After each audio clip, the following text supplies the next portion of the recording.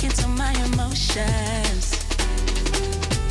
Cause all the good times that we had is flooding like an ocean. Sometimes I wish we made it through the summers. I never thought I'd lose my homie, love, a friend, but it's over. I'm falling in the deep end. I cannot swim.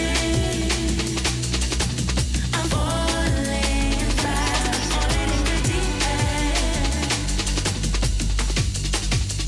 I cannot swim. Oh, I'm falling fast, falling in the deep end, deep end, deep end. I'm falling in the deep end, deep end, deep end, deep end. I'm falling in the deep end, deep end, deep end, deep end. I'm falling in the deep end, deep end. When I see you, I can't help but fall back into my emotions. Cause all the good times that we had is flooding like an ocean. Sometimes I wish we made it through the summers. I never thought I'd lose my homie, love, a friend, but it's over. I'm falling in the deep end. I cannot swim.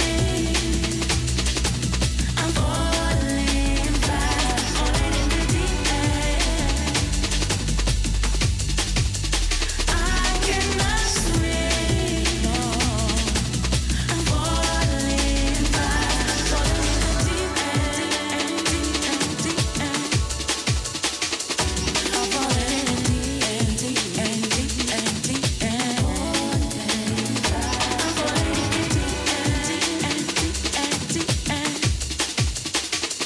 I'm falling in the deep end, deep end, deep end.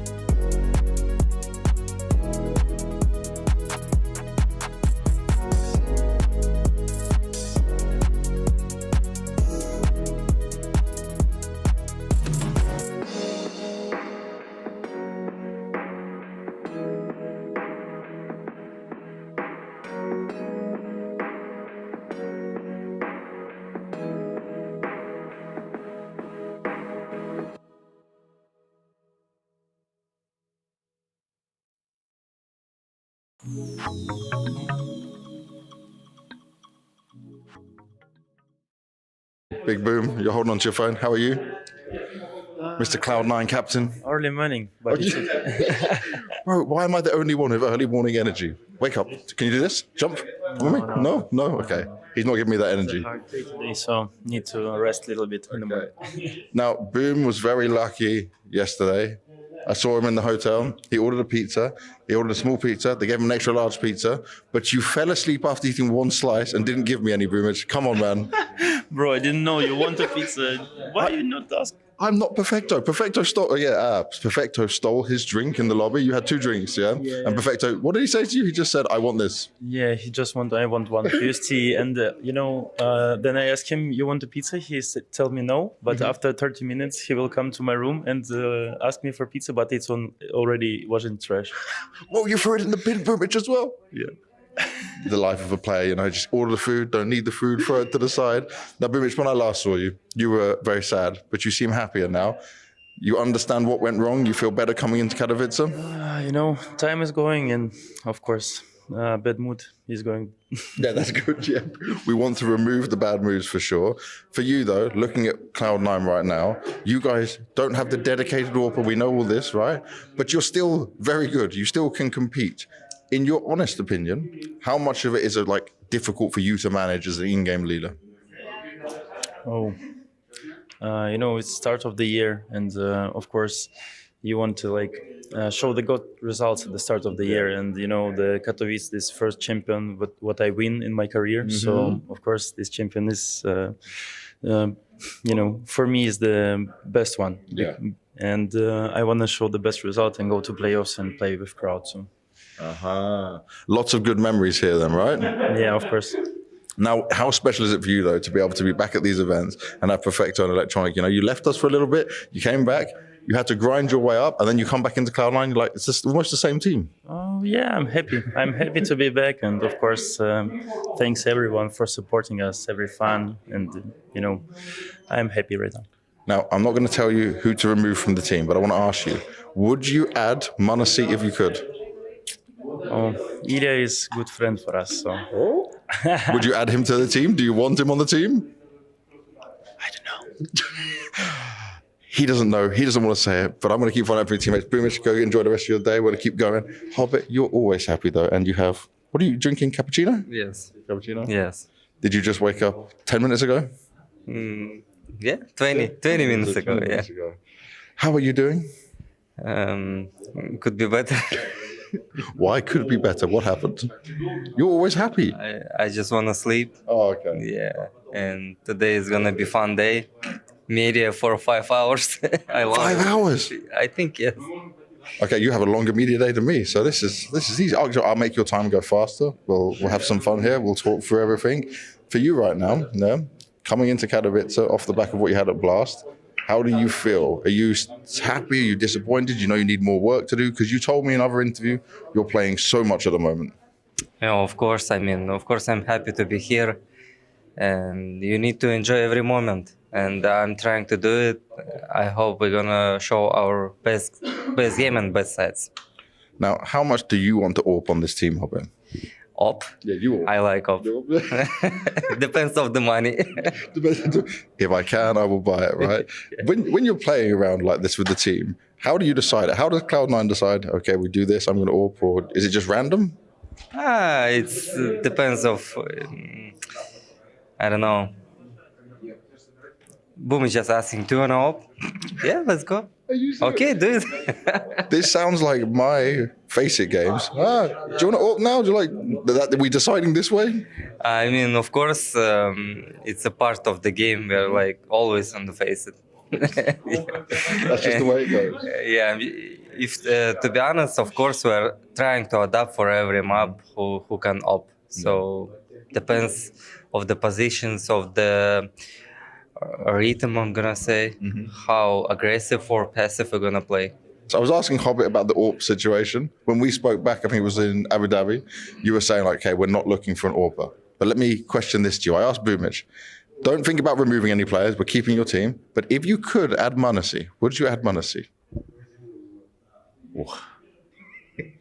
So is it a 6 guy? Yeah, just theoretically, just would you add Munazi if you could? I don't want to kick anyone because I love your boys. Yeah, listen, me and Hobbit are good friends. He can stay, but someone might have to go. But would you get Munazi if you could? If you don't have the sniper, of course, you would like to add one of the best sniper in the world. See? Yeah. And that would fix all your problems, and then you'd win all the tournaments. I don't think that is our main problem. Oh. I told it you before. Yeah. So, yeah, it can be a problem. For example, if we are talking about the top 3 teams, for example, we are number 3 in the world. Yep. We would like to be the number 1. But we just need to fix one thing, and after that we will become the best team in the world. But it's not the current situation for our team, to be honest. Yeah. We're realistic. You're always realistic. We know where we are at the moment. So we have other problems. It's not about the sniper. But how is the team feeling into this event? Mood low, high? So it looks like the medium because we lost Blast in Copenhagen. So that is why we're just between. But we came yesterday in the evening. We didn't have any team talk or something like that. But anyway, it's the new event. So we have to reset and just keep going. We loved seeing you at EPL. We loved seeing the results. DreamHack as well. You know, you guys have been making some second, yeah. What do you think is standing in the way of you guys making a leap here in Katowice, doing that again, but on a tier 1 Katowice scale? Like, I think we need to keep what we did in the ESL Pro League in CS2. We need to be consistent in CS2 now. We need to play more tournament like this, the highest tournament. So we're going to do our best, and we'll see. How are you adapting to that, to the new game? You know, I'm seeing a lot of social media buzz about Pika's advantage. Yes. You know, does it feel better on land? How are you adapting to the new game? Yeah, we try our best to be to adapt in the new games. We're training every day. We're working very hard. So let's see. I hope we have high expectations. So I have a question. Which one of your teammates is the most kind of coming up with ideas? Is there a particular player that would be like, can we try this? Or is it all the mind of Maja? No, I think we are a team. Like, everyone bring his idea. I bring a lot of idea also because I'm the leader. Yeah. But my coach also bring a lot of things. Our terrorists bring a lot of things. And then we just do brainstorming, you know, like, okay, I bring this. Okay, but we can do that on these things, or we can change that. So there is a lot of idea. And we try to do the best that we can. That's all. I think it's a good teamwork. Like, it should be like this in every team, because if one person brings something, it's just one vision of things. Right. Like, maybe when you have multiple things, like, I think it's when you take the best of it, it's better. And I mean, that's always something you focus on a lot. I always hear you reference team and what makes a good team. And I mean, you've been in teams your whole life at this point. So, you know, you kind of have a good idea of what to expect from a good team. How close are you here? Is this the closest you've been in a long time to having that 5 fingers making a fist? Yeah, I think in terms of role, of what I expect of my teammates and what I search as a leader, I think I'm pretty happy now. But in the server, we don't know what's happened. Like, it's really random sometimes. So we will do our best, like I said. Yeah, you always do. You always do, Maja. Thank you. Does Woxic have that same ridiculous sensitivity on CS2, and how's it going? Orping in CS2, do we love it? Do we hate it? Our boys, I really don't like, because it has to be improved for sure. Because it's sometimes when you're even standing, it's because of the pixel of the game, it goes away. Some games it happened, like in previous events as well. And for me, I was using high sense in CS:GO, but in the end of the CS:GO, I switched up my sense a bit lower. Yeah, okay. And I just came back again. You went back to the high sense? Yeah, I have back to the high sense, because it's really hard to play with the lower sense, like for me. Does it not affect your rifling when you have such, because it might be great for those crazy AWP, you know, flicks we know you for, but when you haven't got the money, does it make rifling more difficult? No, I used to it for many years. It's so easy for me to play like AWP, the rifle as well. Have you ever gone touched his mouse and been like, what the fuck is this? Like, what do you play on? You're like a low sense rifler, right? I was playing with sensitivity 2, but there is there is no acceleration in CS2, and then you just change to 0.3 right now. Oh, what? Yes. What do you mean by no acceleration in CS2? If you just Like mouse acceleration? yes, But does that mean CSGO had it? yes, exactly. And I use it in CS:GO, but CS2 there is no acceleration and input as well. And then now I change my sensitivity to 0.3 right now. I just try to be adept. I play like all day. Yeah. To be adept right now, like nothing to say. What percentage of your game do you think you're at right now? You know what your Counter-Strike CSGO peak where you were so comfortable, it was like breathing for you. What percentage are you there to having Xantare's game in CS2? Still same. Nothing. Nothing. Yeah, of course. Nothing changed. Always same. Hell yeah. Now my question is, can you or can we do a Xantare's peak in real life? How does it look? What do you think? So like I'm thinking it's like, because it's like a jiggle first, right? So it's like a, and then a. Is that it? Yeah. You gonna give me one? No. No. Okay. Voxic, would you do a Xantare's peak for me? His rifle. Okay. Okay, right. So I'll be the wall. I'll be the wall. You are the Okay. wall? I'm the wall. Okay, then I'm coming like this. Okay. And behind the wall, I will hit who? Calyx. Yeah. Okay. Okay, I see. Like it's too fast. That's a solid counter strafe, actually. Yeah. No, respect. Thank you for your time. Yeah. It's got to feel good that there's an actual peak in the game called Xantare's peak, right? Yeah, of course. Yeah. It's very good. Yeah, it's your legacy, bro. Yeah. Are you going to make some history here in Katowice? Are you going to do some damage? We will do it for sure. Hell yeah. I'm looking forward to seeing you guys play. Thank you for your time. But Stair, you've now had quite a bit of time on Astralis. I already spoke to you before, right? And this Astralis is great. It's looking really strong and a great start for you guys. But after we saw that the big game get close and other games get close and maybe not where you want it to be, did it change your perception of what you needed to work on and how you guys are feeling? Not really. I mean, everyone can have like off days, right? I think we showed some very good level against Vitality, especially. I mean, even the second match we lost against them. If we closed that Mirage in overtime, exactly. I said it as well in the interview. Like, if Sawu didn't make his rounds, we probably won that one in the overtime, right? Mm-hmm. So I think we showed some good CS, right? And then against Big, it was kind of an off day. And to be honest, they also played really well with how they like kind of abused the sides and Ancient especially as well. So. Yeah, I think it was just the off day and Big played really good, right? Definitely. And one thing I want to touch with you obviously had to sacrifice a lot coming into this team. When they came to you as a team and said, okay, look, we got Yabi, we got Stan, we got the Vice Blade on this, and you're like, okay, were you fine with this? Were you worried at all? Were you nervous at all? Because I said to you already, you came in, I looked at like, it was B anchoring on Mirage, Vitality had come in, Stair's just like, good position, good shot, good. You were just ready. So, was this a change you were worried about at all? Worried, not really, but I was like kind of excited. Like I didn't know how it would go, right? I've tried a little bit in Sprout, like where we switch positions, because I always said in every team I played, like I just want to do what's best for the team. So like I just take whatever position, right? That's good. Also, when the boys joined and we talked about positions, then like I instantly said like I'm just gonna fill kind of. Really? Yeah, you said it? Yeah, I did, and then like that's yeah. You are the dream face-it player, the dream team player in terms of like, we get to so many things, I'm like, yeah, I played this position, nope, I'm playing this position, we have these arguments, you will get used to it. But has it come naturally to you to fit into some of these positions and roles? Yeah, I think so now. Like, of course, I still need to learn some stuff, like get like routines in, like especially as you mentioned Mirage, when people pop B, like how they go out and stuff like that, right? You need to like learn that and experience that. You only learn by experience it. Like you cannot watch demos and learn it. It's like, how do I react to this, right? But other than that, I feel pretty confident in my roles now. Like I'm getting used to it now. The reason I want to touch on you is because you went on an incredible journey when you were doing the heroic side of things, and now you come into Astralis. I remember when we spoke about this at the very beginning, but now you've got some of your heroic boys back, and what I see is that some of these things that you used to put into the heroic boys, you're bringing into the Astralis camp and mixing the best of both worlds. But how is it for you to be able to bring them to your team? I mean, basically when I came to Astralis, we kind of knew that we had to develop the team a lot. And of course, when you have the pieces that you have, you need to work with them. And I think we actually managed to get what we could out of that team. But it was also about being interesting to some of the other players that were interesting to us, right?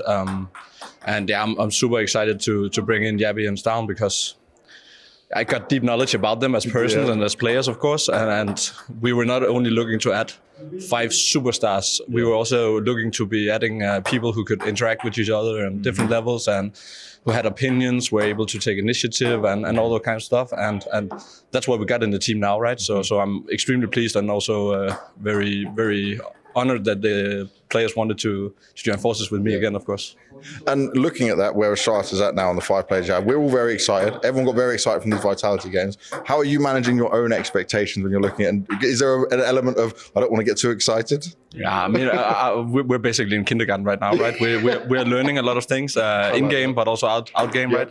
We don't have specific goals for an event like Katowice. We want to come in here and work on our own identity, in-game identity, but also like who do we want to be as a team? What are the values that we have? What is the culture? What do people see when they see this new lineup, right? So we're in this whole process of finding out who are we, and you will make faults and you will make mistakes during that time. But I mean, I know we have the players to go deep in every tournament that we attend, and I don't put so much into like a bad game against Big. We managed to do what we had to on a bad day at the office, so I'm not concerned. I'm just very optimistic about everything that's coming our way. You were doing a lot of Faceit stuff before you were coming into Astralis again. How does your schedule look right now for you? What's the balance for Device? I mean, as many phases as you like. I think for me it's also right now a lot of demo grinding. I think just finding the correct nades. I think the team is so good that sometimes I'm gonna have an off day, sometimes some of the other guys gonna have an off day. If you can contribute with consistency in all the other aspects, it's fine. It's like the old Astralis. Like it wouldn't matter, someone would carry the load that day. So demo grinding, trying to figure out ways to manipulate the maps and find good duels for yourself. Get as many shots as you can with the orb that are good shots and maybe not holding too much angle. I'm interested in one thing you said there, kind of like the old Astralis was words you just used. It's obviously so early to try and jump the gun and say, I'm not going to talk about success or anything like that. But in terms of feeling and where you're at as this 5 and how happy you are, because you've been through changes already under this Astralis jersey, where do you see yourselves at in comparison to that? And is that always in the back of your mind, like, this was the past, this is the old Astralis, can we replicate that? I'm not necessarily trying to replicate anything. I just think that the feeling of having the best players in the roles, I think that was what we had as well back then. I think that now Yabi is, in my opinion, one of the best lurkers. I think Stavn is, like in his role, probably at least the best in Denmark, if not one of the best in the world. I think Blamif is the best performing in-game leader out there. Yeah, so I mean, like, it's just how it is. Stair, I've always said, like, in my opinion, he's gonna play for 10 more years, and he'll play every role by this point. He might even take AWP if you retire. Stair could AWP. He could AWP. We've seen it. Okay. You haven't seen it. We've seen it. Yeah, for sure. I mean, like, he can do everything, and I think he's really talented. So. It's just a great team to be a part of. We have a good support staff, and to be 28 years old, and I say 20 years old. We're going backwards here. 28 years old and being in this team, I'm really happy. I think I don't necessarily have to carry the biggest load, but I think we're gonna go far with this team. Bro, how many Katowices has it been now? How many times have you been here in Poland? It's the second time. Yeah. And do you think there's going to be a bit more of a Mongol splash? It's going to be interesting to see how you guys have taken to CS2. I saw you did well at Extreme Land. What's your expectations for the big one? I think this time we can make the playoffs. Hell yeah, baby. Yeah. How are you finding the new game? I mean, a lot of people are very vocal about it needing a lot of work. Counter-Strike, CSGO, it was years of development before it felt good for the players. We're very early in CS2. Does it feel good to you? Does it feel like the game you know? I think it's okay, The game will be good in the future, I think. Yeah. But that means it's maybe not so good right now? Because you said it's good in the future. Does that mean it's not so good now? I think not the best right now. Okay. That's a good answer. He's a politician. You could be a politician. Yeah. And can you tell me anything about Senzu, the new boy on the block? He's been with you for 4 months now, or a bit longer? A bit longer, I mean. Okay. Yeah, he's in the team for I think the 3 or 4 months. Okay. Yeah. he's fitting very well. Yeah. Cool. Because it feels like you guys have had a bit of a, there's always been one seat that keeps changing, Azteca and whoever is like a kind of a revolving door. Do you think Senzu is the missing piece of the puzzle? Yeah, I think so. Yeah, we think so. Yeah. Cool. That's awesome. Intel Extreme Masters Katowice is brought to you in part by Intel, Acer Predator, DHL, Monster Energy, the United States Air Force, 1xBet, and White Market.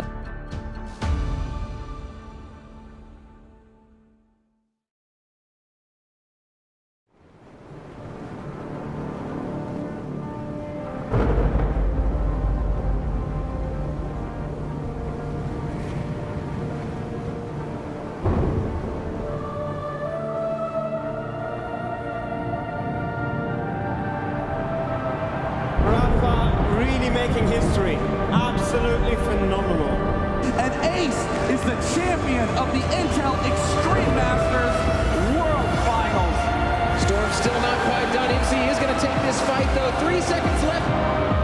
Last 2 rounds of match. It's got to start it well for ENCE. And this is a massive move for Zez, but he's not content with just a Nexus kill. He wants to win. And it's all done. Astralis wins. Unbelievable Rogue with a 4-0 victory over Classic. And they did it again in the grand finals. It's Novi! Give it up for your Intel Extreme Masters World Champion!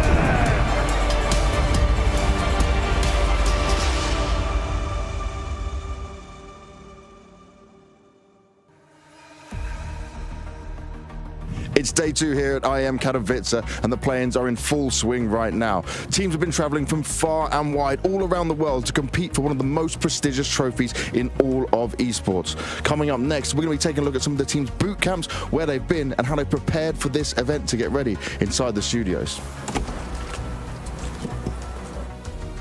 This baby right here, this is a Sony 7600X, top of the line, lens carved from the finest of crystals, and it captured the moment of despair when 1 million Brazilian hearts around the world crumbled as Furia faltered once again against the Mongols. Now that same Brazilian team, they face elimination here on the B stream, up against Apex, and it could be all over before it even really begins. And they're not the only ones that might have their hearts shattered. M80, the hope of NA, faltering here, wounded, now up against Roosters, the Oceanic dream.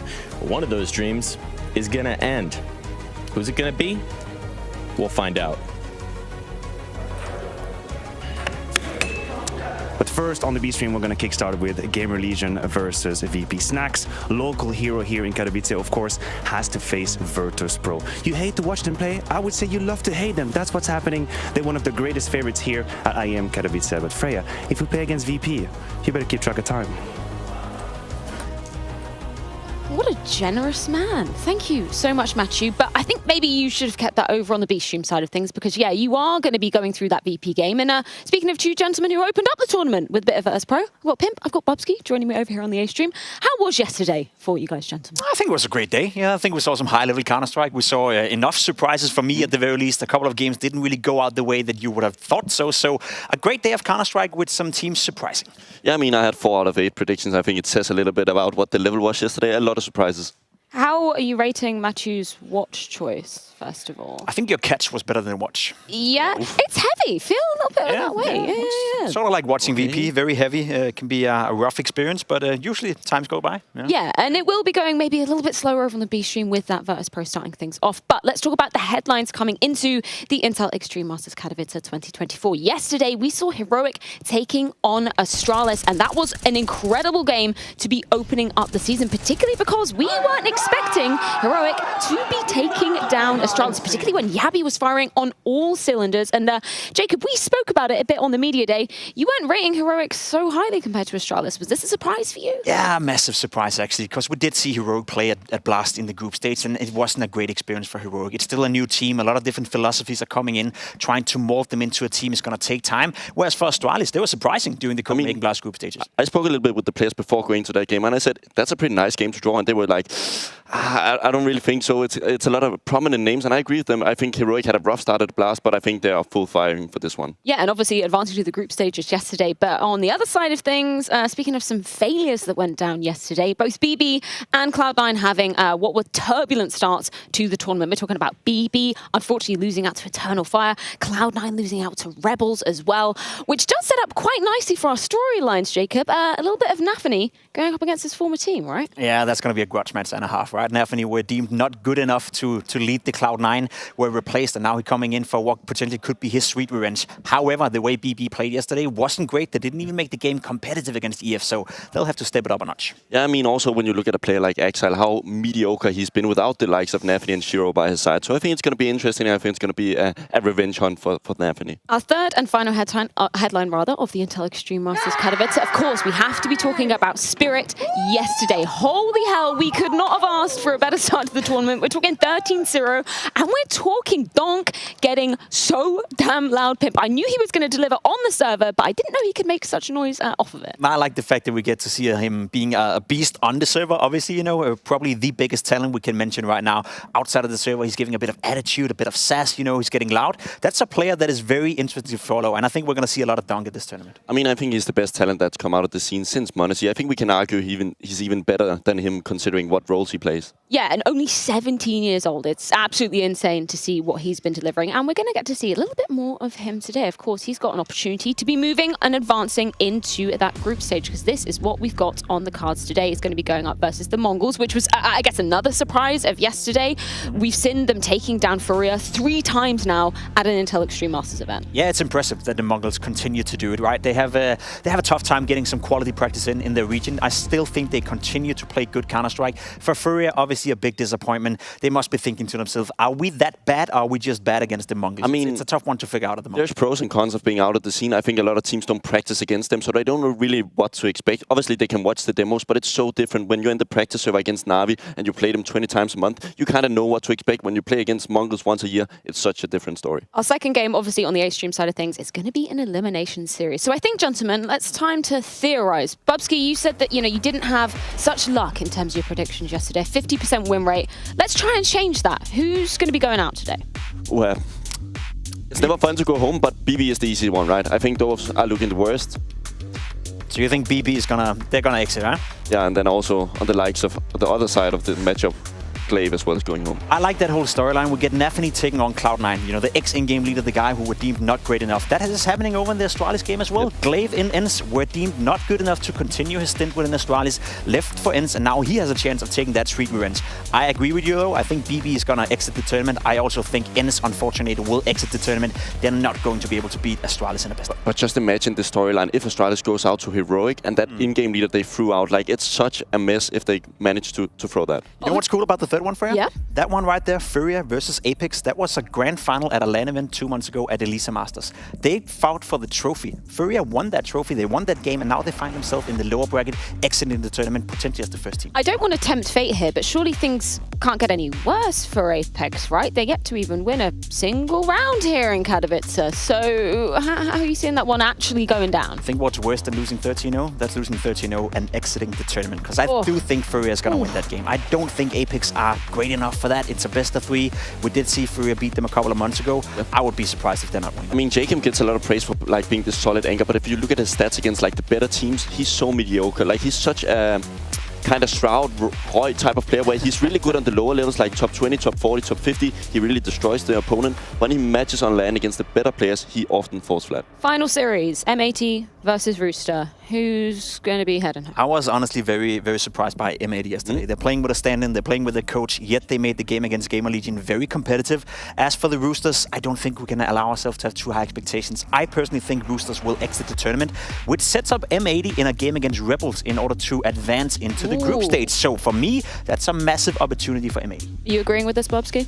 Yeah, I don't really see the hype in the Oceanic scene as we've seen countless times with Greyhound and all these teams coming in. They simply don't have the level needed just on an individual level to compete with the better teams. Obviously, M80 with a stand-in, you don't get better opportunities. Well, we've had our say it down here on the desk, but it's time to be checking in with our casters, Harry and Hugo, to see how they're feeling heading into day 2.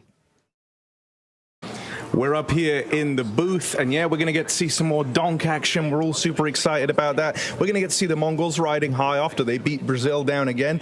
But yesterday, I posted on Twitter a little screenshot of our caster setup, and so I wanted to kind of show off and take the time to talk you through what we've got on offer right now. I'm going to start with this piece right here, which is one of the cooler new additions that we've got. This is for live telestration. So if I wanted to, I could give, electronic big old ears. I could draw like a little pair of glasses if I could draw, and they're not little. But there's a lot of stuff that we can do with this to better show off what's possible in the rounds, and it's super cool. This is new for now, and we're loving it. But it's not all new stuff, Harry. Our caster setup has been pretty good for a while now, thanks to ESL. We've got obviously the 5 monitors setup. We've got in-game, we've got PGM, we've got PCs for research, but of course we have our triple caster setup. If any players want to jump in, there's always a third mic. Maybe we'll get Yanko to join us. That trio is pretty iconic. We certainly could. And yes, you're dead on. If there are any players who are in here and interested and want to get involved, there's a third headset reserved just for you. But as mentioned, we've got Mongols and Team Spirit coming down the pipeline, so don't go anywhere because that's coming up soon. We do indeed, but yeah, bring back that EPL duo, because that was one of my favorite things, hearing Yanko on the mic. But nevertheless, before we do dive into today's games, let's go ahead and check in with the teams to see how their boot camps are going prior to heading to Katowice. During the break, I finally got married officially with a party, and everyone was coming by. And then I just finished moving from LA to Miami, and then we came to Malta. I had 2 weeks here with my wife, and also started practicing with the team again. Didn't play CS for when I was in Dubai, but during the break, usually in our team, we try to play some CS. I would say I had the rest when I parted ways with Apex. It was like 3 months, chilling a bit, looking for new opportunities, and then signing for new teams. So our break was like for 2 weeks, I think, and we decided to come back from vacation a bit earlier. We really want to win. We really want to show best results with this roster. I think we're still in that boot camp. Honestly, I can't remember how long it's been. I think it's been rolling almost ever since. We maybe had a few days off here and there, but yeah, we've been together since the start of January. During the practices, I think the first thing we wanted to do is get back in form, because it was a big vacation. Like normally we don't have much days like we did this time, so it was about 30 days off CS. And when you just got back playing, you're not hitting the shots you wanted to hit, and you're a little bit out of form. So I think I was getting in form. I think the break was not that much needed, so I mainly focused on the team bonding bootcamp that we, of course, made a couple of days with theory and pracs, but also we tried to do some activities which are letting us to know each other better and just to have better cohesion within the group. Approaches to the boot camps, Fallen saying, I needed it, I need my wedding, I need my big party. Cuban said, hell no, I'd rather just played CS the whole of break, apparently. Yeah, there's different approaches to how you do it. I know Astralis have been boot camping at the hotel they were playing at from Blast for a couple of weeks. Hobbit also saying they wanted to get back early in order to redeem themselves and get some better results. It's always a balance, right, Bubski? How much do you put in, I guess, of an effort at a boot camp without wearing yourself out before the tournament? Yeah, it's more about everybody knows that quantity is the answer for getting better. I think everybody can agree on that, but it's just when do your mental part fall off? It's so hard to judge when do you need a break and when can you start pushing 100%, because I think we've seen some of the Eastern teams like those from Russia, Ukraine or whatever, they are really willing to put out the extra amount of hours, and we see so many teams of them right now kind of dominating the space. Bubski, as a player who's had to experience, I imagine, quite a lot of boot camps, What is your standout boot camp memory? I think I've had the longest boot camp ever in the Flashpoint 1. And it was solely due to the COVID thing, so we had to be inside the Airbnb. And Pimp is already laughing because I said the story behind the scenes beforehand. But yeah, stores was closed. You couldn't get into the stores, buy things. So like the toilet paper was starting to run out. And we had the discussion, should we use the tortilla as a paper solution for now until we could like go out in the stores and get stuff? But yeah, I'll not disclose any more You're telling me, I cannot disclose anymore. You're telling me you took a shit and you used the tortilla in order to wipe your ass? I cannot disclose any more information about this bootcamp. We can leave that to the imagination. Okay. Please, Yeah. please Just just to clarify. let's leave that to the Just wanted to imagination. clarify, Jacob, do you have any less traumatizing bootcamp stories that you've been a part of? Not really, you know, to be completely honest. Nah, I think back in the days, at least in the Danish scene, whenever you had a boot camp, that also meant that someone was getting kicked throughout the boot camp, you know. So there was always drama, there was always something happening. Obviously, a great boot camp makes you comfortable leading into a tournament. Had a couple of good boot camps with Team Liquid. Also, I've had a couple of boot camps where we kicked a couple of players and then brought them back in and then kicked them again. So it's been fine. Sounds like pure PTSD from every single angle when you're looking at your guys' experience of boot camps. But nevertheless, we've actually got some games to be discussing, but not until we head things to a quick break. When we're back, it's an opportunity for one of these two teams to be advancing to the group stage at the Intel Extreme Masters Katowice 2024. It's Spirit versus the Mongols in a best of 3 after this. Welcome, my friends, to the Cathedral of Counter-Strike! Elevate, level up, way to the top, headed to the peak. All them boys wanna talk, hit them out of love, but don't got receipts. I ain't gonna lose it now. Gotta keep it moving now.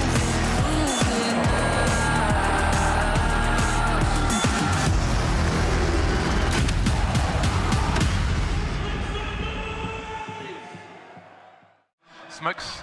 You see double smokes in the same place there. Simple just jumping casually into the side. Wait, what was that? Never miss a play again. Simple, it's not allowed. This is not FPL. This is a major. Finally. With Face It Watch, you're in control. Switch between player POVs live and see the game through the eyes of any pro. Never miss a moment with replays. Relive each highlight on demand from all angles. Watch it, control it, face it.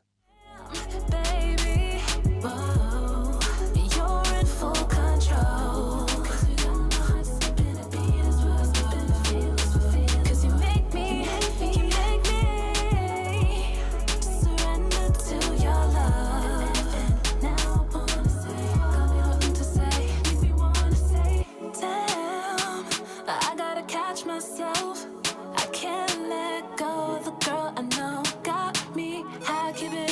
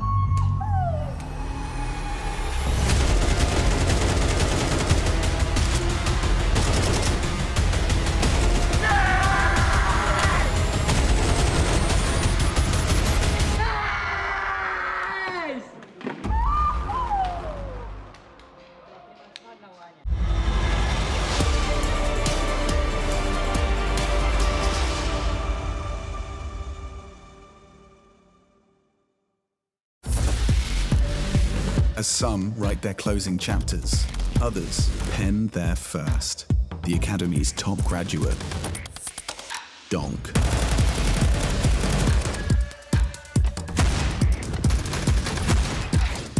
Self-professed inevitability.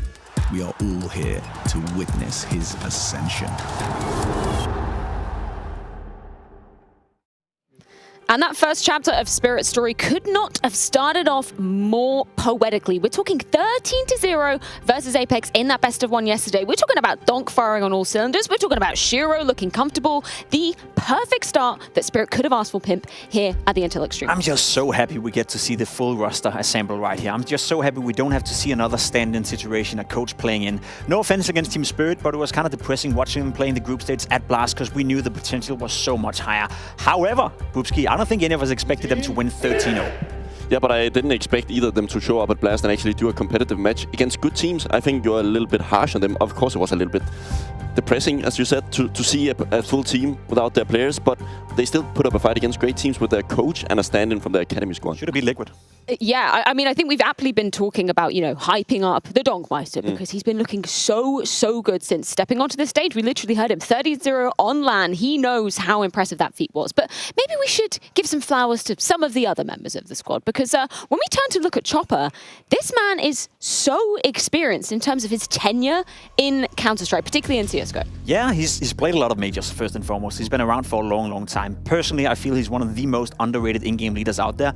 Not that outspoken. We never really see him in interviews. He's not a guy who constantly has a need to tell the world how good he is. But the results that he's been able to make with, I would say, rather lackluster teams in terms of quality and players has been very impressive. Fact of the matter is he's been in a semi-final at a major. He's been playing at 7 in total. Chopper is a great in-game leader and a great individual as well. He has this habit of always finding new talents, bringing them into Spirit and making something out of them. Yeah, I mean, he never got anyone to tell him how to be an in-game leader, right? He's self-proclaimed, and some reason it worked to this level. I think he's a very impressive case because there's not many of them in this region. I think we only have a few others. Maybe Boomich can be related. Obviously, he's a little bit more prominent in some sort, but I still think he's a very impressive case. It's just a light version of Apex in that regard. Apex obviously made it from being an entry fragger into becoming arguably the best in-game leader in the world as of right now. Chopper also back in the day used to be a very aggressive player, an entry fragger, and now he's also considered at least up there when it comes to the in-game leader. I do remember playing Spirit back in the day. They were so easy to read, and I also think it held them back from being a good team. I know there was a couple of good results, but in the start when they transferred into the IGL role, it didn't look good.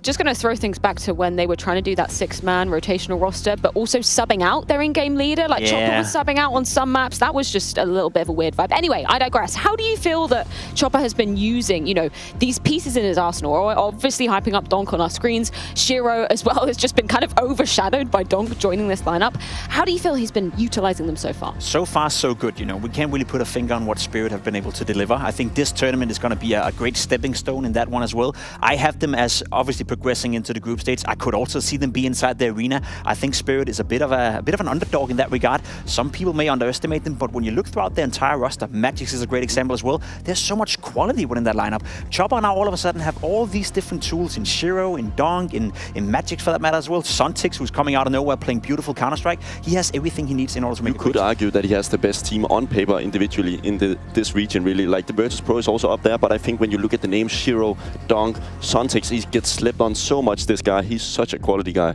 Well, let's go ahead and check on in with Chopper ahead of the series. I'm here with Chopper, who is trying to lead yet another Spirit iteration to success. And Chopper, you are so extremely successful in your own right. You went to 7 majors, you went to a quarterfinal there, a semifinal, and you are so important in nurturing talent in the CIS scene. And I know we talk a lot about Donk, so I would like to know from you, what is special about Zontix and what promise do you see in him? Hello, I think Zontix is that player who needs our team because he has played solo roles in game and he has his vision in game and he brings a lot in game his vision, and we try to adapt to our teammate, and it's good. Okay. You have such an important role in bringing up this young talent. What do you think is the most important thing or the keys to making sure that they feel comfortable and can grow? I think it's not only me. In our organization Team Spirit, we have Scout Overdrive. He searched a lot new players, young players, and our work with my coach is that try to научить, как сказать, sorry, try to teach them good structure, try to teach them our game, and try to teach them player in T1 CS. It's a big operation with the entire org. Finally, Shiro is in your team now, and I know that he was already very vocal in Cloud9. So how is that cooperation between you two working? Shiro is the player who need us because he very experienced guy, and now he's bring us a lot good tactics, good vision. His plays, and we try to adapt it in our structure, and the Shiro helps us a lot. Okay, wonderful. Thank you so much. Good luck. Thank you. I love that we got to hear a little bit of insight on Zontic specifically, because Bubsky, you think he's been slept on a bit. Why is that? Yeah, I mean, you could argue that he's the second most important player for this team. I think everybody looks at Donk and you say Zero as well, coming in as one of the best operators in the world. But when you look at the statistics of this guy, he's so impressive, and he's even better against the better teams. He has a 130 rating against top 10 teams in the world. It's absolutely insane when it comes to this. Another thing that's very impressive about Zontix as well is the fact that, as Chopper was saying in the interview, he's playing a lot of the solo roles. He's playing a lot of the anchor roles as well. Normally in Counter-Strike, not the place you want to be if you want to post the best rating.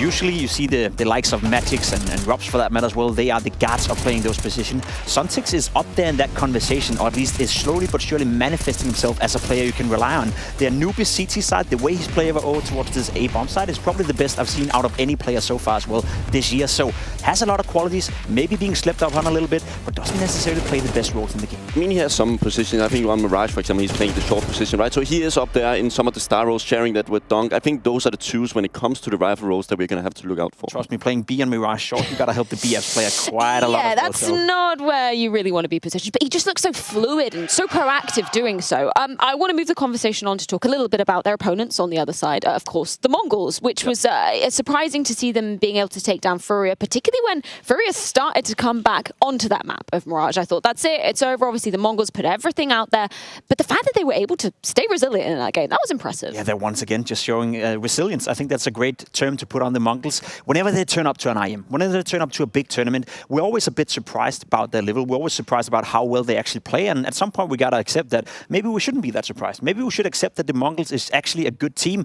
We don't get to see them a lot, and that's the issue, right? They're hanging out in their own region. They're practicing against some lower tier opponents, playing some of those tournaments we don't have too much focus on, so maybe we forget them from time to time. That's the thing, right? We try to do our preparation coming into the tournament, and we look at their results in that region, and it's not like they're dominating. It's not like they're 2-0ing every single one. They're having a hard time against the likes of Tyloo, NKT. So it's not like this roster is dominating the region and coming into Europe with a lot of momentum. It's just for some reason I think teams have a really hard time figuring out what these guys do. And I think from a contextual standpoint, we have to put it into place that from a European perspective, when you play Counter-Strike and you practice within Europe, it's a complete different style you're going 100%. up against, and it can be very difficult. I remember back in my days, I'm sure you can too as well, Bubsky, playing against the likes of Tyloo was always the most frightening experience because you never really know what to expect on the server. So sometimes you can see a team where the quality maybe doesn't match the opposition, but the lackluster of, just the fact that you're unpredictable on the server sometimes can make up for that fact that you need a bit of, I would say, firepower on the server. I do feel they're going to have a harsh time on this one because they were really good on Inferno normally, and Spirit's permaban is Inferno. It's not really looking too likely that we're going to see a close match here, if you ask me. Just flipping back to the stylistic conversation of the Mongols, I think that was a good point that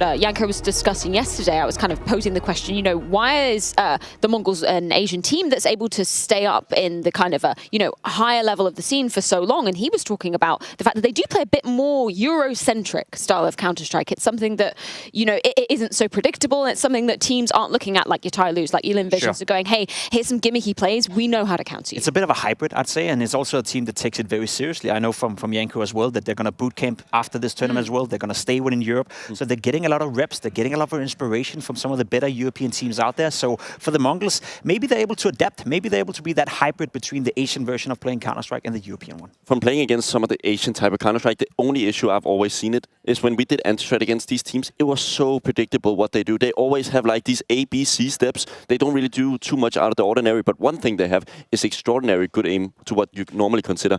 You go into those games and you'd be like, it sounds kind of easy, but when you look at their demos and see what type of kills they get, it's pretty impressive. So is that extraordinarily good aim gonna be enough to take down Donk, Shiro, Zontix, and the rest of the Spirits? I think it's going to be incredible tough for the Mongols. For my money, the expectations are that Spirit will win this game. I'd be happy to see Mongols maybe steal away a map, or at least make both the maps very competitive. But I'd be lying to you if I didn't say Spirits are massive favorites in this one. I also think Sensu is actually the talking point for Mongols if it has to work. They finally found the next big thing all of a sudden. We've seen, he wasn't necessarily from that region, but Exaggerate was also a player at some point with the AWP that was extremely good to look at. So hopefully he's going to be able to replicate a bit of that level and show it here at the Katowice. Yeah, certainly a tough challenge awaits the Mongols as Spirit lay waiting on the other side of the server. We've got Mirage, we've got Ancient, we've got Nuke if we do so need it. And of course, we have got Harry and Hugo to bring you all the action. Oh yes, this is going to be a fire matchup. The Mongols, on one side of things, they developed a bit of a reputation here in Katowice of being able to beat back these teams and overwhelm the odds. But on the other side, I think their greatest challenge yet in Team Spirit, a team that is very hungry and a team featuring none other than Donk, a man who is yet to drop a round in Katowice. That's one way of looking at it, Harry, and we'll see if that keeps up today. I would assume not. Mongols certainly ready to fight back, I hope. And the question is, which 17-year-old is better? Is it Senzu or is it Donk? We're going to get the answer today in this qualification game, in this advancement game towards the group stage. Mongols, Team Spirit, Mirage, and what a great veto we have for this series as well. Of course, Donk is going to send it up mid the second the game begins, and this will not be the last time you see him jump out window or swing out con. This guy has no fear. I hope he brings the same energy, the same screaming he did yesterday. Yeah, the Mongols are going to try and get into A. So for now, Donk left out of the action. He will be able to mop up these players out through lower, but an immediate dink as him and Senzu clash. It's Senzu in with the first. Damage done, they know where he is, but here with the Glock fighting back, not able to find anything else. That bomb will go down in the meantime, so teed up over towards the connector are the Mongols. They're going to try and shut down these points of rotation. They want to try and deal with these two players spotted in mid. I think to Magic's. Even more damage done to Chopper. This one slows down for Team Spirit. Oh, but that kill, that's going to start to propel them back in. And Donk, I don't know how he wins that fight. Low on HP, finally tapped out, but it's a Team Spirit pistol round picked up, and it's Zontix flying the flag with 3. Donk coming in right behind him with 2. Yeah, it's so easy to, get enamored by players like Donk and Shiro, but yeah, I'm glad the Death did break down Zontix as well, and Chopper talked about him in the interview as well with Shox. This is another talent that, of course, goes under the radar when you have such big names on your screen. Team Spirit aren't all aim, though. I love that rotation out. They were going to come back up connector with 2 players after they clear Senzu down lower, but instead they split. One goes window, one goes con. They don't get caught by that double con crossfire. Really nice retake by Spirit, and we're going to have Mongols coming in with an early force, all par for the course, and straight through the Molotov into A. Yeah, Chopper hears these footsteps. No one lining up a flash to help him just yet, though, so he's left fighting this dry. Shiro makes contact next and is able to thin out the herd here. Smokes is still down. Attempt to get that bomb planted, but Magic's has a thing to say about it from CT. And so this one's looking to get mopped up. The force buy might just fall on deaf ears here as Blitz is cornered in, and so that force locked out by Team Spirit. That is a nice way for that second round to go. They're now looking for this 3-0 flawless start. It just brings a smile on your face watching, Donk scream every round. We've only just begun, and he started high energy. Mongols, though, I've got to say, Harry, they've been used to being shouted at. As long as they don't get called noobs, I think it was, I think they'll be just fine. Oh, I like the faith in Senzu here. Yeah. Got some belief in this guy. Let's talk about the map, though, briefly, because, of course, it's going to be Mongols' pick here, but Spirit are on a 9 winning streak on Mirage. Yes. To put it in context, it goes both ways. You've got belief in your own system. Mongols, in the past 12 months, dating back to Cologne, have won this map 17 out of 20 times. That includes wins over Heroic and other EU teams. So they're going to be confident, but so is Donk, who runs up mid and drops that rifle with ease. Pistols out. He will get overwhelmed, but they're not going to let that AK get retrieved. No, they go and hunt down everybody up in top mid. And so Team Spirit 3-0 before that buy is going to come back on through for the Mongols. As mentioned, I guess technically still yet to drop around here in Katowice. Yeah, they are 16-0. Yeah, they're 16. They've done it. The first 16-0 you've seen in CS2. Well, gun round's out now, so let's see what Mongols have got cooked up. I kind of hope they just you know, every game, that would actually all the be way through to the incredible, final. wouldn't it? Yeah, that would be entertaining. It's the first time for something, everything, in fact. Shiro gets smoked out a window here. It's Orb v Orb. Zontix swinging in off the catwalk, and even Don coming through the connector to fight under Spirit. It's going to be hard to get them out of this position, even though the Orb gets cut off by utility. That does not stop this team from taking control, and Donk goes another step further. He's not only watching under, he's watching top. He's doing everything. But Mongols are slow on their default here, yet to even take mid-control. A jiggle for Blitz, back to the A side. Chopper, you know, he had a great game yesterday on Ancient B site. Got a few multi-kills when required of him to lean into that 13-0. But he is really on his own right now. And with Blitz selling a mid-take, Donk, he's going to get left to the wayside. It's all on Chopper, the captain. Oh, the molly goes under, so he's allowed to keep hanging out up top here, but that swing will punish him. It's Shiro to take contact next on this AWP. It moves Zontix, so suddenly this three-man hold that was once in middle has shifted over and has been used to pad out this A site. Mongols are stopped in their tracks. They might look to slow down now as Blitz is out through lower tunnels, arriving very late to the scene here over in mid. And he won't be given a fight. Now, they saw a lot of bodies over towards A, and so right now that bomb is just charging up into the apartments. This is awkward for Shiro in mid. He's caught swinging it wide with just a pistol by his side. And so now that you've seen that, now that you've seen the mid lurk, you know that Mongols have the info. Magix is trying to get ahead. This last second rotate, and he's got him off the bomb.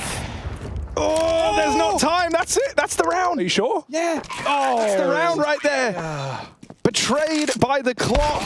Magix plays it perfectly, just charging in. He knows that if there's only one player there, if there's only one man trying to plug in those numbers, all it takes is either the kill or to get him off the bomb, and he's done it. He's won the round for Spirit. That hurts, because you could argue that Blitz is there to cover him. He's up on catwalk. Sure, Magix will probably still be able to deny that bomb player. It's very close. It's just believing you have the time, getting off that plant, going for the kill, and then less than a second between him and the round. Unfortunate, but what a great play from Magix. Oh, bye-bye, Donk. The chess grandmaster of Blitz comes through with the opening kill in this round, and he goes back for more. Senzu helps out. A couple of kills come through in middle. Finally, Mongols get their foot in the door. And they've got a lot of space over here towards Cat. Thanks to taking out these two mid players, right? You know you've got a nice bit of room to maneuver, and there's Senzu taking heads off. Magix denied the round over towards B in the last. Might have to look to do it again here. He's creeping up through short, looking for this player lost to ladder room. And in the meantime, the Mongols are still posted in the apartments. Techno's flanked all the way through the market. You won't find Magix. Surely not. He's checking everything else first. Magix still gets a chance to fight, and he moves forward as well. Does he know B's been taken? Techno catches him coming back. No realization there for Magix, and this time Mongols seem to be on for a round winner. Spirit's first L in the whole competition. Get him out early. Oh, and there it is. There it is, the first round put on the board against this team. And it's the Mongols to do it. It's on that round as well with just kind of mostly, you know, the saved guns, right? Everyone else kind of was rocking pistol armor. So the upgrades come through after they win out the mid-fight. And out of all the ways for Team Spirit to take their first L, that one's going to hurt a little. Yeah, Don getting caught alone in middle, swinging. Shiro smoked out, goes for the break, and Senzu's already up in ladder room. You know, if you are unfamiliar with the Mongols, if you thought, oh, this isn't the team that, you know, made a run back all the way last year in Katowice, that were able to eliminate other Brazilians in the Rio Major as well, well, they've got even more firepower. It seemed unlikely with the departure of Cabal with Score, but Senzu has been an absolute monster. At 17 years of age. And so the Mongols are certainly here to play, taking down Furia yesterday afternoon.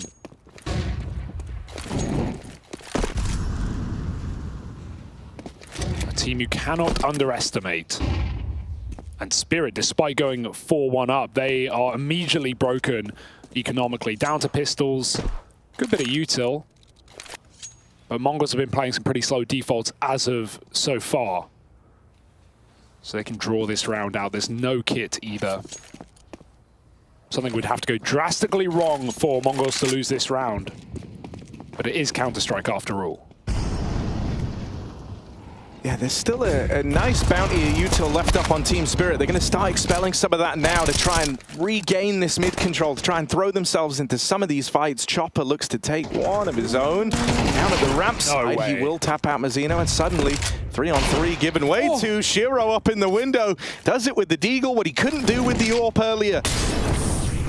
Donk forced back by the molly. Smoked off in the top of Con. Chopper just spammed Blitz out.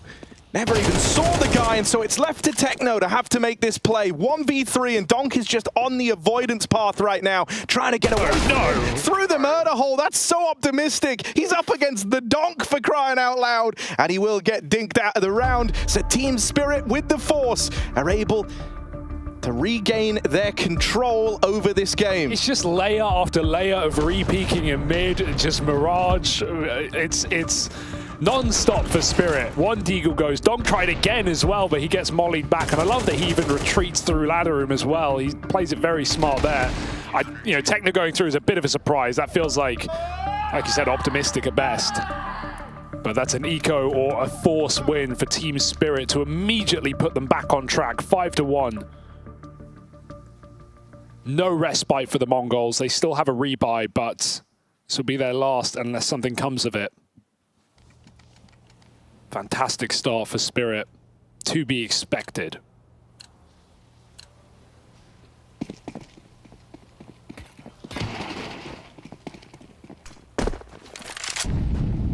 Back to the mid control for the Mongols.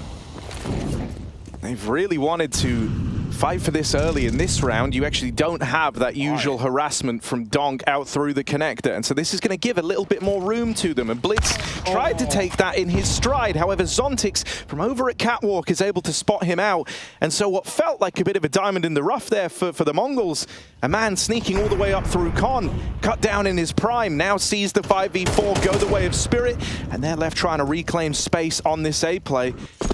They were already pretty all into the idea of going A at the start of the round, and so they kind of have to stick to their guns right now. Techno's out in the bottom of mid, but we've sometimes seen these late con lurks, struggle to find impact because the rest of the gang just get cut down coming out through ramp, and a missed molly from Senzu. That's only going to rub salt in the wound. Donk's allowed to freestyle it on the ladder with support from Chopper out at the spawn. This one is a done deal, and it's a damn donking all day here up in the A site. It will get finished off by 9-10. But surely this is the end of the line in the 1v3. He is just a homing missile. He just swings. He knows you're there. He comes for you. But is that really a way in? Back up on Palace. Chopper has the perfect position, and his teammate can swing off contact. Not required. It's another round for Spirit. You understand why Mongols go a bit, scared there. They're great position for Blitz to get up Con so fast, but as he's about to catch Chopper, or potentially the player in jungle, Zontix catches him all the way from Catwalk. And Mongols, because they get that control so easily at Con, they know that, okay, well, Donk and probably more are at the A site. It's going to be a heavy defense, or we wouldn't have gotten this much room through middle. And so they're a bit timid coming out of ramp, and they never find Donk in Palace. 6-1. They do get a rebuy, but the util is, well, almost non-existent. Donk back up top mid, decent nade, and an even better kill, making spraying look easy in a game renowned for it to not be. Chopper swings out off of flashes, Shiro catches more, and just as you like it, the round is over. Donk sprays 2 more down. He is 12-5 right now. Yeah, wow. This is quite the display, isn't it? This is a Spirit that are really in fighting form. They are hungry to leave an impression here in Katowice. I think that's safe to say. Doesn't seem to matter who stands in their way here in the play-ins. They want these games over, and they want them over quickly. That's the impression we're getting. The fact that Donk starts his round in mid, fighting for that top mid control, and so he's constantly across these rounds kind of putting the fear in the Mongols that he's going to be there to face them in mid. And then he upon getting the kill to Blitz, repositions up the connector. He's there to help with the A play. He ends the round with 3 kills. Look at kind of his flight paths here. You know, he's instilling a great deal of fear across some real key areas of the map, and so it's forcing the Mongols into these awkward spots. They're terrified, and look, even in that round there, you think you learn where Donk is? No, quick as he's appeared in top mid, he's out swinging you at the stairs. Look, I'm certainly no Donk doubter here, and I think the games are speaking for themselves, but the question is how high can he go, right? That's the question for Spirit. It's what is the limit for this team? You know, taking on top 10 teams, something new for this young player. So for Katowice, there's going to be questions answered about what the ceiling is of this current Spirit roster, and right now it's seeming exceedingly high. Farming lesser opponents, but what happens when you put them against the best? We are all waiting to find out. Yeah, something I am excited for is, you know, when you kind of get it versus, like you say, just top tier opposition, is there going to be a bit more fear instilled? Because if there's one thing you can say about the playstyle, it is fearless right now. I don't think so. It's more, can you counter the playstyle? Not can you stop the playstyle? I don't think Donk's going to change his ways. It ain't broke, don't fix it. Great molly. Wow, they were going for a boost up. Donk didn't catch that player close to Con, and they'll go through the flash instead. Donk swings off the contact. It's a 5-on-2, and they know they're both lower. They know they just burnt alive, and Donk will put them in the box. Another headshot. He's just jumping out window. There's still one alive, but not for long. Damn, yeah, this is brutal. The Mongols are really running into a brick wall right now. They got that one round. They had a couple of chances to try and turn it around when they broke the Team Spirit money up against that force. And since then, it's just been Team Spirit back to their winning ways. And, you know, around this kind of, you know, real proclivity to fight for this mid control and to throw themselves into as many engagements, you've had these nice, you know, util pieces to supplement the retake over in mid. Hell, that molly basically, you know, won you the round. It brought 2 players down to like 10 health. Every round, Shiro's been nading this smoke in the window, so he's still able to exert a bit of pressure here. Oh, nice. Finally punished for some of these fights he's taking over in mid. You have to win this round now. There's no excuses and there's no chances. He gets spammed through smoke inside of the Molotov. A B pick for Techno. That opens up a huge chasm. They have to take it. Zontix pushes back through the smoke and finds a scope at top middle. My God, just when you think they have a way back in, Techno's out of that B site like a light, and it's up to A instead. Mazzino, yet to frag, has taken space, but Spirit have great timing on what is a flank. Yeah, Chopper heard that. He started running. He heard this. He knows that the bomb's going back and that he's right behind them. Oh, does he run for too long? Yes, he does. Yes, he has. Blitz is now on the angle, and so Blitz is going to collect that one for free. All right, I've heard about this guy. Shiro in the 1v2.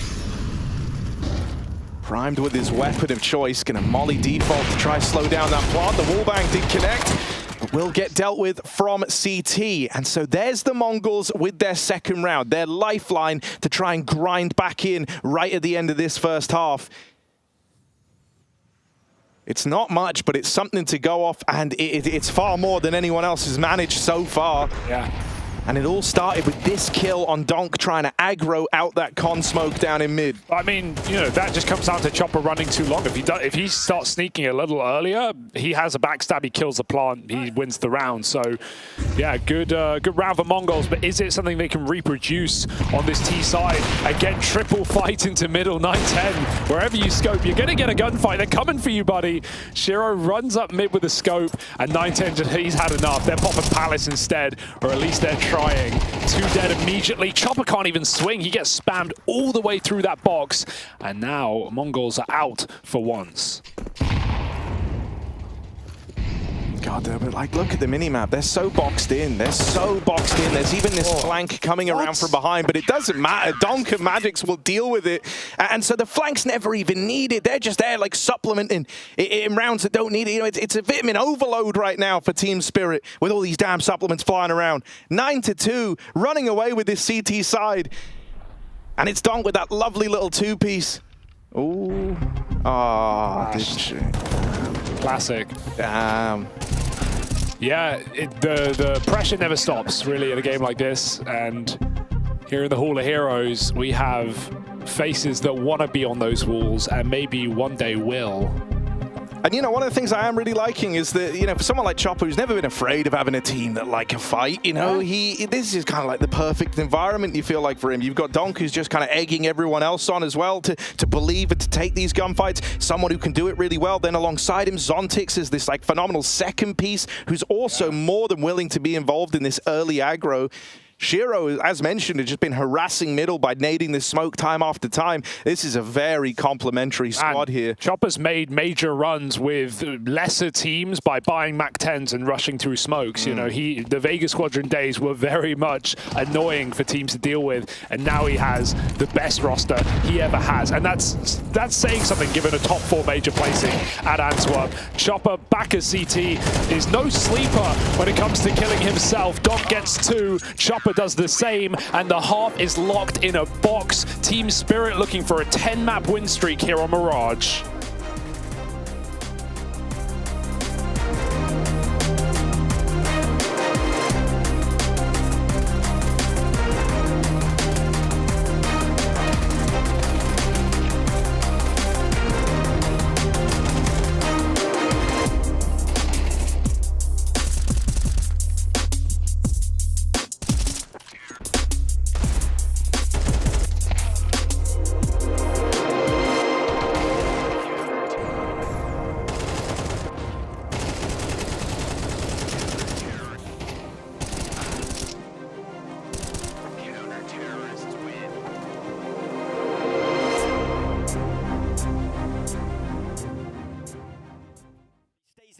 And this is making things very uncomfortable for Gamer Legion as they make their final pounce in this A bomb site. Isaac doing so much work, a double as Acor strikes back, and suddenly it's just Norbert left in the 1v2, and this could be a clutch.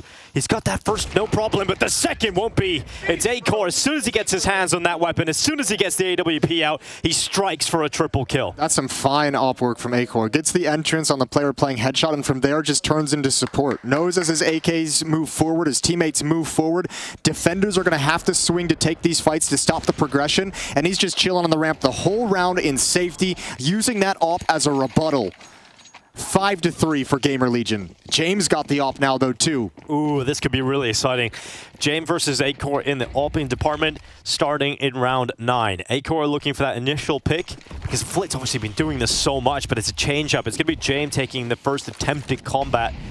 It isn't going to go his way, so he changes up, uses the blast of the smoke, and it's Acor that reacts faster. It's Flit that goes down this time. Yeah, and the problem for VP, they're already getting worked on this map in 5v5s, it feels. Gamer Legion has tactically won these first 8 rounds that we've seen played, and now all of a sudden you're starting to lose players early on, starting to get picked by Acor, starting to lose, you know, with some of the pushes you've done, and now you're playing at a disadvantage and getting beat strategically. Bang! That nade lands perfectly in between two. That's a much better nade coming in. And that's going to soften up some of these attackers. That scares them away entirely. However, if they get funneled back to Jame with the op, he's posted up. He's ready for any of these late round peaks, any of these late mid-round takes of A ramp. They haven't had to deal with this yet. They haven't had to deal with the Jame AWP. If Acor just slides out. Oh, this surely, he's even got the warning system, but Acor still reacts faster than Jame. He had every opportunity. He's seen the shoulder before Acor even had the peak, and it doesn't matter. Snack's making the play elsewhere into the B bomb site. Good headshot, continues the commitment, and goes down to Norbert. Gamer Legion have 35 seconds to stay committed into this A bomb site, and no one from VP is here. Yeah, and Snack's going 1-for-1 is just fine. He gets 1 kill and then also finds the position of a different defender, so Gamer Legion know, regardless, if they push forward into the A bomb site, the worst thing they got to face up against is a 4-on-1. And it's just VP saving, because they're out of money and they need these rifles. Man, they better switch on in this game. Gamer Legion poised with the economy the way it is.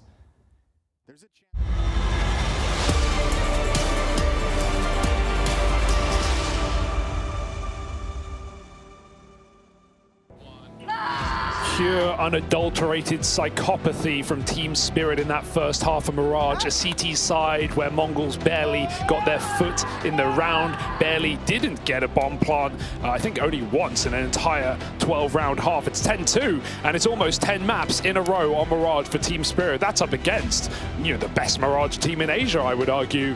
And the Mongols right now have nothing to show for it. Absolute domination, and you're not just getting donked, you're getting zontixed as well. You're getting zonked, man. Like that's what's been happening right now to the Mongols. Now Techno, this is a nice little grimy position up on top of the van. Often good for one, but not able to find it. And now they start to flood out through the apartments. Techno is cooling. In fact, he is begging for rotates right now, but everyone is a little far away. And so Techno is fed to the wolves. That bomb goes down, and the Mongols are on for a retake. 3v5, and it only gets worse from here. Chopper, that one is dead to rights. Never even to make a dent in this pistol round. It is flawless for Team Spirit. 20-8 on Donk as well. He's even calmed down. It's not even worth screaming about at this point, as Team Spirit just sit a moment away from their map pick in this series. It's Ancient up next. It's Nuke that it feels like we won't need if this one can keep up.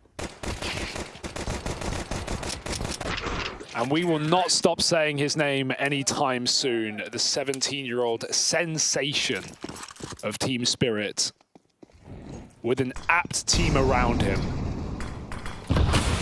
And here's the thing, you know, I think in spite of the Mongols' best in Furia just yesterday, a trend that they've been keen to repeat, I think it would have been easy to look at this and go, yeah, well, of course Team Spirit are winning. You know, I think it's easy to kind of minimize the impact that the Mongols could have had here. But, you know, within the play-in stage, there are going to be some lopsided games. There are going to be ones where you have a heavy favorite. And in spite of that, I think a lot of these games have been fairly close. Like, you've seen teams put through their paces. And so what's really standing out for Team Spirit right now is how they're not even letting the games get close. They're not even letting it be competitive. You've never been worried across their play-in run so far. And this one is no exception to that rule. They're looking to move on to match point, and they've not even broken a sweat. They're not even celebrating anymore. It's just another day in the office right now for Team Spirit. They are keen on making it to that group stage, and it feels like they're destined to get there. Yeah, you know, when the Mongols were under IHC, obviously slightly different roster, only two similar players from that time, but it was back at last Katowice. They beat Cloud9 in the group stage. That was after going through and eliminating Furia and playing as they've, you know, set up yesterday. They beat Cloud9 2-0, man. They eliminated them. So this is, you know, not a region or a country or a roster to sleep on by any means, but they seriously have met their maker today. I think if there's one good thing to take away in general from the Mongols and their runs at previous events, it's how deep the Mongolian talent pool does go and how many players we keep seeing. You know, new rosters, new faces, and still solid results. But we'll forget about this one, hopefully, quickly. I hope they do too. They've got Ancient up next. And even Spirit begrudgingly slow in this second round. Yeah, I mean, here's what I'll say about this one. This round's going to be slow till the exact moment it isn't, and then it's going to be very fast. They know that the Mongols are force buying here because it's the last round, so of course they are. But that means they don't have a lot of util to fall back on, right? So you kind of burn that out early. You tried your hand at a couple of cheeky opening picks over towards the apartments and out in mid. You didn't get given them, but you know you've burnt through the bulk of the limited util that the Mongols had here, and so now you've got free reign across the map to kind of dictate how this round plays out. Magix has gotten into position at Con. Chopper's with him. They are ready to pounce upon this A site. Donk opens.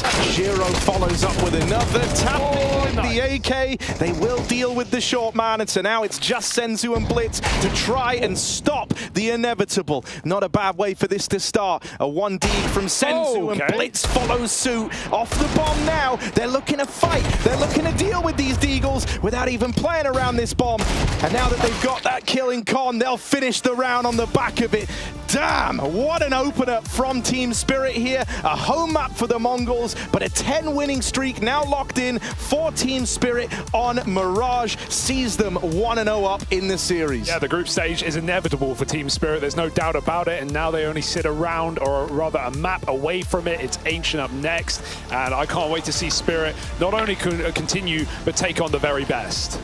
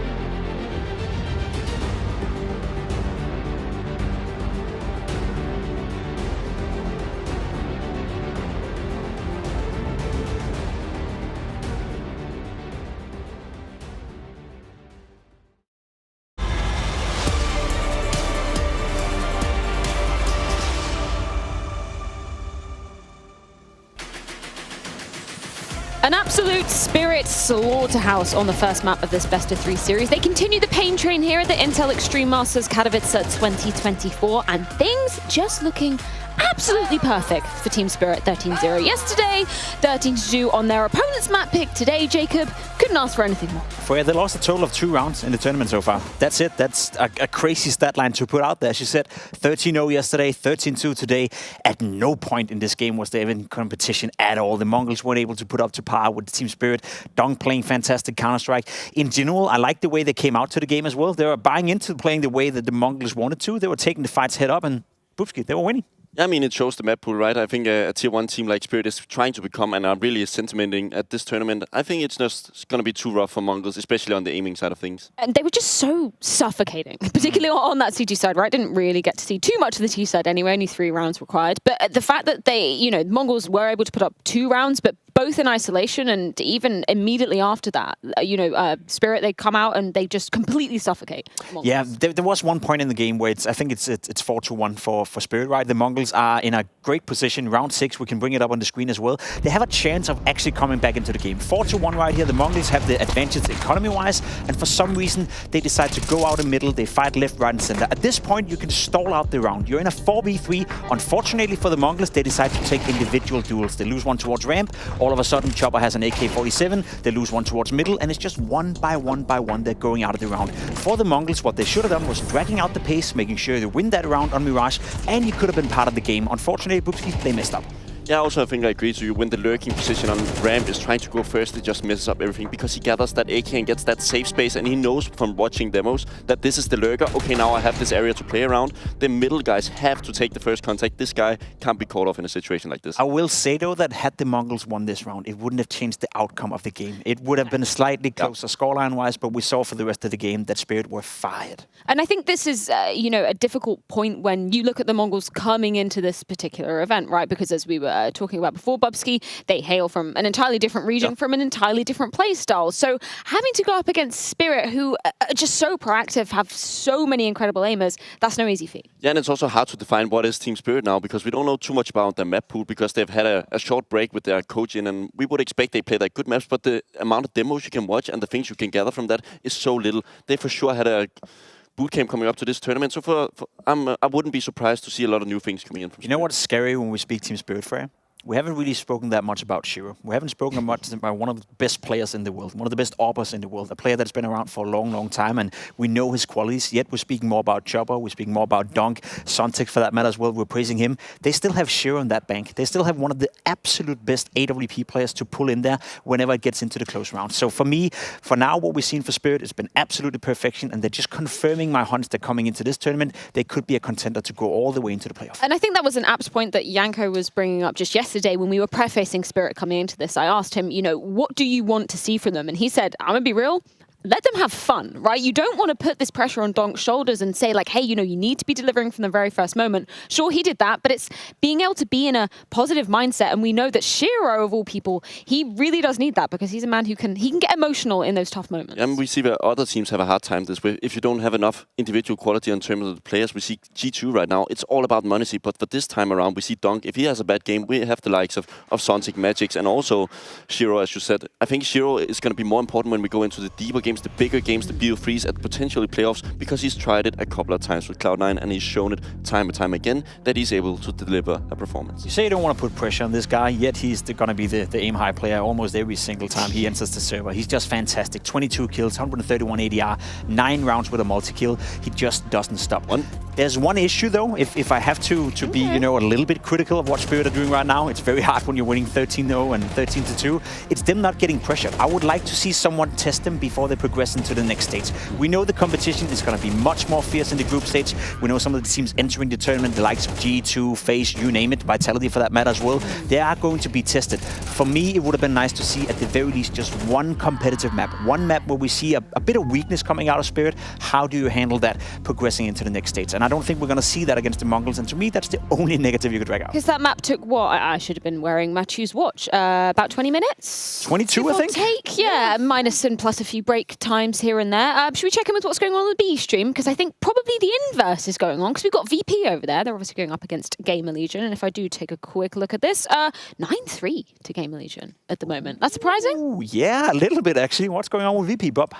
The Vertigo, and I'm not sure we've seen that too much from their side, so it's going to be a little bit interesting to follow that on the Overpass side. I haven't looked at the Veto over there. I would imagine it's the mega important pistol, and they're about to throw it. It's a 1v1. Oh my goodness.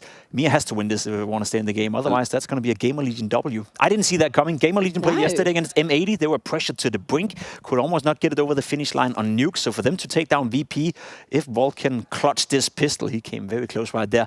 That would be quite a result. I love you play-by-play commentating.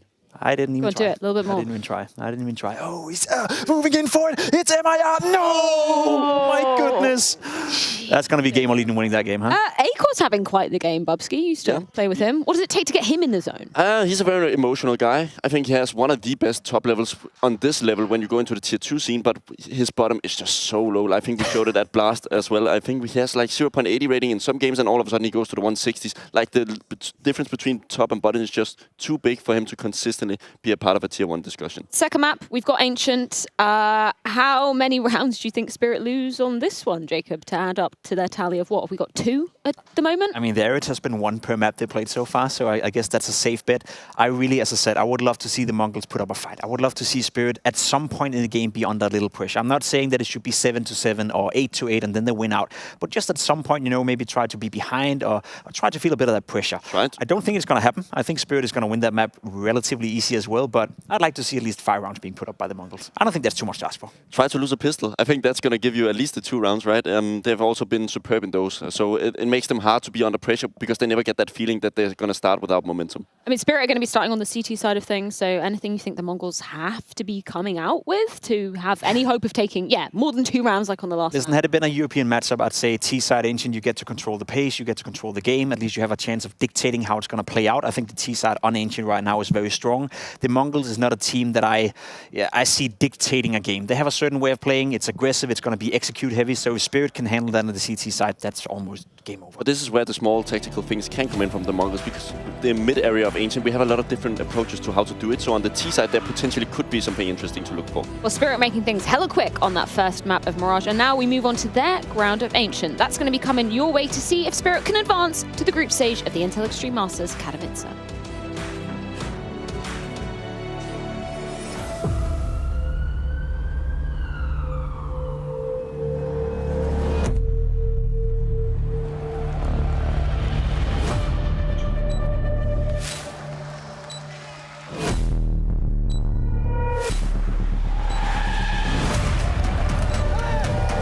Hold's gonna jump across. Oh my god!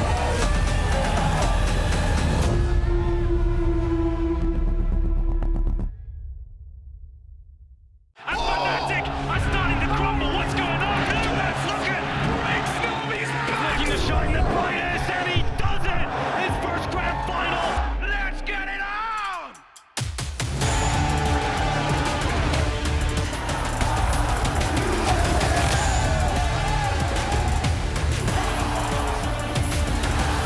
Reacts faster twists! Oh, baby! What is that?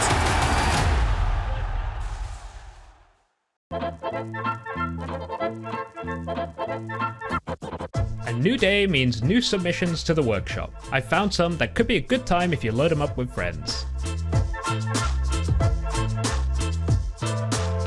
I mean, what is it to say? It's Dust 2, well, rotated.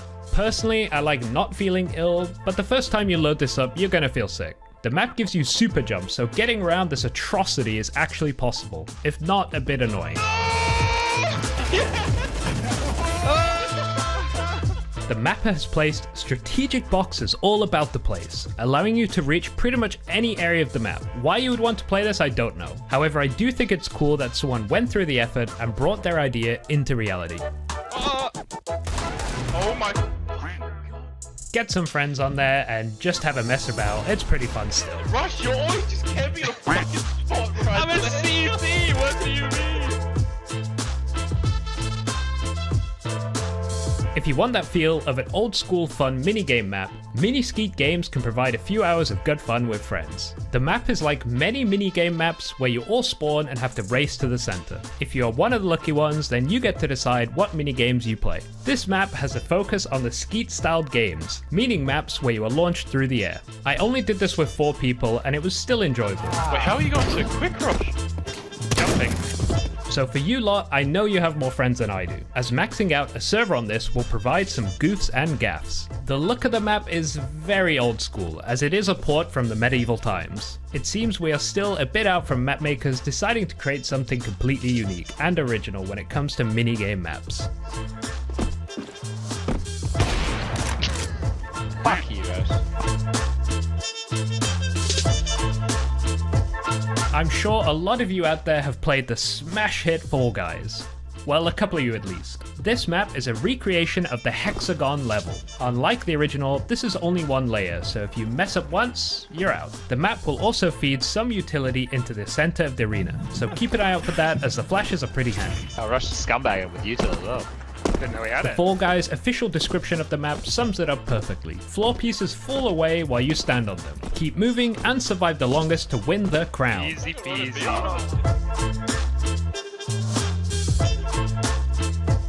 Cube is a death run style game mode that deserves to be played with around 32 to 64 players. It's a long, sprawling assault course mixed with many movement elements. If you are on a server and have around 40 or so friends, I can give this one a recommend. It can be very frustrating, and there are even some parts I still don't know how to do. Like, how am I supposed to get out of this maze?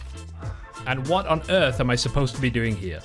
You will die many, many times, trust me on that. And even when you have reached the end, there's some more. I definitely didn't cheat to get to the end of this, but after like 20 or so runs with a full server, I'm sure someone out there will get the hang of it.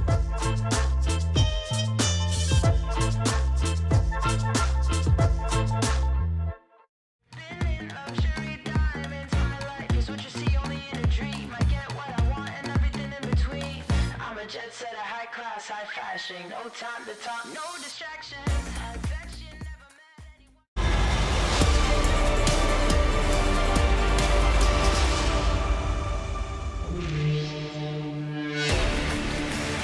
Team Spirit stand just one map away from playing versus the Titans over in the group stage, and that's exactly what this team wants. They want to be facing off against the best of the best, but first they've got to get through the Mongols. Now we get ready to head on to Ancient, the map that just yesterday they were able to 13-0 on. So for the Mongols here, this one is going to be anything but a walk in the park. Yeah, it feels like a hard map or a hard team to prep against as well. You know, even if you know what's coming, can you stop it for the Mongols? And Team Spirit will start exactly where they went 12-0 up against Apex on that CT side. Expect to see Donk down in middle, Chopper anchoring B, and Zontix hanging out in Temple on the A side of things. The Mongols come through with one set of util. What have they got? And it's looking pretty standard right about now. Just going to go ahead and smoke off middle to allow a bit of presence over here. They actually decide to not bother. And this is because Senzu hasn't heard nor seen anything, so he just walks it dry. That smoke is still in the back pocket for later. But when you don't see anyone mid, there's going to be pressure elsewhere. And it's on the extremities that can be found. A push through main and a push down ramp over towards B. Sees the Mongols left with only this mid control. They're going to take it through into the donut. But Big Donk is already here to poke more holes on the Mongols as they come out through donut into the A site.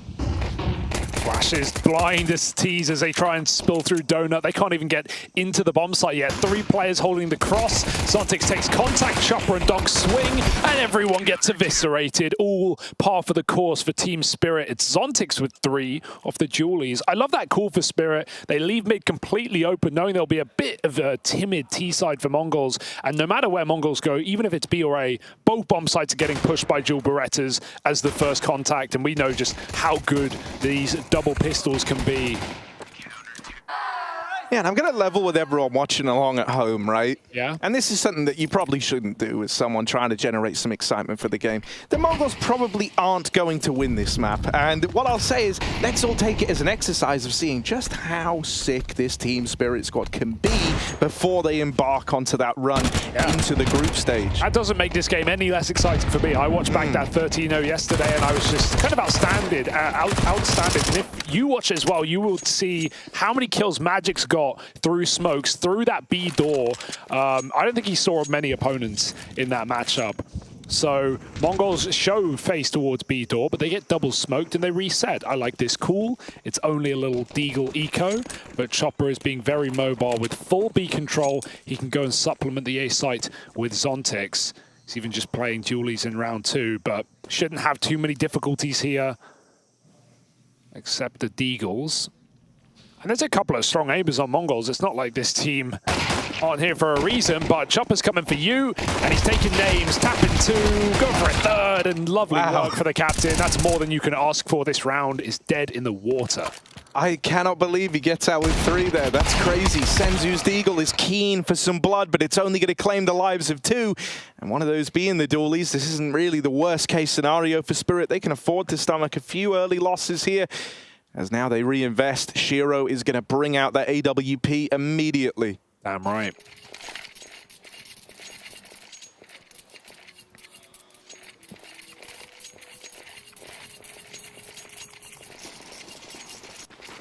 Straight to the mid side for the Mongols. They're going for an A execute out of the gate, and when there's an AWP in Temple, this couldn't be better for Shiro. He's going to get shadow advantage. He's going to be able to be very safe in this position and hopefully take a couple down with him. Nice, a quick reaction on the first. The flashes are good though, but Donk has covered the smoke, and he even started here, so he is in the perfect position. There are nades out. They don't know what they're walking into. Bomb is at least back in main, but Blitz has lost his gun somehow. And Shiro still sits here waiting for the cross to big box. There's loads of time on the bright side, so they don't have to commit, but 9-10 tries to, and Donk removes him, leaving just the bomb. Ooh, awkward timing for Chopper there. And so that has given Blitz a potential way to make this round a little more interesting. Shiro's going to hold on to red, but that smoke obscuring any vision in mid. He's not keen to peek around it, doesn't want to get caught full link to this man in middle. Instead, him and Donk are going to regroup. Now hold on to the red room, but Blitz has taken a long way around here, all the way. Oh, this is the worst when you watch back the demo and you realize like the room you're getting given and you don't want to, you know, he doesn't know. They could be anywhere. They could be double B for all he's concerned. And so Blitz will wait, hope to get an information play. But the longer this goes on, the more info Spirit do get. This might route them quickly into a cave flank for Donk. Shiro has A on lock. He knows at 20 seconds that no one's going to be coming out of mid. So Donk can start to set up towards B, giving him better timing to close this round. Blitz, he needs to plant now or never, and he might even just get spammed off of default. 12 seconds, there's the default plant. Donk with an opportunity, but Element Surprise is even more powerful, and he can wait for Shiro if he wants. When did Donk wait, though? As the walk comes to him, Spirit find a third.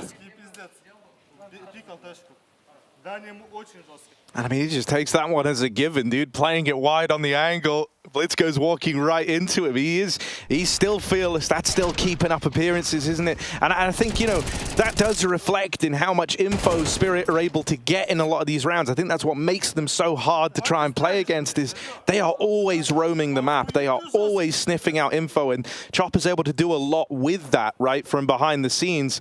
He was obviously out of the round there in that 2v1, but he's still playing into it in terms of calling how everyone's moving around on those rotates. It gets pieced together very, very quickly and easily where that's looking to end up. Like Mirage all over again. Donk solo swing mid. He takes full control. He's up heaven. No one's even watching his elbow smoke. He just has no fear that someone's coming through that. Meanwhile, Chopper's even out on a limb. They're not even down ramp, though. This is like almost not enough. It's just Chopper here. He has no support. And so that will be an opening kill for Senzu. Shiro holding the boost up gets his trade. And this could be worse for the Mongols.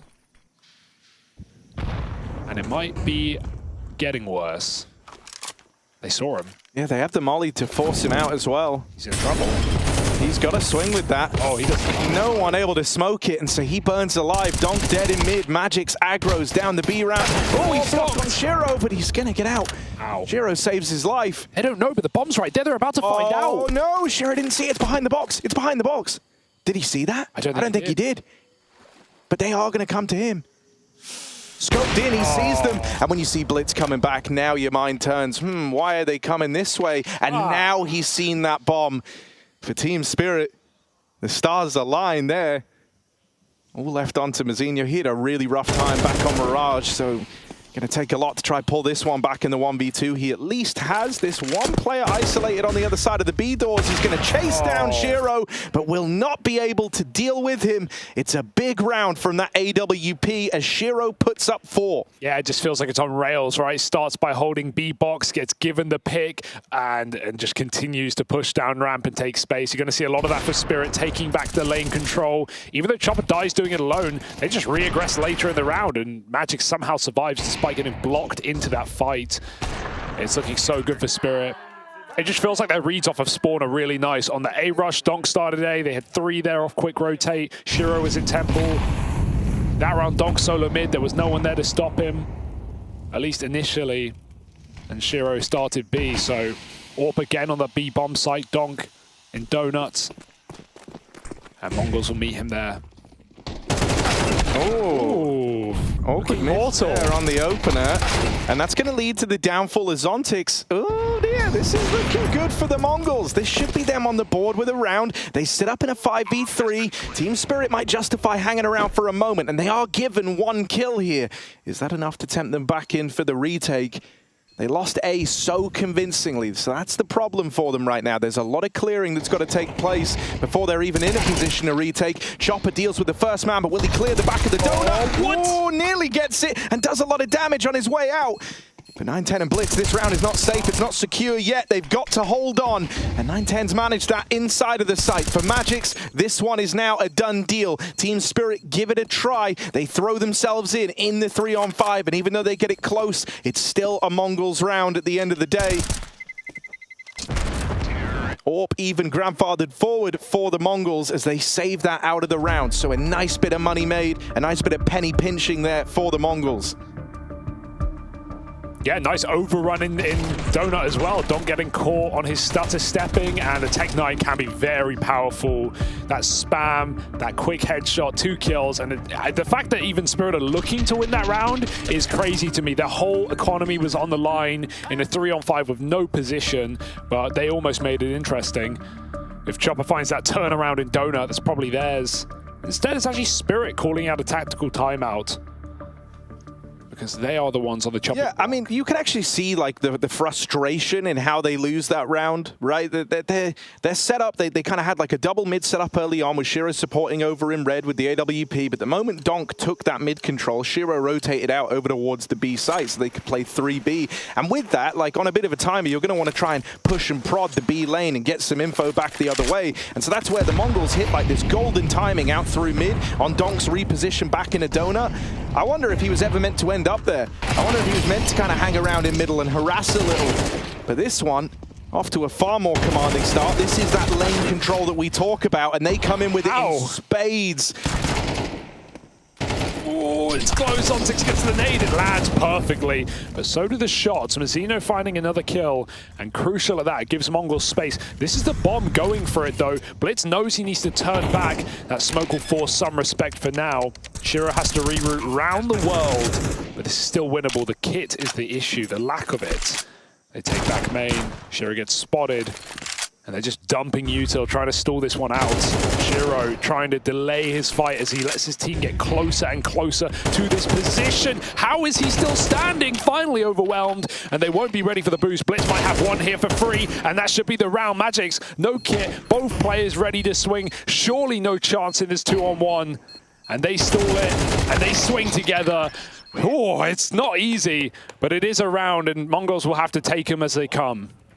Hey, that's fantastic, you know, like they're up against the Force Buy from Team Spirit. It gets off to a really good start. The lane control works wonders. They're feeling on top of the world for a moment. And so then it's this 2-man push out through A into the solo A hold. Zontix left there alone. That's kind of as a consequence of having to dedicate so many players to B to wrestle for that early lane fight. I love and past that point, you know, they managed to shut him down. Then they're 2v3 in the post plant. They tee themselves up, and it's when they see Shiro on that flank, that's like the golden opportunity at that moment, right? They know they have this kind of one man in the back lines that they can flush out, return it to even odds, and then play the trade game out through main. I love watching Spirit 3-2-1. They do it so much where both players are just ready to take the fight together. They did it on lane there. It's really annoying problem to deal with. Okay, how? It's just when you're ready to write the round off. Surely it shouldn't get any more exciting than this, right? Yeah. That's what you tell yourself. You say, well, he's 1v3. He's only got a deagle. And he's even boxed in the bottom of mid, hanging around. Senzu will come in with the claws out and deal with Donk. And we didn't see much from Senzu in the last map. We didn't see much from Mongols, but he is supposed to be the guy to look out for. He was the guy yesterday. He was him against Furia with a fantastic performance in that BO1 overtime game on Mirage. And yeah, 17 years old, akin to Donk in that sense. And the latest addition to this Mongols lineup he's played very, very well. So back in Asia. So yeah, I'm excited to see maybe a little bit more from him today. Another lane take here from the get-go. Team Spirit have really been trying to make this territory theirs. They threw the insta-double door smoke from spawn, and now they lob over all this util. That molly for the close box locks players into an awkward fight at the ramp. You've got to play it wide when that molly comes in, and so that makes it nice and easy for the players pushing down Banana. Team Spirit have nabbed the early man advantage, and they've shut Mongols out of lane. Suddenly, you're free all across the map to start rotating players back around, knowing the real estate that you've just denied. And so they're going to supplement middle, and they're going to have slightly faster rotates if this one ends up over towards A. Harassment is horrendous. It's just a masterclass of how to take back that B control. And Mongols can't even breathe in what is supposed to be their part of the map. 4-on-3, the jumping will stop as the AWP is seen out middle. And because the AWP's out middle, Donk will group with Zontix in A and re-aggress. They'll look for a kill elsewhere. This is a lovely mid-round move. They're going to find Mazzino on his own. He just ducks behind cover. I wonder if they saw they should keep creeping this, right? With two players here, they want to try and nab as much info as they can, and we said that back on Mirage. from like the confidence of how everyone's performing. They want to roam the map. They want to have all the info they can as to where this play's ending up. And so the Mongols are going to try get tricky with it in the 2v4. You have 9-10 kind of selling a bit of a fake over towards A. And even though this might draw some attention, in a 4v2 it doesn't have to draw everyone over. They'll still leave players over towards this B site. So really, you need a kill out at 9-10. And with that not coming through, this bomb plant should never even happen. Blitz should just get shut down. They're not fighting him now. They're just going to play off the info, and that molly, that bomb plant, that's all the info they need. Plant secured, sure, but no further than that as Magix runs him down after the fact. It just shows how desperate Mongols are if they're going for those plays. I like it. You know, it's probably their best bet in a 2-on-4. Hope that Spirit, who do, you know, run to every kill they can, especially Dong, the 9-10 can fake. But that the requirement is he gets a kill there. He has to do something to sell it. He did enough just by showing to make Magix play retake. So yay, Mongols get money, they get a plant, but you're never going to win that 1v4 in the middle of the site. Donk is just having I love Donk's celebrations, bro. Like, they're so crazy. It's like real, like, psycho crackhead energy almost, you know? Okay. Like, that's how it's a lot of screaming, it's blood curdling. It gets under your skin, you imagine, if you're sat on the other side. Yeah.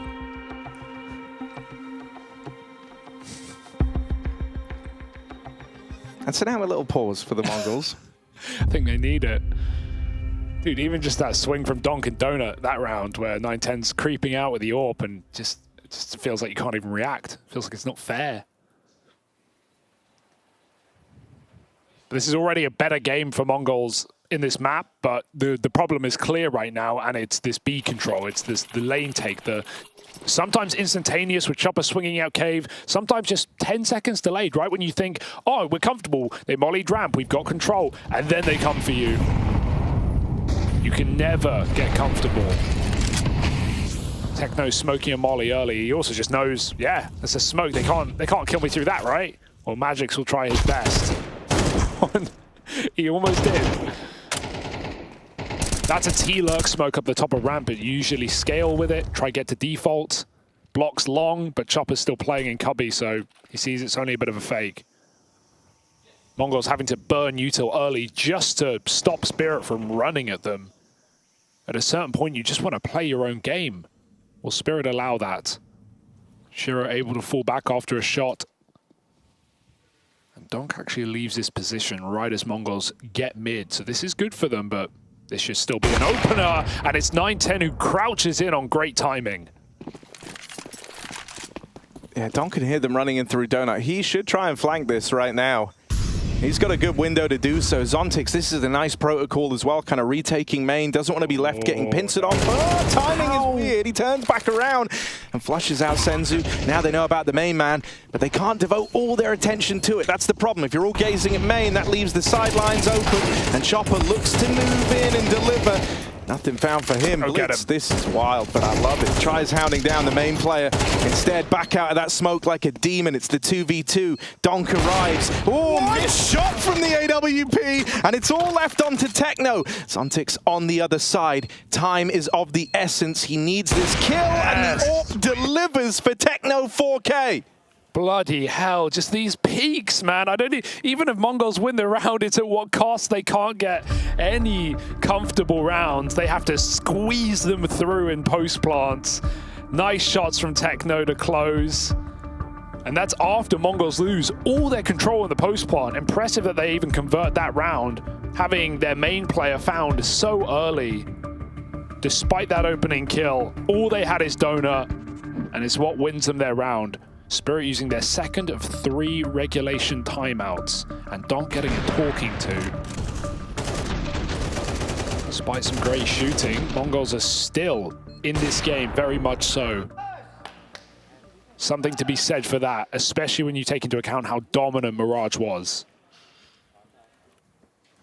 I want a compilation of people getting peaked by Donk. That's what I want, especially AWPers, because we watched 2 9-10 rounds where he holds Donk and he just gets obliterated. This is like seeming to be a bit of a go-to is if they're having too much trouble over in mid, they really just want to pressure this lane early. Even now, they're not going to commit necessarily to taking it, right? They don't have as much manpower as they have in rounds gone by, but they've lobbed in all the util to signal we were going to try, and so that slows the Mongols down and it keeps them out of heaven. It keeps them out of being able to wrap onto mid super easy. Well, look at the adaptation. Mongols throw a top ramp smoke, not even a Molotov, because you can get fought through it, you can get smoked on it. No, they go and hold the smoke immediately. They also smoke the cubby molly, so they box themselves into lane, but it guarantees the Spirit aren't going to come their way for a moment. This is a really nice way for the round to have started, though, for the Mongols. Oh, Donk out through heaven. Got to get the reload off, but that's where Chopper slides in and lends a helping hand. Once again, Team Spirit have won the lane fight, but that's never been the problem. The problem's been over here on A, and Shiro is looking to be the answer to that problem right now. Volleyed out from the back of the site. Donk swings on out wide. I don't know how he's there, but he is. He's kind of TPing around the map. Fast travel. And yeah, you're just trying to play smoke and mirrors now. 910 does get out, but by the time he's going to make it to B, they'll be considering this fact. Chopper already peeling. 910 going to late recommit to A. Doesn't know it, but a bomb plot is available if Shiro has a modicum of respect. 910. Oh, scopes in the sights. Shiro now can set up to just deny this plant. Fate comes in, and he just one-taps him with a P2K. Spirit stop it in its tracks again. Shiro doesn't let them take A, and Donk is teleporting, as you said. That was crazy, though. I mean, I guess it's because Chopper just clears doors with the MP9, but seemingly seconds after this kill here in heaven, he swings through the donut smoke. Yeah, you know, I think like that's what, in terms of like just the raw fundamentals of where he should be and when he should be there, Donk is so fast, and that's why it feels this way, right? Like the moment Chopper's even pushed down the ramp and gets that kill, he wastes no time hanging around. He doesn't wait and see if there's a player coming at elbow. The rotate's immediate in towards donut. Got a great read on how this is playing out, but Shiro will get tested in this round. Flash out through main, and these pistols are getting closer. Donk on the spam, trying to lend a helping hand, but the A site's given over. The plant will be allowed here. You're going to be left in the retake. 5v5 for Team Spirit. This is a very hard round to win for Spirit compared to some of the options they've had. Good flash, aggressive into CT, but there's cover, there's players turned away. They still equalize. A gun picked up. Mizzino has to be the hero here, and finding that donut player on his own could be a way back in. Chopper not given anything yet. They're going to get a smoke down. That's a problem. The rifle's gone. The Deagle must respond, and every shot connects for Spirit. Senzu with a backstab. They're on the bomb. He gets them off, but they win the round. Oh, what a disaster. 4 kills from the Sensation, but it's still a Spirit defuse in the smoke. That is devastating. Senzu thought he had it. He had the wall over their eyes. They had no idea where he was. He's pitched up perfectly for the 1v4, and he delivers every single kill. That's what makes it even more heartbreaking here. It's just a millisecond too late. And so Spirit have already robbed the round, but there's no denying that is the picture-perfect attempt at winning that 1v4 clutch. Literally could not be closer. Donk dead early on in middle. He has had a few struggles over towards the donut. Only the one and done to open up this round. And so now the Mongols, they kind of slow it down a bit. They haven't been fought at lane. The mid-fight didn't pan out. They deal with Chopper 1-for-1, and sure, he has an MP9, he's just taking a rifle out of the round. Chopper feels kind of okay with it, but the problems are still for Spirit here. They're going to group up, try to clear out middle. Once again, gathering that info, right? Trying to figure out where the Mongols reside. But 910 has complicated this matter, and the trade hasn't come through. Magix is not able to deliver on that, and so suddenly it's all on Shiro. Last round of the half, he's got no kit, but he's going to go for it. They haven't got the bomb, but space has been taken. Shiro must be aware that this is a possibility, and if Senzu goes further, a shadow will give it away. He's just going straight up for the fight. Shiro, oh, knife out, gets caught, and Senzu ready to shut out this half with another kill. He can't find it. Shiro with great timing into the site. He has Blitz boxed in right now. Nowhere to go. Blitz stays behind the pillar and looks to try and be the guy peeking in. Shiro stepping closer, and he finds the clutch. That's another round for Spirit at the end of the half as they find a 1v2 to top it all off.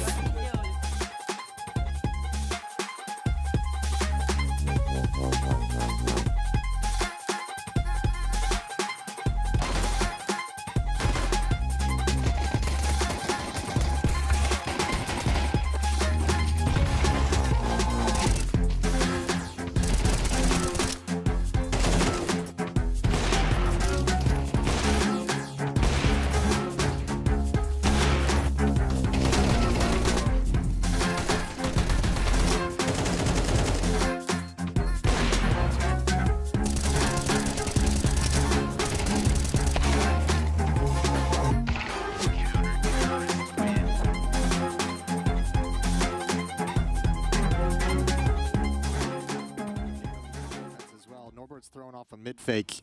So dropping a smoke over at the B bomb site doesn't allow them to use that kind of pressure and attention towards middle.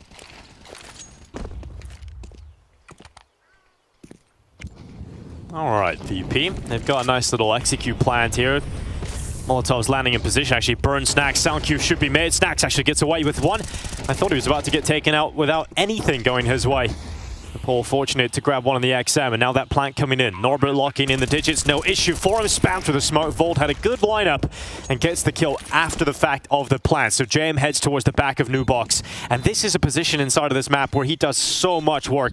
Some of the most devastating moments in his career that he's dished out to others come from this spot. And maybe in a 2v4, he could do it again. Yet to get a kill, but there's his first. Strikes to the chest of Kios. There could be another one here for Jame, and it's a second kill on Isaac. Pulls out the P250, and Jame is absolutely godlike towards Dark. Well, there it is. We've had both of the bomb sites shown how difficult they can be to retake. This one, a 4-on-2, and Jame gets all 4. Shuts them down with perfect positioning. This is wonderful. And the op just sliding out. Such a tough angle to deal with against one of the best oppers in the world, a pistol whip as well. Oh, it's beautiful. I just could see it happening. You know, once he gets into a good position, you know he has the skill behind him to get away with a play like that, and he does it. That's going to be so frustrating for Gamer Legion now, Jason. That's 2 retakes that have gone against him when they had significant numbers advantage. That's a 2-on-4, I should say, one at the B bomb site, and a 3v5, one at the A bomb site. Timeout used for VP too, and just let them stew in that one, really realize what's just happened. Oh, it's rough here for Gamer Legion because it's not like you can bounce back with a good buy immediately, right? You're going down to a sort of half-buy scenario again. You're going to see MP9s, you're going to see Mag 7s in here. It's not looking good. It's frustrating too because it's like it's not like you're getting outplayed. Gamer Legion played that round just fine. You know, you put yourself in these advantages in these 2 rounds, like you're happy with that, and then just not able to close them out. B defense was solid that round in a 4-on-2, and just Jame destroys you. Deep mid smoke for a push in towards ult. This is a tricky position. You can't really check and clear it. You won't see Volt coming around that corner initially.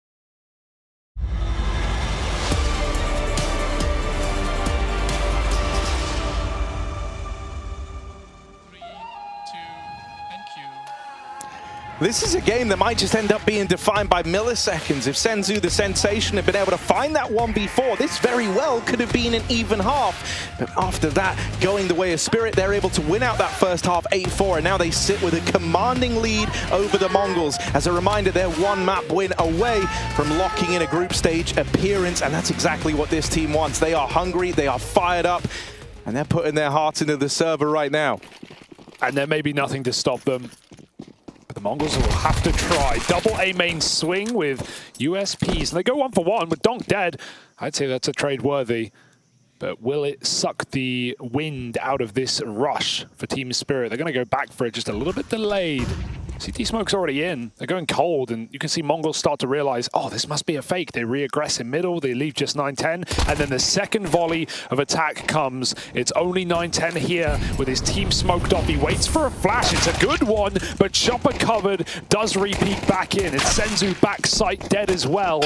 And yeah, this round's absolutely butchered. The thing that hurts even more here as Techno tries to embark on this little 1v4 is that the Mongols actually had like everything right. They double push main early, they get the info. They even had Techno push down B ramp so they knew it wasn't B. And even with all the info going their way and all the players in the right place, they still get churned up here. Just some fantastic shooting, and yeah, the depth of this team's firepower is not just relegated to 1 man. It's Shiro leading in that round, 14-5, Donk 16-10.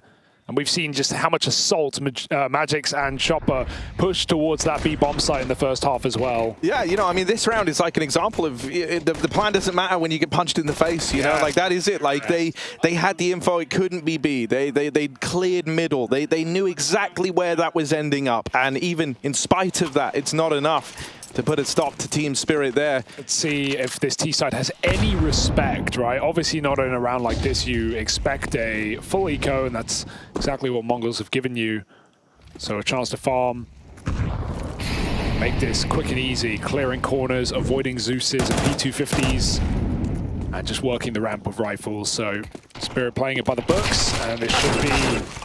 Oh. Nice little double dink out of Senzu, right? Can he get any more? No, he is a dead man. And justifiably so, honestly. It's all about the next round. We all like a USP round here and there.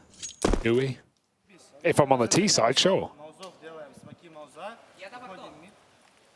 Chopper still just keeping everyone drilled in. Doesn't want to let this get any closer than it has to. I think, you know, there have been more rounds in this one. This is like the most tested we've seen Team Spirit be, hands down, right? The Mongols have bought a good game plan into that. And I think the recovery of someone like Mazzinho, who is like completely absent back on Mirage, he's at least found his footing a little bit more. You've had these glimmers of hope as well from Senzu.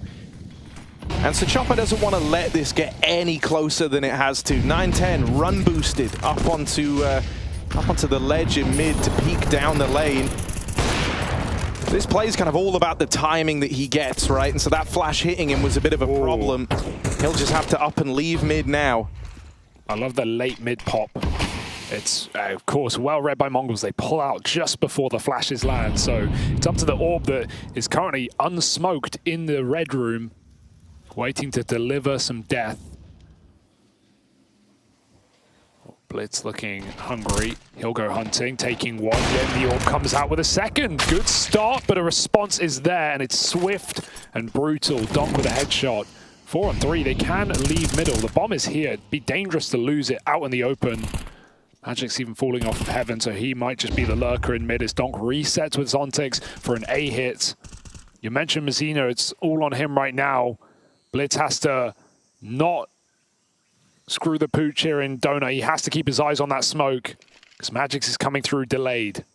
Oh, the reposition's good. No one was actually looking at that swing out from behind the boxes, and so that's cleanly done from the Mongols.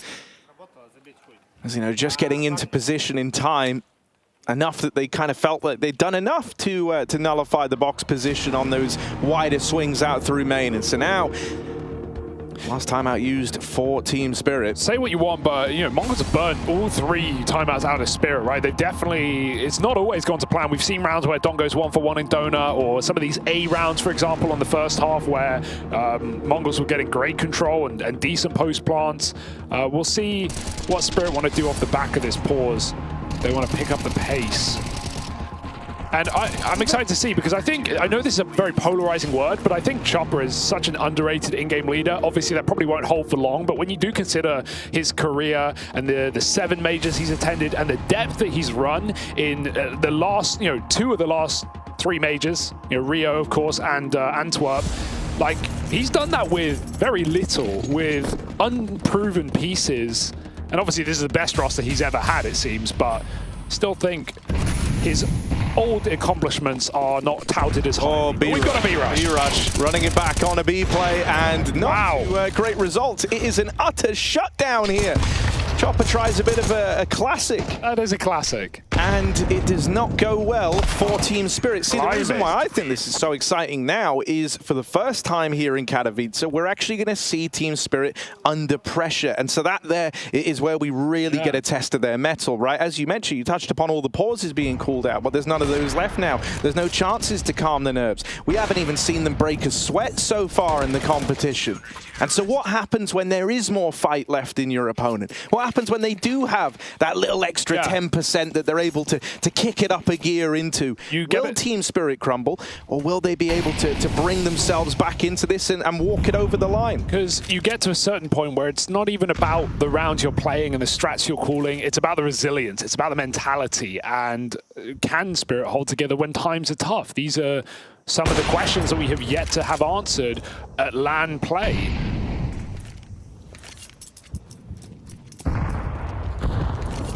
So when I say Chopper is underrated, I don't even necessarily mean his style of calling, more his ability to get a team together and make it gel and accomplish things. Not necessarily the deepest playbook in the world, and certainly known for gimmicks years ago, 2017, 2018, but this is, I agree, Harry, this is a proving point now for Spirit, where the Mongols have solidified themselves in the second half. Back-to-back rounds, a full eco here. Let's see if the Mongols can make something of this. Oh, Techno mauling dealt out over in the cave. And there's still so many more here. Like, you shouldn't get through this ever. Nice. And they just hound down Zontix as he tries to recover the AK. So that gap is really closing between these two squads now. The pressure is on at Team Spirit, and you know I don't think you can doubt Chopper. I don't think he would ever be the issue here. He's very experienced. Yeah. I think it's as you look down the line, right? It's kind of keeping everyone else together, right? And up until now, you've kind of been in this flow state. Everything's been working. You've never had to worry about, you know, you're not going according to plan because it's only going according to plan. And you play with the confidence that you can win every single gunfight. And these last few rounds have showed us that that's not the case right now.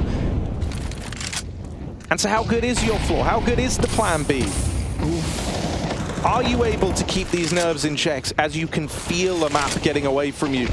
Blanc opens, and so he does want to throw his name into the hat as someone capable of dealing with this pressure. He's secured that early 5v4. He just ran through the mid-smoke and finds a kill with no support or util. It's a nice span for Techno, though. Known for great spray control, at least in Global Offensive. See if that holds true in CS2. It has looked solid. Gets his wallbang to B. Team Spirit wait for a kill in middle. Mazzino would be wise not to give them the satisfaction. But information is valuable. He wants to know what's cooking. Smoke will deny that. And they climb back up heaven. Techno committed in this position. Live or die by the cave. Can he get out? He's been given a chance, but he won't take it. He wants to fight for this spot. As they go sending, he goes 1-for-1. Huge trade for Donk. Molly is going to force Senzu back out in the bomb site. They've got info as well, but they weren't ready to pounce on ramp. That spot comes in for Chopper, and Senzu knows everyone is here. Yeah, they're going to start pulling around 9-10 as well, but these players in the site have got to be able to withstand the hit. Senzu needed something from him there, and Chopper will cut him down before he's even able to have a say. 9-10 is too far removed, and with the AWP, doesn't want to give this one a go. And so Team Spirit successfully break on through this little streak, this 3-round streak that the Mongols have embarked upon. That's a nice methodical round for Team Spirit. They don't jump the gun. They let Donk get his mid-pick. And then they slowly group for a B hit after denying mid information with that red smoke. Not convoluted, but well communicated. Kills traded. It's a perfect round for Spirit. Oh, they're just going to miss getting this AWP out of the round. They would have been able to buy one anyway with the Mongols, so it's not like it would have been the end of the world even if they did. But a big step in the right direction for Team Spirit. And you're dead on, right? One of the things you said there was like a good kind of slower, more methodical round, right? They go back to something that's a little more slow burning. It gives Chopper a little more time as well to orchestrate the grand plan of the round. The Mongols managed to get 3 in a row just now, and that's what gave us any glimmer of hope. But they've been knocked back. They've been pushed back. So now we have to see if this timeout is enough to cook up some solutions to the Spirit problem. An exorcism will be needed. Can these warriors slay the dragon? Remains to be seen. Certainly more competitive in this map than you could have expected, given how dominant Mirage was. We're definitely going to see some play for some control early here. I don't think they liked the fact that Donk was allowed to get so much room in mid in the last round. And so I imagine that's almost what the pause there was to talk about. There was this early 2-man play out through red, and now they've exerted a bit of control over mid. Now they might just leave Blitz here solo once Mazzinho's done spamming that smoker tad. Full exec. But for now, 9-10 is the one in the hot seat. There's going to be no time to adjust to this one. He's just got to nail the shots and 1 kill. Sure, he at least keeps it even.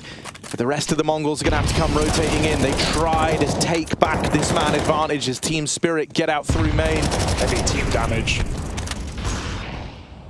And they there's even a lurk. Magic says the backstab. The timing check is good though. Techno, that's a huge kill. Keeping Donut would be valuable. Team Spirit won't be able to get the bomb plant. With so many CTs surrounding them, they need kills first and foremost. Chopper and Shiro searching desperately for them, but it's only the young AWP, and he will not be here for long. Great round for the Mongols as they once again fight back, breaking Spirit's money in a very uncomfortable point in the game.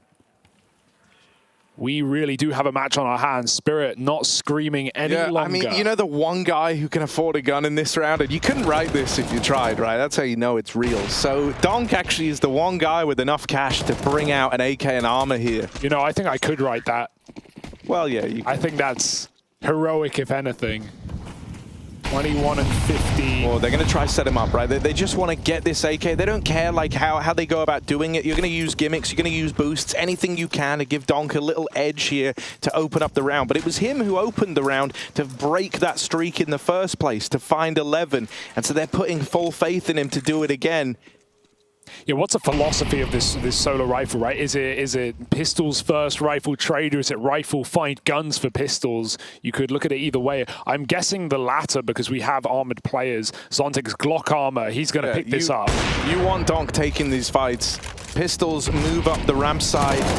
They get thrown in. Oh no, it's awkward. They will trade one back, and that's the rifle gone. Now onto Zontix. Can he succeed where Donk fails? It's one kill off of the AK. All blind on the flashbang. Comes back in at the ramp. The bomb doesn't make it across yet, and so Senzu holding this line. He just looks away at the wrong moment. 2 bullets. And Shiro's now found him.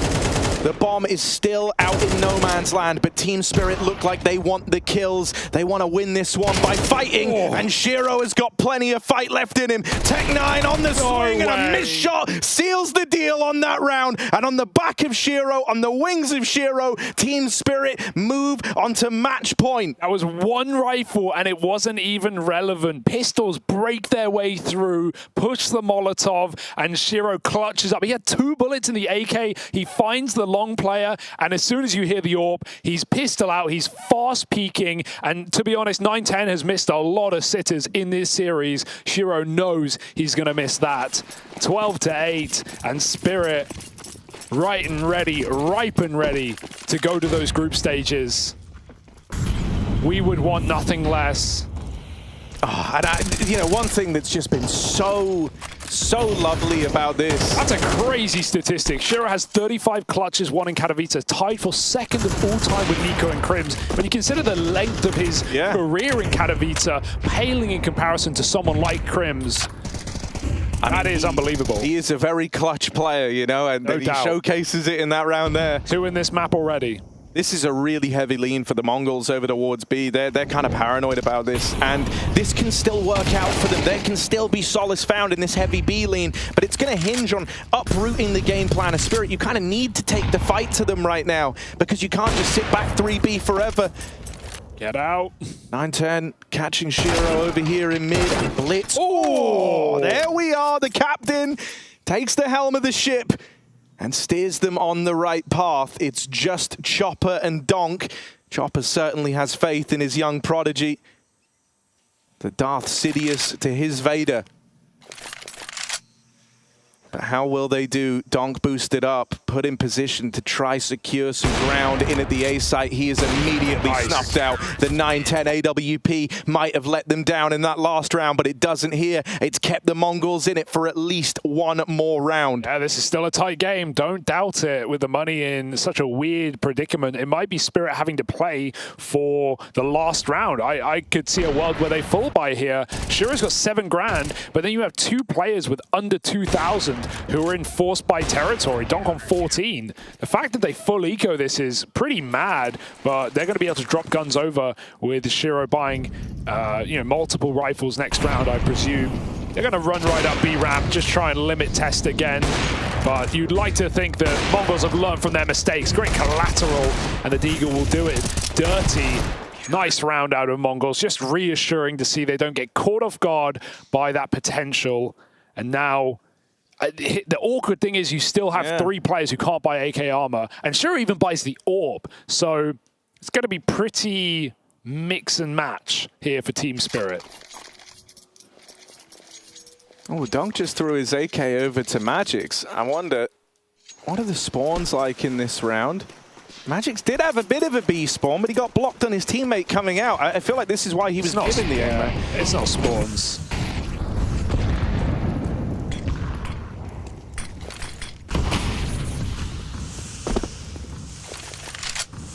Oh, awkward.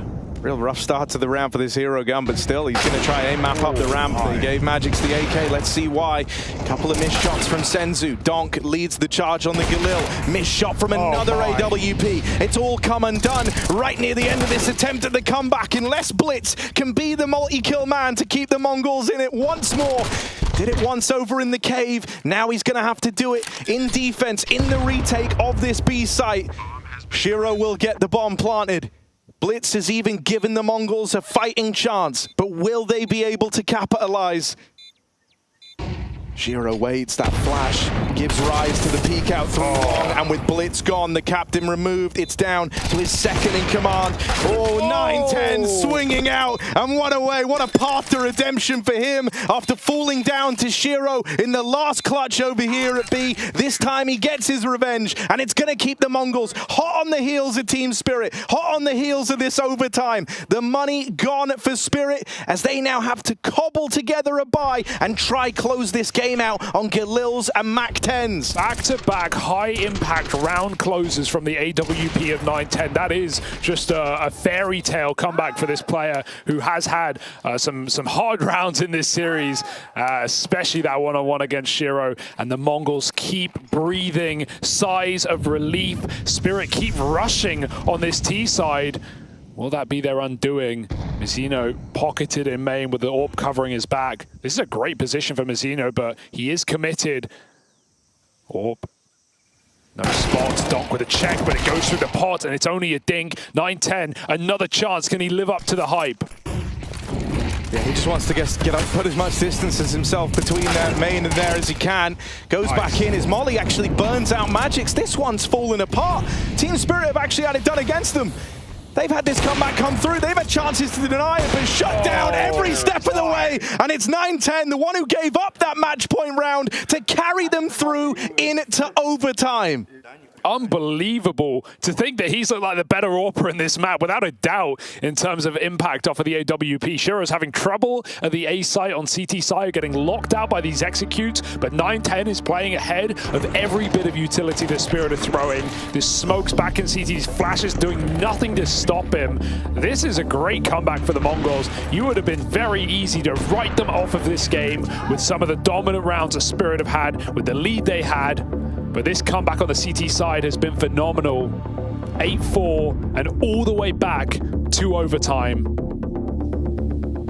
When we hit OT, we get one more pause per team, so it will get immediately pocketed by Team Spirit, whose paciness has only been their undoing, more so in the post plants. They're at least getting into 3-on-3s, and that's, if anything, more credit to the Mongols that they can win these clutch late rounds. Can they keep them coming? Can they drag us to nuke, kicking and screaming? Oh, missed red smoke. That was an insta for Chopper. And it does not hit. That will be a problem, or it won't be in the slightest. Donk uses it to his advantage. 2 instant kills, and you can't stop this kid.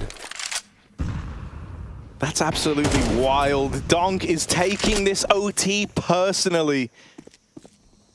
He wants this one over and done with. He thinks it should have been over and done with many rounds ago, but snuffed out by the AWP again. It's the AWPs providing for the Mongols.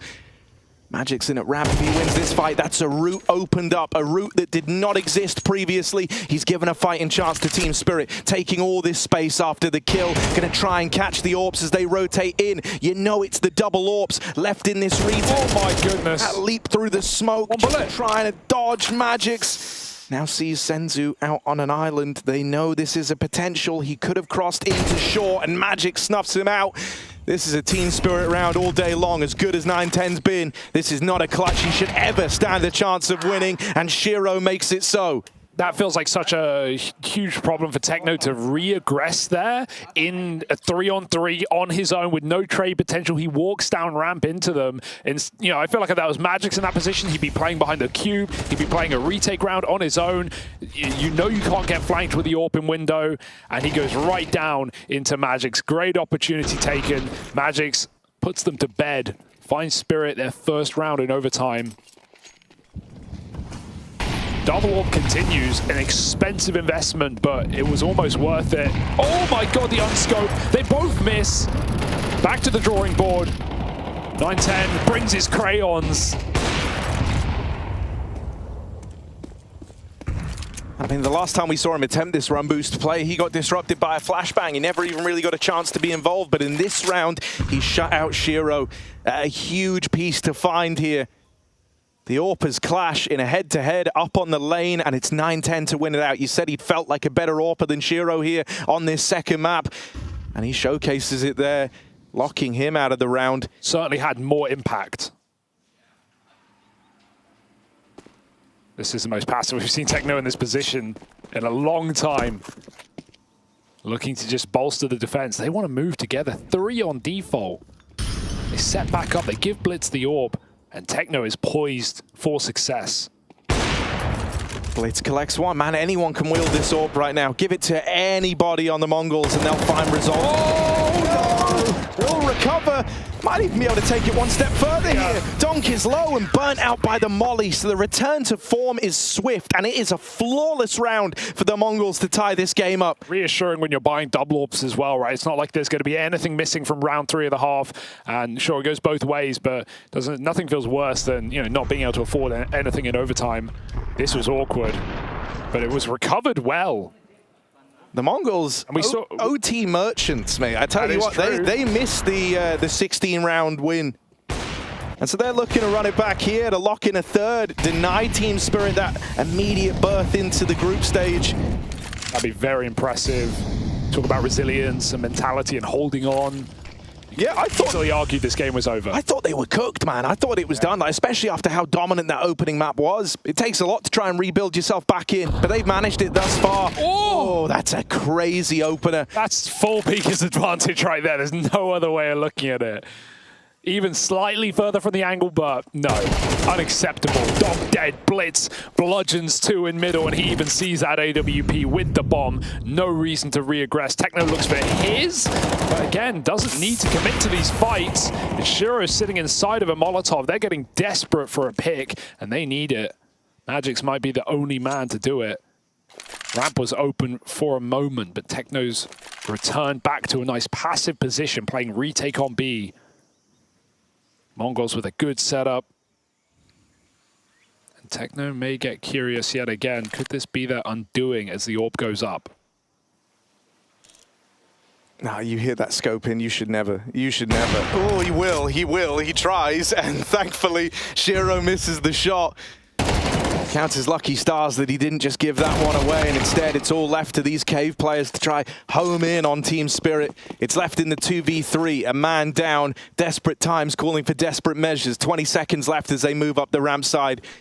Shiro, he's had his clutches over here towards B, but this one with a player tucked in the site, unaccounted for. It's Blitz to help close out this first half of OT in the favor of the Mongols. And I think you've got to talk about Blitz right now. Yes. I think we've given a lot of attention to this double AWP between Senzu and 910, but Blitz, there's something to be said for the guy who's meant to be focusing on the big picture, the macro of the game. His ability to home in on these angles and deliver key multi-kills in dire situations is phenomenal. I think that's his 3rd or 4th so far. And if he can keep this up, man, the Mongols are looking really good for a surprise win on Ancient to take us to a 3rd. Donk's starting to look mortal. We're seeing faces of disappointment on, on his screen.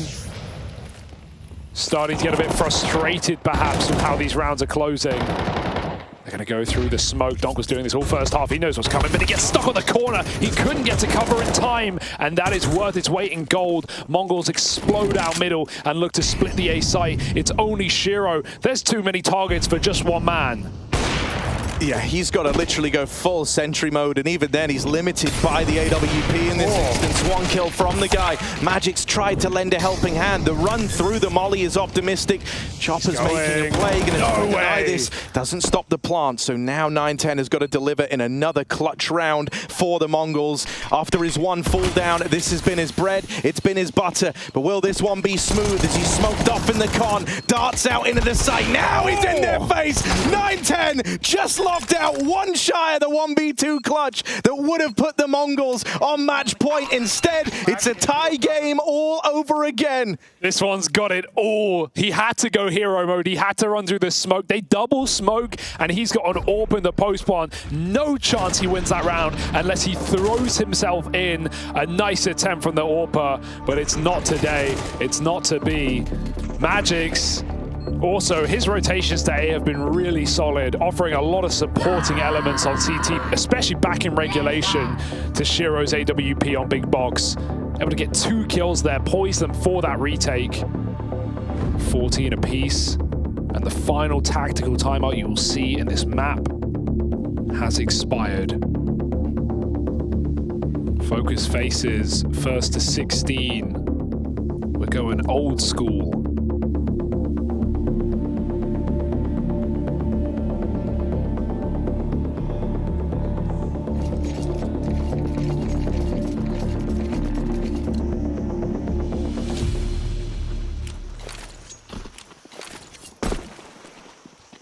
Team Spirit want to go back to trying to fight for this mid control early. They want to try and deny real estate to the Mongols, and Donk might have got caught off guard here in middle in the last round. He's not looking to repeat that here. Full bounty of util goes out, and they get their control of mid. They get their control of the lane. At this point, Chopper's got a lot of info to work with, but he might not have much time to adjust this setup to it. Oh, this is a big fight, but they've got to flash to supplement it. Dodged and ready, finds that back player first. There's even a swing for the big box. Zontix is ready as well, and Spirit avoiding what could have been a disastrous beginning to the round. But this was so much more Spirit. Donk had support in middle at the start. They took B ramp as well. They don't play flustered or scared. And now they can just sit back and relax. Hey man, I said it feels like anyone can use the AWP right now. Techno's even throwing his hat up into the ring here. That'll be 5 players wielding it, or 4 rather, over the course of this game.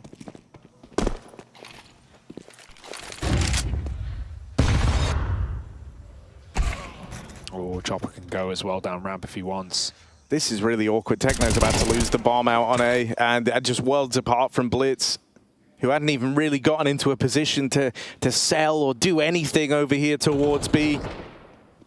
That almost feels like a risk that Techno didn't ever need to take, and with 20 seconds left, you know, there's no winning this round for Blitz. He'll get finished off, and that there is Team Spirit finally reaching that match point again, 1 round away from victory. This time they're looking to leave that taste in the mouth that the Mongols did to Furia just yesterday, nabbing it from them in overtime. It starts with this from Shiro's AWP. And this whole play, the whole reason that Zontix isn't even expected there, it's all enabled thanks to this lane control that was taken right at the start of the round. They go back to their winning ways, their winning strategy of fighting for mid, denying control of lane, and then adjusting based on the info that they get. Oh, we're going back to this, the full A rush. It's worked in regulation, but Zontix gets a molly down. Only 1 player can commit. There was no smoke in the play, and Zontix just spraying. They have to bail, but not only bail, they've lost util, they've lost time, and they've lost a player. Yeah, they're now left in a 4v5, but with no smokes. They all have Molotovs, which sure might help them when they launch this exec, but the problem they're going to have, and the problem that's been the case throughout a lot of these T-sides up against Spirit, is they're very active. They're already roaming. They're already fanning out and piecing together where the Mongols are on the map. This large break in the action only amplifies Chopper's doubts that it's going to come back into A, and Team Spirit are poised beautifully to shut down a B play. You mentioned no smoke. Shiro couldn't be in a better position right now to end this map. 9-10 may have beat him in some head-to-heads, but right near the end of the game, it's Shiro's name we'll remember. Oh, interestingly enough, though, Team Spirit have just rededicated off of mid, back in a donut, and looked like they were kind of teeing up in preparation for an A hit.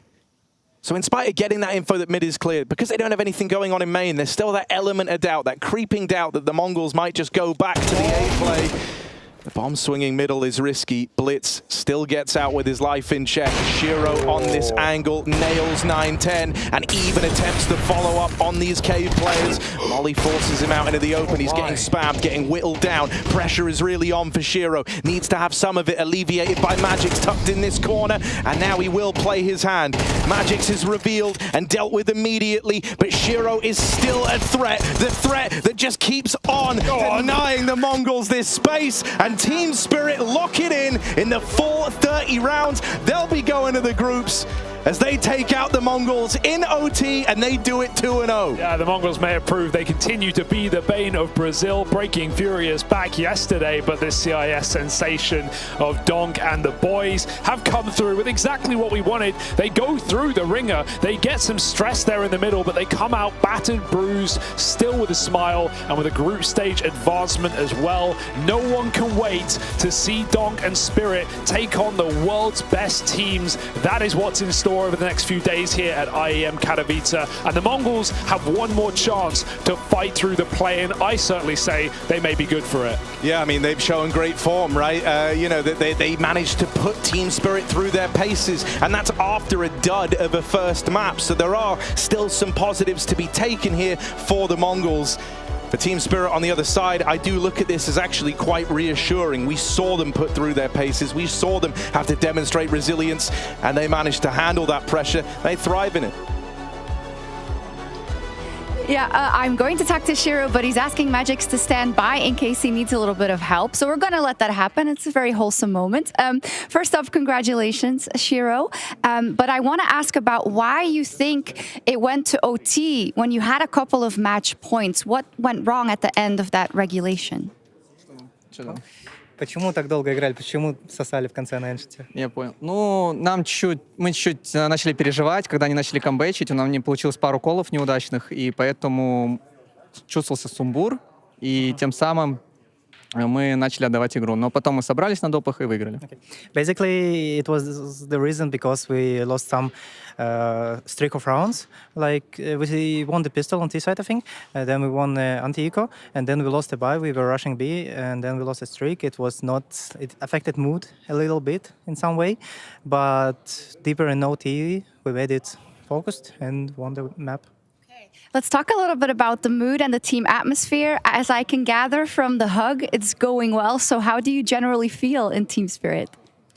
Как я чувствую себя Team Spirit? Как ты чувствуешь себя Team Spirit?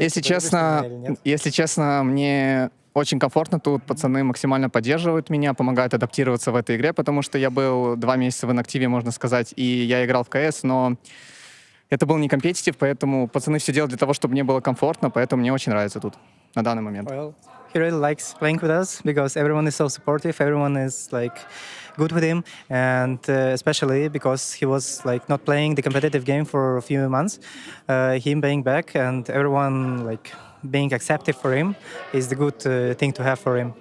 It's great to see. One final question. You, of course, advanced here at IEM Katowice, which means now you're going to be taking on a lot of the Tier 1 competition. Do you think right now Team Spirit is ready for that?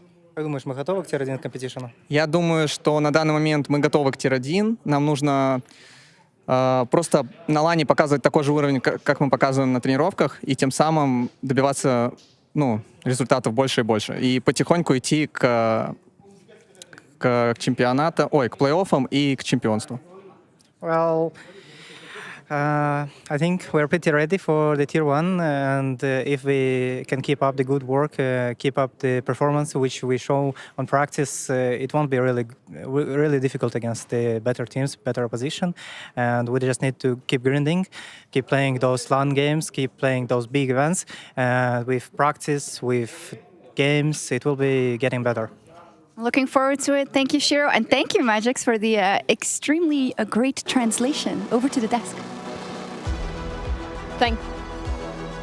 Thank you so much, Shox. Yes, that's what we are so damn excited for. The first time that we've seen Spirit even really break a sweat, but not enough to be putting a loss next to their name. They will be advancing onto the group stage of IEM Katowice 2024 after what was a great turnaround in a moment that could have gone either way. We see the Mongols, you know, showing some resilience, showing some fortitude, but then Donk shows up, Shiro shows back up again, and spells the end and the advancement of Team Spirit. Yeah, I think we were about to get a bit worried on behalf of Team Spirit. They kind of let go of the gas pedal, some may say, allowed the Mongols back into the game. Obviously, take nothing away from them. They played good blitz. Sensu had a couple of massive rounds and great opportunities. But at the end of the day, you know, Team Spirit ended up winning. And I think they did that because they are the better team. They have the better individuals. And they had a guy next to me who also played a good game. What's up, bro? Hey. Congratulations, Magix. Thank you. Feeling good? Feeling good after that map? Actually, not really. If it went easier, it would be much better. But there were some shaky moments. So a win is a win, though. What? A win is a win. Yeah. Exactly. Are you looking forward to, seeing some kind of, you know, we've got names like Vitality waiting, names like FaZe. We don't know exactly who you're going to be facing, but do you feel ready to be facing up against, you know, some higher level teams? Well, yeah. If we can keep the work, we can keep the performances from the practice games. It won't be like a difficult thing to play against the better teams in the group stage. And if we can play the same way as we used to, we can like still win games. Magix, you've been around for quite some time. You've been playing at a high level for a long time, and now you get to play with this Donk guy. From your perspective, how good is he? Like, is he a new Saivu in the making, or is he just below? Like, where do we need to put this guy? Is he that good? Well, y'all not ready. We're not ready. I mean, I get stories from other teams telling you guys that he's just 50 bombing, 40 bombing. Actually, guys, you are not ready. You're gonna get dunked anyway. So. We haven't seen nothing yet, apparently. I think, he's got like 55 kills over the course of like 3 maps or something ridiculous already, so... Maybe I have 20. Must be nice to play with him then, huh? That's good. That's good, yeah. Can you give me some words on Chopper as well? Because obviously we've been jumping on the Donk train because he's been looking so good. But we were discussing Chopper before we came into this series. He's a player with so much experience, a player that you've played alongside for such a long time. How have you seen him, or has he been approaching this team lineup any differently than previous Spirit rosters? Yeah, there is some like difference between approaching the players in the past rosters and this one. And actually, I've been playing with Chopper for maybe 4 years, and I've noticed a lot how he grown as both as a person and as an in-game leader, because he was never originally a captain, and he took over this role like at some point. So I can see like that he's still getting better. He's still getting much better over the time, and he's like doing a lot of work to make players comfortable. And what about the addition of Shiro as well? He's obviously coming in with a lot of experience from Cloud9. He's been at the very top, been fighting for trophies. Is he helping out in the calling department, or is it all about his individual focus? Well, it boss. He's bringing everything. He has a lot to offer into the team to make the team structure become better. He's not really silent. He's doing a lot of mid calling, early calling. He has his initiative. He has ideas. He's going for the picks, and actually, in clutches also. What about you? What do you do for the team? I'm dropping weapon for Donk, MP9 as usually, and that's it. That's it? That's not true. That's not true. The Bank of Magic. Sometimes Nate, yeah. Looking at the teams that we've got in the group stage, we've got the likes of Vitality, FaZe, Na'Vi, Mouse, G2, Complexity, Monty, Falcons. Which team do you really want to be playing and taking down? I don't care. You don't care? Nobody that you've got on your kill list? Not really. So anyone you're going to be facing, it's going to be easy peasy lemon squeezy? I'm not sure if it's going to be easy peasy, but you know, it doesn't matter who you want to face, because you'll just get your enemy and you need to accept it, get ready to it, and play your game. Listen, we're always wondering up here, you know, what is the potential like within the Spirit camp? From your perspective, obviously being part of the team, do you think you're ready now to already make it to the playoff to potentially contest for the trophy, or do you think you need more time before we see the best version of Spirit? Basically, no idea. I think there's no really point in like making those expectations, because we just made a roster. It's the first LAN event with the current roster, and like Bapul isn't ready, so let's just keep playing, and whatever happens, happens. We still have the best of Spirit to see, yeah? What are you going to be getting up to for, obviously, you won't be playing tomorrow, so what is on the cards for Spirit in terms of preparation for the group stage? What gets you in the zone? We'll see who are we facing, and that everything will be the same. We'll take a look how the enemy plays, what we want to play, what are they gonna pick, and play the game. Well, look forward to seeing you in the group stage of IEM Katowice. Thank you so much for your time, Magix. I'll let you go because I saw your teammates have gone round the corner there. So yeah, we'll see you in the group stage. Thank you so much. Thank you. Awesome. You can leave your heads up. Perfect. So smooth. Yeah, apparently Magix doesn't care who he faces. No. Doesn't matter. Donk's going to do his thing. Donk's going to deliver even more kills. Is that humanly possible? We ain't ready for it. He said, you all ain't ready for Donk. And what I've seen so far has been absolutely fantastic by the young guys. So if he's telling me there's more in store for Donk, I think we got the real deal on our hands. Yeah, I mean, he said it himself in the practice things. They are destroying some opponents, and I remember talking to Apex, I remember talking to some other Astralis guys, like, this Donk guy just drops 40 or 50 kills in some games, and you're kind of like, nah, that's too good to be true. But if we're going to see that experience from the practice into the real games, it's going to be a hell of a sight. Gentlemen, should we do something a little bit different up here? Should we use this lovely illustration desk, which we've turned into a chart, right? Do you want to explain the method behind the madness here, Jacob? Yeah, we got one line for it. That's it. We got the easy side of the graph and the hard side of the graph. And I guess what we want to explore is who or which teams can make it hard for Donk. I think the focus is Donk and Spirit for that matter as well. What are some of the teams that's going to make it hard for him progressing? Let's just talk about the principles, right? It's going to be teams who have a lot of firepower to match him individually. He's not going to be able to push them to the boundaries and just take the easy duels. I think an easy one is obviously FaZe Clan, because I think they're one of the teams who's able to hit the hardest. So I have FaZe Clan here. Where do we put them? Are they going to be an incredible hard opponent or somewhere in I think it's the definitely top 2, top 3 area. I think we're not going to have more teams than maybe Vitality above them. I think it's... What about G2 then? G2 is a team that has been struggling a little bit, getting it off. You know, the roster mania with JKS moving into to Nexus positions, or vice versa. They had one of the best trios in the game. They had JKS, they had Hunter at some point was also really good. You can consider both of them a part of it. Then you had Monesi, and then you had Nico. But Nico is nowhere near the same player. He's still a great rifler, don't get me wrong, but he's not that top 2 rifler right now, and I think it's very easy to see on the server that he's lacking in his performance. You're telling me we need to put G2 somewhere in the middle? Yeah, I think he's going to have a fun time against G2. An uncomfortable next on the anchor positions and potentially also a Hooksy. I think he'll enjoy that. Even with Monesi there as well? You think he's not going to make his life more difficult? I would assume that Donk is not going to look for Monesi. I think he's going to be looking for the other positions. Yeah, I mean, you wouldn't, if you were trying to avoid anybody. What about a domestic matchup? Now, we don't know with VP they're playing right now. Maybe they progress into the next stage. Maybe they don't. If they go up against VP in the group stage, what are we looking at in that terms of like play style? We have Donk being the heavy aimer, VP being the slow, methodical team. Yeah, that's the thing. Is James going to be able to read where Donk is going to go? I think that's going to be the question. Overpass, we see these very slow, methodical defaults. If they're able to get Spirit into that system, and Donk is going to be caught off guards constantly, because I think a team that will be able to punish Donk is a team that is really good on the structured defaults, like all the flashes, molotoving things away. That's going to be what I'm looking for. I'll put VP up here. I think it's going to be incredibly tough. But they did beat them at the BB tournament earlier in the...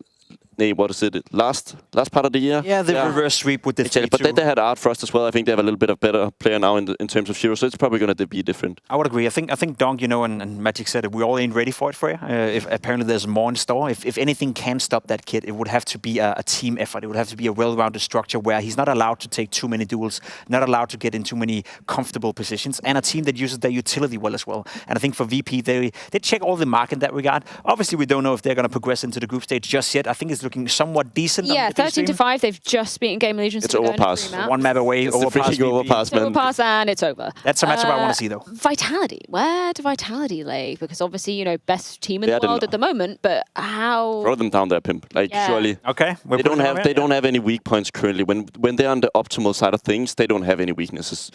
If we consider them the best team, I think Apex has actually stepped up quite a bit individually. Not going to be too easy for Donk to just strafe on a guy on him. But one thing we're going to be looking for is that, for example, Nuke, Apex plays the star positions. Yeah. And Donk is going to be ready for that duel and going to be taking it against Apex. So he needs to be super confident on the day that they're going to meet. Listen, I'm going to say something that's perhaps going to upset you a little bit. Okay. I think Donk is looking at Vitality and he's thinking, okay, Apex, I can definitely find him. I can isolate him, especially the way Apex is playing Counter-Strike. He's all over the map. There's a guy called Messi as well.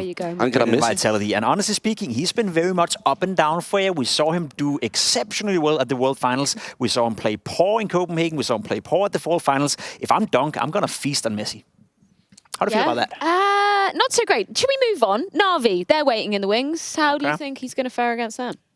I think Na'Vi was considered to be a kind of weak team when it comes to the individual side of things. I don't think people had the high expectations for JL, IEM, Wonderful, but all of a sudden, Beat is back to his former level, and I think that's what is important. Wonderful, probably the best pickup from my side in a long time from Na'Vi. He was so good in Tier 2. I don't think people realize he was on the same type of stats that Dunk was here. He was a little bit less, but he was really performing to a level where that Tier 1 chance was only a question of time. For me, I feel Na'Vi is a great team, great foundation. They can definitely make it tough for Dunk. I think from an individual point of view, though, and that's where it matches up, I think Dunk is going to feast on him as well. I think he's by far the better player when you put him up against Emma. I think he's by far a better player than when you put him up against LXB or up for Bit for that matter as well. There's going to be raw firepower going up against each other. I do, however, think as well with the way Na'Vi is approaching the game. It's very structured right now with LXB. Yes. They have built up a great foundation. I actually do think Na'Vi could be quite a tough opponent for him. I remember JL doing an interview said in one point he didn't realize that all nades were supposed to be used for something. Blade has introduced the concept of you don't just randomly throw your flash, you know, when you play that Faceit game or whatever, and you kind of, oh, I'm rotating away, get that flash out of the way. Like, he has understood to a deep level what utility can mean, almost to like an extent where I think it's going to be making it a little bit harder for Dunk. I feel like we're centered quite a lot around this end of the chart. Who's down here? Who's still going to continue to be, you know, quite easy for Dunk to get the better of? Yeah, I mean... got Mouse? Yeah, I think Mouse is actually going to be not easy, but I think they're going to be looking a little bit more tough. They lost their best player, in my opinion, to I wouldn't call Brawler mediocre, but he has been mediocre for a long time, and now he's stepping into a new role where he's going to have to take a little bit more responsibility, but I can also see you're choosing one that I agree with. I agree. You know, I think Mouse could have troubles. I do think, however, Mouse is going to do better than this team. Complexity. Yeah. They've been struggling a little bit. We saw them do fantastically well at Sydney. We saw them do well at the Fall Finals in Copenhagen. Ever since, it's been very shaky for Elise and the boys. I think Complexity right slowly but surely over for them, and if a guy like Dunk is coming in and matching up against Complexity, I would put him down here. I think he's going to have an easy day against a team like Complexity. It's only Elise who can match that individual output. I also think when we're talking about teams, we're often talking about trios right now, right? And then we saw you throw Floppy in there. Decent player, right? Elise, pretty good. And then you have Halswick. Like, Halswick is definitely not up to the level that when we're going to see on the other side. I think he's causing a lot of issues for Complexity right now. If Grim and Halswick is playing well, I think they can win games. But if they are lacking, they often just lose. Falcons, I want to know your opinion on this, because we've only really seen them back in Copenhagen, obviously, just last week. What was your takeaway of them so far, Jacob? I think they exceeded my expectations. Okay. I think, again, we're coming into a new project. I know they have the core of the old ENCE lineup, and that's going to help out Snobby quite often. But I still think with Sonic coming into the mix, with Snobby moving in, it's still a lot of different philosophies they have to fit into it. Yeah. However, there's so much quality within that lineup. You have Magix in his prime position. He's playing fantastic Counter-Strike. They pushed Astralis, they pushed Vitality in a very tough group. I was positively surprised by Falcons, but I'm also of the opinion that we need at least a couple of months before they're ready for it. But I think we're going to have him around here. And the thing why I'm saying it is because I don't think they have enough firepower to really be a part of the biggest names conversations. I think it's going to be all lacking on Boros. I'm not saying that Boros is not good enough, but he needs to show that he's good enough. We've seen a couple of events that he got picked up by this organization.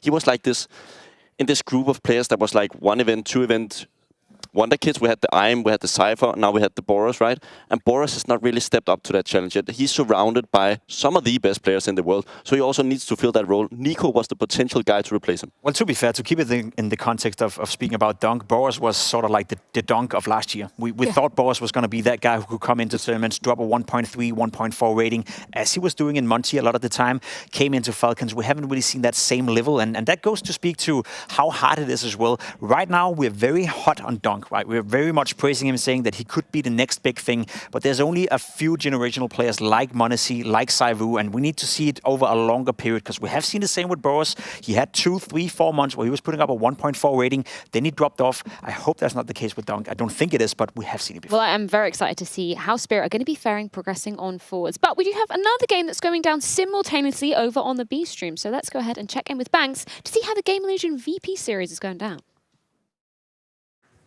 Hello guys, I got a nice little B-Stream update for you because it's getting a bit wild as we're going into a third map between Game Legion and VP. Now these two teams have faced off against each other before, but it was just a few months ago, back at ESL Challenger, and it was VP walking away with it the whole way. Now Game Legion came into this and they just said to me, on this Vertigo, they let Snax do all the preparation, they came through and dominated and took them down 13-3. No one expected that. They hit so hard, but I just spoke to Virtus Pro and they said, okay, we were completely off our game. They came back into the Inferno.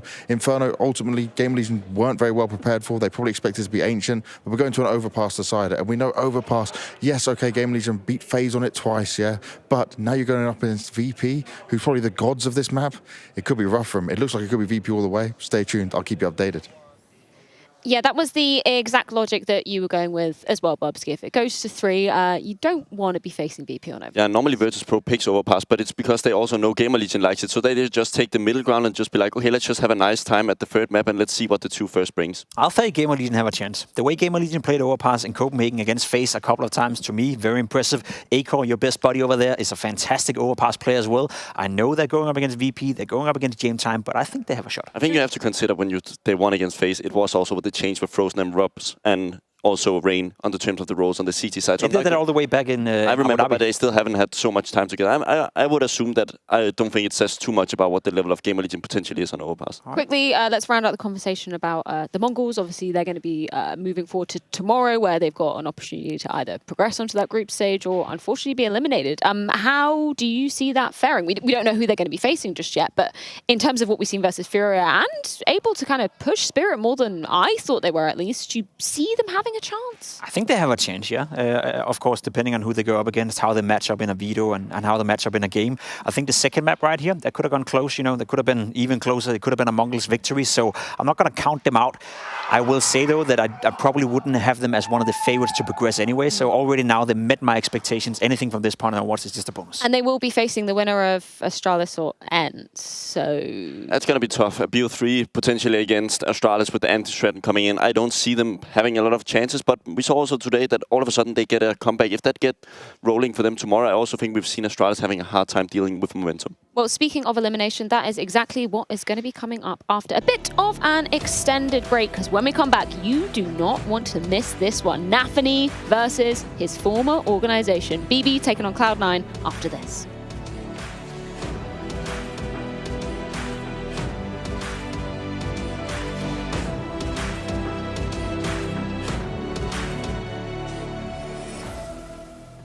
Welcome, my friends, to the Cathedral of Counter-Strike! Elevated, never long, way to the top, headed to the peak. All them boys wanna talk, hit them out of love, but don't got receipts. I ain't gonna lose it now. Gotta keep it moving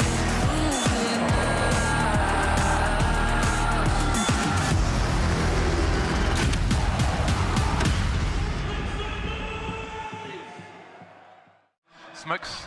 You see double smokes in the same place there. Simple just jumping casually into the side. Wait, what was that? Never miss a play again. Simple, that's not allowed. This is not FPL. This is a major. Finally. With Face It Watch, you're in control. Switch between player POVs live and see the game through the eyes of any pro. Never miss a moment with replays. Relive each highlight on demand from all angles. Watch it, control it, face it. Yes. This guy want to win Katowice. Spodek! Yes! Bro, I think they're stronger than Pasha Biceps. Yeah, sure. One more. For Papa. One more for Papa. Can you help this time? Yes, of course. Come on. Come on. There we go. There we go. Boom. This is how we do it. This is how we do it in team play, you know? Yes. Hello everyone and welcome to another episode of Roll Swap here at IEM Katowice 2024. And we've got Coach Snax over here. He is going to be training Magix and Shiro in order to make them into the beast that he was. Now this man, he knows what it's like to win in the Spodek. Guys, I have a present for you to start off with. This is what you need first of all. This is a vitamin shop. Vitamin shop. I'm gonna get your vitamins in. I mean, before you said this with alcohol or something. No. Okay, you ready? Oh, Snax is okay. The trainer's gone first. Thank you, boys. I didn't wait. Sorry, guys. It was so tempting. You like that? Okay, Coach Snax, what do you want to start with? What are we doing first? we need to warm up our legs because, you know, did you play football before? Yes. All right, so like this, like this. You know this? It's a tough one to do. But we need to do it, you know? Let's go, let's go. Now this one.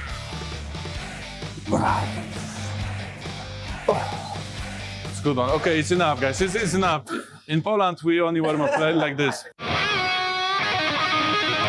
Okay, guys. I hope you are ready for pull-ups. This is what Pasha was always telling me to do, actually, because it can, first of all, can help with the flicks. If you know that he's famous like flick from Nuke on the top of main, and also with the flashes. And this is the most important thing as well in the game.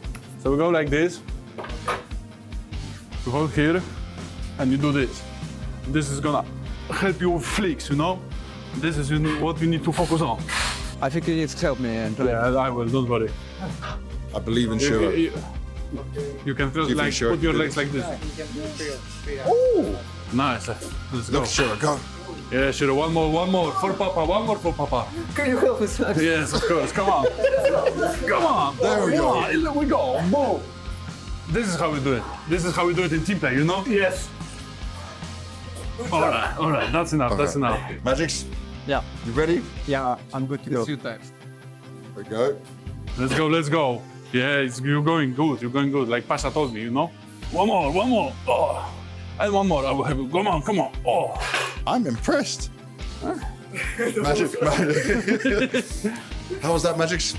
Yeah, that was pretty much refreshing. Refreshing, I like that. And I think it's a great time to get some burgers. Some burgers? Or steaks, yeah. Steaks. Steaks, we have to wait till we finish. Burgers we can talk off camera, you know?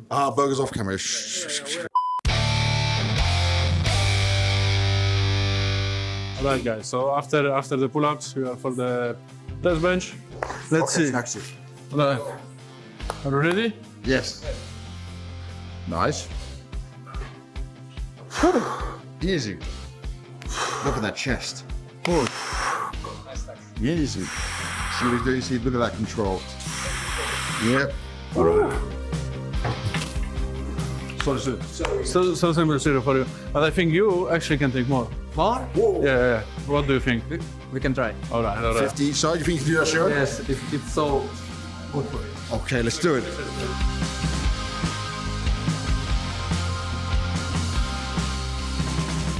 Ready? Okay, Shiro, let's go. Show me your skill. Okay. Yeah?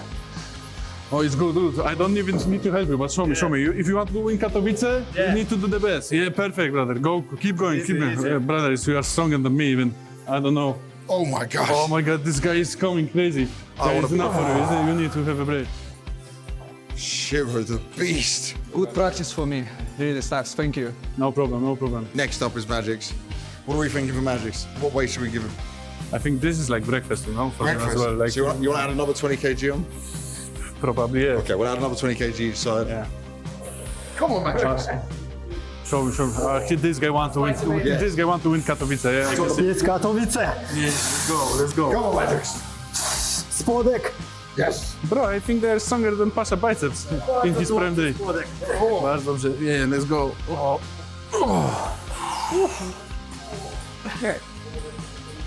That was a good warm-up. Yeah. But it looks like it's nothing to him, you know? No. Just a snack. Just a snack.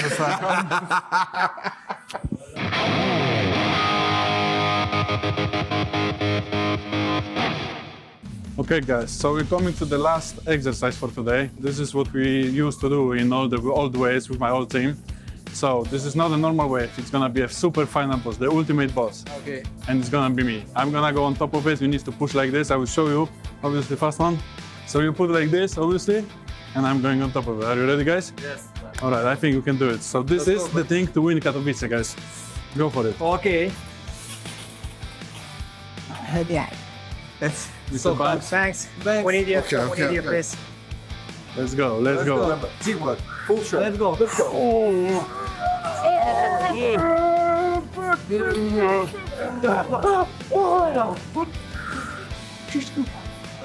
Good job guys, good job. It was really nice. No problem.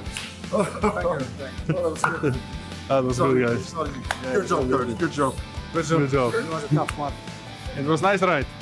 Lots of fun. Okay, guys, it was a nice exercise today. This is the way to be a champion, so remember it and pass it on. Thank you, Snacks. No problem. What about you, Mr. Banks? Do you like it? Oh, I had some fun. I got to see these guys impress me. They motivated me. They look absolutely knackered. Yeah. Shiro, you good? Yeah, I'm good. Yeah? You gonna come back? Only with Snacks. Only with Snacks. Okay, so we're here in Katowice, he's here. So every day during the event, before games, early in the morning, you're in here with Snacks. Yeah, it's 6 a.m. Okay, 6 a.m. I'll be sleeping, okay? But yeah, you guys could do that, no problem. Yeah, of course. Magix, how much does this man help you? What does he do to you when you're doing this? Did you feel inspired? He's the reason I'm going to keep it up. Nice, and he's gonna keep it up. I like Snacks, it. I like to hear it. you've killed it. This is a very successful roll snop. Thank you guys as well. Thank you. Thank you too. Whenever Snacks finishes playing, we know he can be in the gym coaching alongside Pasha, and he'll keep whipping these gamers into shape. Probably in the future they will open the new gym, Pasha and Snacks, jump spawn. I think I need a shirt to actually fake the pull-up.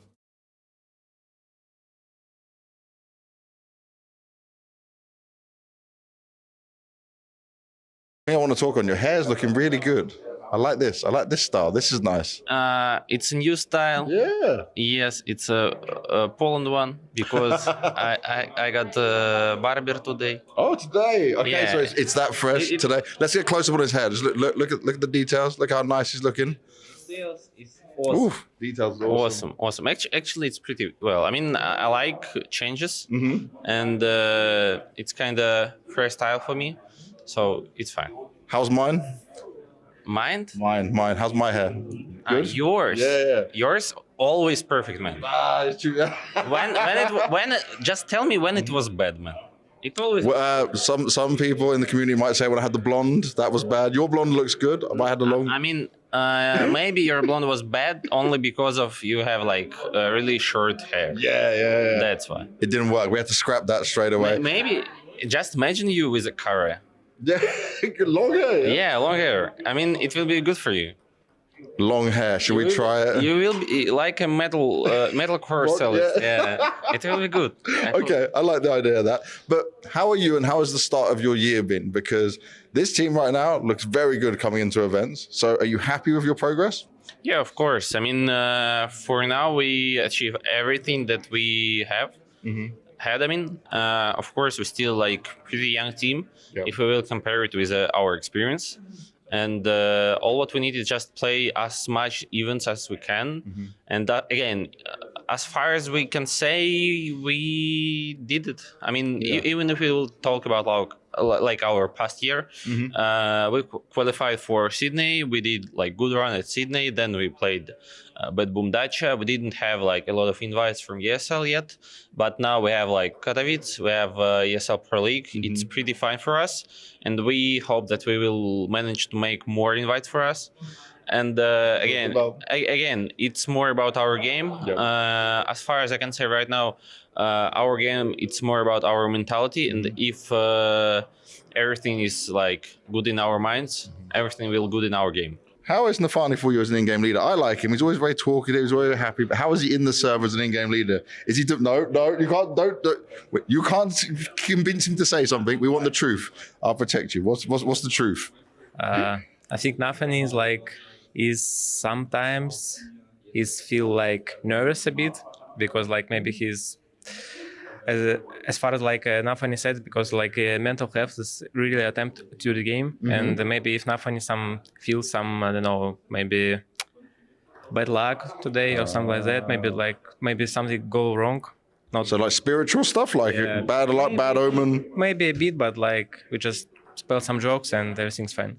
That's it. So it's all about jokes and having a good mood. Do you agree with what he said? Yeah, sure. Oh, yeah, you agree? I mean, when I'm talking about like our mood and our mindset, it's more. It's not only about like other players. It's about like whole team. Okay. I can only say that the calmest in our team it's Zorta for sure. He always calm. I mean, he like poker face whatever going on the server, so it's kind of nice to have him in the team because I mean everyone in our team sometimes could be nervous or let's say a bit tilted, but not him. That's good. So the non-tilter is here. Do you ever get angry or tilted in any way? Yeah, sometimes I feel like, but like just control. Yeah, I just control it, but I just realize I can do nothing about it. Like, That's a good mentality to have. Some things you cannot control, Some things you just have to let happen and deal with it after. Yeah. How are you feeling about your chances for Katowice, though? Confident, not confident, worried about something? Actually, it's hard to say because like we had a lack of practice before because some had a illness. So illness? No. Yeah, Who? Dentist. They're okay now? Yeah, now it's okay. Okay, good. Yeah, but some day of practice is just like go out. I went out, and I don't know if you would like to qualify to ENCE Katowice, it will be fine. It's like a minimum goal.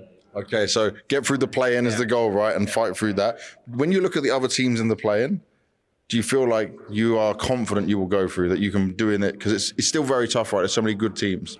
Yeah, I feel confident because like it doesn't matter what against what team you're playing actually, because like every game you have a chance, especially in our team because like we can win every team, but it's not like it's not a confidence. Sometimes we win like a top 5 team and people say it's just like a coincidence, but like I don't know actually. Zorti was telling me practice, right? Some of the guys were sick, maybe not the practice you wanted to, but how is your confidence level individually coming in? Are you playing a lot? We're hearing so much young players like yourself playing so much CS at the moment. What's your schedule like? I'm playing a lot of this match last maybe week, so I'm really confident in myself. So yeah, I'm spending a lot of time in game, and yes, I'm confident. You say deathmatch, not like a face it pugger. You're more DM. I feel like this match is more impactful for me. I don't know why than face it match. Interesting. I don't hear this often. Yeah. That's new. Why do you think that is? It's just working on your own mechanics. Yeah, like in Spirit times, they were forcing me to play this match, and then you must. Yeah, and since that time, I'm like used to it, so I'm playing it now, and it really impacted me. Okay, so tell me, when there was all the rumors around roster changes and stuff, right? If we're being honest, a lot of people were saying you got asked if you could go to Liquid, right? And you stayed with Furia. People are like, we understand for the Brazil part, but people are thinking, with Liquid, it'd be so good, it'd be so nice. What was your mindset like at that point? Was it instantly, no, I'm staying with Furia? Or was there a thought of, oh, maybe this could be good? If you're being honest with me. Bro, the future is always uncertain. You never know about the future, so you have to figure out a lot of scenarios that can happen, cannot happen. Yeah. And so I had to pick up one of them. Yeah. And I prefer to stay with Furia, and I think this was not the time to left the team because we are like just a new team at the moment, and I think we like change the new team for the new team would be like a tough for me. Keep going again, Yeah, and I had a lot of not good situations in the last year because I lost my father, so I was not into my. I remember. In my head, like, to change everything in my life, like go to Europe or NA or something like that, was not for me at the moment. I prefer to stay with my friends because it was important for me. Yeah. And it's got that support, right? Make you feel better. Yeah, it's exactly. What you know. Now I really understand it, right? When you say it like that, it makes sense for sure. Yeah. So let's try to turn it onto a more positive thing. I don't want to bring us into sadness, it was right? a good opportunity in a bad time. Exactly. Okay. But let's focus on the good times, yeah? Fallen is now leading. Is that stayed the same, or you're going to tell me it's changed again? What do you mean? Fallen's leading the team, yes? And Art's not? Art's leading the team. Yeah, Art's leading the team. There's Fallen as a second caller. Okay. And Mira the third, and Ayura the third, and Scheller the third. Bro, we kind of lead each other, so. so we just went Art, Fallen, and then everyone else. Yeah, exactly. Okay. But so when Fallen first joined, Fallen was leader. In Finland, it changed to Art leader, yeah? Yeah, exactly. Okay. And you didn't decide to change back at all because of the win? We decided after the Serbia tournament, I don't remember the name of the tournament, but we decided after lose to 9 Pandas, glowing. You're like, nope, that can't happen. No, it was not good. I think we decided to change that. Actually, Fallen, like, he just want to try a little bit. Yeah, because you never like they never play together, and he always play against us, and he knows how. He knows what's hard to. There was a time you were destroying all his teams, right? It changed at one point. Yeah, so exactly. now he's in the team, and this works. Yeah, he just say, yeah, let's try, guys. I'm here. I'm F1. Yeah, I can just kill them. Furia right now, I still feel like we're not sure what we're going to get from you when it comes to these big events. But how does it feel for the man who's in charge, the coach, and looking after the team? Where do you feel you guys are at right now? Yeah, it's good to no one knows, you know? Sneaky. Yeah. We can like have some tricks. And I think we in the last season like quite good. We won one tournament, so it was really important for us. So this season, we are really focused on get better and try to be where the top teams are. Yeah. So we will grind without pressure, trying to get our spot in the top 10, top 5, and yeah. You are facing the Mongols though in your first game. Yeah. Do we remember last time? Yeah, it's not good to remember the last time. Yeah, we lost 2 times for them. They are a really good team. Yeah, they're a different beast than what we normally face. Yeah, they're different, and it's a cool game, I think, because we are different too. Okay. So both teams they're different, and I think it will be an insane game because it's a BO1, so no one likes to play BO1. Can I ask one thing of you? Yeah. Please promise me it's not Inferno. No, it's not Inferno. Thank God! Thank God! I'm like, I just remember sitting there last time and I'm thinking, okay, Mongols' real best map, like 100% best map, was Inferno, and everyone keeps giving it to him in best of ones, and even on the best of threes. They really like. Yeah, like let's in best of one, in a best of 3, let them have it. Yeah, but in the best of 1, we don't need this. Yeah, okay, that's good. Good. We're on the same It's not page. Inferno, guys. It's not Inferno. We're making sure that doesn't happen again. So explain to me and for everyone out there exactly how it's working right now, so we understand once and for all what's happening with Furia's leadership.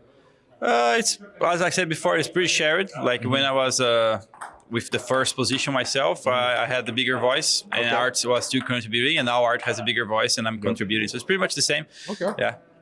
And in terms of that, though, do you feel like you need to output more? Do we feel you expecting to put more out yourself?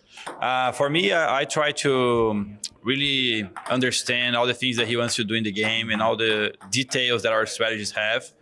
Because, you know, Art's very smart and he's very capable of creating a sequence of events during a match that's it's one of the biggest traits he has.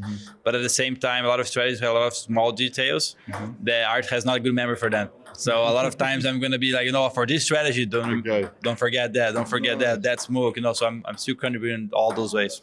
Now, you had a wedding during the break, right? How was that? It looked amazing. It was amazing. I had a good time with all the friends and finally married Leticia properly with a big party. And, you know, it was amazing. Like, we had like 300 people going over, had such a great time. And after that, I went to the honeymoon. I went to Republic Dominicana.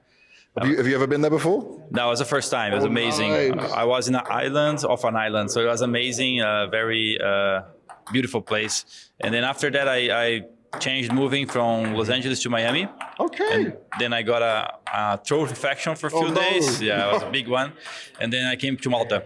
So now I've been here I was in Malta for like 2 weeks and a half. Do you mind if I ask a bit more about the personal life things? Because I saw your wedding was streamed as well, right? So what was the idea behind that? Why that kind of thing? Because obviously you're so popular in the world, but obviously the Brazilian community as well. Was it just so many people that wanted to come?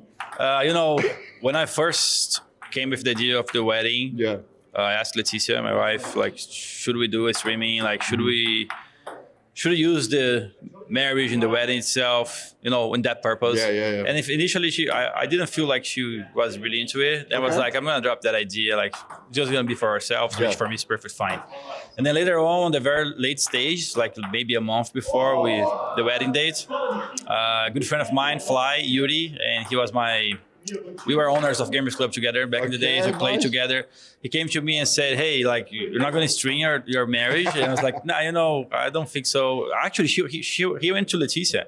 Oh, Yeah, he went. So you done it, and then he pitched it. I didn't talk to him. Yeah, I didn't talk to him. So the very last moment, he went to Leticia and said, we can give you guys as a gift the transmission part. Like, we're gonna do the event for you. Like, we're gonna cast it for you.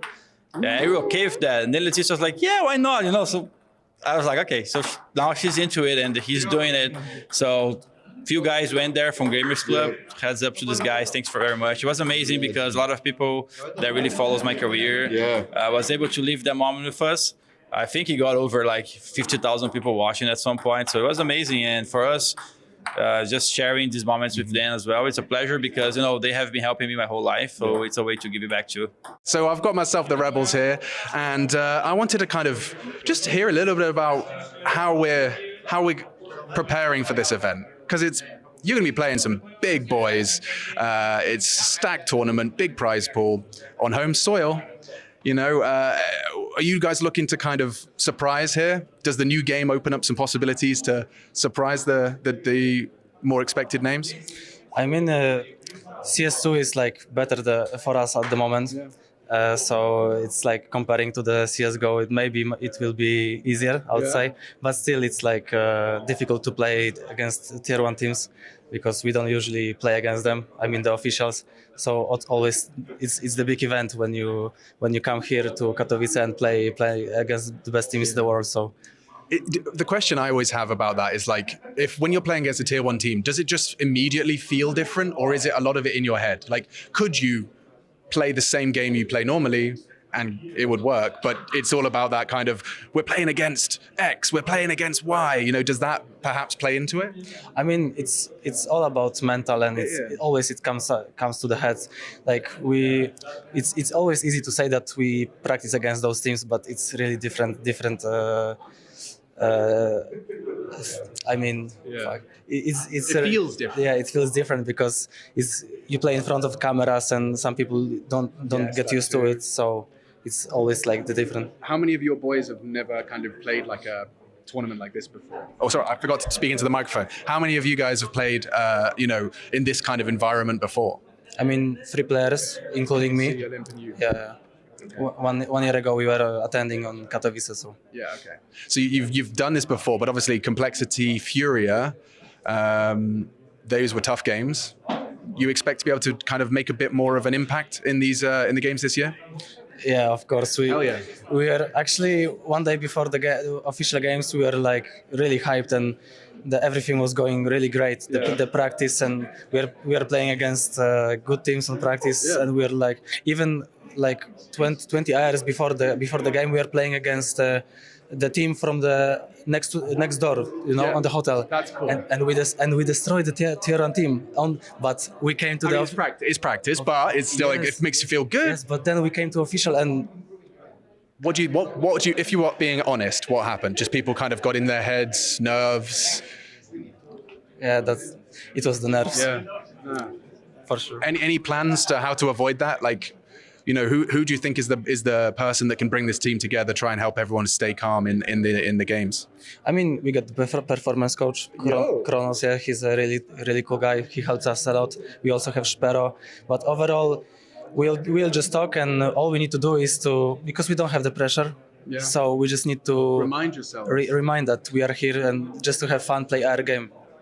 Bro, yeah, I mean, that sounds like exactly what you got to do. I'm really going to be cheering for you, wishing you the best of luck. I'm coming for you, Casey. You were there last year, and we were talking about it before. We were just saying it was, things were going well, vibes were high, excitement high, and then suddenly there's lights, cameras, tier 1 team, there's delays, the admin's typing, you can request a banana in the chat or whatever. It's like, it's weird, right? Monster or water. Yeah. That's good. I mean, you don't get that online. No. So, but it was all a lot. It's going to be a lot. Yeah. So my question is, how is this year going to be different? I don't know. We will see. Yeah. Maybe a little bit better than the last one. I hope so. Yeah. I mean, it's a new game. Just how does CS2 feel for you? Are you guys all just wide swinging? Is this just like the team of wide swingers? We're going to be seeing you running around with P90s. Let's try. Maybe. Yeah, maybe? No. Maybe. Okay. Just kidding. I mean, CS2 is much better. Yeah, and easier. Yeah. And it's MR12. True. So everything can happen. Yeah. Okay, I like that one. That gives me something to look forward to. Anything can happen at CS2. It's true. And what do we think about the CT economy? Do we like the CT economy? Does it need changes? What do you think? To be honest, I don't know. It's MR 12, yeah. So it's kind of like when you mess up some runs, you just lose. To be honest, so you need to be careful. Don't do mistakes or something like that. And to be honest, I think it's so much harder than in CS:GO, like economy and overall. But I think we need to grow up with the new CS. So, yeah. Growing up, that's exactly what the Rebels plan to do. Take over Katowice. I'm looking forward to seeing you boys play. Best of luck. Best of luck. I'm looking forward to it. That's the Rebels. Keep an eye on the Rebels this year. Hello, guys. I see a Nerds getting his haircut. You're looking good. Let's just do a little spin. So ESL do this lovely thing for us here where we get a barber. I had mine done yesterday. Nerds, you coming into the server looking good on terms of killing, but then feeling good in terms of looking at this. I always, like yesterday, I said to my teammates, you have to be like to have a good haircut to perform in the server. It's like this is the first tool in CS. Yeah. Okay, I want to ask him, is there something I can do on his hair real small that I can't fuck up? Nerds, do you trust me? Do you trust me, Nerds? I trust you. You trust me? I trust you, but please. Just... And over there. No. Which bit? This here? Yes. Yes, a little here. Okay. There we go. Oh. Yeah, see? It's so clean. You feel nice? All right, I'm not doing anything else. I don't want to be blamed for messing up any of this stuff. But these guys, they hooked me up yesterday, hooking Nerds up. Nerds, are you ready? 100%, bro. 100%? Yeah. You are my most positive player when I look at this heroic, but how's the rest of the team? You feel good? Everyone feels okay. We are coming from another event, and right now we have the energy. Okay. To go for it. They have the energy. I'm gonna let him finish this cut. We're back in a little bit. Thank you very much, Nuts. Now, coming off the back of Blast and just what you guys learned from this, what you guys took away from it, where's the feeling out in the team? Because obviously qualifying RMR, really positive. Blast, maybe not so much right now, and then you're coming into another big event. So how is it going? Yeah, well, of course, we're not really satisfied with the results, but again, it's more about the process right now because it's early days and we want to improve as a team and do it the right way. So we still have to keep that in mind, but of course, everyone wants to do really good and make it like, because when you win, you just feel better. Like, yeah, that's easy to say, so of course we want to win. How is it for you from coming from the highs of what Heroic was, right, and then now rebuilding for this? Is it such a different experience for you that you're trying to like get to grips with? What's it like for your mind? I'm thinking a lot. No, I've always been good at kind of like reflecting a lot and thinking how to get better in some ways and what we need in the team and stuff like that. So now it's just, before with the old team, it was a little bit less, but now like you're starting from the scratch and you kind of have to build everything again. So the mind is working a lot. Who's helping with putting the extra ideas into the team as well? Because obviously you've got Kickstand leading the charge, you've got Saw behind you guys, but who else is being a voice? Because you've got very experienced players, you've got very top tier players on this. Yeah, I think everyone is very good at contributing. Also, I have a mental coach, Lasse Svan, behind us that is helping a lot when he can and when he is at tournaments. So it's kind of steering us in the right direction, so to say. How are you feeling though, right? You're on Heroic right now. We've spoke so positively and highly about your individual performances, but it was like going from Flames to then, well, afterwards it was kind of like the Fnatic time, not being where you want it to be. What does it feel in difference compared to your past teams now being on this Heroic in its early stages? I think the first thing is that I'm super comfortable in this team. I feel really happy. You know, I feel excited showing up to so-called work. So I like that you did the so-called. Yeah, I get you. So I'm just really happy to be here. And in terms of being happy to be here, you say you feel very comfortable. Is this where you're getting more of what you want? I mean, yeah, I feel like everyone is listening to me. You know, they respect my opinion, I respect theirs, and we're just building on as a team. See, I remember when you were on my show match team, we won, and you spoke a lot. You were very confident of that. So are we getting that kind of vibe from Nikodas within Heroic right now? Yeah, for sure. Who is like the person in the team you're closest to? Because you got some Danes with you, but you got some new faces as well. I think I'm pretty equal to all of them, honestly, because I didn't. That's such a PR answer, by the way. No, but I wasn't really good friends with any of them before I joined the team. Like even the Danes, I didn't really play that much with them. So I've just been getting to know all of them, and I think we're all pretty comfortable with each other. So how is it then in terms of that fitting in, where you didn't really know each other like that? Was there some bonding experience when you guys needed to do before you got into the server? I I mean, in the beginning, honestly, it was pretty awkward meeting each other the first time, because you're just hi, new teammate. Yeah, we're just like five nerds, but then you start talking about Counter-Strike, we get to know each other. We had some team building with our mental coach, so that way we got to know each other better, and now we're getting more and more comfortable together. For you, Kixan, we talk about you being a young in-game leader. You already said how much it means to you to be on this heroic. What does it feel like day to day for you? I mean, it still feels good and a bit unbelievable, as I already said. Playing with all these players is just insane, and I think this is just the beginning. I think we can achieve many good things with this team. And how did you feel after what you went through at Blast? Like, where was your mentality at like that? Because I guess we didn't see you hit what we expected, especially after you made it to the RMRs. I mean, obviously the results were not the best, but after checking the games, after watching the games, I saw that it wasn't that bad actually, as we first thought, because we lost many rounds and I would say even maps because of some little details that can be fixed in a second, I would say. So yeah, I think we played decent, and it can only get better from here. And he was saying about the freedom you're giving him and the trust you're giving him. Is that how you envision it for the going forward, like giving Nikolas, giving your AWP the space? Yeah, I think it's important that the AWP player feels comfortable in the team. Of course, he shouldn't have all the freedom in the world. Sometimes I have to call some things as well. But I think it's important that he feels comfortable, not only him, but everyone in the team. And what would you say right now is your identity as a leader? Because you're still young, we still haven't seen so much from you. Does it come your way with every team, or is it changing all the time? I think it's changing. I feel like in this team I feel more of a leader in this team than my previous one. Really? Yeah. Why is that? I don't know, it just comes naturally. Yeah, I guess it just comes naturally, but I feel like I'm more of a leader now. I'm hyping up the team more during the games, before the games, in the huddle, so I think it's good. And Kixan, forgive me, I forget my mental notes. I haven't got my notes in front of me. How old are you again? 23. 23, so he's still so young. He's now leading a team to glory when it comes to this. How does it feel being at Katowice with this team, even though it's just we keep talking about it, it's just a new start, there's so much. Is there less pressure because of okay, you've got a lot to work on, or is there more pressure because of the caliber of event it is? I don't think we feel any pressure right now, and it's just exciting to be at Katowice. It's my first time here, so I'm looking forward to play, and I'm just excited to play. I don't feel any pressure. And being your first Katowice, does it change the feeling from going for you've been to other events, right? What does it give you? I think, as I said, it's exciting. I'm excited to be here because I feel like Katowice is one of the biggest events out here. Maybe after the major up there with Cologne. So it's just nice to be here, and I'm pretty sure we'll do good. Oh, I'm looking forward to seeing it. Kix, I'll let you get on with your media today. Thank you so much.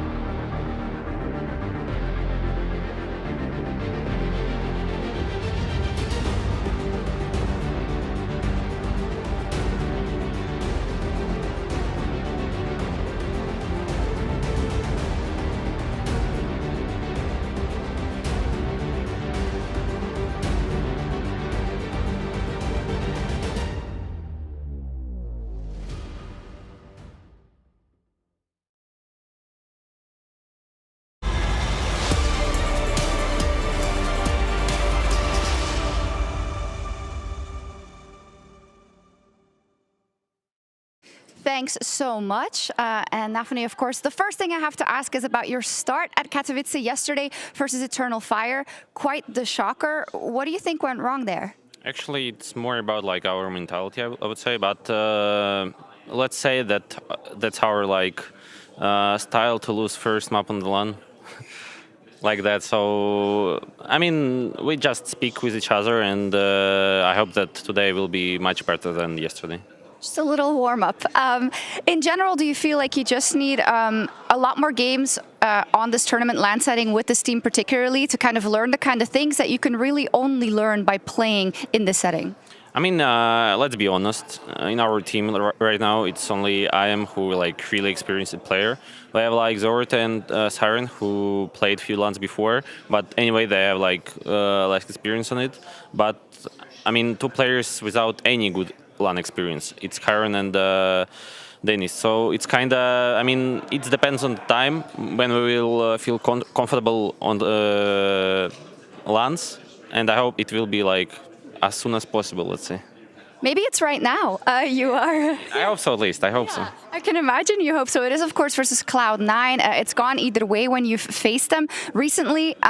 It could be right now. But what would be the key to taking down Cloud9 in a best of 3 right now? Let's be honest, previous game don't really matter for Cloud9 for us because it's not elimination game. Last time when we saw them on LAN, we beat them, and I mean that means that we capable to beat teams which was spent like 2 millions. Yes, and I think that it's really important to know that we just will play our game, and it does not matter who playing versus us team, which costs like $2,000 or like 2 millions. Okay. Thank you so much. Thank you. Back to you. A grudge match with it all on the line. Nafani versus his former organization in a series that simply spells survival. BB taking on C9. I've got Bubsky, Janko joining me, and it's quite a surprise to see both these teams in this situation, right? Yes, it is. I love a good Nafani interview. You know, you never know what you're going to get. Really interesting takes. But yeah, I mean, the big shocker was obviously Cloud9 losing to Rebels, regardless of it being a best of 1 for BB. I think a little bit inconsistent, right, with the performances, and something that Nafani said in the interview, you know, he's the most experienced player and the team isn't experienced. Maybe you should get a couple of mental coaches, performance coaches, analysts, instead of 10 vloggers following you at every tournament, because for me, I don't really buy into that. You know, Siren has played at a major, he's played at multiple tier 1 LANs, right? You can't say the guy is inexperienced. After you go through it a couple of times, you get into the swing of things, right? I think that excuse goes out the window. It's not anymore young or old players, it's good or bad players. I also think he leaves a lot of responsibility saying, yeah, we lose because this guy doesn't have experience, but I have the experience. Like, he needs to take ownership. He's the leader of the freaking team, man. Get in there and be like, okay, I didn't call my best game. Like, just take the responsibility, even though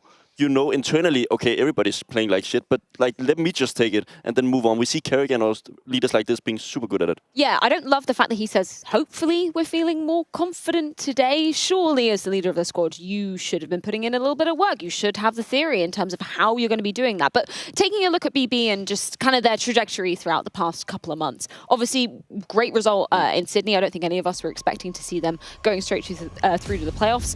Then what happened after that, Janko? I think it was all over the place. You could see online, they win one of the online cups, go to Dubai, right, losing the semifinals. There was another small LAN in Belgrade along those lines where they couldn't make it out of groups. They lost to 9 Pandas, they lost to MIBR there. So really too inconsistent. You know, there's not really a strong result there that you can go back and look, oh, okay, this gives me a lot of promise for this team. I also think when you talk about a player like Kyron, I think he reminds me a little bit of Yekindar when he was coming into the scene. He has that explosiveness, likes to take a lot of duels, but he's nowhere near with the same bottom level. Like, when he has a bad game, he's just really, really bad. I think this is the team of rejects, Freya. Nafani removed, Zorti removed, Kyron removed, mid-major. mind you. Yeah. Right? Like, so there's a lot of guys there who didn't fit in teams, and that's why this team was kind of exciting, because maybe, like now, they can all make it work, because there's undoubtedly talent on this roster. It's just about figuring it out, and I don't think they're quite there yet. Yeah, and I mean, that's been kind of evident in the results that we've seen. Obviously, we get some pictures of when they last faced up, or on LAN when they last faced up against Cloud9 back in Dubai. What were your takeaways from that series, Bobski? I think they have the quality individually needed to play on a stage like this. I don't think you can doubt that Kion, Sorte, or these type of players have great games at times, but it's just so rare that we see it. And I think you said it perfectly. It's a team of leftovers. Nobody say they are bad, but they were just a little bit too bad to get into the tier 1 teams in their specific region. Yeah, absolutely. And I think also when you look at that, it gives you a great opportunity. Like, everyone on that team is hungry to prove everyone else wrong, to prove us wrong, saying, oh, this guy was the problem, right? But I think you can't let that narrative take away the focus from what's important, and that's coming up with a strong game, a good system for the players that you have, and from that comes confidence. Confidence doesn't magically show up. It comes from doing the same things or similar things you do in practice, for going over the scenarios that you've been through multiple times, from having protocols. You're not going to just show up or, I'm feeling confident today, just because you woke up on the right side of the bed. That's ridiculous. I also think it's been a hard time for Nafany specifically, because he was regarded as the best IGL at some point in that online era, and I think it was really hard for him to change that way of playing, and I think it kind of became the death of him in Cloud9 all of a sudden. Where do you think that Nafany should specifically be looking in BB team then, right? Like, what is the most kind of reliable piece that you feel like maybe the team should be centering around a little bit more? I think probably Zorti. Like, no one is super reliable at the moment. That's their problem. But if you're looking at the core and the guys you look to, for me, it's Chiron and Zorti. And I think for Nafany as well, kind of has to be in the mix of things, right? Has to be leading by example to an extent, and that's the recipe for success for BB team. Yeah, I mean, he's kind of inexperienced in some way as a person. I think Nafany doesn't have that typical leader aura around him, but I think he has the tactical knowledge of what he needs to do. I just don't think he has the same tools anymore. He had 2 of the best players in the world. He managed to do pretty well in the online era, but on LAN, he's never been the same. Now, before we do shift the conversation over to Cloud9, we had something quite interesting from Shiro in the post-match interview just a couple of minutes ago, so let's revisit that. Поэтому пацаны все делают для того, чтобы мне было комфортно, поэтому мне очень нравится тут на данный момент. Well, he really likes playing with us because everyone is so supportive, everyone is like good with him, and especially because he was like not playing the competitive game for a few months. Him being back and everyone like being accepted for him is the good thing to have for him. Just to contextualize, the question that Shox posed was, what is different to the other teams that you've been a part of? And that was quite a telling answer. From one team. Yeah, I mean, yeah, the only other one, right? And I think it says a lot about what mentality Cloud9 is. They had the best AWP in the world, potentially in their region. You could obviously argue Simple and Monacy, but they are not really achievable for their size. And then he gets thrown out, and I think he kind of lights on the situation here. I don't think the atmosphere inside that team, I think maybe Perfecto, Boomich, and Electronic has been way too harsh coming into that team and already trying to dictate the pace. I think it's also just the expectations were so high coming out of the online era, where they established themselves and they couldn't really replicate that to the same extent. I think they put a lot of pressure on themselves to do that. And, you know, when you are playing under pressure, when you're too tight, that's not when you're going to play your best game. And there have been so many soul-crushing losses for that Cloud9 team while Shiro was on the roster that it just became kind of too much. And we were talking about it yesterday for Spirit. You know, for Donk and Shiro, it's about having fun, right? For Donk, letting him have fun. For Shiro, finding the joy in playing again and making it so that he's having a good time. And I think that's definitely what's happening now. What's your take on where Cloud9 are at the moment, Janko? I know you're going to be honest. It's still the same. Like Shiro was there. It's still the same thing. Like a glimpse of really good CS, a couple of good results, and then, you know, an unfathomable loss. But players completely missing from the server. The game looking super disjointed. The energy, the body language, absolutely awful. And you're wondering, like, is this team cursed? Is this just what's supposed to be following them throughout their existence? The C9, the low value buck for what they have spent in this game. They've gotten so few resources with the amount of money they've spent over the years, and I also think we're going to be looking into Shiro. When I said he was on the roster, I at least saw a future with them. I saw, okay, I can understand where this will go. I don't understand where this will go. Listen, look at my man Groove. Like, he's been here through the whole Freya. He used to always be cleanly shaved for every game, right? Now he's giving up a little bit. It's getting to him, right? He's absolutely. No, jokes aside, I think it's tough, right? Because sometimes things happen like that you don't see, let's say, in practice or in other officials. And then an important game comes along and things just start falling apart. And you have to really dig deep to find the causes of that and find who are going to approach. Cloud9 problem isn't as simple as get an upper, right? Surely it would make it easier to approach some aspects of the game, but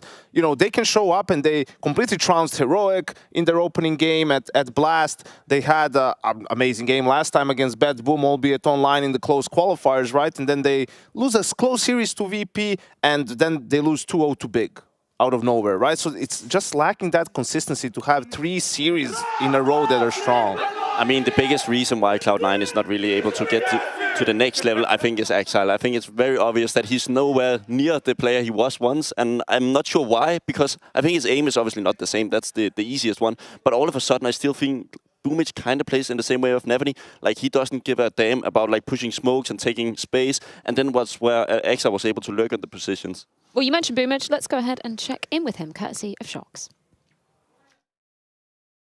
So, Boomage, I heard you just did the veto. Was it a difficult veto? Yeah, a little bit. I don't want to say about these maps, but I think we should focus on our game and be angry about our results. So. Yes, let me ask you about that, because yesterday I can imagine you're very angry about what happened. So what do you think went wrong?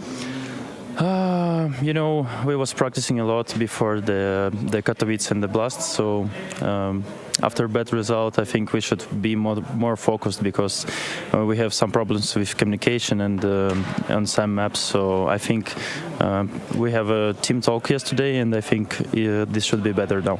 Okay, yeah, because sometimes we do see Cloud9 and you play such great CS, and then sometimes the next game, it doesn't just work like that. So how ready do you feel for this match specifically versus BB? Of course, it's match versus BB and Nafani and Cloud9. This matchup, it's every time interesting, but like I said before, we have the bad results, and I think we should be angry on ourselves and show the better Counter-Strike today and next matches on this tournament. Nafani did say, yeah, I mean, maybe we will see how a $2,000 roster can actually beat a $2 million one. What do you think about that? I don't want to think about it. I just want to play CS. Okay, well, I'm going to let you play CS. Thank you so much. Thank you. Yeah, no money on the mind for Boomage, only the game in front of him. We've got Overpass, Anubis, Ancient, if we do so need it. Similar map pool, rather, to last time they faced off. Any thoughts, Janko? Yeah, I think, you know, there wasn't too much there. Bad Boom going for BB team, going for Nuke 2 times, like it had to change this time around. I like that they picked T-side. That's what Cloud9 did to them in the close qualifier as well. It worked out great, but in the end, I mean, for Cloud9, you could see some determination there in Boomage's voice, right? I think that's going to be super important because, listen, this is the most anticipated roster of the last 5 years in the summer when they made all the roster changes, right? And it's about to become potentially the biggest failure that we've seen in as many years. Like, they're 1 series away from not even making it to the group stages of IEM Katowice. So whatever it is that you have to do to avoid that, you need to do it now. Yeah, and I also think they have at least one hope, and I think they're actually a pretty good Anubis team, and I think the map plays into it because they have a lot of anchor players like Perfecto, Hobbit, and Exile can also play these type of roles, which we're going to be seeing a lot. Because on both A and B side, we're going to have the lurks constantly trying to find kills and openings. So hopefully they're going to be able to take at least one map in this series. And surely the pressure is on Cloud9's shoulders more to be showing up. Do you think that Logic will prevail and they will be taking BB down in the series? I have no idea, Freya. Like, with these 2 teams, it's almost impossible to tell, right? Last time on LAN, yes, BB had the upper hand, but Cloud9 completely trounced them in the close. Even though it's online, it's for the major. You know, it's for a spot at the RMR. So I just have to go with the experience. I have to go with, and I'm not doing it because of Exile. I'm doing it because of Electronic and Perfecto, and Boomage. Those are the guys I believe in, and I think they'll eliminate BB. I think Perfecto is the only highlighted player I want really to talk about Cloud9 as a positive, because all of the players have been average. I would say Electronic is in so many good roles that I expect him to deliver the numbers, but Perfecto all of a sudden is looking like some sort of second star player, and you need better quality around him if you want to be a top team. Well, we've got Overpass, we've got Anubis, and we've got Ancient. If we do so require a series that spells elimination here at the Intel Extreme Masters Katowice, and we've got Alex and Chads to be guiding you through it. Well, what do you make of all of that then? I mean, the fact that both of these teams are on the verge of elimination is already eyebrow-raising, as Janko has highlighted. This is about getting to the groups of IEM Katowice. These are big names. I remember the start of the season when we were all going, Cloud9, oh, it's so exciting. This is going to be the roster for the whole season. Hasn't always been sunshine and rainbows. Yeah, I'm off the train, right? Yeah. I'm not excited by Cloud9 anymore, and even in this matchup right here, it's going to be difficult to get that way. It was Overpass start, Des pointing that one out, and T-side pick from Cloud9, no AWPer, or no main AWPer, right? You have the hobby AWPers, you get Boomich doing it on Overpass, you have Perfecto doing it yesterday on Mirage. Yeah. That's going to be something that I think BB are going to be looking to try and exploit here with their map pick of Overpass, because their highest rated player on this map is Zorti, right? So in that head-to-head, or lack thereof, the man on the screen right here might have an opportunity to take over, and they've been gifted the easier side to start things off. So let's see if they can right the wrongs of the online head-to-head and return to that LAN matchup that Nafany prefaced in his interview.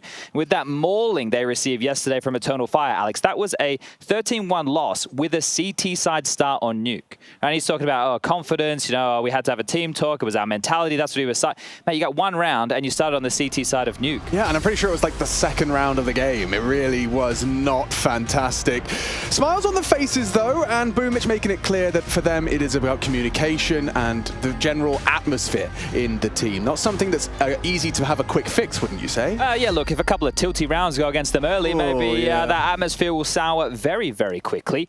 And we touched on BB and how they found themselves in this lower bracket fate. Well, for Cloud9, it was a clumsy loss to hometown hopefuls Rebels. That was a matchup I'm sure they'd love to forget, as we're about to get things underway on map number 1 of Overpass. Cloud9 T-side start, and Boomich with a boatload of utility. Got himself a molly, a smoke, 2 flashes.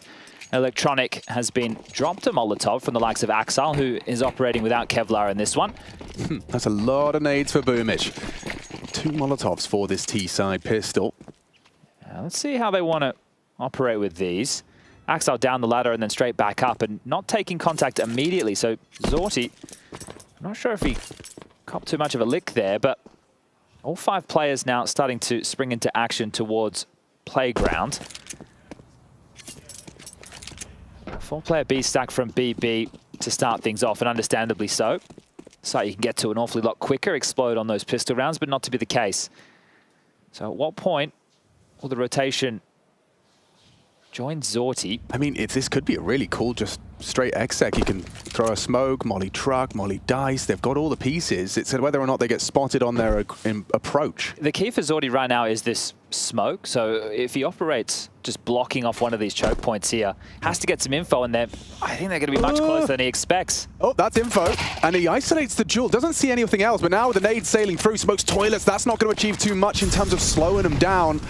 Molly sails forward, locks him, forces him into the fight, and Hobbit, good to equalize. There is a gap on that smoke dumpster.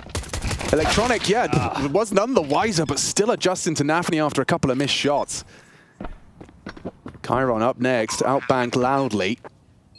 An advantage, they've still got Axel holding the flank so they can focus their attention forwards.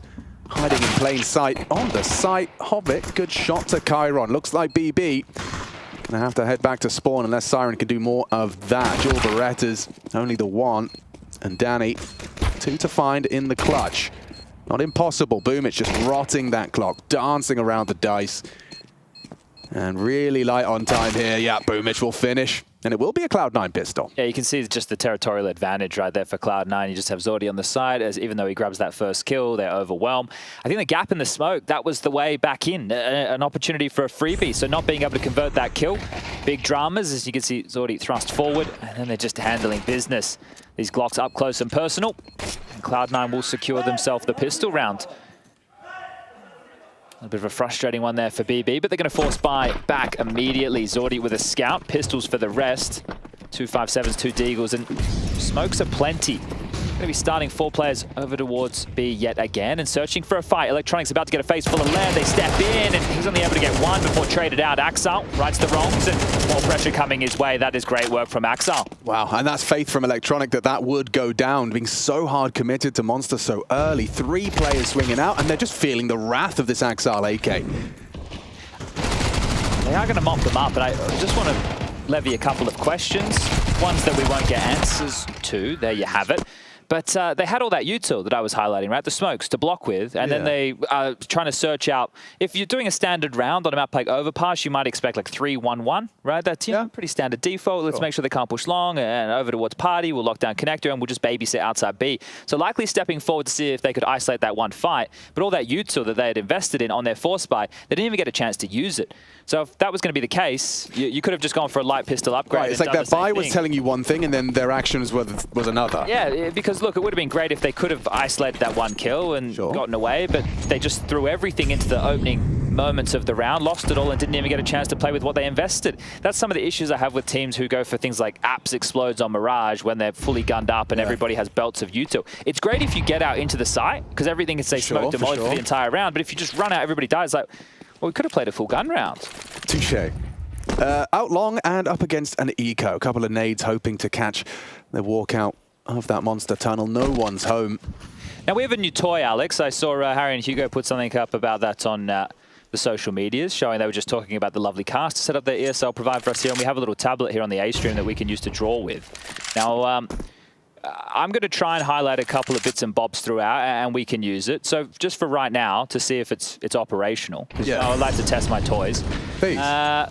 What can we draw? Is this what? There we go. Oh, it does. So we can draw a smiley face on the screen. Okay. So right now, you know who's happy about this? Boomage, because he gets to farm up a couple of ecos. Can I have a go? So this is the smile on Boomage's face. Yeah, let me clear the screen for you. Okay, you ready for this? Look at that. Very well done. Thank you. Haven't lost my touch, and looks like they haven't lost the round either. Admittedly, a couple of casualties. Nafany managing to take down Boom. But that's going to be a 3-0 start for C9. Time to get the guns back out. Let's see exactly what they're going to be doing with them. And I mean, this really is just a road to recovery.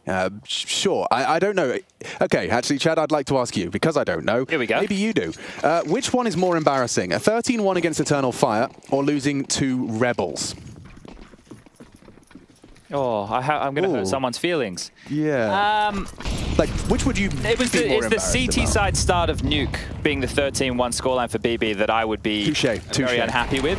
So let's go there. Yeah, but fair enough. Cloud9 definitely didn't come to play against Rebels, that's for sure. But this is one of the notes I wanted to highlight was Zorti with the AWP. I mentioned before for BB, highest rated players, we can see a whiff smoke just gravitating there. But one of the factors that Zorti doesn't have to worry about is a proficient AWPer on the other side locking down angles. So I'm hoping to see a bit of confidence out of Zorti with the type of fights that he's going to be opting to take. Doesn't have to operate as if he's up against a device on the other side of the server. So we have an upper bathrooms position from Chiron.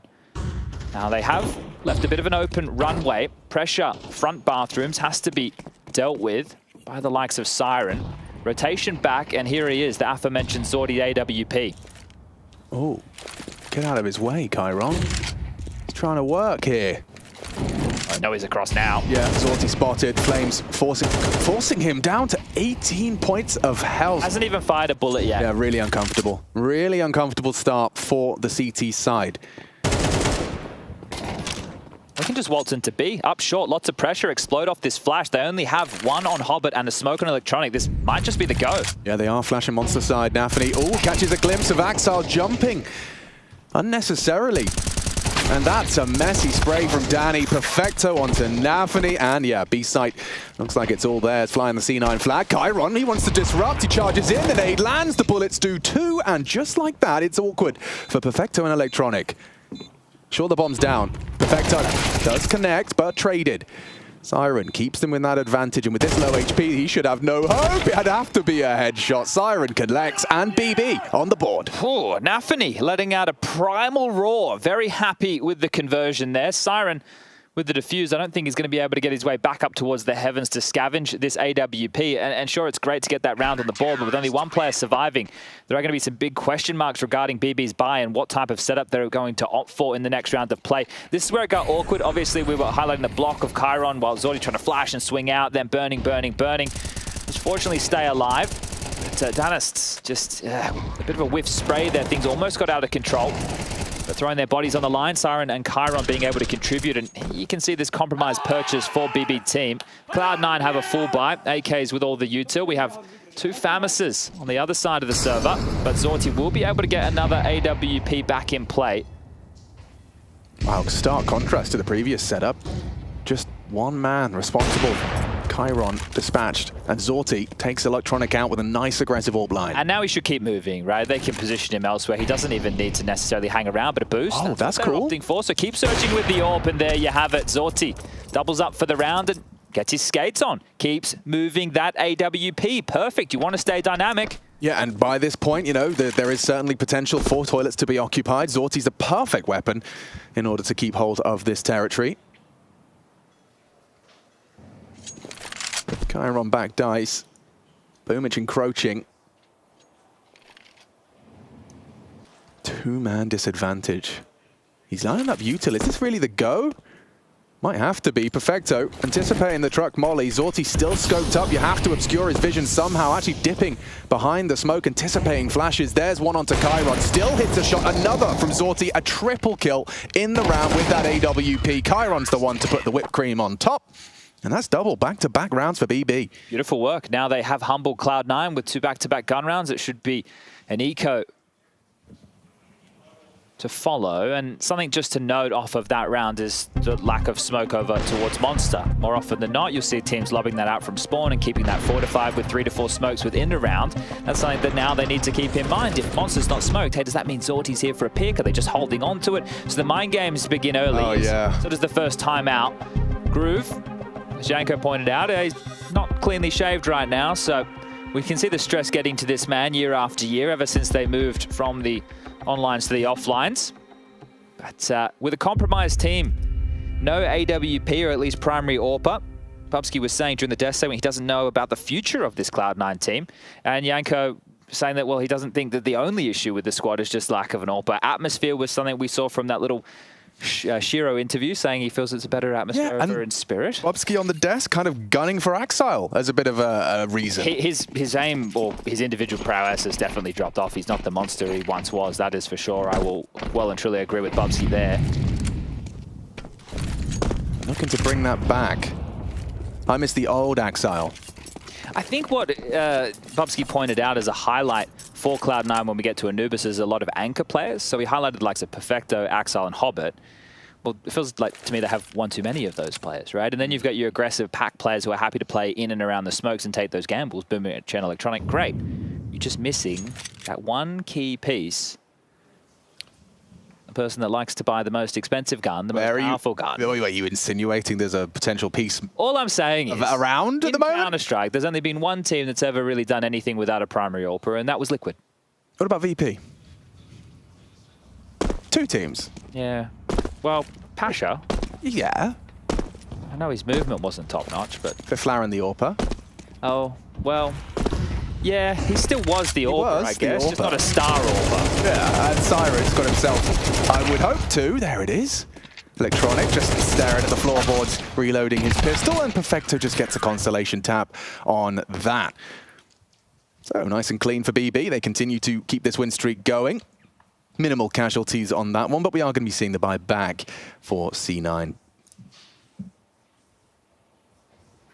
Okay, so a clutch to get the first gun run on the board, and Zordi with heavy impact to get the second. 3 rounds already for Cloud9. If they're able to make this 4 or 5, that's already going to be a fantastic T-half, and that's really just off the pistol with conversions. Monster will be smoked this time round. It's going to be 4 players starting over towards A, so you can see the B bomb site. Very loosely guarded and aggression for BB. Yeah, I mean, supported by the AWP, Zorti lands his shot, Chiron the same, Axile's gone, Boomich is low, and Perfecto at least punishes the aggressor. Zorti, though, unscared. He continues to sweep through, finishes off what he started on Boomich. And now C9, yeah, they are up the creek, no paddle. A 2-man disadvantage. And Hobbit and Electronic, they've got nothing. They're scared of Playground. Zorti's sticking around. He should have another one here if he's good on the clear, which he is. I mean, you kind of prophesized this one, Chad. Is this, not necessarily this round, but this is what you hoped from Zorti, knowing that there's not going to be a rival AWP on the other side holding these angs? Well, not only does it help Zorti go for more audacious picks, it also does the same thing to the riflers. Right, you're going up against AKs. That's true. Yeah, but of course. Knowing that an AWP isn't just locking down this line, you're going to be happy to take these CS2 wide swings and get yourself into a duel or two. And I hope that they continue with that type of confidence in these fights. One of the keys from BB is the way that they're setting the tone. So they're dictating the type of fights that they'd like to look for. They're not just going, okay, guys, we'll smoke Monster, we'll go sit towards B, we'll just listen and wait, and we'll react to what they do. It's, all right, well, Zorti, you can go and pick for Monster, and then we'll do a boost. Okay, next round, we're going to be going for aggressive A and take the fight to them. They're currently dictating the flow of the game, and Cloud9 need to work a way back into that. Yeah, and especially keeping it so dynamic is always good, but especially when you've got a team that's in this kind of volatile state. You know, if you want to get under their skin, constantly disrupting with not the opposite of what you've just thrown at them, it's going to keep the cracks forming in this Cloud9 roster. And a reminder of what's at stake. You know, this is an elimination match in the Katowice play-in. Looking to advance to the group stage, and survival on the menu today for only one of these teams. Yeah, and I think the key is I don't think the BB Eternal Fire loss is necessarily an upset. You could argue it. I think it was on paper, you could have argued it was a very close matchup. Obviously, with the result, it doesn't look that way. But Cloud9 are the ones who fumbled. I use clumsy as the term for the loss. I think that was quite a poor showing against Rebels. Yeah, you know, you hear from many players about not underestimating an opponent. I think it's possible that may have happened yesterday. And I've just had a look because we did have... Oh, we're going to get some action here. Yeah. There it is. Keep in mind. Thank you very much. This is exactly where I was going. The winner of this will face VP, who lost to Gamer Legion in their progression matchup moments ago. Chiron opens up with one, traded out. Hobbit will take him down with the MAC-10, so an upgrade into an AK available. There you have it. Looking to regroup. Yeah, like a 2-2 split right now. For the defenders, at least. It looks like they are completely resetting back towards spawn for a bit of a B go. I'm curious with Siren's position, if he wants to play for info, you can see him. Oh, that's info right there. Perfect work from Nafany.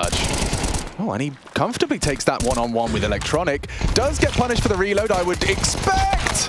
Yeah, just about. Boomich and his P250 get the job done. Danny does prepare himself to receive on Monster, and that's going to send them back. So with 45 and counting, bomb on Boomich, you've got nothing but forward. There's no other options here. 40 seconds, you're pretty hard-pressed to find a frag given to you. I think that's a key bit of info there from Danis as well, is the fact that they haven't just completely dipped back. Because if everybody was gone, it's like, all right, well, now we definitely need to make sure we're rotating over towards A. Zordi still has to investigate in case there is a bit of a leak, and a bit more limp utility, quite telling of this presence. So all three players 20 seconds, they're going for it. Connected to A, so they're going for running the gauntlet. Zordi being called back over. Because of the smoke. The smoke sold it. It can't be. They're going to... This is... Oh, nah.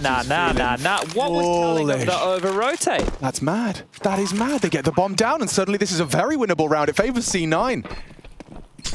Not comfortable for Zorti. Perfecto in a power position on the truck. He can lock this down. What have you got for us, Siren? Zorti, warning shots. Perfecto, he's playing with his food. Swings out, sprays down.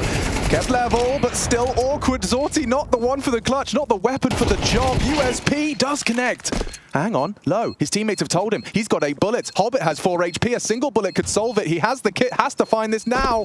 Hobbit plays the time beautifully, may not have been enough. Zorti closes it out and wipes sweat from the brow. He'd have felt real foolish if they lost that one. Yeah, that would have been a miserable round to lose right there. Quite unhappy with the bomb going down, how that one started. Felt like they had the finger on the pulse, and with 20 seconds at the base of Connector, they just run into an open bomb site, and then Zorti, the man who looked like he was the first responder, had to be the last savior for BB, as they will be able to pick up their 5th round, but only just. So you're happy with an investment like that if you're Cloud9. You get the bomb down, you do a lot of damage financially. You'll still need to win. Oh, yeah, actually, maybe it could be enough. Zordi with 9K, so we'll discuss finances into the next as we're straight back into play. And this is a bit more of a standard setup. So down towards Connector will be Chiron. Gravitating towards long is Zordi's AWP, and this is essentially the 3-1-1, the standard setup you would see from a lot of teams on the T side of Overpass.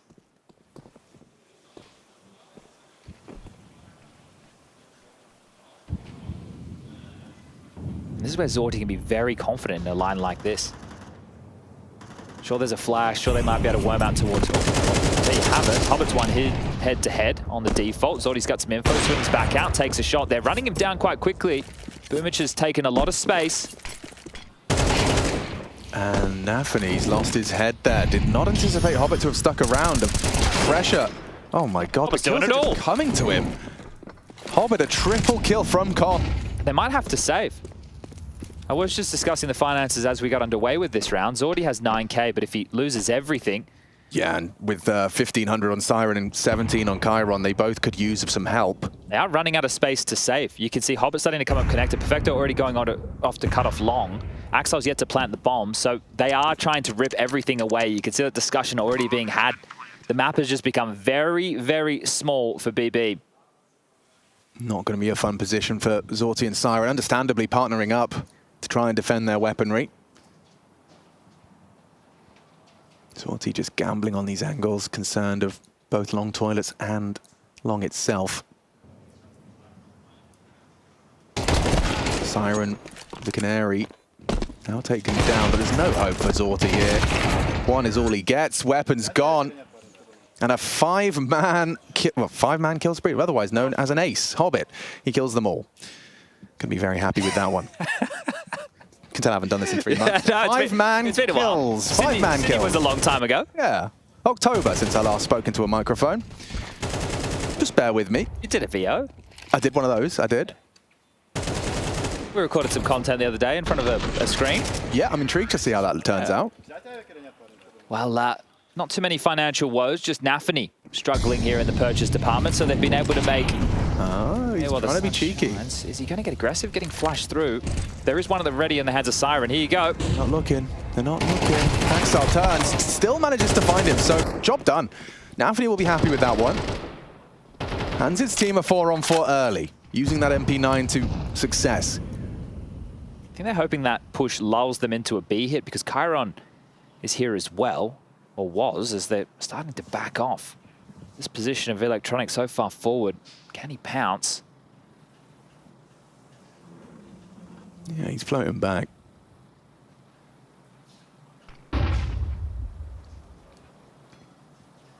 Electronic's been burrowed here for a while, hoping that they'll oversee or overlook him rather.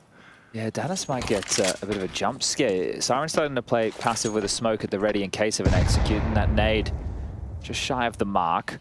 But also feeds into the CT's mind of no one being sandbags. It's like, oh, he's like short water, he's con. Feigning a bit more presence over towards A, and now back down connector. The bomb on the back of Perfecto. This will be a B finish. Yeah, but it all hinges on Electronic. And the supporting cast setting him up for success. Molly CT. Might burn now. 25, and he has been forced out by the flame. Chiron still not rotating over. This is late. This is very late. Tento hooks, 1980. That's the frag they needed. Danis going to be frustrated if Siren can't redeem them. With a frag or two cleared, still finds at least the one, but the bomb will go down, and the round likely to follow. Zorti not going to hit the wall bang, and a lovely late execution from C9. They've gotten away with that now twice. Running it down to the last, to the teens. We're talking 17, 16, running into the sites. Getting it done. It'll make a joy if we get Cloud9 versus Virtus Pro in the server every round, and then some, as now we get the 40 seconds thrust on the clock as well. So Cloud9 will be leveling things up. 5 as Zorti will try his best to stay alive. Perfecto does go down. Electronic has already gone around the world. You can see he got his skates on, immediately moving to try and remove the final player, and he might just run back into his loving embrace. Oh, they coming. Should be safe. He's done enough. All right, well, this one, it's starting to get away from BB now. It's 2 consecutive. So we had the pistol with the conversions for Cloud9. And now 2 on the trot, getting it done the hard way. Hobbit with impact again. Entering in towards that B bomb site. Siren filling the place of his fallen comrade. And wow, does get swept under the rug. Inner Shine was analyst for FaZe Clan. For a little while now finds himself in the coaching duties for BB team. Maybe a tough one here with the timeout. What are you meant to call? You've got the saved orb. Nobody else can really invest. Into the next year of the 2400, so you're very likely to concede a 6th round to Cloud9. Might just be about tying things up before going into that halftime break. Danis has had a couple of rough ones over towards the B bomb site. Yeah, and especially with time being so low there, being in such a forward position, it was almost a gift to the boys from Cloud9. Rough go of things on this first half. Might just be a B go, like trying to avoid the AWP and some of its better angles. So throwing Yuto over towards A to make things look like it's more of a standard round, but they're ready to pop through. Yeah, here comes Electronic. The whole squad. Hobbit, perfect weapon for the job. Clears out the corners and farms himself up 2 entries into the site. Quick one from Electronic as well, anticipates Chiron. Now they should start hunting again. Can immediately start moving for the AWP. I mean, it's just been a nightmare for Zorti, hasn't it? Yeah, just see how... Save simulator. Which position on the map is he going to pick this time round? Boomich already magnetizing towards the right spot. How about the man finding a bunch of kills, even operates with the Mac-10 in this one, so... That was a backslide spotted. Boomich has noted the position of at least one, and when there's one, there's probably guarding that AWP, so Chiron trying to be the biggest and best bodyguard he can. Hobbit's a bit too far away, would have loved to send that Mac-10 leaping and bounding into the hunt. Are they just going to allow to keep the AWP? I suppose not wanting to give an AK over to Chiron. Yeah, and just one more round coming as well. Grenade, it could be good. Oop, on your head. Oh. His eyes. His eyes? His life flashed before his eyes. That's what his exactly eyes flash before his eyes, because he sees out of his eyes. That's life.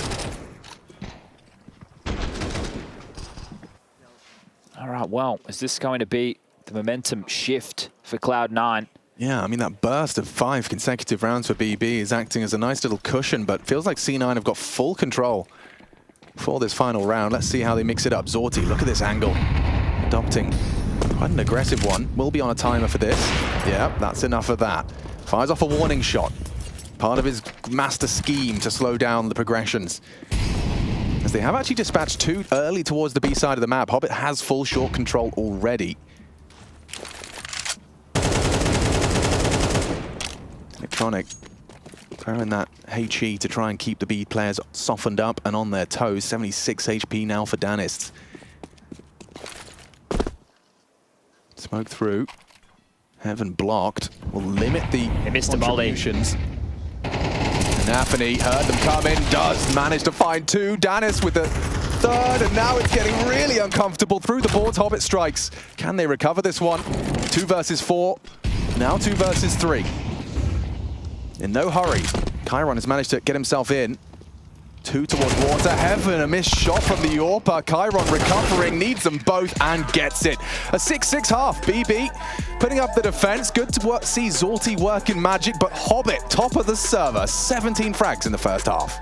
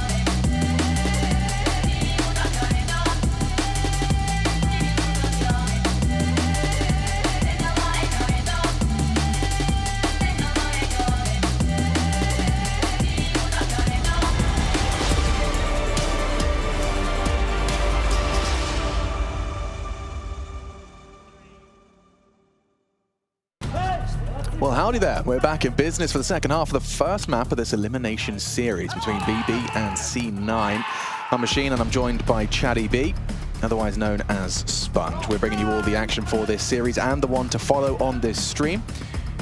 And so far, to recap that half, it felt like it was, yeah, a tale of two halves, really. Starting so strong with a pistol and a run back from the CT side of BB, keeping it competitive until C9 seemed to solve the riddle. We're into our pistol. Well, 3 pairs of jewelies for Cloud9 in this one. Axel, Hobbit, and Electronic all donning the jewel Berettas. I want to make this call. This is my new T-side overpass pistol call. We all just stand there. What do we do next? Ready for the swing, hoping that a CT offers themselves up, but not to be the case. Perfecto currently playing from barrels. We're on board with Zorti. He's searching with this P250, so given the gift on the pistol round to apply some pressure.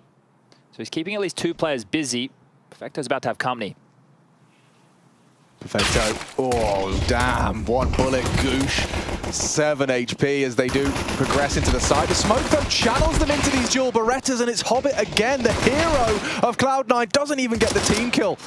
On narrow margins for that one, a triple from Hobbit continues to rack him up. That's his 20th frag in just our 13th round. Just delivering. And every so often you do get a Hobbit game like this, where he just seems in full control.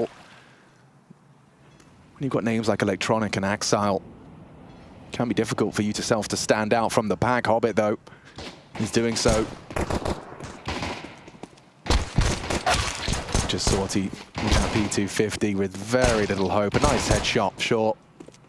3 more on his plate, and Hobbit's just slowly whittling away at him with these brutal dual Berettas. In fact, a second pair in the mix on Electronic. Well, it's just a matter of time, Zorti. He's going to keep trying his luck, but playing this one by the book. Trifecta of Doom set up, and Hobbit will find the 4th kill of that round. So Uncle Hobnob with a bit of a classic performance here, 141 ADR, just getting the job done. And well, that's exactly what Cloud9 would have wanted. You highlighted this perfectly. We were covering off Counter-Strike back when Electronic started using this smoke, which was probably, I don't know, 5 or 6 years ago. It was exactly what they wanted, though. They obliged, let's run up through this narrow corridor into the meat grinder after we had just gooshed Perfecto. They were seeing red. They thought, he is low on HP. We need to finish off this frag. And they couldn't even get that bomb down. So operating with a scout investment for Zorti. This tells me he's going to buy another one of these going into the first gun round, which will be round number 15. The rest of his teammates with Glocks in hand. P250 for Chiron, feeling a little bit cheeky.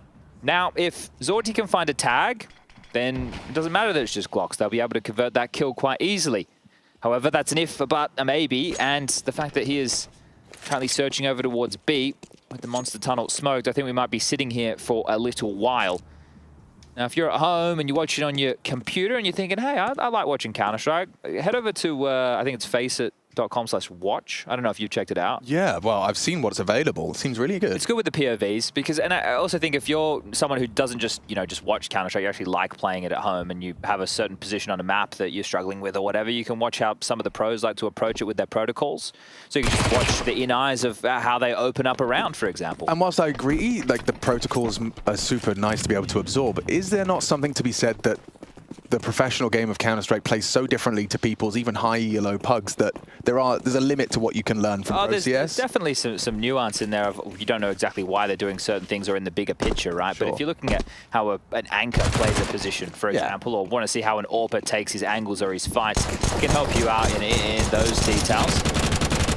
But I always love just looking at, because one of the things when we're watching in the bigger picture is we get the slaughter over towards A. Zorti needs to go down, 15 seconds remaining. And Zorti, you want to get into this tussle, my lad. That's not a bad shot. I think they're going to allow him to save this. It's all yours, keep it. Yeah, well, if he goes down after time, that would be the most miserable of all the options. And he's missing out on an extra 2,400. Well, they're going to get close. Axile round in the corner. Warning shots as he just caught a glimpse. So Zorti, as we mentioned, he was going to be perching this regardless. So finds it in his hands once more. But that was a very easy round, right? Just the scout was the only thing to note, and the rest was just Glocks running through a smoke. So Boomich loving that, licking his lips, as we do get underway here with the first gun round of the second half. And if BB can't make a round of this, we might be quickly heading for map number 2. which, in case you missed it, is going to be the map choice of Cloud9. It's Anubis. And that's an AWP. Just like that, Boomich puts his name in the feed. Get to see a first look at Boomich on the AWP in this game. Probably a good thing he was able to farm up so many kills on the MP9 in the previous. Yeah, I'm not sure they were anticipating it so early, and it has been brought down by the Galil of Nafany, so there's a very early offensive. And wow, Axel not anticipating, still a lingering siren towards the balloon's position. Now bomb going down, looks set for success for BB. The loss of Axel so early in this, what could have been a 4-on-4. That's quite deep. They're going to operate for the boost. Maybe there's an opportunity to catch one. Yeah, but with that time ticking, it is a bit of a see the shadow. Rush, yeah. One truck. That bomb's half gone, and with the loss of Hobbit, what's Electronic to do? Just sit around in this for as long as he can. Try and take one down. And he'll find Dennis, but that's about all they will achieve. So, there we have it. BB, they get their first T round under their belt. It's off the back of really just running down that AWP. Yeah, I think important that they're able to get this on the board early, because otherwise, I was mentioning, I think this could have been quite one-way traffic. So, great job. Boomich gets completely swarmed even after that opening pick, and it felt like that even invigorated them more so to have some pace to this. Molotov lands, well highlighted here by our ops team. Flushes Boomich in towards the fight. He has two options there, defend the site or completely relinquish control. The same Molotov we saw kind of giving Zorti some issues in some of the rounds on his CT side as well, so a powerful Molotov. And Zorti was able to snatch that AWP, so getting to carry that through, upgrading from the Scout. A buy from Cloud9, compromised for sure, so lacking a lot of opening utility, and they're going to start with 3 players over towards A. Dennis is already able to garner a lot of control over towards connector. So this 3-1-1 default of BB is working at quite the pace. Problems will become as they try to clear out towards the bathroom. So more utility deployed over towards B from Cloud9, and what they have left is 3 smokes and a HE for good measure. But this is where the conversation is, what is BB's approach? And they're actually opting to go through long, which will give them the weaponry advantage, the oversight of Zorti's AWP. But how tight does Chiron take this angle? He is going to have a FAMAS to deal with. And Hobbit's been in form. Yeah, can Hobbit continue? This would be huge. AK loses the jolt to a FAMAS, not the double. Not the double from Hobbit on the bomb, no less. And now Boomich can activate this 3B setup, rather 3A setup. Has paid off beautifully. And BB, absolutely hopeless. How often have we seen this position? Zorti with a whole lot of time. That was dry, right? Yeah. Why did it have to be dry? It certainly didn't have to be. Why no flash? Yeah, good question. If it was the element of surprise they were hoping for, they're the ones who are stunned right now, and Zorti gets to play his favorite game on Overpass. Where can I sit on the map to retain the AWP? Well, this time I'm going to say nowhere, because on the flank is Perfecto already. 15 seconds remaining. Yeah, this looks like a certainty for Zorti. Sure, you get the first. Not ready for Perfecto. And he's hearing all this movement in front of him. Not ready for another. Electronic just hiding and collect. It's such an in-game leader's trade attempt as well. It's like, oh, my teammates just died. I need a swing. And it's just a bad swing straight into exactly where the crosshair is. Like, because I know what's going through his head. It's like, I have to trade this kill.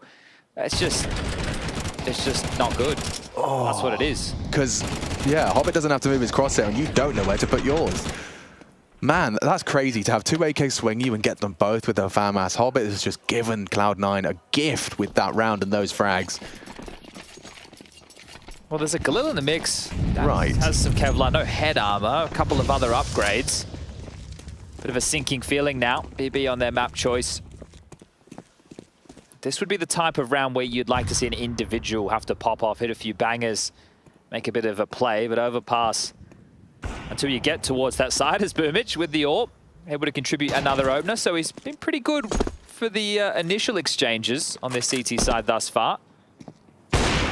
And another. Shadow advantage, quick shot. Dennis gone.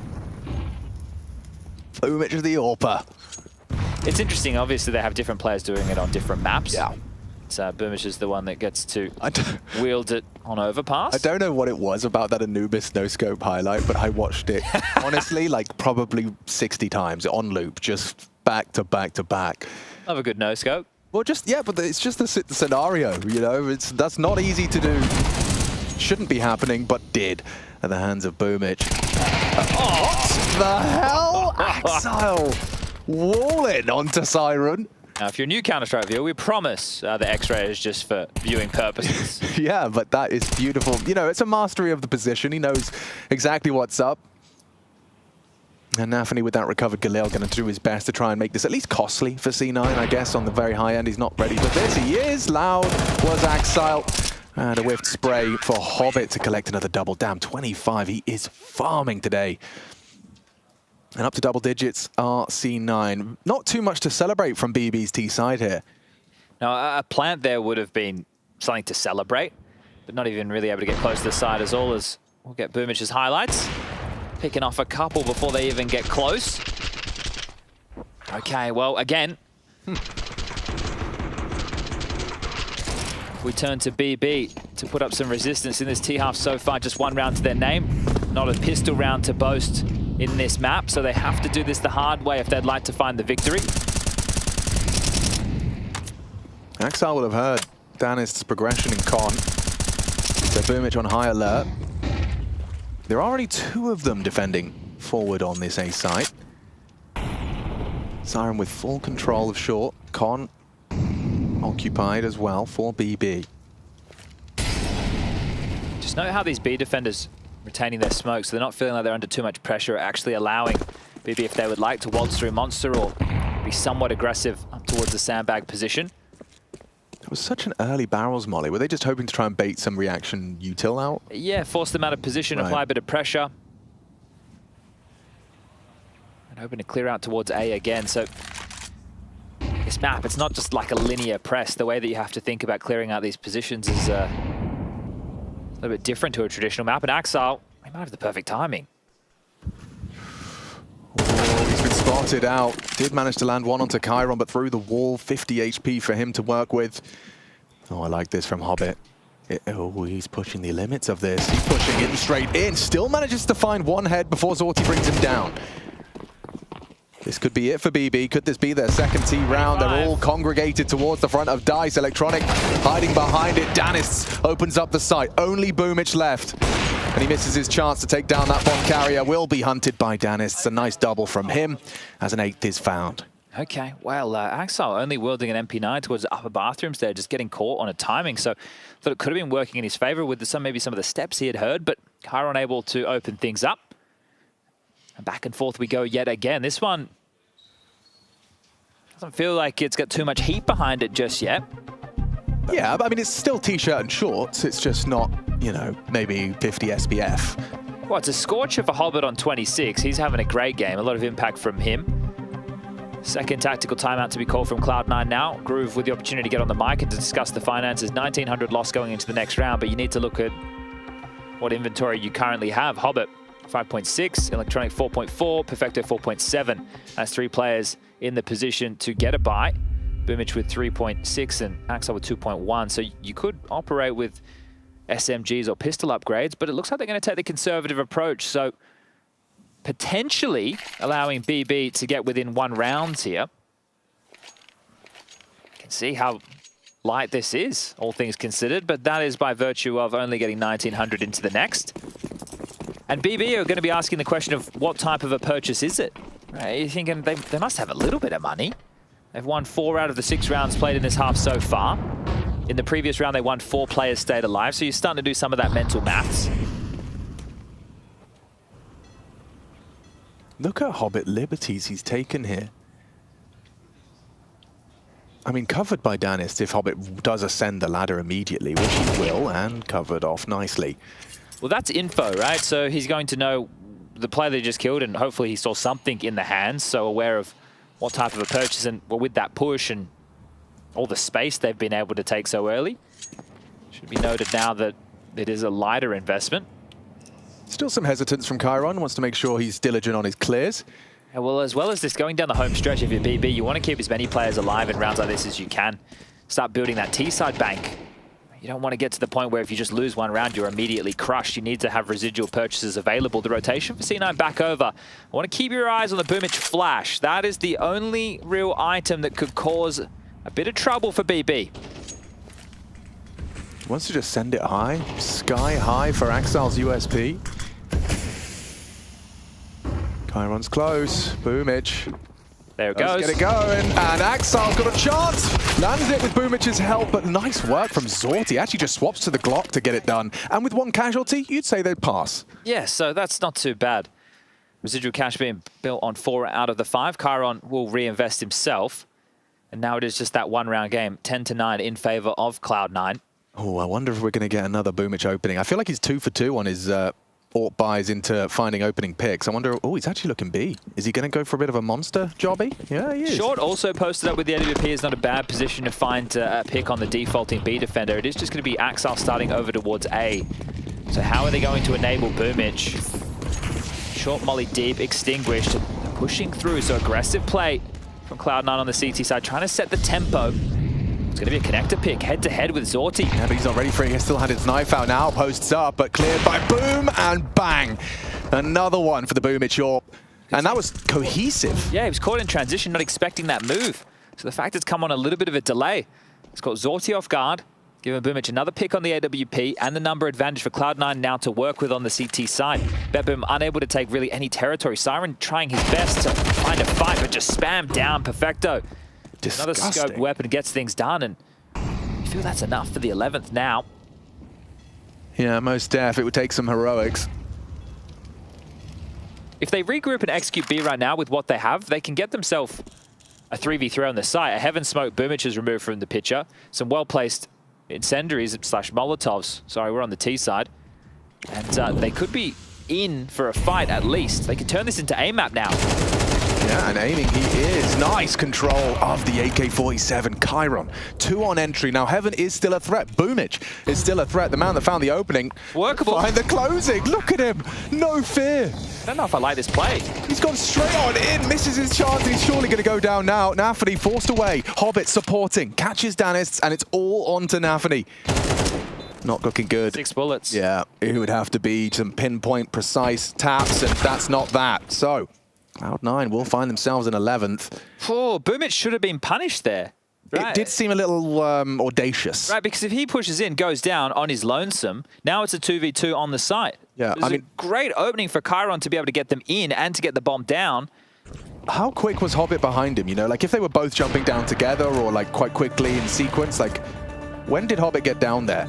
Well, they wouldn't have been too far away, right? They would have been rotating into position, but still a real opportunity for him just to get removed. And there's that frustration from Zorti. Second timeout now from BB. They did build enough of a bank to get themselves a buy, as well as that bomb going down. But if we continue in this round-for-round fashion, Cloud9 will get to 13 first. That magic number only 2 away now. And that was Cloud9 taking that AWP over towards B. So here's Boomich. Okay. So no, just above, overseeing business. Not as far away as I had thought, and that missed shot was immediately punished off towards Graffiti. Well highlighted there by the Ops team. Last time out as well, that's back-to-back. Interesting. So BB took theirs, and then Cloud9 said, hold up. Groove wasn't done. Yeah, we need to talk things through. I think they know the importance of this round. And a very important round, mind you. Both teams with loss bonus towards the bottom of the barrel. BB lose this one without that bomb going down there by into the next is going to be abysmal, and Cloud9 should be able to putt it in for 13. So this is a key round. BB need this one. I cannot emphasize how impressive Hobbit's contributions in this map have been. I mean, to be 10 kills above the highest on your opposition, 1,000 damage further. He's doing so much for the squad. And in just 20 rounds of play to be boasting 28, heading for that 30. See if Hobbit can continue. Zorti going to be providing that. Ooh, he doesn't know it as well as Danists, but he's got the toilet smoke cooking. Nafany throwing out what looked like a rather aggressive Molotov. A bit more decisive over towards B. You can see all 5 members gravitating towards that side of the map for BB. And it's not a bad call at all. Cloud9, if we take a look at the radar, you can see they have 2 players over towards long. So a long rotation would be on the docket, as here they come. Flash over. Perfecto completely blind. Nafany's cracked in. Yeah, can he do more? Electronic gets defensive.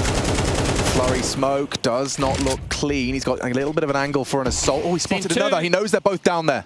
That's info. A lot of information. The nade trying to find him. Electronic lingers in the smoke. Boomich coming to heaven. Spotted out.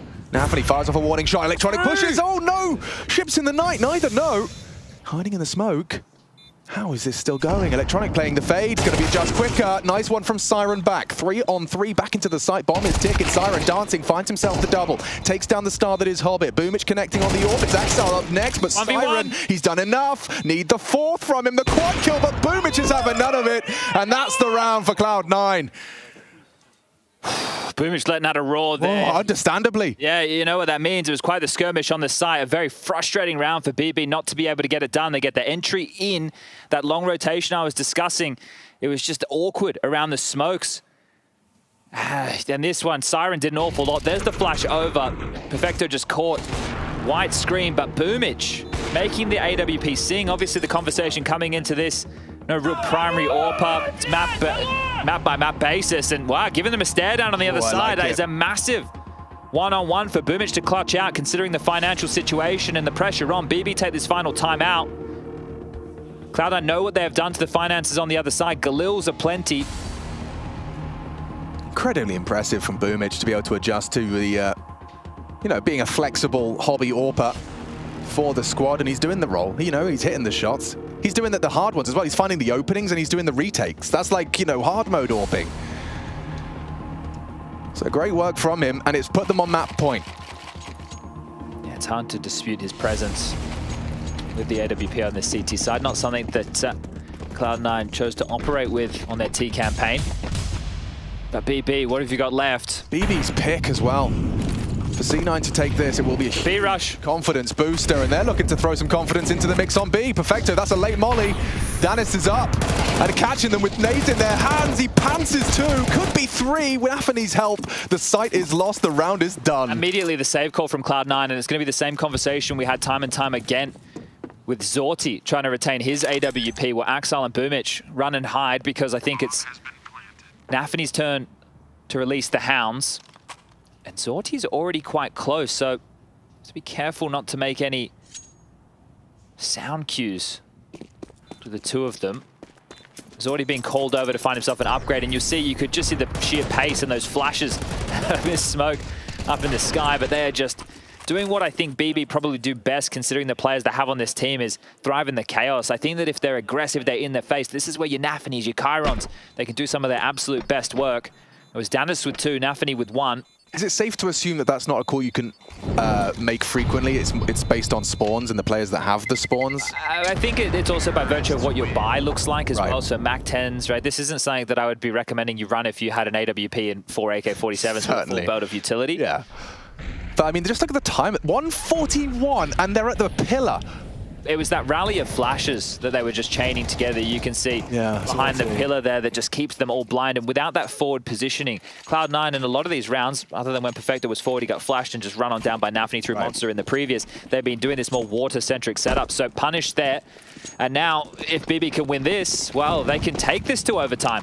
Ooh, interesting. Interesting state of affairs for the finances as well. A smorgasbord of weaponry from M4s on the T side to 5.7s and MP9s for the CTs. Yeah, you had to buy around these saved guns. You might not get another opportunity. Boomich has got a wealth of information by going so aggressive long early. He's saying playground's quiet, fountain's quiet, lads. And Cloud9 are calling the bluff. They say, okay, well, if you think B's the weakness, we're going to stack this site early. Have 4 players ready and waiting for Nafany's men to waltz on in. Looks like Zorti's going to be doing the same kind of flash play around this monster smoke, but this time you're up against 2 of them, Perfecto and Electronic. Both with weapons that thrive in those close-range duels. And Electronic's transitioning between anti-flash as well, so aware that the pop is a potential. He's even burrowing in now. There's the flash, there's the go. Oh, he had his knife out. Good one from Perfecto back, and it's Hobbit elsewhere. Keeping short on lock, his 29th. As he repositions nicely behind the pillar. Naded, Siren, gosh, he's got a scrap of health, but that doesn't stop him from catching Perfecto. So he levels the odds. Zorti's been spotted with a nade in his hand, and long-range MP9 brings him low. Boomich's AWP onto Siren elsewhere. This is to keep their hopes alive in a one-on-one. Boomich can close it right here, right now with another. Opts for the rifle. 25. Danis, bomb on his back and a smoke grenade available. Could smoke off short, get the bomb down. Boomich, smoke of his own as well. Yet to reload, 12 in the clip. Just goes for it. Planting safe from short, that works too. Danis, 8 to work with. And he swings on out for the headshot. We play on. Another round required. Danis looking to take us to OT. And as you prophesized, Chad, this one should be a little easier than the last. Yeah, and again, we just keep talking about these finances, but this has been the whole conversation in the late stages of this first map of play. With the loss bonus where it lied off the back of this 1v1, it leaves the high end of the purchases for Cloud9 at 3K on Hobbit. So it's going to be SMGs and 5.7s again. This time, no AWP, no M4. So Cloud9 know that this is going to be a tough round to win. Somebody is going to need to step up here, and Hobbit's been doing an awful lot of work. Oh, I love the run boost. It's aggressive from Hobbit, aggressive from C9. Looking to end it right here and right now. And oh, not bad. Not bad to keep it level all the same. This is where the comms get a bit more erratic. Danis would have called another. So now things are going to be Nafany calling out this mid-round. Where are we going? What space are we taking? Do we just sit? Do we wait? Do we see if they continue to push us? Do we try and take some territory? Is the bomb long an indication of the final commitment? With so much time, perhaps not. Chiron at least confirmed it was clear. And you can see they have to acknowledge this gap. They knew that there was another player down towards connector that hasn't been picked up by Siren. So Chiron has to worry about behind. Right, makes sense. Nafany and Zorti else in the meantime. But there's 3 players in this front bathroom position. They've just been joined, and the 4th is even coming, so a gamble being called. This is where the mind games come into play. Oh, they heard that. They'll have heard the scope. Electronic might rat the smoke. He is. He's pushing through. Zorti's not prepared for this, but Electronic just about pulls it across the line. Orpa gone. They're still worried about the players down towards connector. It's actually been flushed through now, so they've cleared it out. They need to get this open runway in towards B. They've got a little bit of utility. Crowd control from Chiron. They can use this smoke and this Molotov, but Axel, he doesn't peek in. It's Nafany to take this duel first. That's a miss molly. That's a big problem. Oh no, the team molly leads to Nafany. Running into Axel with his back turned. That is awful. Chiron's just pushed through short smoke as well, so he's removed himself from the site. Yes, indeed. Manages to do damage. A 1v2 for Siren, and he could do it with the spray. BB recover. I thought it was all curtains after the loss of the York, but we will need more rounds. That is such a stressful round, especially with the type of buy that you're up against. That opening exchange I was talking about, the comms, there's being a lot of pressure. Oh, that molly onto Voice Nafany, becomes a lot bro. more intense. The unforced errors, those type of rounds, they're the worst to lose, and they've just held on again with another clutch. We're starting to see more and more of those. This one's heating up, and there it is, just bouncing off the wall back into Nafany. He gets thrust forward, and Siren just hoping and praying, holding down Mouse 1. God, the passion you're seeing out of Nafany as well. Look at them all. Chiron, Danis, they want this one. They want it badly, understandably. Your pick, elimination at the play-in of IEM Katowice 24. Boomich has been good with his openings, but he needs to be careful now. The money back in play in overtime, make sure he doesn't just give away his life by trying to be a little bit too audacious. So in a forward position, supported again by Axel. And now that timer, they've called it off, so they have dropped back. But B has been the point of BB's affections down the home stretch. He's flirting with potential aggression, silently clearing his way through. Chiron ahead of the smoke, stampeding, Perfecto reacting, throws out the incendiary, but still not stopping as Chiron just runs in. Disrespects Perfecto with a wide one. Hobbit holds on, but loses the sight in the meantime. Zorti, a huge frag to post. He actually gets away with that with 2 HP to spare. And this first round of OT favors the T side. Hobbit's hit quite quickly on the flank. Oh, he is. And Zorti's, what? He's gotten another. Make it 3! Doesn't matter, low HP, white screen, Zorti delivers for BB. Okay, well, Axel hanging around. See if he can find himself an AK, because he's definitely not winning this round. Tagged up through the smoke. Danis will give him another opportunity. Axel nailed it down to 27, and should not be too much longer for this world. He'll call things off. Oh, leave him alone. Yeah, he's getting harassed. Hasn't had the best of halves, well, maps here, Axel, but the same to be said for the likes of Perfecto and Electronic as well. It's really just been Hobbit and Boomich in the frag department, 31 and 21 apiece. And you'd think with a few of those names, Perfecto and Electronic over towards that B-bomb site, they should be able to lock things down, but this is Perfecto giving up the opening. Chiron comes in, Zorti with a couple of quick ones on the AWP. And BB are in the lead. Wow. Feels like only the second time we've probably been able to say that throughout this match, right? They had that patch of 5 after the pistol loss and conversions, and then Cloud9 were able to put themselves in the lead going in towards that halftime break. Or tying things up at least. Big boom on long, and Chiron gone, Hobbit. Catches Chiron sleeping, looking the wrong way. Axel will take full fountain control behind that aggressive smoke, or considers it, doesn't actually want to commit to it. Instead, they want to fight for Con. Look at this angle. Hobbit set up, stop the progression of Danis if he dares. Has Axel for bait as well. What is that one as well? Perfecto, he just unloads his magazine into the smoke, onto Siren. Not ready for it, but still adjusts into it. Hobbit, another masterclass from him on the rifle. So screw it, I'll do it myself. He's got an awful lot of multi-kills in this game. I think that's going to be his 10th. 10th. Makes sense, given just how often we've been seeing him in the fragging totals. Now Nafany, a silent descent straight on into Axel's crosshair. And an AWP posted for good measure. Hobbit up to 35, a quad kill in our second round of overtime, and that's the CTs now on the board in OT. What are we up for now, BB? You were just pushed over towards A, trying to do something a little bit more default heavy. Timeout used here in overtime. Numero uno, and I say number 1. We'll see how many times we have to pick this up and go again. If Hobbit continues to lay down the law, I wouldn't imagine that much longer, getting it done with every weapon under the sun. Shine wanted his fist bump. I think if Zordy's typing something of pertinence, probably let that go down first. Both teams get this 30-second breather to discuss things through. The fact that Zordy has brought out the AWP, I don't expect to see something fast out of BB, but I feel with a player like Nafany, that's probably what he would like to call something a bit more direct and in your face.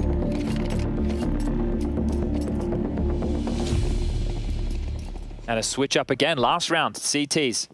3 players aggressive over towards A this time. 4 players opting in the early stages to fortify that B bomb site. And these are those mind games, the mental side of the in-game leaders, right? Well, we've just gone over towards A with aggression. Now we'll stack B. We're expecting them to hit the side. They've had a lot of play over towards there and just walked through Monster. Another one for Perfecto. Starting to get the better of them now on these Monster Lears. Was there a flash? Or was that straight kind of trying to catch a timing? Either way, it's gone from bad to worse there as Danis meets Boomich's AWP, boosted up nicely. Slipping through the fingers now.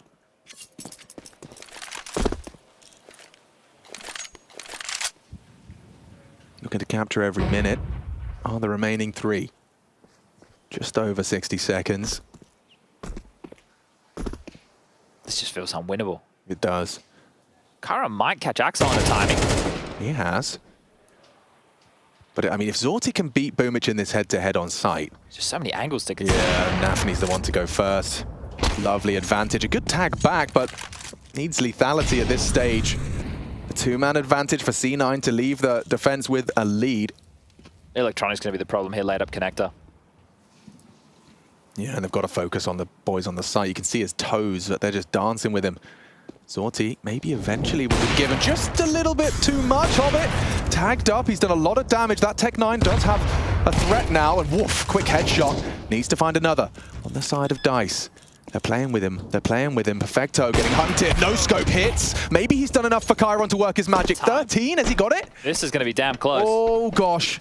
He cannot mess this up. Smokes heaven, gets out, hits the water. I don't know. Him down. 1 second, he has to plant here. And they're going to surely just jump through the smoke. Boomich, the first man in. He knows he's got to find them both. Could this be the Chiron clutch? Oh my God, he nearly had it. He knows he nearly had it. A nice knee-jerk reaction from him to give himself a chance. But yeah, it is going to be Electronic to close. Yeah, the pressure in that moment as well, with the flames just tickling the toes. And you can see the frustration. He's whacked his keyboard. Knows that could have been his clutch. It was down to the minutia there. Timing that one to the second. It was a really nice try. Considering it was a 3v5, they were really able to pull this one back into an almost winnable round. You can see the flames just starting to spread. He doesn't have time to turn around and see exactly where they're headed. As, yeah, you can understand the frustrations. We've all desk punched for a lot less. Oh, absolutely. Cloud9 with just the 1-round lead as we do swap sides. BB back over towards this CT. half of play. Zordi aggressive with the AWP. Flashed off. Did he catch a look? It seems like it. Confirmed with the U2 up and over the top. So having to respect that now. Boomich has been able to grab playground space. Hobbit with a friend of Perfecto in towards Connector. And, well, Electronic and Axile, they were both outside B, but have both seemingly backed off quite quickly. So a call from Boomich must be coming through the pipeline. The redirect. I mean, long should be closed with Zorti's presence. But through playground they come. Is there a run boost? Is there a flash? Anything like that. Looks like a run boost might be being constructed. Oh, he's caught in transition again. Oh, this could be awkward for Zorti. Looking the wrong way. No idea. Well, firing off shots, he gets a bit of a warning. Now throws out a smoke. He's under in a lot of trouble. Can you do it? Parkour over the top and hits the shot. Zorti bails himself out with mechanical ability. Good movement, good shooting. And under pressure, that is majestic. Really, really nice to watch. Has he got anything more for us? The fact that he's continued to clear his corners, stay aggressive, now looking to retreat safely. Yeah, had a moment of clarity there. I found the opening pick. I do have time to get out of here. Oh, and he's lost his life to a Boomich move. An equalizing shot from Boom. Now, Cloud9 were very good with these late maneuvers in regulation, and back towards B they go. Danis caught sleeping in several moments. He's here with Nafany. Yeah, up short, Hobbit. Looking to be the one to enter the site. Danis worried about the flash, and understandably so as he catches it. 9 seconds. If he takes down that bomb, it could have got interesting, but instead, it looks like the round is done. Just Chiron with a 1v3 ahead of him. As well go for it. No shame in giving it a go. And Perfecto says no. 15 in the bank. A single round is all C9 need to take BB's pick away from them in this elimination match. And that punish from Boomich. He's not afraid at all. We're seeing both of them making some moves. The flash, the jump, and the punish as Danis just caught, again, this setup. It just feels so fragile. He's obviously up and on that box. He can use the shadow advantage if they were to walk out the monster position. But nobody's spotting, right? So he's having to do everything. And Nafany gets 1 kill out of it, and they completely lose the site. Well, BB, you need 2 in a row. This looks like a quickie. They want to finish with shock and awe. The whole squad leering towards this B side, but it's Danis. Solid damage up to Nafany with a big multi-kill spray. He gets all 3 in that monster smoke. And Electronic pays a heavy price for the first of his 1v4. Brought low to 12 HP and caught with his knife in his hand. It's a Nafany quad kill for survival. 1 more required for double OT. Pressure's still on, so you can see Nafany even after mowing them all down, not with a classic celebration. Job not done to take them to OT number 2 just yet, but that was a change up. Cloud9 a bit more direct. I think we'll see them for the final round of play just go back to this slow crawl, hitting the site within the last 20 seconds because BB don't handle that pressure late very well at all. Or maybe I'm completely wrong. Maybe it's just a B rush, all 5 heading that way yet again. Wow, they just want to do it again. This time Zorti posted up on that orb, worried about Conda. Here comes Hobbit, what is going on? Nafany begging for help, begging for assistance. Nice nade from Siren, finishes off Electronic. Nafany now springs to life, pops his head up and says goodbye to Axile. 2 remaining, and it looks like they've done enough. BB's defense, solid as a rock. And these last 2 rounds of theirs, we will need more rounds. Okay. Their energy's contagious. Yeah, this one's going to continue, and that could have gone so wrong. Because on that boost, Zordi was laser focused towards Connector. Boomich had just leapt through his own smoke and was up short. Fortunately, because of that play, they had 4 members over towards the B bomb site. Siren even catching them leaking out of Monster. So 2 back-to-back B rushes for Cloud9, who had a real chance to close this. And the rounds that have been working, as I mentioned, have been slow. So, yeah, the fast plays. Heads up Counter-Strike is where BB, I think they'll do some of their best work. I mean, yeah, it is quite a big decision to go for the quick B twice in a row.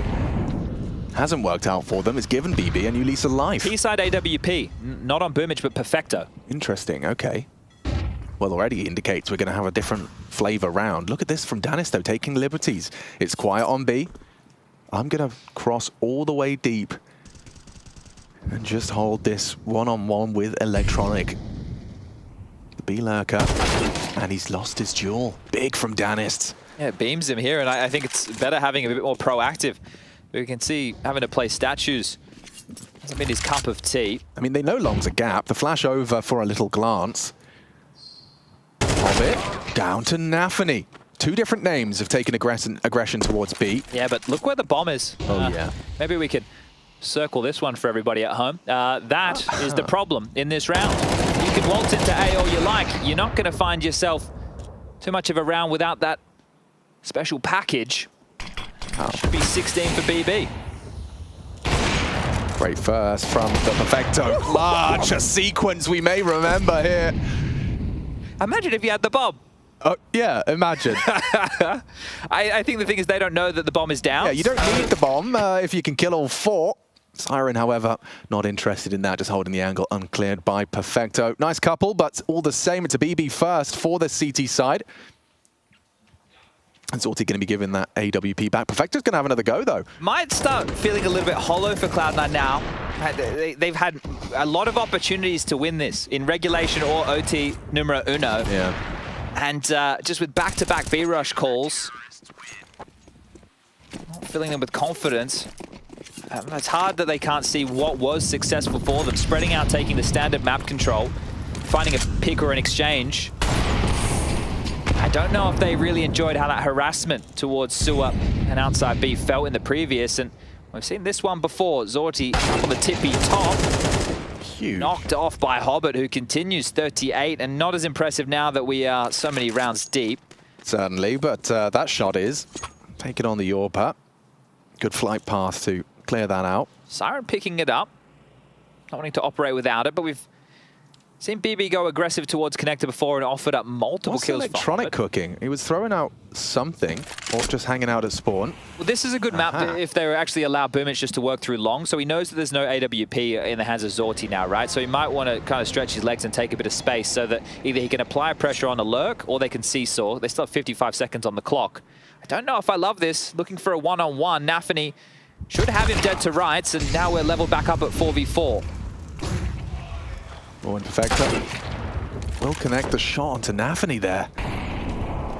Obviously none the wiser that there was another AWP in play. Now he knows, and going for a no-scope through the smoke to keep that pressure on, but the rest of the squad are cooking up trouble towards Chiron's site. One man versus the entire squad. Hobbit. Dennis with the connector push. Exile, Boomich. Dennis could flank. That's nice. Chiron's calling the step. They are committing. Catches a lovely swing. Double from Chiron. Could be all three. Axel left alone. A missed shot from the AWP. A distraction. Perfecto caught out by Danis eventually. All onto Axel in this one. With only 9 seconds left, he's got no hope. Confidence. I'm sorry. Whoa. You love to see that. Siren just with a bit of a smirk on his face. Hey, Axel, you're falling off a cliff. I'm coming for you, mate. Jeez. Oh.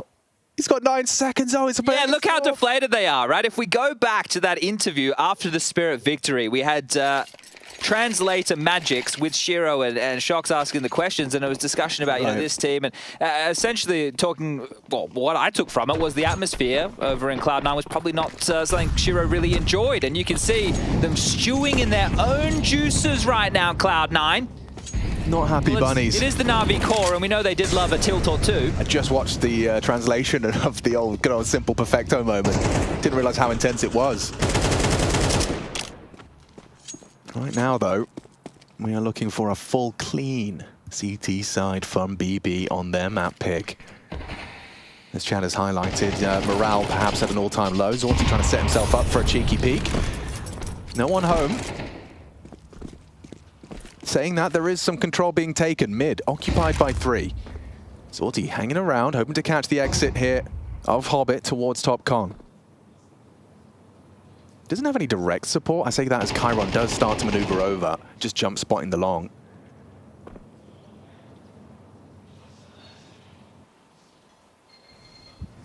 Addresses the potential for a toilet walk. I think one of the keys over towards B, it is that more passive stance again, so they don't have any information towards Sewer.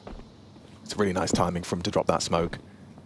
Channels them into his AWP. He's going to look for a fight here. And as they pin their nades, he's working it out. He's caught it in perfect timing. Could have been a kill. Hobbit limping, naded smoke, but a quick flick from Zorti. The AWP connects. And BB looking to keep it clean. Can he get another? Ooh, narrow miss. A couple of quick scopes go awry. And maybe the round's still on with Boomic contributing. Hobbit hitting shots. They have got that bomb down. I think they doubted the hit. Look how late this rotation is. It felt like they had the info for days. Not going to be easy with the health. Look at this. Boomic and Hobbit just a single bullet away from death. Hobbit doesn't really want to peek and heal that bait. Great play from the team on the retake. And again, Nafany onto Perfecto with 8 HP. Boomic to try and give them something to celebrate in this T round. And he's managed to get the first. Now he picks up the AWP. He's doing it. He's solving it. Peeking out. Dead though to Siren. And it's a clean CT side. Whoa. I don't speak whatever that is, but Nafany, I think he's letting them know. I think he is letting them know as there is not a noise out of the Cloud9 camp. You could hear a pin drop right now, and oh, that was a great little delaying sequence as Zordi does grab 2. The Molotov was perfect as well. Yeah, it didn't look like he did. It just kept, it just happened so quickly. But the rotation, it was so late because they're being conditioned. Whew. Yeah, well, we might have to get that one in the post-game interview to ask, you know, nice try, good luck on the next half. Gosh. My old teammates. For so long it felt like C9 were just, it was a kind of an impending victory, but there's some resilience out of BB and some fumbles from C9, and now they are 1 away from this double OT victory. Look, they've already used so much utility to open the round here, Cloud9. They're left with a smoke and a molly, and Boomic will profit again. So continuing to make this AWP work for opening picks. Nafany silenced. In the server at least. They went all in with their nades for space. Just blocking everywhere, aggressive over towards A. That's the last one. That is the last smoke grenade. Thrown out from Hobbit to support. Dan is trying to use this smoke as a bit of an angle of assault, but it's Boomic's AWP again. Becoming a bit of a nuisance is Boom.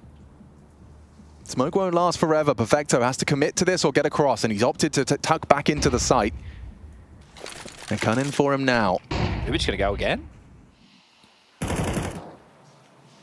3 CTs to receive. Boomic, good for it. This is Boomic's round, a triple kill on the AWP, finally brought down for the round. Big thanks, big thumbs up to Boomic for it. Puts Zorti in a 1 versus 4. Sure, the bomb close to him, but frags required. Head on a swivel, adjust to Perfecto and cut down. They need to find 2 more of those, and they have to thank Boomic for that one. Lovely. I mean, you talked about their nade investment, but if it leads to a Boomic pick... They sold them out all across the maps, didn't they? And it really just allowed him to find that opening kill on towards Nafany. So here it is again. We'll get this sequence again. It was all Boomic. You can see him just opting for a lot of... Oh, that's not bad at all. Shot. Yeah, like not too shabby. Boomic doing damage. Objectively good AWPing from Boomic. Now, this is where I would probably prefer to see something outside of the box from BB or more aggressive as a team now, because in the next round, I would be expecting an all-in type of rush maneuver if I was Cloud9. This is a little bit more space than they previously had. Siren early water, Axel investigating con, no one home. Yeah, this is very Wait, what? Where did he go? He just got spammed through the smoke. And now these guys, duck! Oh, Nafany slow on that one, the round falls apart. Siren and Danis, they can recover the territory as the CT's tucked back into the side. And Danis is just holding W! Oh, and Siren's holding mouse 1! A double spray connects, and now a Siren can close. This would be hype. This would be huge for Siren. Boomic and him are not the first 1v1 they've had. Siren got the better of him once. Can he do it again? It was Danis actually in the previous. This time Siren, bomb on his back, and with 55 seconds, he's going to play some mind games with the AWPer. Siren's been very handy to close out rounds when the pressure's been at an all-time high. He's won 3 1vx situations in this game so far, and one of them was just to keep them alive. If he can do it now to secure the map, take their map choice, and move into Anubis with their heads held high, Siren, the impact will be felt, and this is for 4 kills within the round. Boomic still holding. Yeah, just allowing Siren to make the next move. Steps have been heard. Molly will delay for a moment's time. He's fumbled it. Still Boomic is slow on this. A fake plant. He's running out of opportunities to get that bomb down uncontested. Another fake. Can't do that again. No, and Boomic is... Oh, the timing! Siren Core and Boomich, the hero for Cloud9 in both of these rounds in our OT. He's overthought that, and you think about it, if he gets the molly down, maybe he just goes for the plant. Yeah. The ball didn't go over the fence. Ricochets back. And this was, wow, okay. That was their nades. Yeah. Taking advantage of it to find the opener. Siren felt like he could have done enough, but just overplaying it. Says, I wish you well. We go again. And again, heavy towards B. This is so good. Very intense Counter-Strike. So much at stake. And this is just the first map. You could hear a pin drop now. Nades trying to catch the player close to Monster. Perfecto safe-sided though and does unload his magazine into the head of Nafany. Electronic caught some heavy flak. They actually throw the HE in. Look at Boomich. He's going to lock the door. He's already gone around the world. He was an aggressive stance over towards long. He's almost in T-spawn. Thrust himself forward past playground. So the only way really back up would be through connector, but it's uncharted territory. They do not know who is home. And BB, they're not the type of team who have made these late round maneuvers. They've stuck to their guns more often than not. I think we're going again. Another one. Zorti trying to find a way in. Their setup, though, is going to be so brutal. Crossfires everywhere you look. Perfecto goes looking ahead of the cut-up, and they find a frag onto Chiron. A two-man advantage. Another overtime looms. Siren gives it a go. Axel has none of it, and it looks like we will need another. Overtime continues. A third required. Clean sweeps either way. And again, now you're frustrated on the other side of the server. Cloud9 are the ones celebrating, and Boomich with impact after impact. I cannot believe that clutch. Siren just knowing that he could do it right here, right now, and multiple fake plants. He's against an AWP. That, if they lose this map, is probably going to be replaying his nightmares tonight. And the Counter-Strike psychology of it as well. Do you think Siren plays it differently if he was unaware of what was at stake in that round? Do you think he plays it differently if it's like, you know, the first couple of rounds of the game? Probably. Yeah, he might even just be more aggressive looking for that fight. Yeah. I just can't believe that missed Molotov. Yeah, that's a nasty one. They're still sticking to their guns over towards B, but Cloud9 are finally finding a bit of traction. They're not being as abused through the monster plays. Perfecto and Electronica definitely starting to dig their heels in a little bit more and play off of each other more cohesively with some flashes. And BB aren't applying pressure anywhere else on the map, so it's quite boring for Boomich and Axel, to be completely honest with you. But Chiron spotted on the jump. He's in, and he's dead. Out. And Electronic takes Danis down as well. Just like that, the round deflated for BB. It feels like they're out of ideas, but at this point, if they return to a bit more of the standard, right? Okay, we go take the A space, we apply the pressure. They've been getting picked off doing those type of rounds. It's understandable that they keep just hedging back towards B because it's where they found their most success, but they've allowed the Cloud9 players more than enough to warm up. Starting to play some good rounds now. Spotted out as well. Perfect timing from Electronic.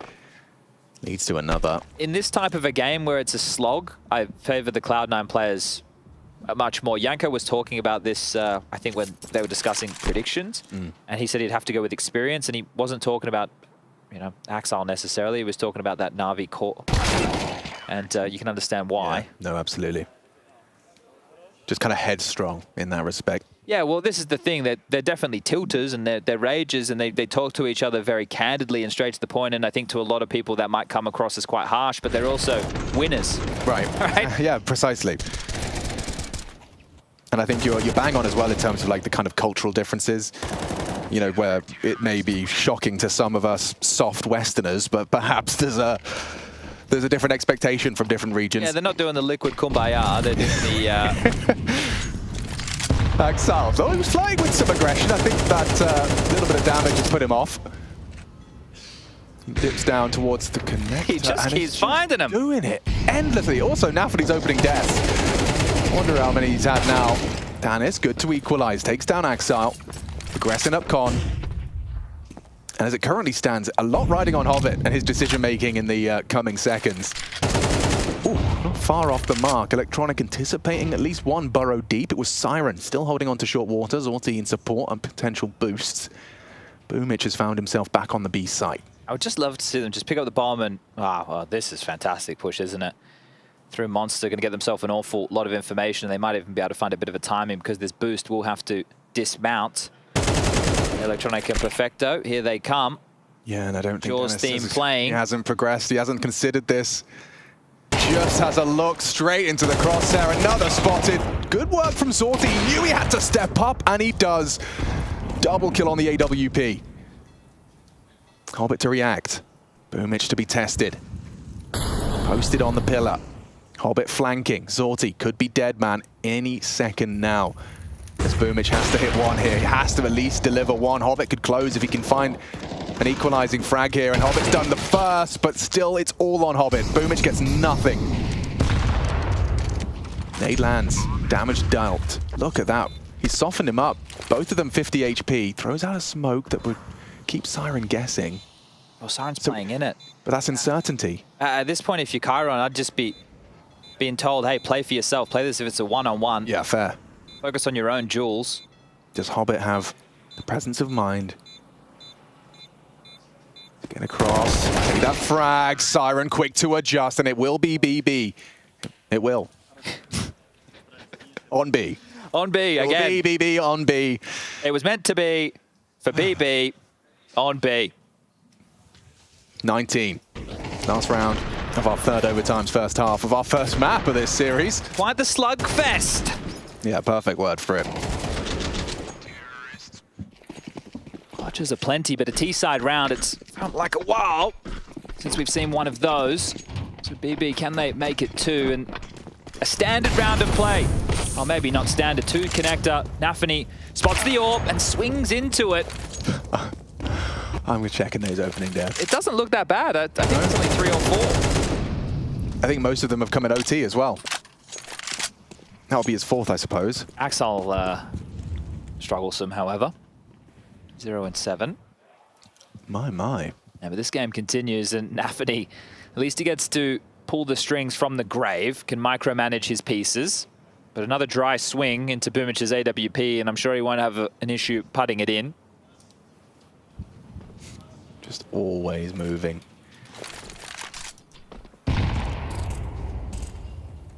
Well, thinks they're a little bit closer than they are, but takes the divider angle. Zorti does spot the dice play from Axel, and there he is again. Boomic, the AWP again for a good one. What a shot. He's gone down. And this frag from Chiron opens up the round. Zorti might be hearing the flank. Yeah, and he's going to have to dig noisy. in for that. This makes it really uncomfortable. They have to push from here, and he's already lost Electronic. It's up to Hobbit. Goes wide on the angle. Molly forces him forward into the AWP. Still good for it. A 2-on-2 bomb planted, and from both different north and south.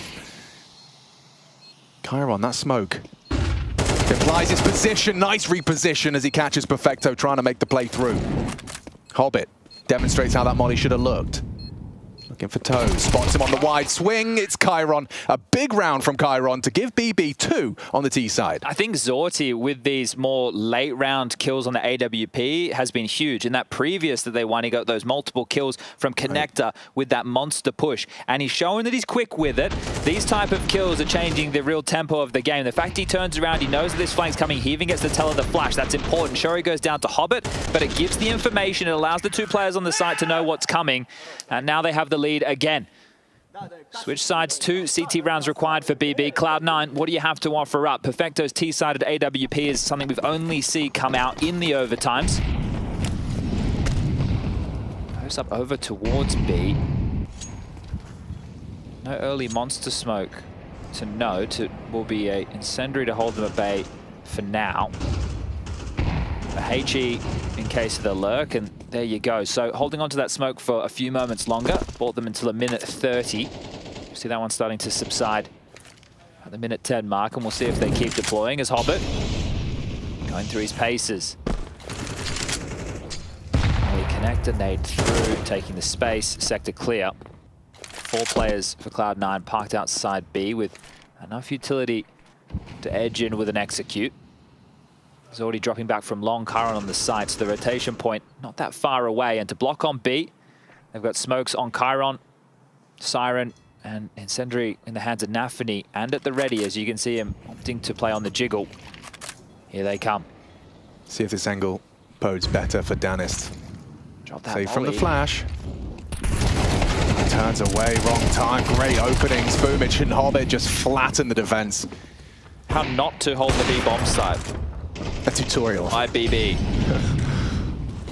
It does look very easy, doesn't it? There's just been some really questionable setups that have shown to be extremely susceptible.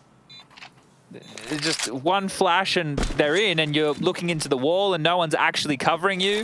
Are we trying this, are we, boys? They fixed it? Oh, they did. Nice. It was a bit loud, wasn't it? Chiron at least gets himself one. Yeah, send another one up. I don't know, I'd just do that again if I was Cloud9. I think so.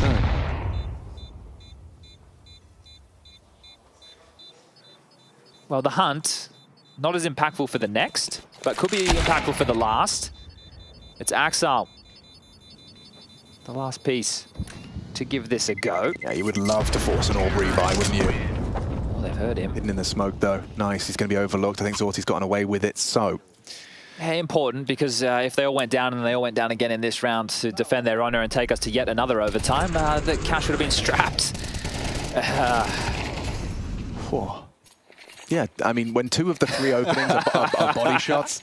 It's going to be exciting to hear Yanko and Bubsky talk about this B defense out of BB. Oh, actually, I don't even know what the highlight's going to be for them to talk about. Yeah, it's one of those. It's going to be very hard to squeeze it into one analyst segment. There's all the clutches. There's Boomich looking extremely proficient on the AWP. There's been multiple chances to close out the game for both teams now. It's not the same, Chad. We are going to be seeing a full contact walk through Fountain. Electronic throwing his signature nade and spam monster side, trying to show presence early. And this Zorti Chiron duo going to continue to try and work a passive setup here. Yeah, if they can harass any close monster defenders, then kind of hold them back from going for those aggressive maneuvers. But this is a bit like the Vitality Snake. Yeah, and just walk it might up. Be explosive exactly like that. A well-timed defensive smoke out of the CTs will potentially force a reroute. Flashes are being dropped across. Perfecto to line something up, and well, here comes that explosion behind it. Looks like a great flash. Oh, he was not ready for that, but still gets away with it. Drops some second smoke. Needs help. Needs Chiron. Lost him. Awkward. Very awkward. Zorti missed his chance. This looks like an easy one. Pushing the smoke. Overlooked. Siren needed a double. Danis and Nafany in a 2 versus 4. That bomb's going down now. And the round soon to follow for C9. I've said it once. I'll say it again. I feel like this is Cloud9's to close now. No, we've been surprised before. Oh, the timing there. Just a cruel mistress for BB. The jump up, the redeploy of the smoke. Zorti with a uncharacteristic miss under pressure. So they're flooding out, not even looking his direction. They could be the hardest ones to hit. Danis with the sound cue. Can he take down Hobbit? The answer is no. Hobbit clotheslines him. And it will just be Nafany trying to retain his A4. Yeah, I mean, Hobbit's plus 11 right now. Oh, no, not even bad math. Plus 21. Having a great time. Going down to the bomb. At the end of the world, plenty of cash. And okay, well, Cloud9, you win this. We are done. We're going to be heading to a break, a death segment, and then coming back with your map choice of Anubis, where you get to start on the CT side by virtue of BB picking that T half. And here you can see the skirmish on the site. Just caught off guard, run on down, that explosion off the back of the flash. Quite simple. They've laid in the util to block late. Siren trying to take advantage and just cannot get more than one. BB win this, and we go again. What's the call out of C9 here? Early info from Zorti, 1 to Playground. Implies presence elsewhere on the map. Hobbit throwing out that lurk smoke in the absence of the door. 3 leaning B for the CTs. Electronic should be on high alert for aggression towards B, because that's something that BB have used a few times, right? Slips through sewer, pushes through the monster smoke. And he seems aware. He has actually just darted back to join the rest of his forces, who currently are working on some long control. Molly towards tree, not taking any chances in this one.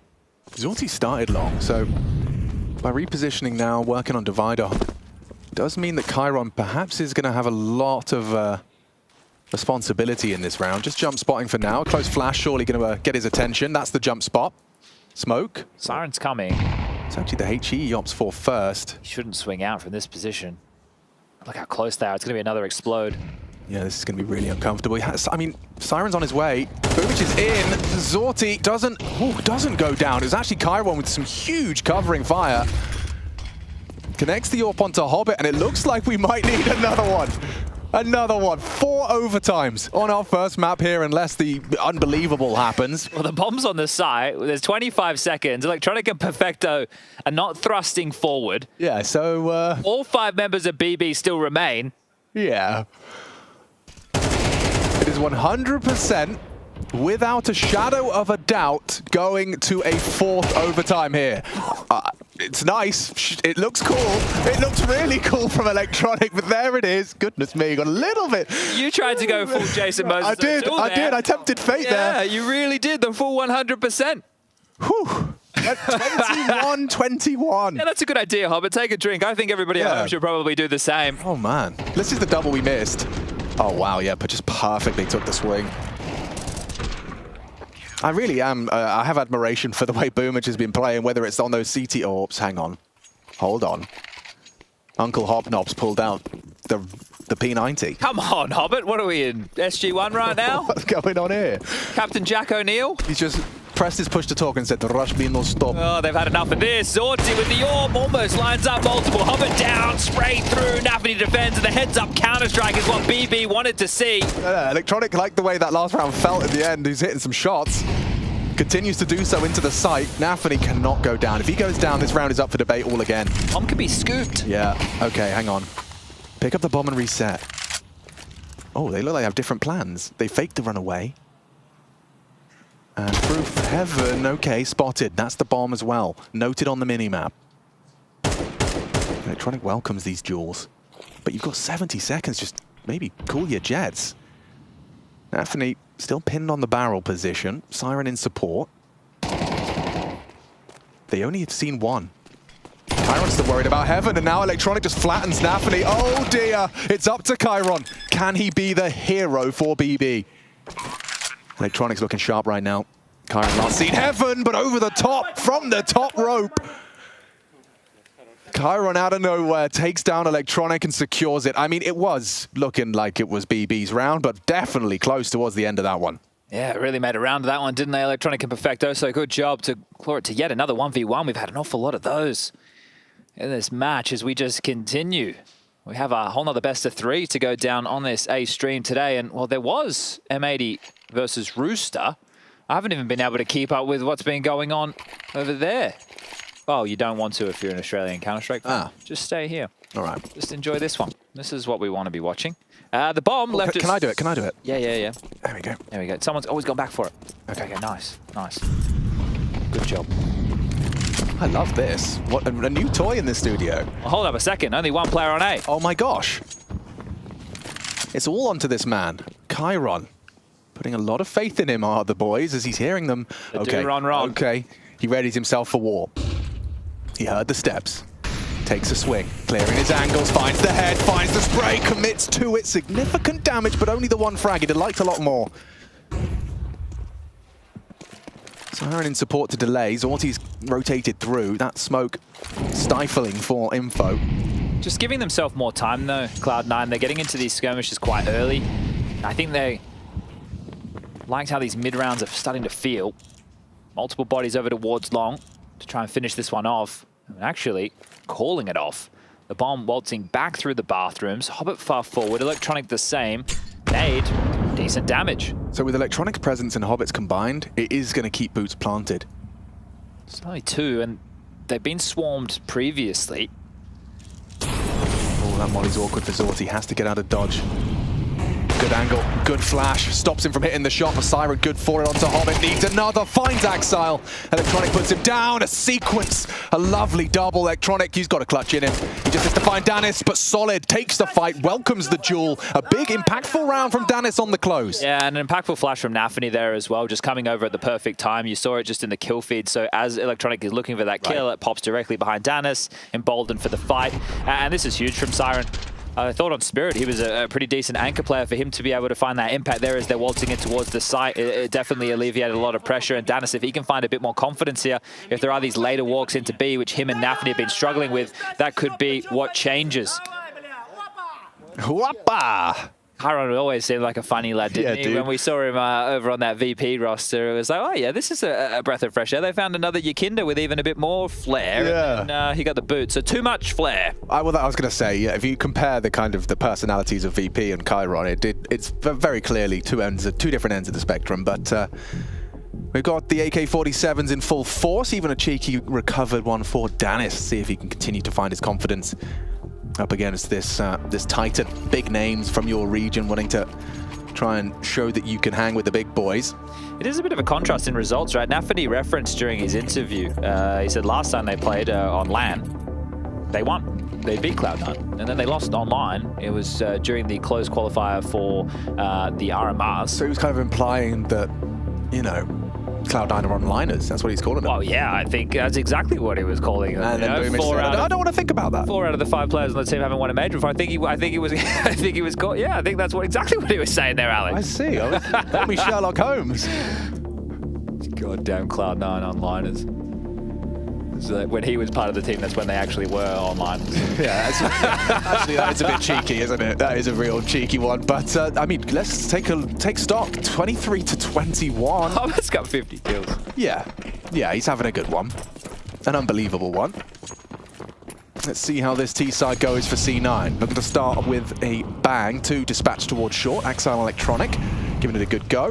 I do like the fact that Chiron's feeling so confident they can just keep starting him solo away with the rifle. This allows Zorti to be over towards B to look for some of these peaks, which is where we really found our first highlights for Zorti within this match. Was searching through Monster, found himself all over the shop. And the same to be said for Boomich, who has been extremely proficient on the CT side of Big Green. Yeah, so Boomich and Chiron both kind of having this independent duel with each other, disconnected from most of the action on B. Thing is, at this point of the game, and this happened rounds and rounds and rounds ago, the flow has completely subsided. You don't know what the opponent is going to call. You know which things have worked. You know sides that seem susceptible. But we've played so many rounds of Counter-Strike. Who knows what's coming next? Yeah, this is a powerful angle for Zorti with the door gone. That's exactly why Boomich had to have a glance, and he's punished for it. Good nade onto Danis' nose. Sandry to ward off Electronic's progression up short. Hobbit does have a gap to work with, or at least... Well, he did. Yeah, Siren has started to jump spot. He might be ahead of this. Yeah. Well, was he spotted? That type of U2 is telling that maybe he's seen something. So defensive front sight smoke. The Hobbit might just waltz on through.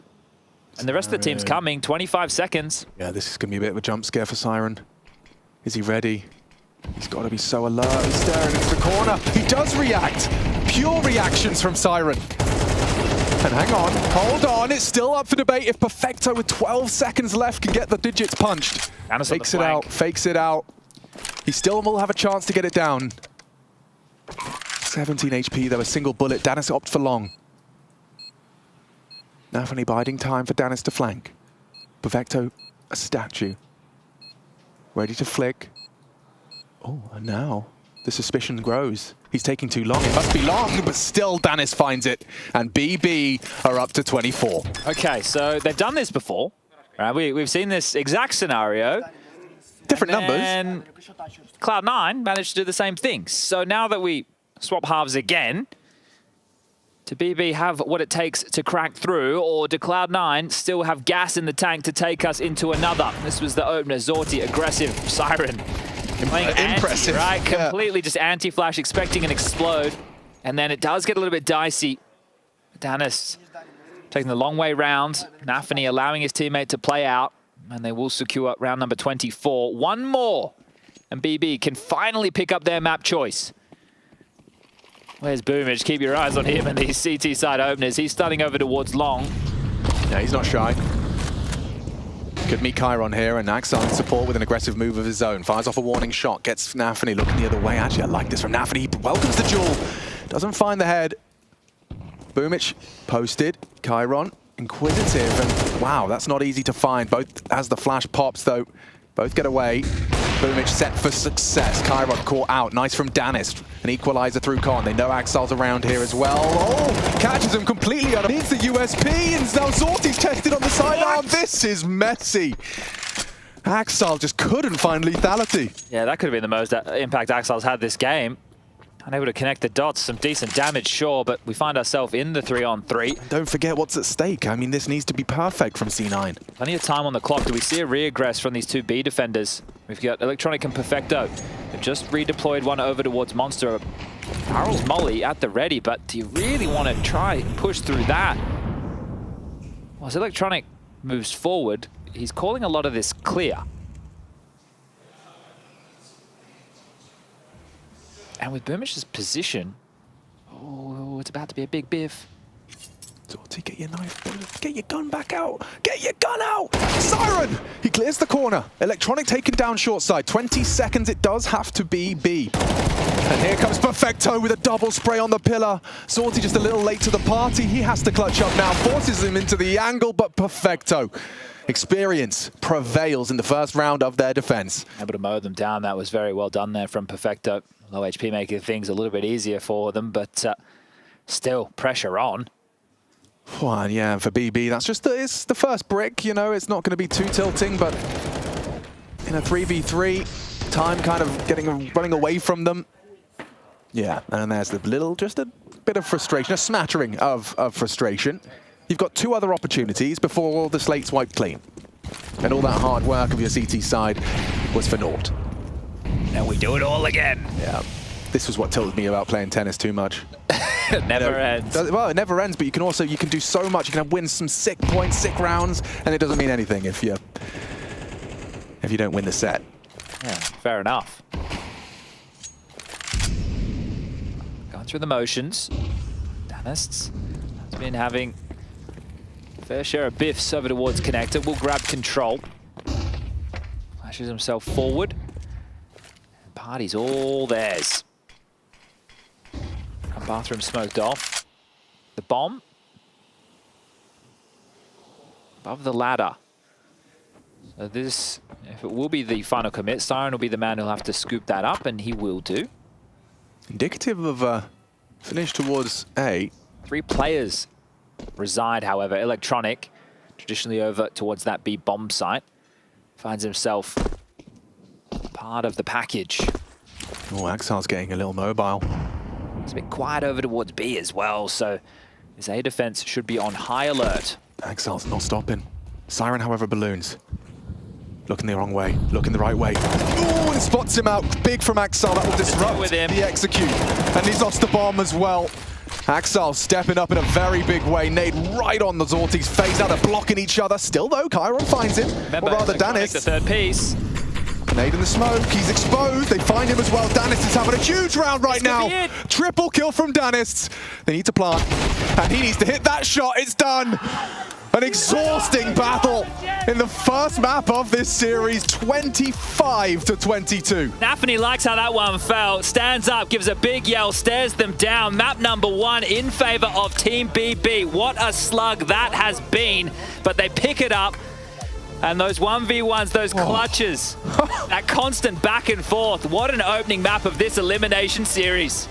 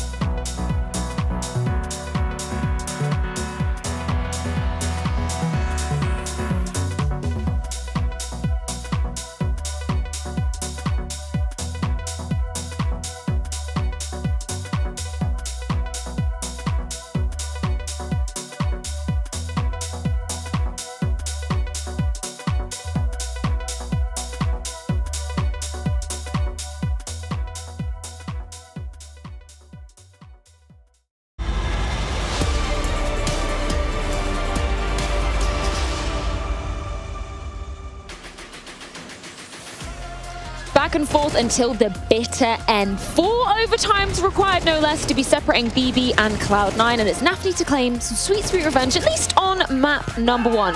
Certainly wasn't always the prettiest of affairs, particularly considering, Janko, Cloud9 had 3 map points in regulation to close this one out. Yeah, absolutely. I think this map was a great example of where these two teams are. You know, like the way in which some rounds are being won or being lost, individual highlights, decision-making, reactions post-rounds as well. You know, the body language, it really speaks volumes of both BB and Cloud9.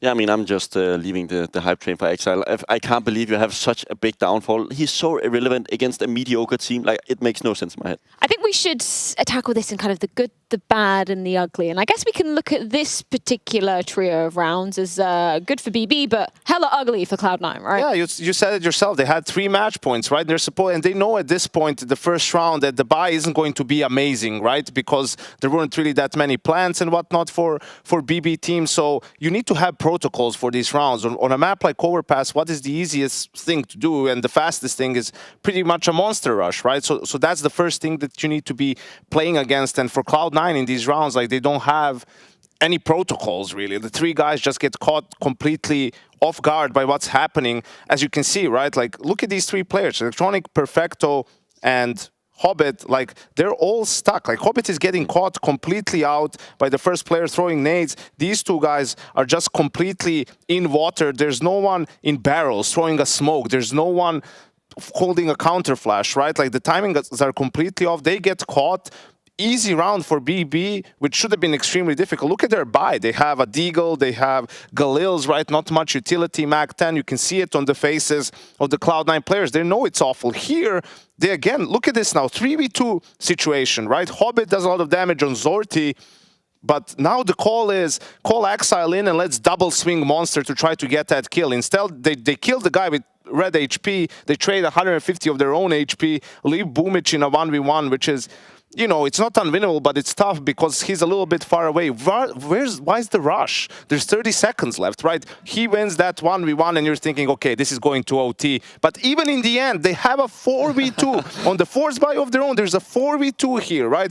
They're grouping, they want to make sure they get the trade kills, and here, Chiron gets a lineup on 2 guys, gets traded, and in the end, on Siren, I mean, the MP9 is jumping and the pistol with the op is, you know, swinging. Why not doing the other way around and make sure the MP9 gets the trade? One thing that confused me about this Cloud9, I'm not sure if there's too many ideas, and that's why they're not doing the basic stuff. You know, if you're on a team, everybody, I want to do this, I want to do this, and then they don't do the basics. Like that round on the 19-12 round, that's such a ABC move. Like, you know, okay, they're low money.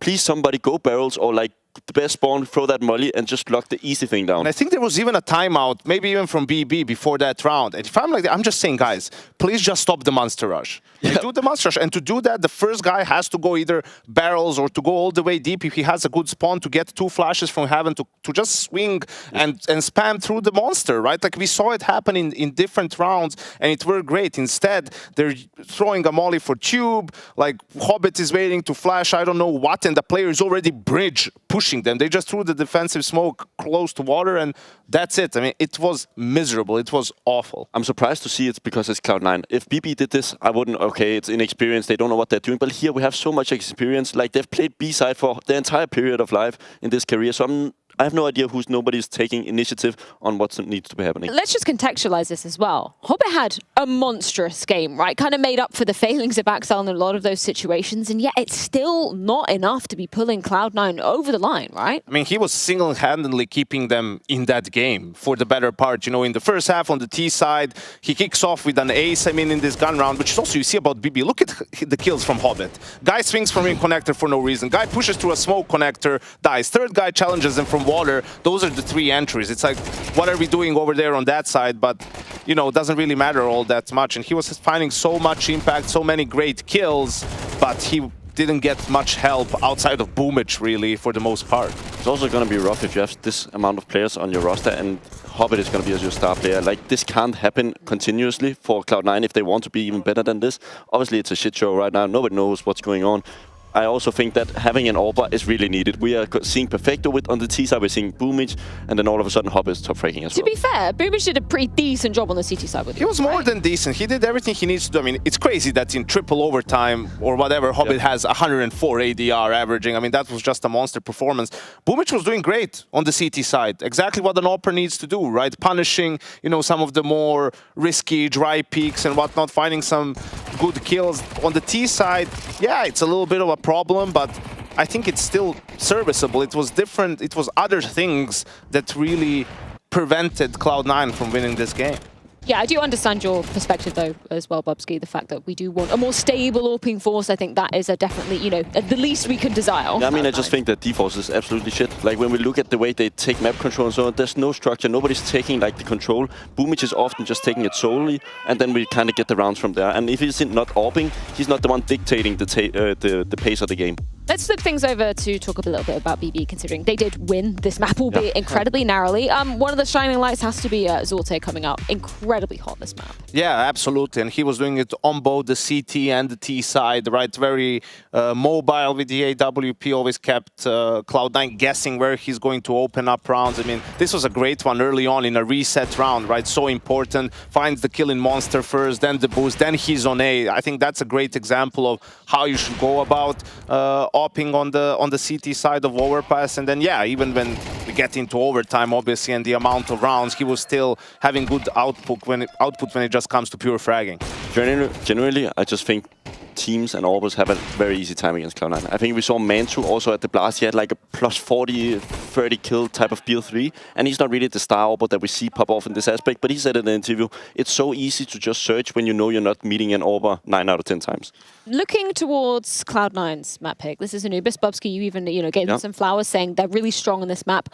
What should we be hoping from them if they have any hopes of pushing this to a third? We should hope that Exile steps up because he's staying on that A side. He's going to be the sole responsibility of them being able to hold half of the map because the cutoff and the rotation is so significant on this map because you get the smokes in the backup area. If you're not able to kill one or two, that's why we see players like Bit, Robs in these positions. They do extremely well because they're able to kill people on their own. Exile needs to find that rhythm. I think it's a good start because remember, BB picked T-side on this map. It was Cloud9's map pick. So, if they get rolling and start like 5-0 on the T-side, I think they're just going to run over Cloud9. So you need to weather the storm, so to speak, and get back into the game because I think a liability for BB are their emotions. We saw table punching, all this other stuff, screaming and shouting and yelling, in good and bad situations. And that can drain a lot of energy. I mean, I definitely, if Cloud9 can recover here, I think they take the series. That is going to be an absolute necessity for Cloud9 because remember, this is truly do or die time. Elimination beckons already potentially for Cloud9.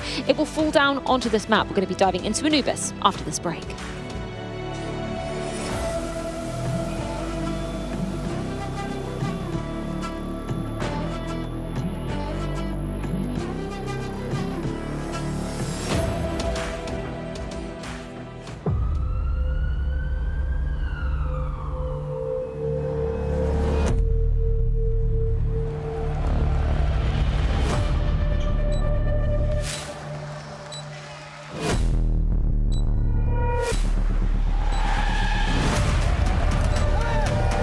Colt's gonna jump across. Oh my God!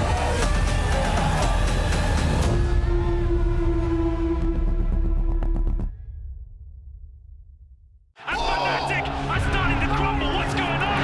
Let's look at Rick Snobby's looking to shine the brightest, and he does it! His first grand final. Let's get it on!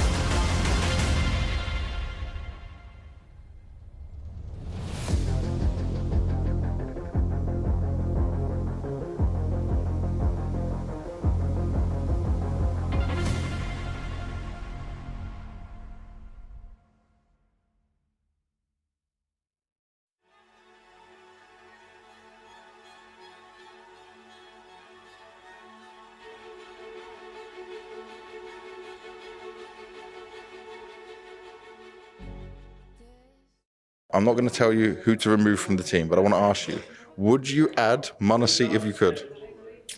Oh, Ilya is a good friend for us, so... Would you add him to the team? Do you want him on the team? I don't know. How much do you want to AWP on this team, Robin? Op? Yeah, you AWP. I like op. Depends of the money. If I can, I will buy it, right? When you're playing around like this with the team, how do you decide it? How does Cloud9 decide, okay, we do this, I'm going to AWP, or is it just random? It depends of... I don't know. Boom is just asking, do you want to op? Yeah, let's go. Okay, do it. This sounds like my Face It games. Do you want to AWP now? Do you like that? Are we deciding this way? I mean, of course, it's a part of the game. We're like always on the Face It. That's just the way it goes. Yeah, if to be honest, of course, we're trying to adapt for every map who can op. So depends of the positions of the rhythm, I'm gonna say, how aggressive or passive we're gonna play. So I was asking Hobbit about the AWP situation. When we spoke back, I think it was in Abu Dhabi, you were saying like, okay, we're not looking for an AWPer. But let me question this to you. I asked Boomich, don't think about removing any players, we're keeping your team. But if you could add Manasi, would you add Manasi? So is it a 6 guy? Yeah, just theoretically, just would you add Manasi if you could? I don't want to kick anyone because I love your boys. Yeah, listen, me and Hobbit are good friends. He can stay, but someone might have to go. But would you get Manasi if you could? If you don't have the sniper, of course, you would like to add one of the best sniper in the world. See? Yeah. And that would fix all your problems, and then you'd win all the tournaments. I don't think that is our main problem. Oh. I told it you before. Yeah. So, yeah, it can be a problem. For example, if we are talking about the top 3 teams, for example, we are number 3 in the world. Yep. We would like to be the number 1. But we just need to fix one thing, and after that we will become the best team in the world. But it's not the current situation for our team, to be honest. Yeah. We're realistic. You're always realistic. Yeah, we know where we are at the moment. So we have other problems. It's not about the sniper.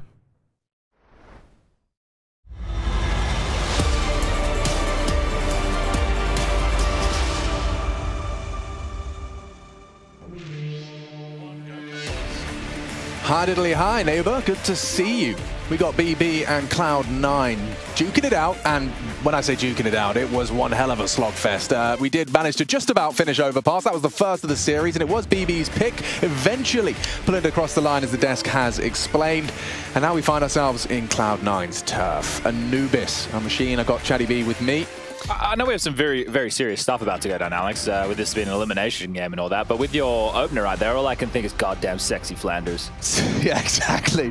Just wiggling his booty on the slopes. That's probably a reference I don't know if our audience will still get. Come on, do they still get The Simpsons? I imagine it's on at 6 p.m. just like it always was. Oh, once upon a time. Let's see if we have Cloud9 taking us to a third map here today. We go to their domain, Anubis, their map choice, and BB have opted to start on the T side to set that tempo, that pace. Let's see, they tuck it out, are they a bit tired? Are they ready to go, is it? Oh, I love that. An early jump straight for info. They know B's not occupied, and early steps in mid. Util sailing through. 2 to receive them. It's an ace split, so that Temple Smoke's just landed, yeah, but quickly darting in. I mean, Electronic has to worry about late main, but they have to worry about this. Nice pick. Actually, Axel has contributed an awful lot with Electronic's help. They're 2-man holding this site. Finally, Zorti arrives from main. They might get that bomb down after all. They might want to get out of there. They're still going to try and punch in the digits. This retake on its way, goose through the wall. Not much damage at all. Yeah, he's all right, and it's Chiron's clicks that are really leveling them out here. 6 bullets. No bullets. Have they got a chance? Zorti, what have you got for us? Oh, a nice first, but Boomich, immediate trade. And he will leave with the round and the Julies. Now, that biggest issue there on the split was there was no A-main pressure, which meant that both Electronic and Axel were able to turn their attentions towards the individuals coming in through camera. What was Chiron just thinking or saying there? What was that look? I reckon he was saying the A-main pressure was late. You see this, they're just both posting up and taking the fights before Zorti got there, and then a nice one for Boomich to finish. Another 1v1. Yeah, but you can see, as you've highlighted, you can see as you've highlighted the difference. Has he got plus W on his arm as well? That's the Chiron adage. Oh, really? Yeah, plus W. I use that as banter in my face-up pugs when people are just being absolute pod bots. Well, no, they're not actually. They're slapping me around the server with their aim, just holding W. What do you make of this buy for a second round from BB? You got the bomb down. That makes a lot of sense. It's nice. I like to see these investments. They haven't gone Galils across the board. They've actually opted to get the AKs out to play for Siren and Chiron, who have both had plenty of practice considering how long that last map went, and they're both searching immediately over towards the weakest piece of the Cloud9 puzzle. His name's Axar. And that HE might slow them down. Chiron. Woof. Okay, they've warded him off. The smoke lands, and so did the nades. You can see Chiron down to 40. Look at the rotation it's forced here. You can see there's nobody left over towards that B bomb site, so very fearful of this play. They had all dropped back. It's just Hobbit responding, so there has been a gap over towards Connector throughout this time. They haven't been able to fill that area of the map, BB, but there's always an option, as we can see with the X-ray. Siren starting to get a bit inquisitive. So is Perfecto. He's also hedging back over towards B. So Cloud9 know they've given up this space. They need to be careful as they go into clear.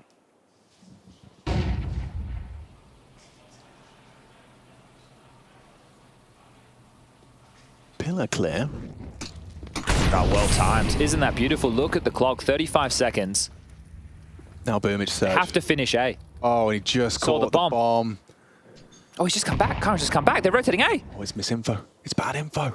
Hobbit still second guessing it, selling it with the frag. That's big from Nafany. A second would really sell it. Axel's gone too. No way. And the bomb into B, completely scot-free. They don't know it's open right now. Nafany's taking more fights. He'll be calling that there's bodies over towards this A side. Boomage has worked it out. Boomage has worked it out. Now he's in a prime position to catch Nafany on retreat and be quick to dark. Flash. Chiron swallowed it. He's lost. He's going to have to hide. Just tuck in. Play the low H. Play the time. The time is on your It's on the side. Siren, Jewel. Yeah, Perfecto's coming in. Oh, Perfecto further forward than he may anticipate. Loud about this, clearing Chiron out nice and easy. Siren has won that duel onto Perfecto, so now has Temple control. Sorting cleared out as well. Good awareness, and it is a Cloud9 round. Recovered, and big boom to thank. 3 frags on the way in. Yeah, it was almost him who was the, well, conveyor of misinformation. Yeah, man. So, look, if I'm BB, I feel like I've misplayed that late. I think that flash, it did an awful lot more than it should have because Chiron felt so committed that he wasn't able to back off from that position, but he had more than enough wiggle room.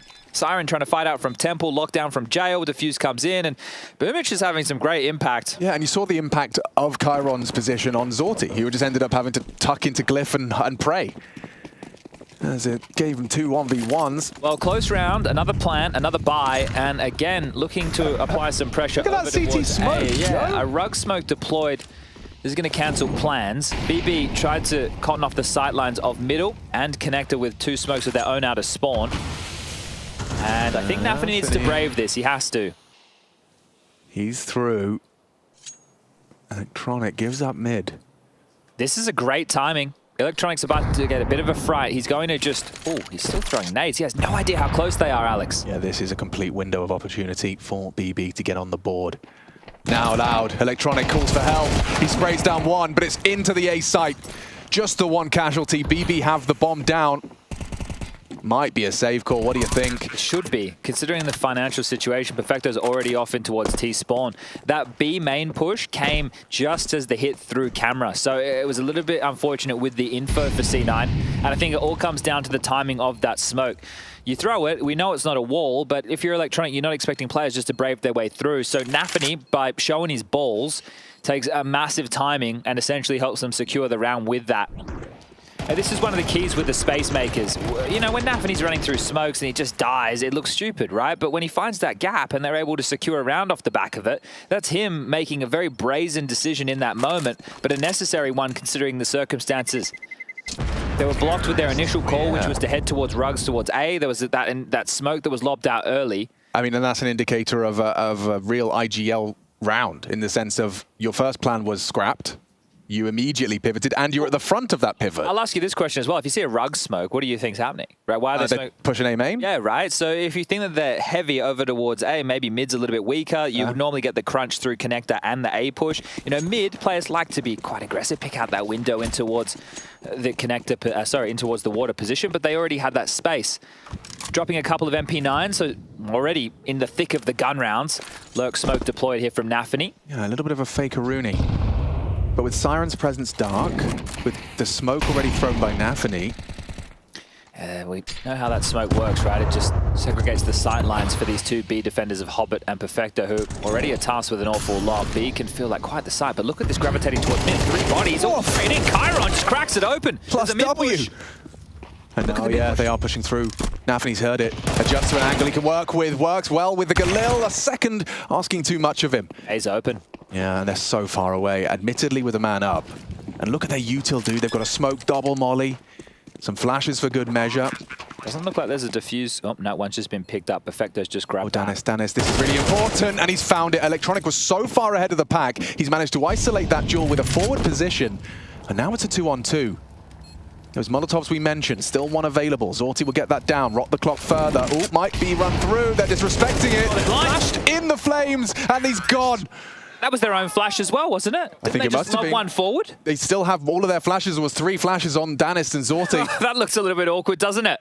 But reactions, this is what Anubis is all about, right? Playing for info, pushing forward, they congregate mid, they swarm as Chiron comes in towards B. So this is the Chiron entry, using that lurk smoke, right, which opens up his entry points in towards the site. You pointed it out, but Danis, that is a key kill to make, and Axel completely blind just melts, and that is going to be a 2v3 advantage, and Chiron knows what that means.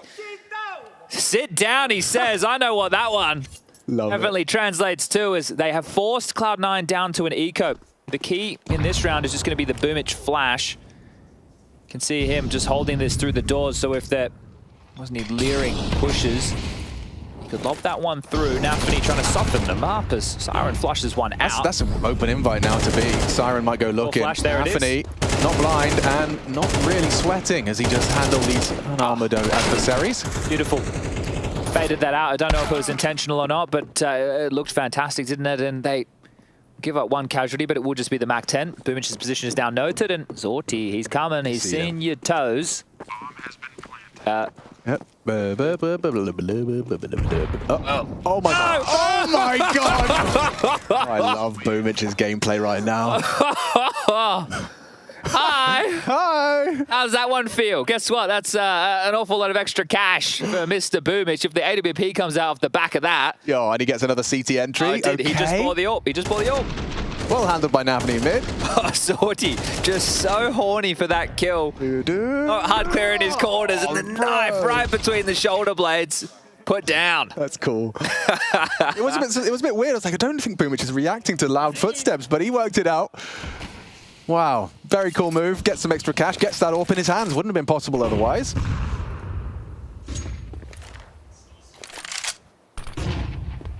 Siren, loud about his presence early towards main. He's going to obscure the view of Boomich's AWP with this util, so the molly for anybody close, the smoke to remove the fountain line of sight.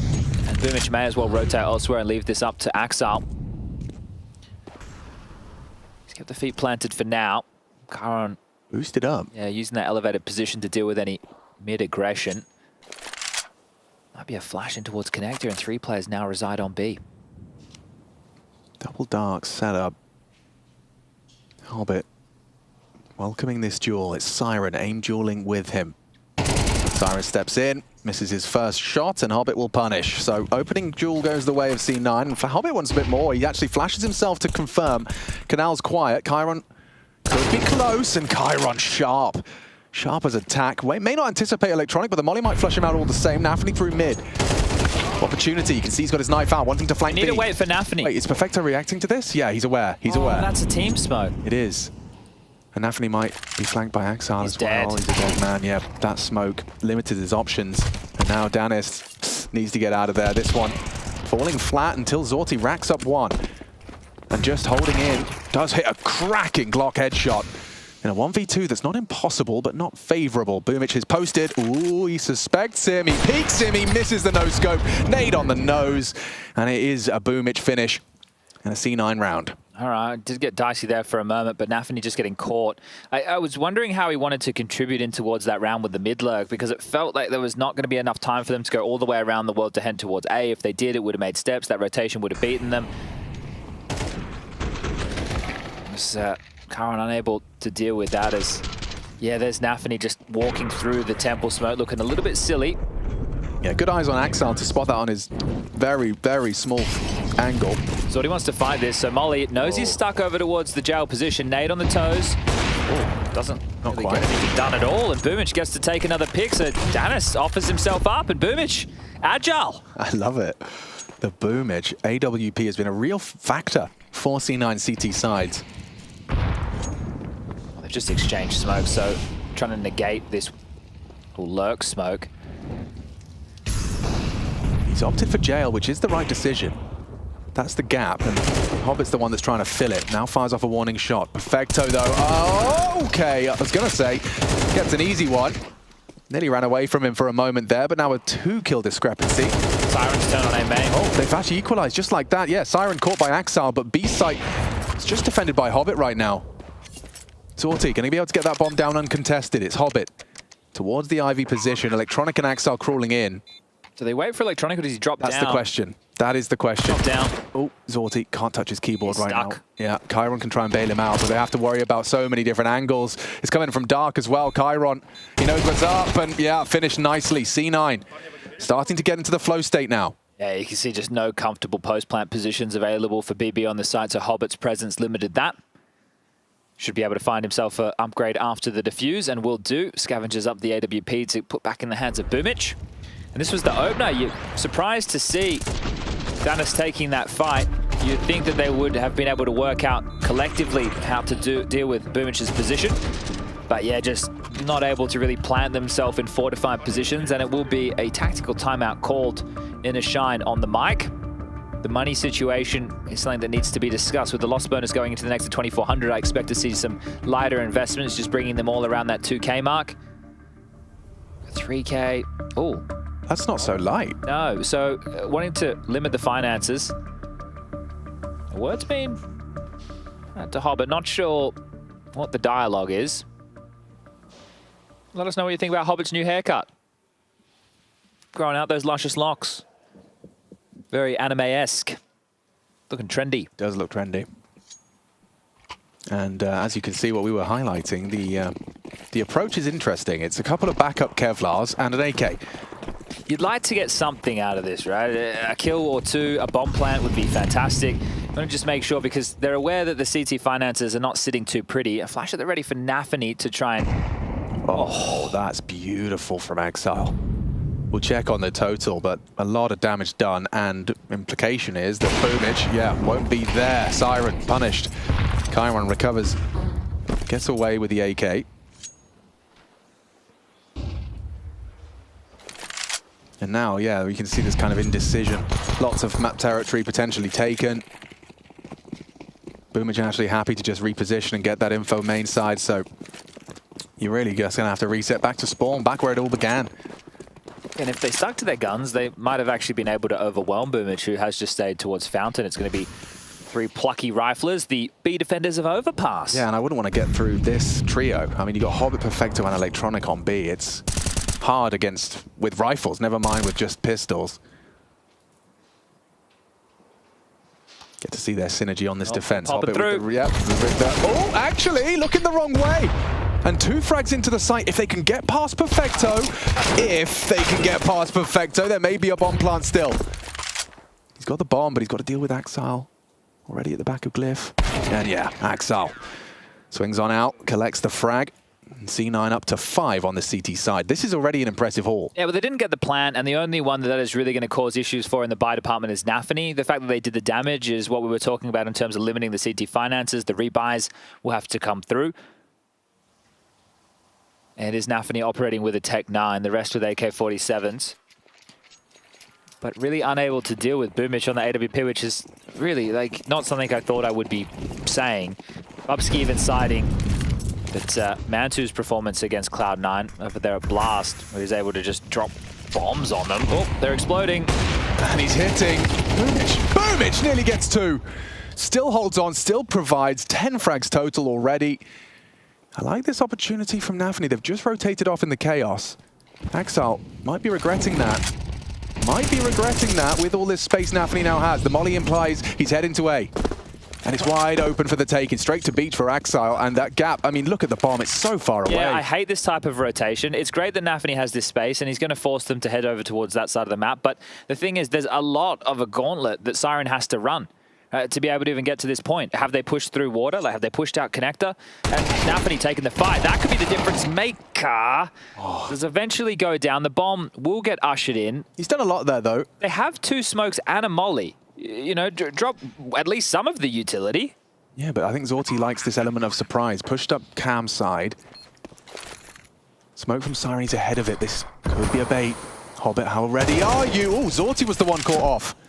Gets away with his life. A 2v3. Has Nafany done enough to get BB back on the ball? They're all rotating through beach. It's going to all be through heaven. Yeah. They have a smoke. If you get that smoke on heaven, it'll be huge. He's going for camera. Okay, awkward now.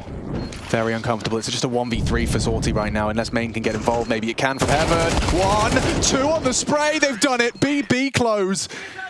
And Nafany will be very happy with that one. What a recovered round. Yeah, it is ideal that BB didn't all just try and run over towards that A site. They took their time, they used that space, and Nafany getting one of those kills over towards heaven as they were trying to encroach was key because they didn't continue to take that space expecting more. So actually the lurk paying off for Nafany this time round. Here's the impact frag.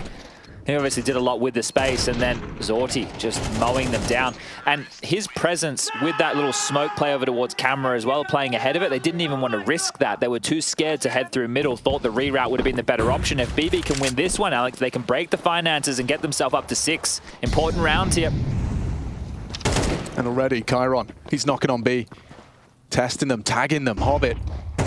Brought down to 39, and now Danis is ready to start taking these Angels. A smoke temple, and a spot on Perfecto. A headshot to boot, a good shot back. Boomich, just as the smoke plumes, leaping through, cost him his life. He was trying to help out, and maybe they overlook Hobbit. Maybe, not anymore. Good work from Chiron. Playing for exits, or are they giving this one a go? Electronics here quite quickly. Well, like you highlighted, I mean, this is back to nasty eco. Nafany's waltzed into this. That's one.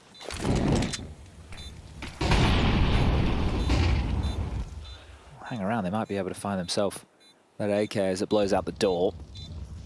Electronic would love to get his mitts on this, and Axile's gone wandering elsewhere. So what can Cloud9 carry into the next? That is the conversation for round number 11. Jeez. Chiron expecting nobody to be home.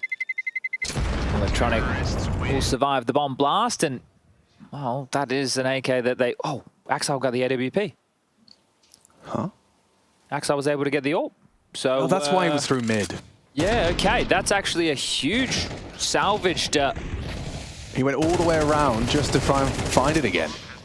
That's massive. They now have an AWP and an AK to operate with, so there are going to be a few more problems for BB. And in a game where the bomb radius is usually crazy, Anubis are the exception. They just managed to play that so well, and actually quite a threatening and imposing presence from these two. Whoops. Yeah, that's going to happen. Fine. It's fine. I don't know if they'll be expecting the AWP at all. This could catch them off guard. They'll clear the smoke top mid, and the AK lies on the other side. Oh, Nafany. Damn, brought very low by that move from Hobbit, and that's even get to pull the trigger. Tough one for Electronic. Yeah, Chiron, he's very comfortable right now. Boomich is in connector, so they can completely circumnavigate him. Don't even have to worry about his position. Should be fine. Bomb disconnected from the pack, but mid controlled theirs, and a body shot from that Deagle. Safe routing from Danis, so the AWP is a non-factor, a non-issue. Axile dead through the smoke, so... Yeah, 6 is theirs. It's... I mean, it's still... Is it still as T-biased as it has been? You know, are we still expecting T-sides to leave with the lead? Or have CTs found solutions to some of the initial problems? I think the CTs, it's just about finding these timings on their types of aggressions, right? When you lose one area, taking the other and seeing if you can either just get that space for free or isolate that one individual trying to anchor down that side of the map. Because I think for the Ts, if they use their utility correctly, mid-control can be theirs, right? You're talking double mollies, one doors, one in towards the window, using right flashes, then they have to play a bit more passive. You're seeing CTs scuttling out of smoke in the middle of mid now, trying to create that wall. But I think the Ts can always apply a lot more pressure across this map.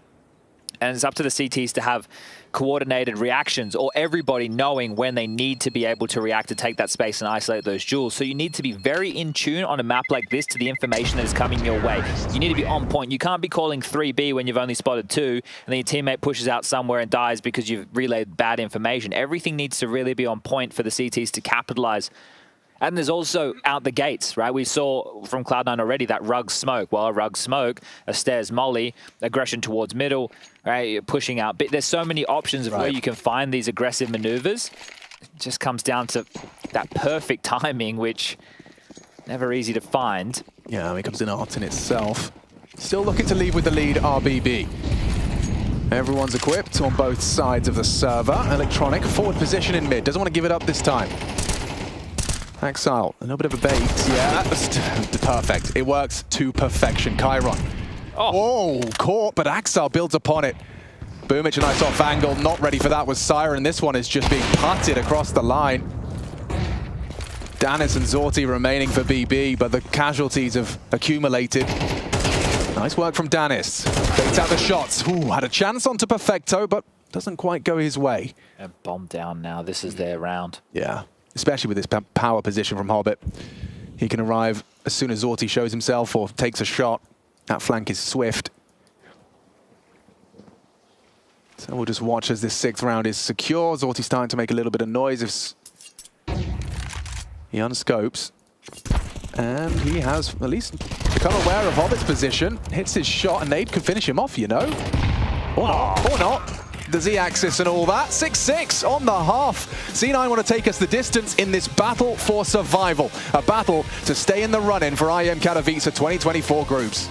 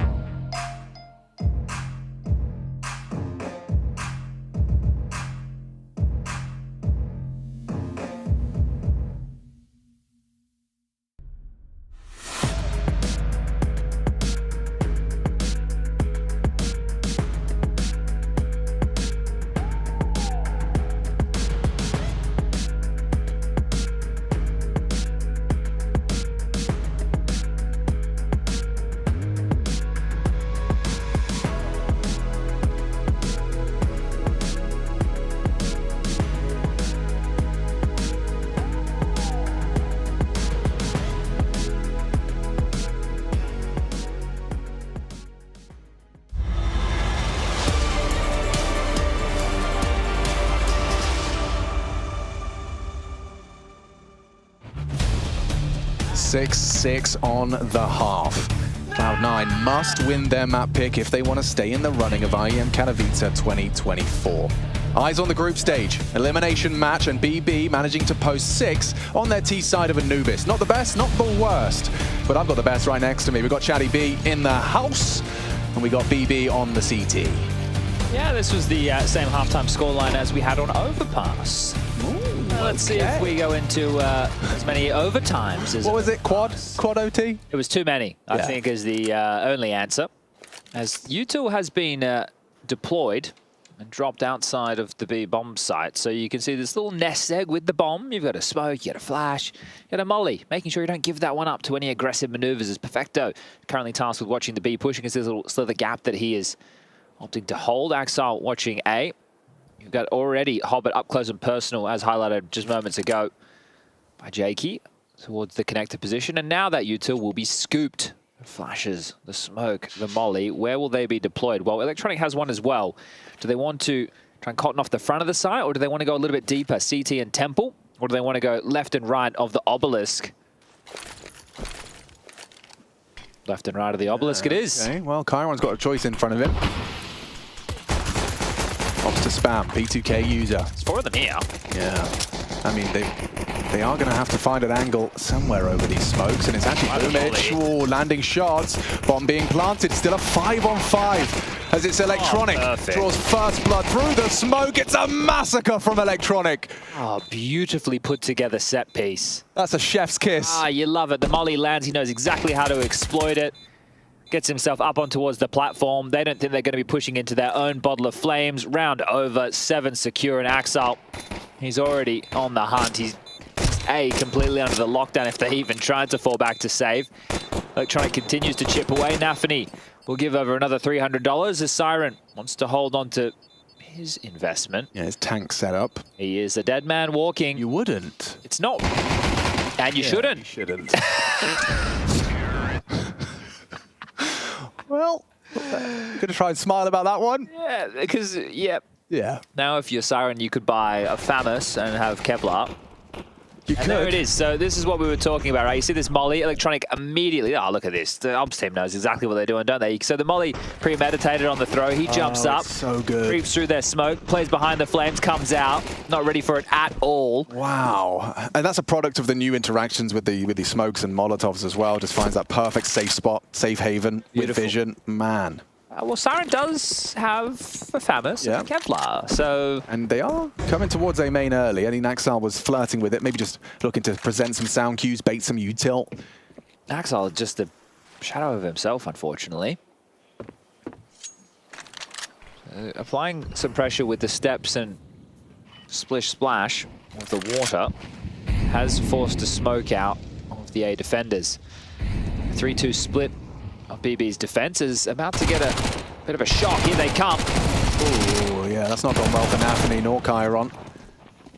Dennis gets at least the one. It would have loved that instant adjustment, unable to present it. And now, yeah, Siren and Zorti have got the unenviable task of trying to save what they've got. Cloud9 securing 8 and most likely 9. So I think it'll be 4 rounds away from securing this. And it will be a tough battle back in for BB. We do have map number 3 of Ancient, which will be required if Cloud9 are able to make good on their promise for map number 2. If the veto you missed it, BetBoom removed Inferno, Cloud9 removed Vertigo, BetBoom picked Overpass, Cloud9 picked Anubis, BetBoom removed Nuke, which they have been having a lot of struggles on recently. I think they have 4 in a row as far as losses are concerned, and they did have that Eternal Fire blowout where they started on the CT side and they managed 1 round to end up losing that map 13-1 to put them down to, well, this elimination game here at the IEM Katowice 2024 play-ins. Yeah. Cloud9 then removed Mirage, and then Ancient, the 3rd and deciding map of the series. I have to continue to sing the praises of Boomich. Not only is he posting 14 frags alongside Perfecto, but both of them have been doing incredibly well so far with the kills assisted or traded. 100% from Boomich so far in this half. He's been having a lot of impact throughout this series so far, Boomich. I have to post some credit to him. I didn't know if he'd ever return back to the upper echelons of Counter-Strike, but good to see him back and, well, thriving, playing some good Counter-Strike, has a lot of freedom in terms of how he gets to approach a lot of these rounds. He's the in-game leader. They don't have a AWPer, and just having some fun and games in middle. Well, I guess if you want to wait for the molly anyway, do some gymnastics. Yeah, and one of the earlier matches of the day, we did have Gamer Legion taking on Virtus Pro. Virtus Pro considered one of the high flyers in World Counter-Strike at the moment, and Gamer Legion being able to topple them. And I'm an individual who sleeps on Gamer Legion more often than not. I don't really put too much respect on their name. That might have to change if they, well, can bring that type of form A-core in magnificent form at the moment. So Gamer Legion showing that they can play some very solid Counter-Strike. Testing Dark. There is that saved MP9, which could do some damage. He's taken down Exile, but the round falling in favor of Cloud9 for that 9th, as you prophesized. Oh. Decent damage. Nafany braves the flames. Hey. The Fire Walker down to 7. Should be dead meat, and will be. Perfecto finishes him off. 3 rounds the difference, as we do see the guns now about to be purchased up for BB's defense. So Cloud9 with a good amount of control of this match right now. If they're able to secure this gun round, I think we'll see this continue to spiral out of control for BB. Okay. Perfecto with 17 kills, 14 for Boomage, 12 for Electronic, 7 for Axel and Hobbit. He's putting his legs up right now. He's having a bit of a rest. He'll be putting his feet up. Well, maybe his legs too. They're attached. He had quite the map in the previous. Everyone will be talking about the Hobbit 50. It just doesn't rhyme as much, you know? No, wasn't an arena match either for Hobbit, and wasn't part of the crowd favorite team. So, a couple of boxes yet to be checked, but it was a performance nonetheless. Now just kicking back and looking to see this through to the 3rd. Oh, betting out the util. So Axel, even though he hasn't been able to buy any ground, he's definitely been able to force out some crowd control utility. And so can you help me understand Nafany departing mid here? Like, you don't know if they're there. They don't know if you're there. But at some point, surely that's a gap that you're able... Oh, they've got Zorti. I'm stupid. There it is. Okay. Yeah, Zorti just watching that off. I think as well, if you can just signal the temple slip, and then your setup will have to change drastically. But to see the T's go for that, it's quite an audacious maneuver as the B pressure being applied. Is there a split to follow through? They're really testing the Dark Defender. Now, Danis. Oh, perfect flash. He's away. He gets away. And it's Zorti's AWP now spotted. He takes down Boomich on the A main side. Still has to keep that gap in mid-hell. And big one from Danis. This is what I'm liking, a bit proactive. They're taking the fight. The nade scuttles at the feet of Hobbit for very limited damage. I'd have loved that to have cleared the smoke a little more. But it's a 2v3 on the site. Yeah. Can Chiron deliver? With Danis so low, it is going to really fall to that M4A4. Powerful angle. Bomb on its way. Axel on his way and does find their head. Danis won another one. A double kill from Danis. The 3rd was asking too much. But a winnable retake. Was a winnable retake. Now Zorti's in a bit of a world of hurt here. I don't know about that Danis swing, because the rotation of the 3rd prong was quite far away. Right. I understand that he felt that he was under pressure, but in that scenario, if he had waited and then they had grouped up, they would have at least had more of an opportunity to try and trade off of his death. Instead, it was multiple 1v1s that were offered up. I think very heads up as well to make sure they just toss the bomb across as opposed to just wide swinging through CT. So Cloud9, they get the 10th, showing some proficiency there, and it's just BB in a 2-2 split of the defenses, and couldn't manage a multi-kill as Cloud9 waltzed on in towards the site, so very well done. Do you think that's one of the factors that differentiates a good from a great player, is their perpetual awareness of when it's right to be taking engagements and when it's right to be playing for those potential retakes and teammates? I think that one of the issues that you have if you're Danis is in that situation, you are somewhat stuck in that position, right. So maybe worried that he'd be swung on, but he also was aware that the bomb was being planted, so he had a one-on-one. So, you know, you go through his decision-making. You can see what led him to make his decision. You could go, oh yeah, sure, I can see what you've gone for, but at that moment, you have the number advantage, you can wait for your teammate, you can try and do something a little bit more team-based as opposed to individual, but for Danis, he's the least experienced out of everybody on the roster. And I think he spent the whole minute of that round feeling under pressure. You know, remember how that started, a flash and people knocking on his door early. Going through the motions then, RC9 looking to close this one out cleanly on their T side. So far, so good. 4-0. Zorti. He's been crawled on. Hobbit lurks close left. It's not going to be B again, and this is the right call. They've just started to drop God. back. They want to clear out middle. Right, that mid pressure was applied. They're going to sweep through middle, but the timing is going to be completely against them. The B explodes as this smoke starts to fade over towards B main. Current doesn't see anything, doesn't hear anything, and here they come. Zordi will have to do some crazy combat AWPing, and the first does not land. Axel gets the better of him, and now they're out of position. Site completely smoked off. Yeah, they're being outplayed here, aren't they?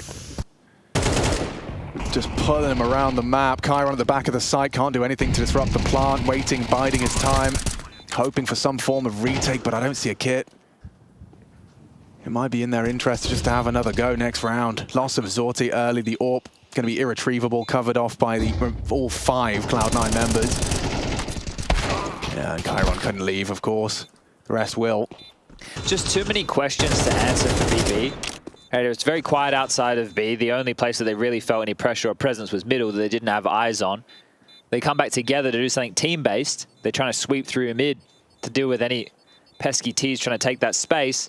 They relinquish a lot of control. And Boomich on the hunt, up close and personal. He even shreds the head of Danis with that MAC-10. Oh, they're coming as well, Siren. Almost lose everything. Just one FAMAS of Nafany held on to. Maybe all the adrenaline of the previous BB looking a little flat here on number 2. It's also like such a direct contrast when you look at this T side in comparison to what BB were laying down. Like, this seems like very well drilled. You can see how effective it is. You can see why people expect the T side to take the lead on this map. Yeah, they're not feeling like they have any issues anywhere on the map. Not at all. I mean, like, it seems like every round that smoke is going dark if they need it, and Hobbit, along with his squad, is finding space on B. You can have 3 there. Go for it. Oh, here we go. Some proactivity.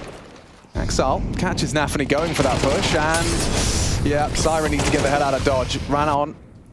A main lost. B main's pushed. Maybe Chiron could win this duel. Never mind. It's Danis 5-7 that does considerable work. Lusting for more. That could have been huge. It's, however, resulted in a frag from Electronic and a man up in this engagement. I know one more had pushed over towards B, so they're aware of at least one player's position. They're about to note another. Beautifully played. And Siren trying to worm his way out, man, gets caught by Axel. Eventually snuffed out. It is just Chiron, position now noted. Final player resides over towards Connector, and Boomich is getting his trainers on. The leap of faith around the corner in towards A. The bomb will get planted. I'm sure Hobbit will come to pick up A main unless Boomich will just get it himself. Oh, they're worried about the long rotation back around the world. Chiron might just park the bus at Rugs here and save. That's 12 secure. And a perfect run on this T side. Yeah, and these rounds haven't even really felt that close. No, not at all. Closest rounds being rounds 3 and 4 of this half. Managing to find a couple of frags, but yeah, still convincing scenes from C9. And Ancient looms just 1 round away now. This was the opener. Good stuff from Axel here. Nice shot to hit. Important one to deal with FAMAS investment. This angle, by the way, I'm writing that one down.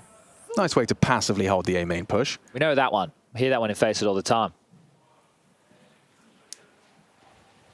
I find Electronics monitor uncomfortably high. But, you know, it's all personal preference. Doesn't Electronic have, doesn't Elige have his far back as well? Yeah, he does a full arm, an arm's length. An arm's length. Put Rops and Elige next to each other, that would be quite a contrast of settings. Yeah. I get you could get the close monitor crew, Zentares, Rops, Yukinda. And you've got the Eliges of the world, the Electronics of the world, and so far, ooh, what's going on here? Yeah, don't think you want to continue the boost after sound cue like that. They will. They'll wander on through mid. It's very passive in middle for BB. Yeah, they're holding on to their util as well. They haven't used anything to try and crowd control early, so they're about to get a bit of a surprise through camera. We know it's possible. Well, at least they should. A main pressure is what they're worried about now. They pushed out B, sector clear. Guys, you better be blocking real damn quick. Oh, it's a B split. Thank you. Chiron's got to consider it. Heading to Temple now. This one's Jova. Just like that. Great shot from Hobbit. Positioned, owns Chiron. One back from Nafany, but as you have said, the bomb on Boomich and the frags from Electronic. Going to be heading on into that site now. They know Danis is a B player. Electronic's on the search. This is a statement here from Cloud9 on their map choice. Yeah, I mean, certainly in contrast to Overpass, this is much more convincing. And now it's about Cloud9 just closing this one down. Don't overcomplicate it. The bomb's in middle. It needs to rotate back. Going to go the long way around to B main to join Perfecto. And they're not worried about Danis. They'll fight him when they find him, as they have. One not the second. Boomich hits this shot. As I feel like I've been saying for the entire series, Boomich hits his shots. There's not been a fumble, there's not been an awkward moment. It's beautiful play from C9's IGL. Let's go. Boomich and Electronic at the top of the tables with Perfecto as they force us to a third. Ancient required to separate these two, and one of them is going home.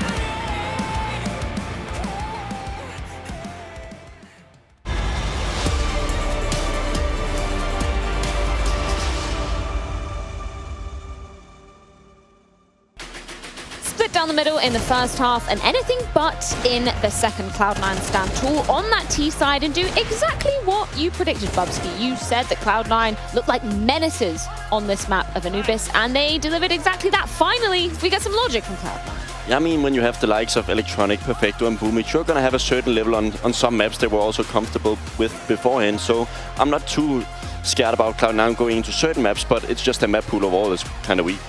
Yeah, I think it was really important, as we talked about, for Cloud9 to sort of not spin out of control after that exhausting map of Overpass, and they managed to keep their emotions in check, and they managed to have a decent start, right? Like winning the pistol and converting just in its own right was a big deal for them, and stabilize and have a sort of a six round CT, pretty good on Anubis, all things considering. And I think on the other side of things for BB, you could see a little bit of just the not necessarily the emotions, but just their style, you know, they're so eager, right? I think it was a very bad decision when the score was 10-6 and they had a saved op from Zorti to force behind that, right? Like that's just trying to do too much, you know, maybe feeling a little bit uncomfortable on the map and not trusting that you can sort of come back and close the game out. But that tells you, you know, not a good decision. I think it buys into the lack of experience that we talked about earlier. I don't think they have that leader inside the team. You can say Neffany is the in-game leader, but I don't think as a character he's like the one who's going to be taking, okay guys, let's calm down. I think he brings a lot of stress to the team. Let's take it take it into the next gear, you know? Yeah, but I mean, he's the one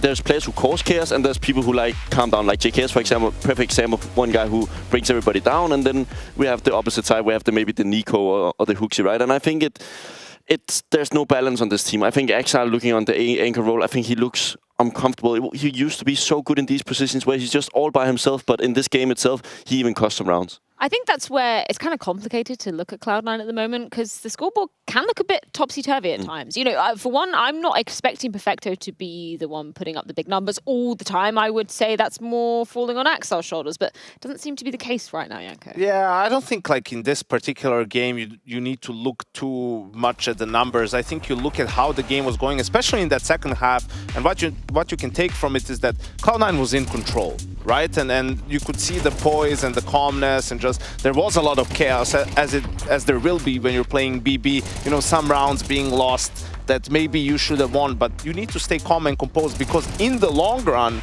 right, they're not going to be consistent at it, because a lot of it is, I mean, gimmicky play, sort of being like, well, a guy might be there, but he might not be there. I'm going to go for it. Then if a player is there, you get punished for it, and the whole round can fall apart. Like, that's not something you can count on round in, round out to happen. I also think why they work kind of well on the T side of Anubis is that they don't need to default much. You get most of the area in the start of the rounds. Obviously, you need to take A main, but middle is relatively easy to take. Like, it's completely different from Overpass, where you need to do it one step at a time, like Flash, Molotov, get the orb lined up, but they don't need to do that on Anubis. Bubsky, for your money, why do you think Cloud9 were allowed to be so in control on that T side? If you could put it down to one thing, what made them feel so comfortable? The better IGL. I think Boomich has so much more experience when it comes to these type of games, also knows a lot more when it comes to anti-strat. I think he was known for what him and Blade built around, so easy to eat other teams, and I'm kind of sure he's put that into the Cloud9 roster as well. So if he has a couple of demos of BB, it's going to be a lot harder. This is also, there's a reason why this was Cloud9's map pick, not just in this series, but in a lot of series, this is their map pick. A good understanding of the map, the timings, the players probably also have a high comfort level, so, you know, that's the reason why we'll go into the Ancient next. Yeah, so how is Ancient weighing up in your mind? Because it's a map that we saw them playing back in Dubai, and obviously I think it's going to work relatively well for a team like Cloud9, because it's not really an Orbos map. The most important positions is the middle area and the cave area, right? How are they functioning together? And if you have good rifle players, it's often going to result in something great. I'm not really too sure if we're going to have Exile going in towards the middle a little bit more and gamble. I don't know, just if you're BB, maybe just keep going A. Yeah, right? Like keep going at Exile, maybe that's the thing. But I was talking about it after Overpass. If this goes into a third map, I feel like there was, you know, BB drained so much of their own energy in that Overpass that now, okay, Anubis, it was their map pick anyway, so now coming into Ancient, okay, this is like the middle ground. We're going to get them here. We're going to close it out. But I don't know if they have it in them really to pull off this marathon, while Cloud9 on the other side, you could see like they've done it, you know, 1,000 times, especially guys like Electronic, Perfecto, so you feel like this is where they have the advantage. I think, you know, you pick up on the AWPing equation for Cloud9 on this particular map. This is where, I mean, it just gets hella confusing, because back in Abu Dhabi, it used to be Hobbit that was picking up Big Green on this particular map. Then it's moved to Perfecto, and it's just kind of like, why are we doing this, guys? I mean, it's not useless on this map, but on the CT side, you're kind of limited. We often see it towards the A side of the donut area, and then sometimes it moves over towards the ramp area, but it's not like in the middle of the map, like Mirage and Overpass and all these sorts of things. So it's kind of like limited. It's more of a thing that you get one and just play the retake. And even less so on the T side, which should play really well into Cloud9's hands, right? And then should make them be at a little bit less of a disadvantage this time around. So you think BetBoom, they're spent now, you know, having to close out Overpass in, what was it, 4 overtimes? That was just too much energy they had to spend to even get this one too. I think they've spent, and I was worried about Cloud9 if they were going to be able to bounce back. Now that they are, I feel like they have a big advantage coming into this decider. Yeah, I also think for the likes of Anti-Strat, they surely have better, what would I say, preparation for games like these, so they surely has a better understanding of what we're going to actually see on Ancient. So I'm going to be looking at Neffany. How much responsibility is he going to take over how Cloud9 plays, or is he just going to play his own game? And the preparation is, I mean, relatively simple in a sense of you need to have an answer for the aggression from BB team, right? They're going to come at you, they're going to get in your face. So do you want to fight them head on, or do you want to take it easy a little bit and then figure out the mid round? And we need an answer to the question, and that is, who is going home? Unfortunately, it will mean the end of the line for either BB or Cloud9, and it falls down to Ancient.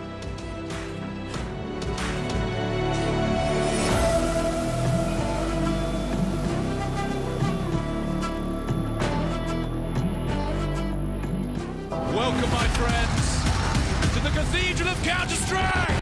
Elevated, never long, way to the top, headed to the peak. All them boys wanna talk, hit them out of love, but don't got receipts. I ain't gonna lose it now. Gotta keep it moving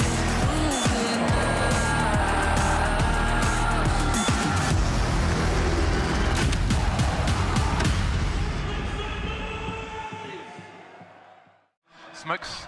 You see double smokes in the same place there. Simple just jumping casually into the side. Wait. What was that? Never miss a play again. Simple. That's not allowed. This is not FPL. This is a major. Finally. With Face It Watch, you're in control. Switch between player POVs live and see the game through the eyes of any pro. Never miss a moment with replays. Relive each highlight on demand from all angles. Watch it, control it, face it. Знаете, как это тильтует работать над полной хуйней? Моя вторая работа в жизни. На первой я едва продержался неделю. Наверное, мой босс был жадным типом. Босс, недавний опрос показал, 91% людей считает наше здание ужасным. Да похуй, давай подождем, что скажет застройщик. Мы ждем уже 5 лет. Да поебать.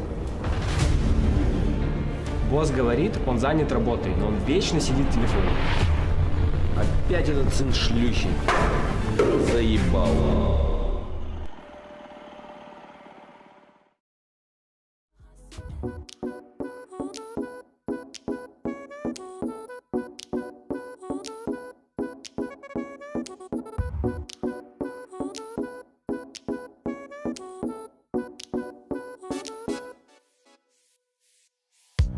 I can't explain.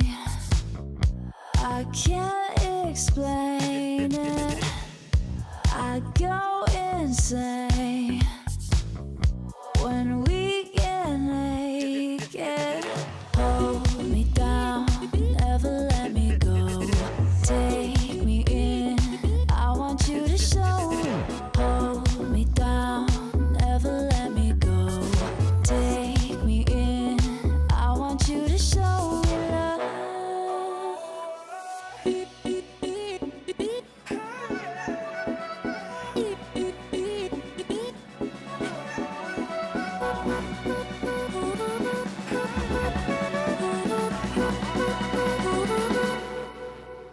Don't give up on us, don't give up on love. Don't give up on us, don't give up on love. Hold me down, never let me go.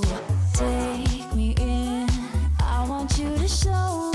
Hold me down, never let me go. Take me in, I want you to show me love.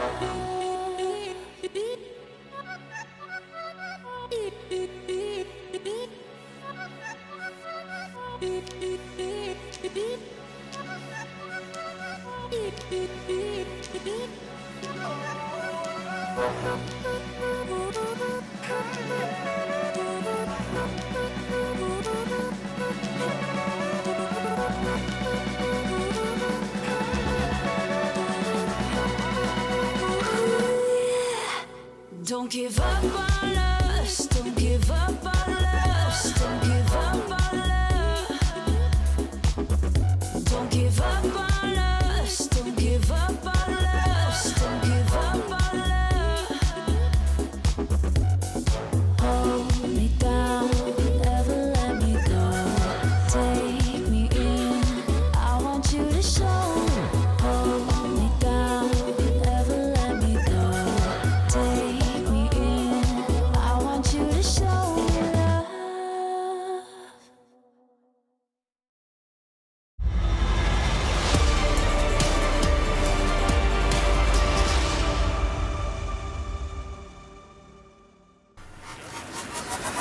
Welcome back, ladies and gentlemen. It is crunch time right here, right now for BB and Cloud9. A third map, the first going into what seemed like the longest overtime. It was actually 13-10 in overtime alone. 23 extra rounds were required, but BB took their map. And Anubis, a quickie, didn't even get to 20 at that point. 19 rounds is all it took for C9 to take us here. Yeah, and it felt like they were back in control, calm, collected, definitely not spent as we turn our attention to Ancient map number 3, the decider for survival. Winner continues throughout the lower bracket of the play-in to take on Virtus Pro for a spot in the group stages. Loser, we say goodbye. They go home as one of the first teams eliminated here in Katowice. Let's get this one underway. Things are about to heat up. BB, winning the knife, have opted to start on this CT side and sending 3 defenders in towards Cave. Yeah, 4 members of Cloud9 have had their moment in the sun already. Look Hobbit. at this cheeky little boost. Yo. Are you going for frags off of that? This would be mad. If they creep in, sure. I'm not sure he's going to hit anybody at full pelt. Look at the util, everything in the kitchen Here they sink. come. Zorti readies himself. Has he really got... Oh my... It's not bad, you know. Can't work it out. The shots are, but the angle's not. Danis, the pedestal for that boost. Axel's push. He's already trying to catch this CT rotate quite quickly. They're going to thrust himself into Danis' Julies. Yeah, he's got some real damage behind these. 30 bullets of Wrath. Axel forward position. Chiron ready to contest, no armor on him, and still gets the headshot. Axel brought down, awkward now for C9 as they start to flood in. Good shooting, it's Electronic with a triple. He should have the round. I think he's done enough, especially with Boomich as well, dancing around the side. It's all Electronic, a quad kill from him. And Boomich just puts the cherry on top. And you have to remember Electronic's impact on the Anubis T-side pistol as well. We love that set piece, the smokes left, right, to the side, the molly on the plat, the jump up, the multi-kill. This is the man with the plan, and he lays down the law. You can see just a little black spot through the boards. Goosh dead, and any problems is BB getting a bit too tricky with it. Yeah, cool idea. Right position for it, and he had a lot of opportunities, just hard shots to hit. Electronic's got a big smile on his face. And he's got an AK already with full mid control. Look at this, already knocking on Donut. Zorti jiggling around, trying to bait them in to this stacked A site. Well, they've just been denied entrance to Donut. A defensive smoke deployed, but they do have red control if they'd like it. Hobbit with the MAC-10 already resides. Block towards Cave coming out now from Nafany, who has been tasked with this B bomb site on his lonesome, but is aware of the leak. If you're BB with this force, you are hedging and hoping that Cloud9 try and finish the round over towards A, but the bomb we can see on the back of Perfecto, joining the rest of the pack, now clearing out. Yeah, double smoke exec. Boomich demands. And there's not really a lot you're going to be able to do in this situation if you're Nafany. Pillar Molly, that will help with the Cave progress. They flash themselves forward, they clear out deeper, and now they should be able to waltz their way in. Now Nafany, is he going to hang around and have a look? Does appear so, and he's not going to be able to cause a ruckus whatsoever. Axel will deal with him, and the other 4 should be tasked at this point with saving 3 MP9s and Deagle. Hold on to that and try again as the next round of play. Cloud9 are picking up where they left off. It was a sweep on their Anubis T side and continuing their campaign with the T rounds. Yeah, even letting those MAC-10s off the leash a little as well. Get Axel warmed up. Hobbit looking for his first. And to take away these investments. No helmets on the majority, just Sorty. But those MP9s, they're going to be very susceptible to a Hobbit drive-by. And that shadow advantage, well, doesn't favor Hobbit. It's Electronic, though, that catches him, so he's gone. Here comes Axel. Get to Danis. So holding on to that, 2 MP9s at least. Now we'll see how long this can continue. In that second half of Anubis, Cloud9 managed 7 consecutive rounds to close out the map, and they picked up the final CT round they had played. So that was 8 consecutive, plus these 2. That's 10 rounds straight for Cloud9. So at what point will BB taste that feeling of victory again? This was Nafany's Hail Mary play, hoping to cause an issue. That covered off as Axel will deal with him with ease. Back out we go. Is this going to be a quickie one? Yeah, it looks like it. Dealing with any A main aggression, as they are going to leave smokes available to deploy towards A as they just take quick control. Now this first gun round that's coming up next is going to be key. Are BB going to go for the full press where they go heavy mid and B lane and swarm for that control, and then do Cloud9 do the standard, all right, well, let's execute towards A quite quickly. Right, this is standard of how a map like Ancient is played. That's where the mind games come in early. Or if you're BB, do you push A main, expecting the A main play? They're hoping that they're not going to go all in mid or B lane. So the mind games will start early once we do get the guns out. The bomb quite far forward, which has drawn at least the attention of 3, but it's created a gap. Yeah, and that's exactly where Perfecto and Hobbit are headed. Just walking on in. No friction whatsoever through middle. 55 seconds. Slow, methodical, considered, and trying to keep it clean. I don't think C9 can even remember what it feels like to lose a T round after finishing Anubis clean and then coming straight into this one incredibly effectively. Good from Axel, starting to find his footing a little bit more so. Grabs a third within the round. If he can activate, it could definitely spell disaster for BB, as it is just Danis with this MP9. Happy to get rid of it, happy to find a kill, happy to hold on to the Kevlar and invest into the next with the loss bonus about to be 2,900. He will be able to get himself a purchase. He could even hold on to the MP9 if he really so wanted. Yeah, and CT sides, actually I've got a different framing for you. Okay. Instead of praising C9's T sides, which of course have looked fantastic, we can also put the CT side of BB under scrutiny, because that nuke result, the 13-1 we discussed up against Eternal Fire, as you highlighted, was on the defense. That's true, yeah. Abysmal, really. CT side of nuke and 1 round to your name. That's, I think the technical term is rubbish. Yep. I'm pretty sure BB are yet to win a pistol round this entire series as well. If I'm just reflecting Overpass, they didn't win either pistol. Anubis, I don't believe they won either pistol. No, they didn't. And here they haven't won the pistol either. So over 3 maps of play, yet to win a single pistol round. Yeah, you're doing things the hard way.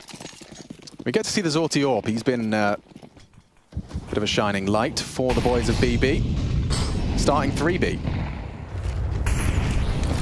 Early progression towards the Jag control. Catches a glimpse of the jump across, and yeah, cooked. Nice work from Danis.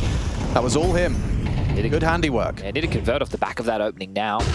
Yeah. This mid space has still been taken by Boomich, so they can crunch cave from either side when the U-tilt, especially that smoke, starts to subside. This is a potent crossfire. Molly can make it awkward. You'll lose your help.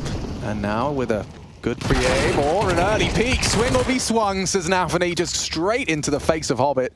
And it looks like that conversion's coming, but how clean can it be? Can we recover these AKs, get 5 alive, keep the coffers full? Nafany, he's definitely loving a swing with the MP9, and understandably so.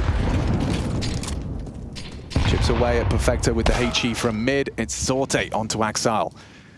And so with 4 alive, this would be one hell of a way to get yourself back in the saddle for BB. And yes, the bomb still in spawn. So Perfecto's very low chances are even lower as he hits a banger onto Danis. You don't want to lose any more. Keep those 3 alive at this point. Felt like Danis should have had him dead to rights there. But Perfecto rips the head off, and with the push down the ramp, he should be dead to Chiron. Don't get cheeky with the baiters. Yeah. He won't make the same mistake. And that is 3 players staying alive. There can be drops. Cloud9 will be able to get a couple of rifles. We should see them into the purchases as well for yet another round. But the 2-man cave set up at a molly that didn't go quite deep enough. Profits for BB, and that is the first round they have won. If we go back, here it is.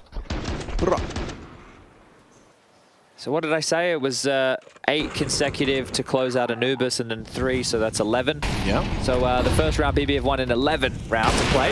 Oh, I like that. Not that. Hobbit quick to the draw. Zorti just couldn't round the corner in time, and Hobbit, I mean, he punishes so swiftly. Look at all the smokes on the map. 1, 2, 3, 4, 5. Wow. Wow. Smokes everywhere. Is something to keep in mind is this lurk smoke that Nafany is currently playing behind. We'll see how Cloud9 want to use this as the rounds develop on Cloud9's T side. Yeah, 4 of those were T smokes though, so not a single one currently equipped by C9 for the remaining 75. Still have a bit of a gap to work with. You've got Chiron on the jump just playing for info, and I'm definitely going to catch something on that last little peek. Mouth moving, space taken. And the bomb in towards Donut as the rotation for the CT is now being drawn back across. Yeah, smoke main enables Siren to be a bit more focused towards the Donut position. Danis has rotated from B to hold the potential red flank. And now we pause. Molly big box, Siren decision to make, turns tail. Danis isolated, electronic, precise. Man advantage now, and the bomb is committing through. It's Hobbit straight in. Chiron over the flames though. Boomich overlooked the position. Chiron strikes back with a vengeance and a hard shot to hit for Siren. Reacts, and it's more from Hobbit. He's getting that bomb down for the squad, uncontested. Yeah, it's a bit of a late one from Nafany. Yet to see Siren hit a shot, 0 and 2. Be a hard one to come back into now. Silent drop would be compulsory. Oh, whoops. Well, forget about that one. Nafany, 1-on-3 situation. He's likely to lose everything. That is a fumble. Nafany with a chance. 1-on-1 now. It's him versus Axel. Yeah, time sensitive. He doesn't have the time for the reload, and Axel happy to oblige with the close. A clutch from Axel and a round for Cloud9. 4 straight back to their winning ways. It felt like, yeah, electronic catching Danis there. The pieces started to fall in together. Chiron gave us a little bit of something to hope about there. And admittedly, we should probably sing the praises of Hobbit catching Zorti. If he'd have been able to free himself up, rotate round, sit CT, it's not as comfortable coming out of Donut. It never really looked like Nafany was up for the task of that clutch either. No. Right, so late to the party, those kills labored. And then the final, he goes for the tap. He only had 1 bullet left in the M4. I don't know what he was hoping to achieve, but look how we're getting the full press. Zorti has been... Oh, looked like he was getting boosted up to make that possible to peek down towards B lane. T-side or? We'll get it in late. So Heaven smoked off, the nade and the shot. Zorti finds another opener and he's out. Nafany though, oh, he holds on. That's important. Could have lost the sight right there, right then. Instead, Perfecto now finds himself feeling a little hard done by. A 2-man disadvantage for C9 to overcome. Just with that molly, it implies there is pressure from A main on towards this A side. So Siren having to worry about that. Has Chiron in tow and Zordi to float around with the AWP. Smoke available to block the top of this ramp. Flash and a go with the MP9. Perfecto tucks in. Danis deletes. Nice team play from BB. Locking it down. They opt for the save. 45 seconds. 2v5 situation. And just stripping them 1 by 1. So BB with a couple of nice little moves there. The key one, and the one I think you revved enough for, was Nafany winning that head-on-head with Hobbit. Hobbit trying to take the space after identifying where the AWP is, knowing those longer sight lines are not being held from the back of the death cube. Nafany left in the position that we do see in-game leaders tasked with. And Hobbit went to exploit, but Nafany sat him on his ass. So an important, even though it was just a 1-on-1, this was the kill from the heavens. Zorti. It didn't even do it off the first timing either. They had to re-establish that boost and go for the pick a little bit later. Yeah, which is why I was kind of so surprised to see it working so effectively. But yeah, these nades in the smoke play, opening these sight lines for Zorti. Working well to get the second on the board. Now trying to motivate the troops is Chiron. Nafany, he's got his soldiers. They've got a map under their belt. This is still totally in the realms of possibility. Pressure on at the Katowice play-in. Obviously, it would be huge to see Cloud9 getting sent home. You heard from Yanko when they were doing the pre-game segment, talking about, you know, just how hyped Cloud9 roster was about 6 months ago, right? When this whole team came together, and I was on the hype train. I was very excited to see Shiro and Electronic together, Axal as well. And just as I say his name, Zorti does not get away with an A-main pick this time round. Yeah, and he expects Zorti to have a companion. Oh, Siren owned by Axal. Great awareness and great shooting from Axal. He's done a lot of dirty work there. Electronic could even finish the round right here if he finds this swing. Chiron stands and does not deliver, commits to that crouch. That was a bad habit that actually James talked about in regards to Chiron. Over-crouching, committing to duels, become a static target, and committing to those sprays. It's cost Chiron there. Now it's just Danis this round. over in the blink of an eye. This Zorti aggression, it's hit and miss. Sometimes it's setting them up for success. Other times, it's hemorrhaging. Even when he found the opener, immediately traded, those gaps are still there. They throw more bodies at the problem. Cloud9 are more than ready for the push as Perfecto will finish off Danis and 5 staying alive. So we bounce back and forth. Yeah, and those are the rounds that will build confidence for Axel. He knows that that round is won off the back of that double. And as an A anchor, you don't always get the action. So when you are tested... normally pretty boring. When you're tested by an AWP and a rifle pushing you... Wow, good control of the spray there from Boom, well highlighted by our squad. Timeout taken first from BB. Now, Zorti could buy in with an AWP. Frustrations for sure from Siren. If Zorti would like, he could have opted for just a glass cannon, but it does appear that he's going to go with the silenced M4 to facilitate some utility. Should be rifles across the board. A few individuals having to opt for the FAMAS as opposed to the A1S. But this is feeling like it's break point for BB. Yeah. It's double AWP on the T side. Excuse me, Axel and Boomich wielding those. So chopping and changing hands are the scopes. Hopefully this doesn't come back to haunt them as they try and harass mid. Not just with the nades, but with bodies as well. T-side orbs. Double. 2 of them. Boomich fires off his shot. He's happy to show. He's taking the bomb mid with the orb. Like, this guy is just... He's playing his own game. He's obviously got some support. Pressure on. Spam not going to hit its mark, but yeah. C9, you've got full mid control, but look at Chiron. He's already taken some initiative. Smokes the doors, takes the space, calls lane relatively clear, bar the presence that Danis is all too aware of. Nafny be committed to red if he stays here and the smoke starts to fade. Which it is. You have to be winning through positioning if you've got the FAMAS. That's all a bit of a ruse with the double molly. You see them really implying control. But it is the dip back towards B. Ooh, a misstep there. Electronic did. Yeah, check a sound cue. Check how Boomich handles this double stack.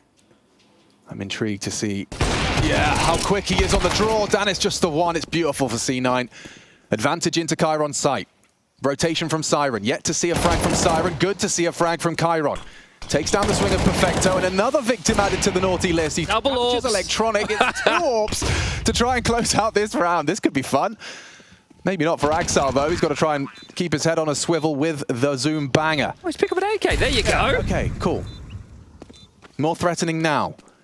Boomich patrolling the potential flank ramp.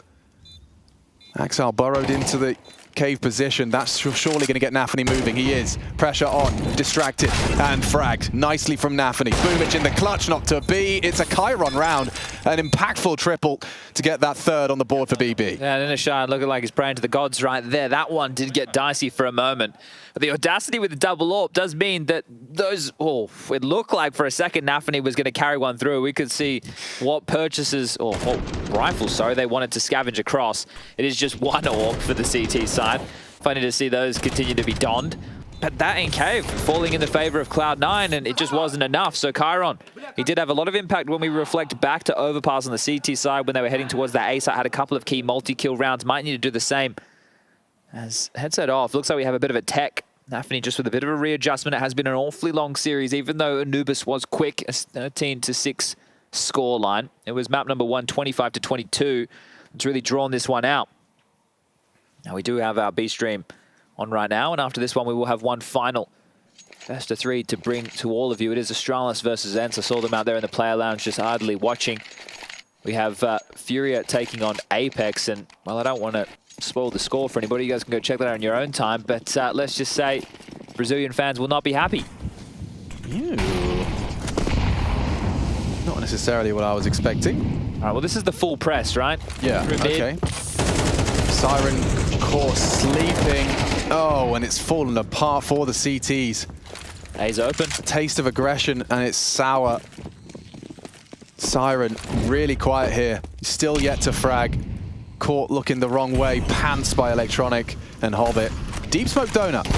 Good shot from Zorti. Trying to lock down this A site, and they're doing a brilliant job at it. Nafany's caught Hobbit towards the donut push. And they have to reset. What a reaction. What a recovery. They're back. In the driving seat of this round. Nobody up towards the ledge to hear the Run back through spawn and water, but Danis is starting to investigate. He's about to get a heads-up duel, and, well, he's hearing these steps, isn't he? Danis removes Boomich. Desperation, as there's just one man remaining. Axar been hitting more shots in this map. Let's see if he can continue. Picks up an AK. Spotted, Danis deleted. 2 HP, though. Zorti, the AWP. Not the perfect weapon to finish him off. Take the plant. You would, but he wants the round. Faking and fighting. He wants Zorti dead. And now it's allowed Nafany to crawl in. And, you know, no plan. That will have ramifications. They're back to peanuts. 2K on the high end, 2.6. Yeah, look, with the plan, it wouldn't have put them in the realms of a buy, but it would have put them in the realms of some upgrades. Something quick, something tech 90, right. you know? And with the loss bonus where it's out of the 2400, a lot of these players are just over that 2K mark. So it's going to have to be a scenario where it's more like a full eco, where it could have been a Deagle, a Tech 9, something to make the round somewhat interesting. And now it's just a P250 for Electronic. So that plan actually did have decent ramifications. You'd still say that BB go into this round as the favorites regardless of the plan, but it would have just been slightly more exciting than a $600 investment between Hobbit and Electronic. Yeah, burst fire Glocks. Hobbit trying to use every trick in the book, looking to pick up any info. Sound cues given away by the CTs on the setup. Danis doesn't have to stick around, but he chooses to, and it works well.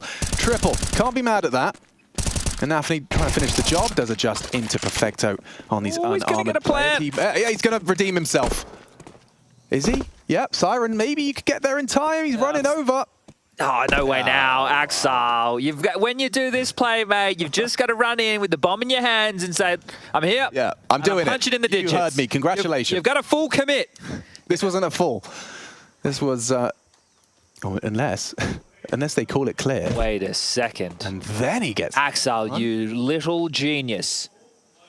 Just cool it down. Guys, if I They're far enough away. If I just sit here, I'll camouflage into the wall and they'll have no idea. Absolutely not a clue as the bomb site completely evacuated now. They think they've done their due diligence. That's not the case at all. The digits now punched in and Axel makes good on the previous. The penny drops. Not sweat on the brow. He only has a Glock. Yeah. And there's nowhere to hide. They're coming for you. They've got nades, they've got guns, and you've got a burst fire Glock. Wow, 99 damage. Feels a bit hard done by on that one onto Zorti, but he's still got to be happy with that. He's redeemed himself in the plant department. Yeah. Gets it done. He had extra plans. So extra cash is what he's just facilitated.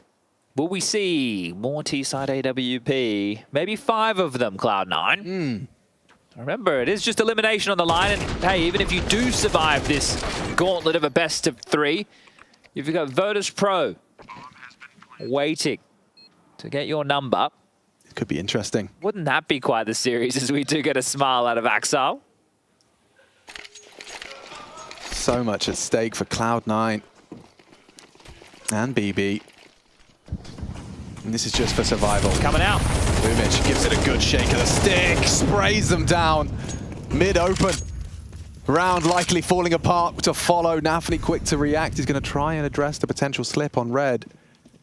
Did Boomich hear him? Yeah, mouth moving. Yeah, it's likely he did. And that just opens up the door for a low HP. He's going to take more risk with the double kill he's already posted, trying to get behind Nafany, and this would be the round end of the world ender. I say that, they are walking towards Zorti and Danis. Well, as soon as Boomich gets this kill, the B defenders will leave. Touche. So this is it. Oh, don't do it. There we go. And now, you would assume... If you just wait like 10 seconds, Zorti and Danis a bit stubborn about this. He's dumping util. That should be enough for them to start getting a wiggle on. But ooh, good HE. About 100 damage. And a good AWP shot. Now you go A. Yeah. They're mulling behind them. Look at the molly, the CT and Sentry on the radar. They're worried about the flank. Well, nope, the bomb's about to get planted. It's a bit of a frustrating death for Nafany there, but probably more so for the mid-hold there, Chiron and Siren. And you mentioned Siren's name a bunch. Like, look, we could just give this one a nice yellow circle in case you don't know what we're talking about. He's having a real rough go of things. A pacifist half. And, well, considering they've abused mid with a couple of these fast plays, a kill or even just some damage. He's got 19 ADR. really not helping the case as they do look to save and retain these rifles. Perfecto still close by. And they're looking the wrong way. Perfecto grabs both. Beautiful little continuation of the spray. Zordi and Danis removed. And they have just enough money to get a buy for 4 out of the 5 BB members. Danis very light on. Might have to hope for the mercy of a drop or just be purchasing in with a pistol of his own design. But beautiful from Boomich. All Boomich this round. The big man with 3 massive kills and Perfecto to finish it all off. And now if you're BB, you think, well, do we even bother trying to defend mid by running out the guts? Well, doesn't look like it. They just doubled off their molly as well. Yeah, they're sort of gone for the defense through.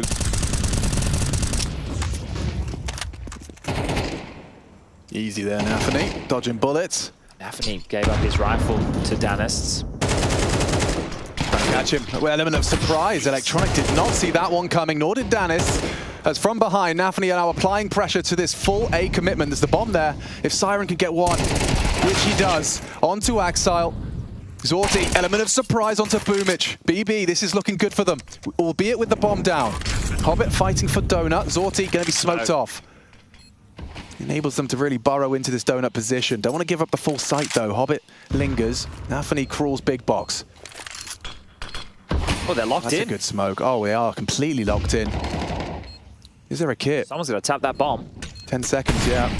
Not going to be comfortable for them still. This could be C9. Finding 7. Perfecto in the clutch. They're on it. They're holding it. And he's got Zorti as well. This is no fun for Naf, and he finds a fresh AK spam in the way, trying to find him leaping through. It's easy for Perfecto, as they will leave with 7. C9, battle for survival continues. BB, they need to right this ship now.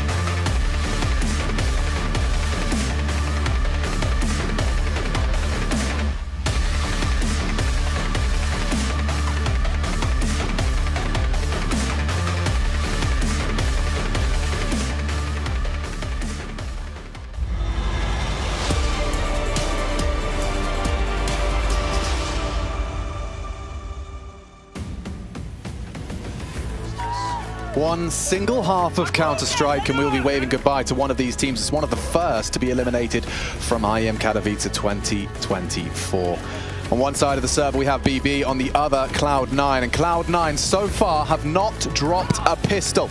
Or in other words, BB have not won a single pistol of the 5 played so far, and at a scoreline of 5-7, this makes all the difference. Can they break the curse? Can they win one of the 6 pistols in this best of 3?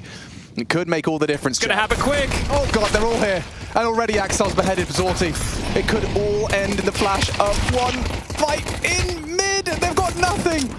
Massacred upon this battle in mid. 4 CTs dancing with them a little bit back. Siren and Danis doing work. Can't get away. That's the bomb going to be hunted. How is he still alive? How? There it is. Finished off eventually. Frustrations bubbling though. Electronic. Electronic's not happy about something. Something. Probably happy with the win, though. I'd hope so, because 8 now confirmed for Cloud9, and this is just a matter of closing things down. BB, without the plan, without anything, it is insane to think that they even have a map to their name.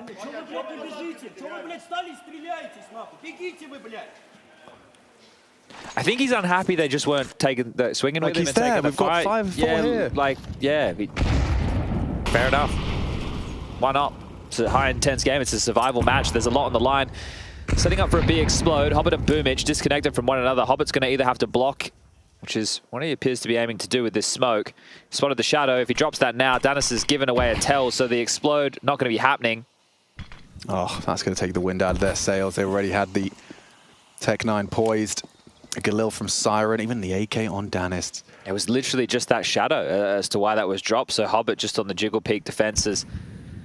Oh, trying to be cheeky with how they're clearing out close middle.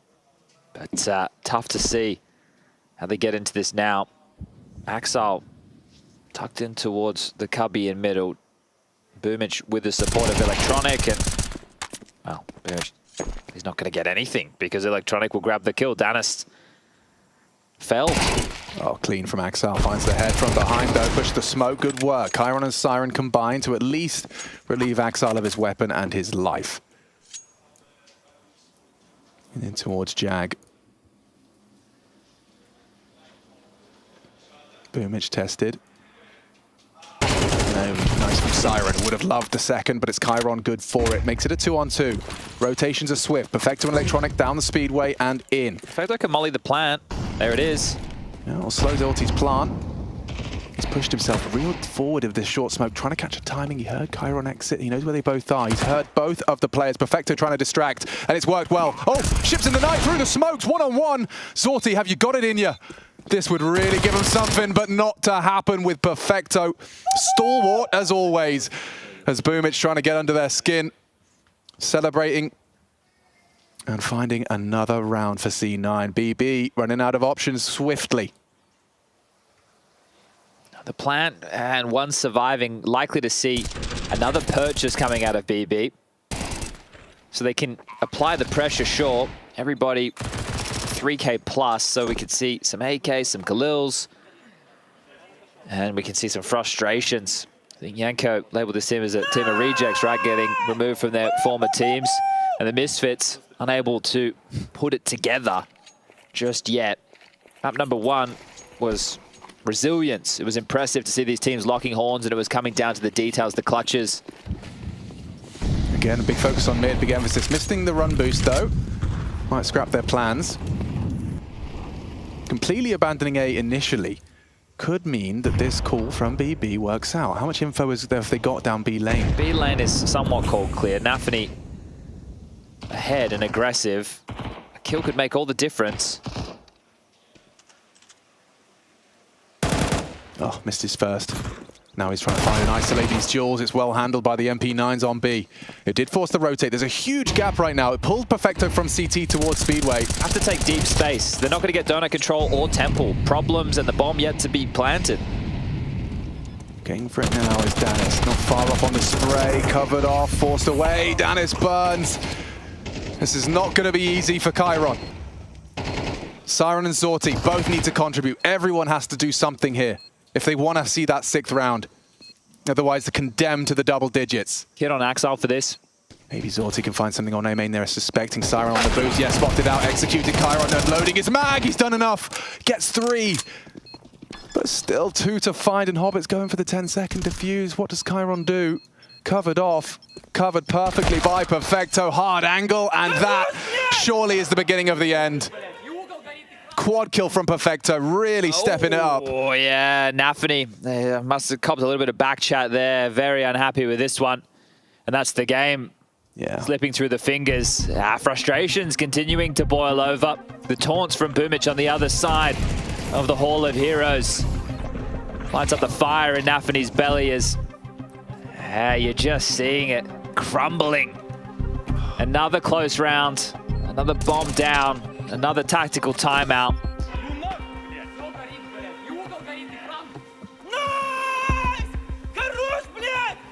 Oh, God. Oh, there is definitely some serious venom. And of course, when you have some domestic matchups, there's always going to be this... Oh, still looks like there's back chat here, Alex. Little bit of pride. Just the way that they're...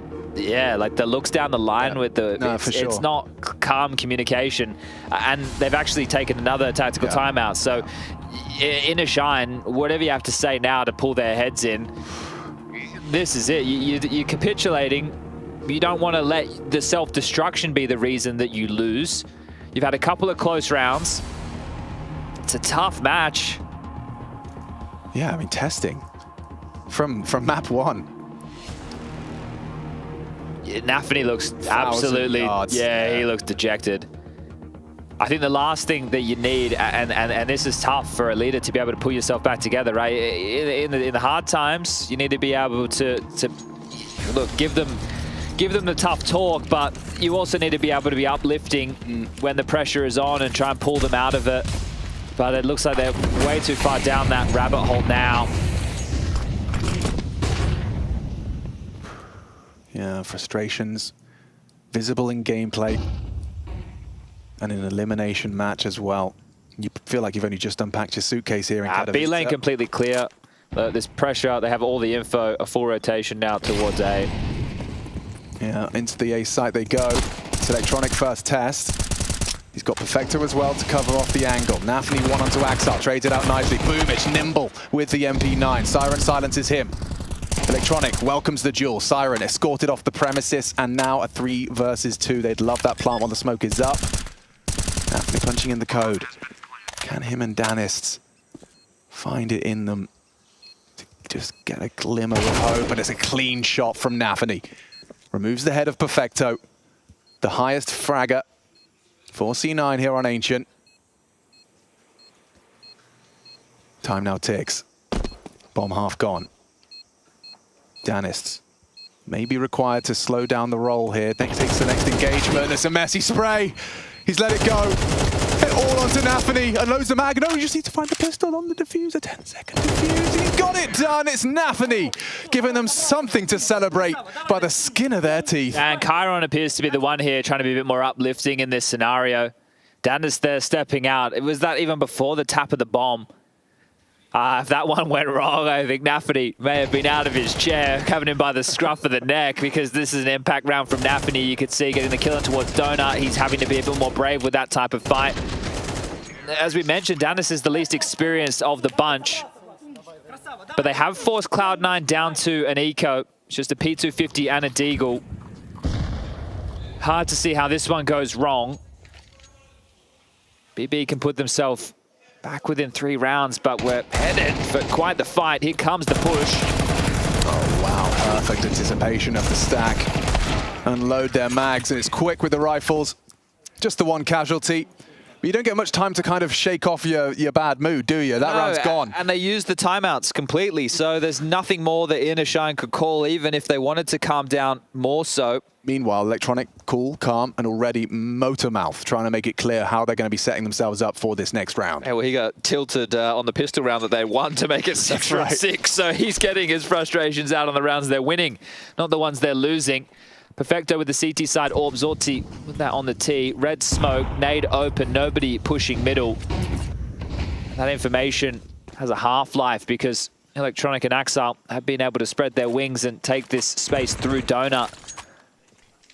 Not the straight line to success, but the space still theirs. Is looking for this boost up with the room, looking to punish, and it is just Nafany tucked in towards pocket.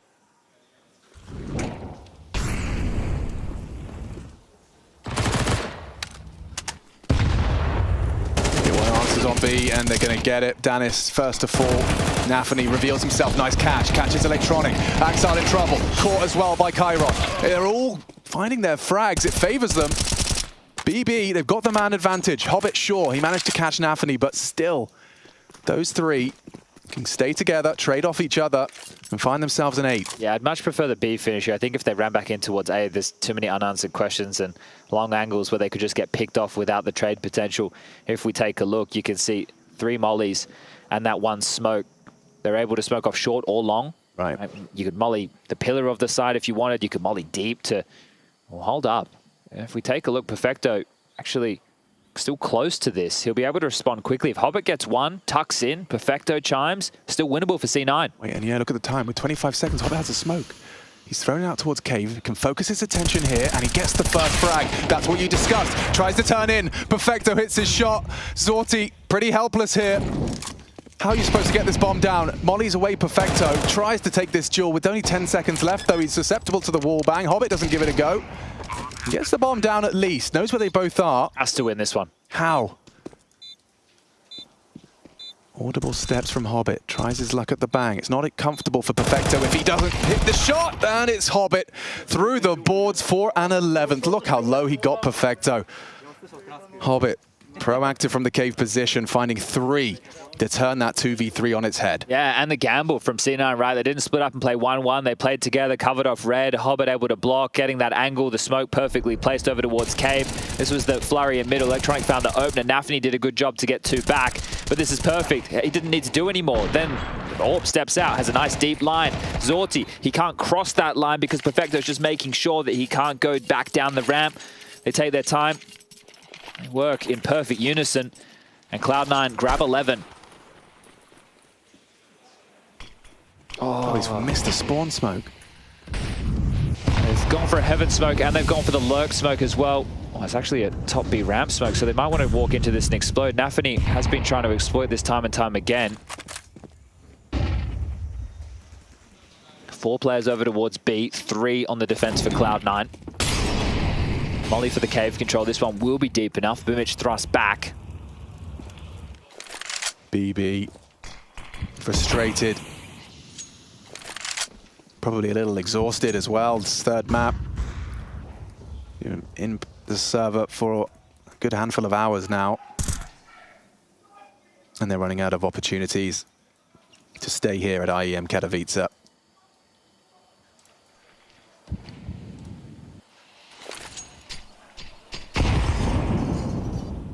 Nafany shows presence Jag.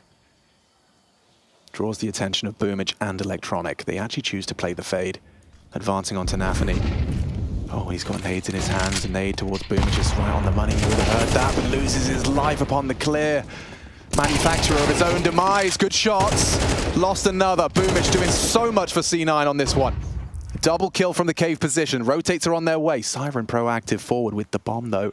He knows he has to find 1. It's Axile leaping for info, and that sours the mood further. As the bomb now impossible to retrieve. And the money, 2,400 as the loss into the next without the plan. It's all over. Red Rover, Boomich around the world. Zorti goes down, and that hollow feeling for BB. Cloud9, a labored performance with a loss on Overpass, but resetting, which was one of the keys Yanko on the desk was looking for. Anubis, they were able to just play some phenomenal Counter-Strike. He was 8 in a row. Last round of the CT side, 7 consecutive on the T side. Played some solid CS to get themselves to the 3rd and deciding map here of Ancient. And again, there's been some wobbly moments, but they have caused BB to self-destruct. Oh yeah, Nafany, what a horrible way for this round to end. 3 nades land upon his face as he watches now helpless. As his team does whatever they can. A missed CT smoke. Falling apart at the seams. Into A, telegraphed as hell. Look at the rotation already from C9. The bomb's trying to go down. 1 back from Chiron, but it's all for naught. Siren and Chiron. This is it for them. And BB Last chance, last couple of kills in the Katowice seats. As this Hall of Heroes loses another one. BB eliminated. And it's Boomic, an incredible individual performance, stepping in to the Cloud9 roster and stepping up for the Cloud9 roster. They live to fight another day. Yeah, bringing some attitude to the Cloud9 jersey as well. Definitely had some choice words throughout this one. The yelling match back and forth between the in-game leaders. The ex-Cloud9 in-game leader of Nafany felt real good after Overpass, but must be feeling hollow now. And, well, an exchange there between Nafany and Danis. I think they had some words throughout this third map. Yeah, the cracks were starting to show for BB. And it really tore them apart on that third map. Yeah, you can see they're not a polished project yet by any stretch of the imagination. There is some talent, but it's quite raw. They seem to thrive the best in the chaos. There was individual moments for all of them, but Cloud9, a big name and a big performance to turn this one around after quad OT on map 1. Big name and a big game up ahead of them as well. Virtus Pro standing in that lower bracket, waiting for them as that battle for the spot in the group stage awaits. We are just looking if we can grab an interview with the victors on the sidelines, but for Nafany and co, we'll be back to the drawing board. For Cloud9, it'll be straight into those demos, and well, with how the pace of Overpass went at moments, it might be a lengthy affair with VP and C9 locking horns, two teams who do like to soak that clock right down. But will Jame be able to get the better of an Orplis? Well, I say Orplis, which felt more than serviceable. Let's head down to the sidelines. Yes, indeed, here with Hobbit after what was a super intense best of 3 to watch. I can only imagine it was even more intense sitting right here. Hobbit, how do you look back on how you were able to overcome the loss in that first map, the way it happened, and then bounce back? I mean, the first map was really close. In my opinion, it was our map. We just did some crucial mistakes. And of course, big respect for them. They played really well and very confident. I need to ask, you dropped 50 kills on Overpass. For you personally, I know it's all a team game and you all have to reset, but that seems like such a blow. Did you have to go deep to be like, okay, listen, it doesn't matter. We still have 2 maps to go. I mean, of course, it doesn't matter if you're losing. Of course, I mean, I got a lot of like space on the map, so that's why every one of us can do a lot of damage. Every player. So it depends who will get more space today, because it's always different.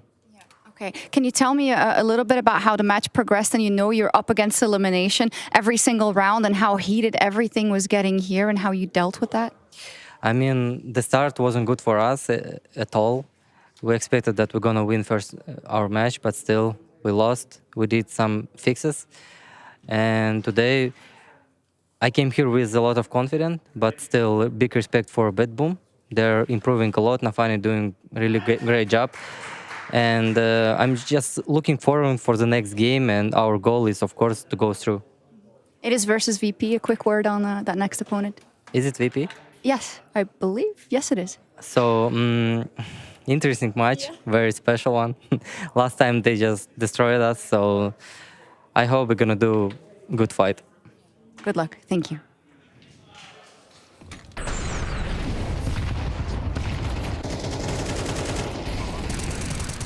Yes, very excited for that upcoming series, Cloud9 versus VP. C9 do manage to keep their heads. Unfortunately for BB, though, that does mark the end of the line here.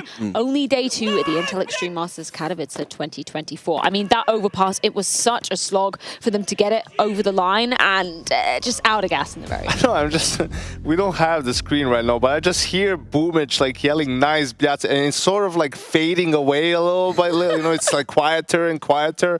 And that's sort of, you could tell he was really pumped about this game, and yeah, Cloud9 had to battle it out, but in the end, second and third map, pretty straightforward. I mean, they took it personal. I think it started off with Nafany before the interview. Yeah, we are a 200K team versus a $2 million team. So I think they laid out the cards, and yeah, Boomic won in the end. Yeah, I mean, should we jump into some of the action that we saw going down on this Ancient? You picked out round 7. Why is that, Janko? Yeah, we talked in the pre-game about the game plan, and the preparation for Cloud9 is relatively simple, right? You need to have a way to deal with the aggression that's going to come from BB team, and here's a great example of that. Look at the money for the T's. It's dried out. right? So really important round, and Exile finally, you know, comes online, really punishes Zorti with the AWP, is ready for that second push from Siren. You know, the peaks keep coming in. It's Chiron first towards A as well, trying to catch them off guard as the third guy. Boomich, you can see where he is. He's just holding it. This is 115 in the round, right? So it doesn't get really more straightforward than this, and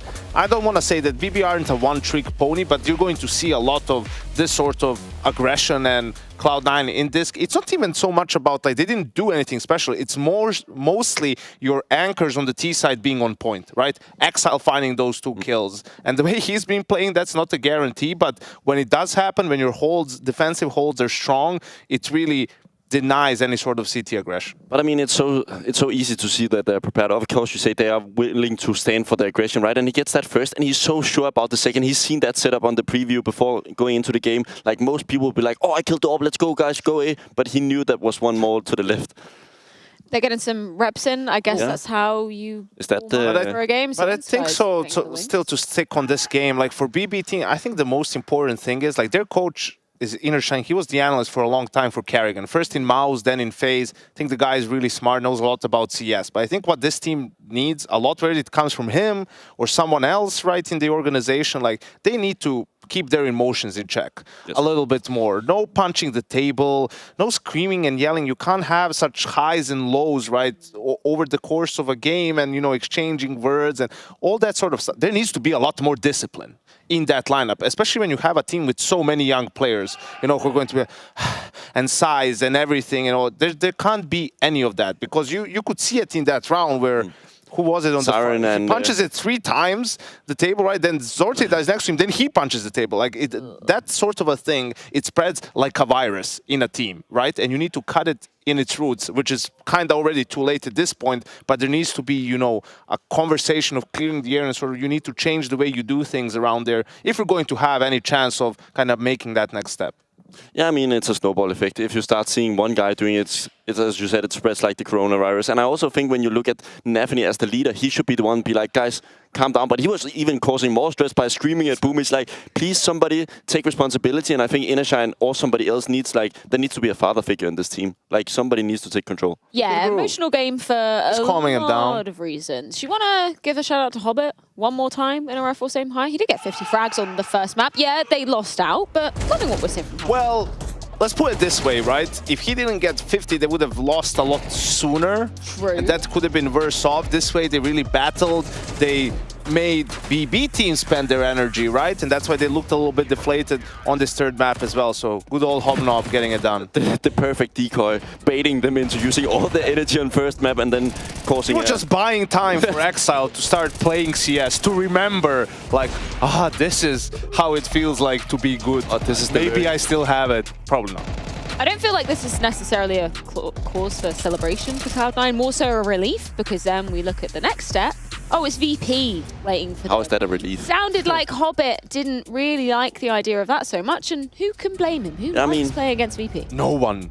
Nobody likes playing VP, because, you know, it's one of those things, like, you know what you're in for, but it's still so hard to play against and so annoying, and so, you know, people say boring, but to me, I remember that SDY interview and HTV conference saying, oh, it's so depressing, I could never play that way. But those dudes have a major, bro. That's all I'm saying. They have a major under their belt, so I'd rather win playing boring Counter-Strike. They keep losing, trying to have fun, run around. But I remember asking Fame, like, don't you ever get bored? It's the only thing he knows. He's never tried to anything else, so it's just normal Counter-Strike. Because I asked, don't you get bored of playing those slow TCs? And no, I think it's normal CS. I don't understand why others don't do it. And I think a lot of other teams could learn, but it's so hard to copy because you also need to do it in practice, and nobody got 60 minutes to do it. It's like the cult of Jame. You need to be committed into it 110% for it really to work. If you ever falter in your belief, everything falls apart for you. Yeah, I'm not in for that. Let's go ahead and check on him with the B stream, because whilst we had a 3-map affair over here on the A side of things, we moved on to our third series of the day. So, Banks, what's been going on there? Nice! Canoe, Let's go, boys! And Apex managed to secure the first map here, as I've got a lovely little update for you. The first half was a 10-2 stomping from Apex over Furia. Fallen was nowhere to be seen, and I think at that point, Furia were probably saying, well, they definitely had us in the first half. Then moving into it, there was a bit of a battle back. Fallen tried to fight into it. He had a few rounds where it was making a difference, but it wasn't meant to be. And Furia right now, there's still so many question marks around them. We're going to have to see how it goes on to the second map, but honestly, Apex, they've come back with fire, and Furia, there's so many question marks. Let's see how it goes, Freya. I mean, it couldn't get any worse for Apex, obviously. The question mark, Freya, is like, what mental gymnastics is Furia gonna pull to, like, for Art to remain on the roster still? Like, I'm just waiting to see what they come up with after this RMR, of course, you know, but we'll see. Yeah, it's a waiting room. Yeah. Yeah, for him to get cut, because we have Fallen waiting in the sidelines. If you're gonna have Fallen on the team... But Fallen's there. Yeah, he's on the team. Watch them get rid of Fallen and find someone else. Safi gets back. That was the problem.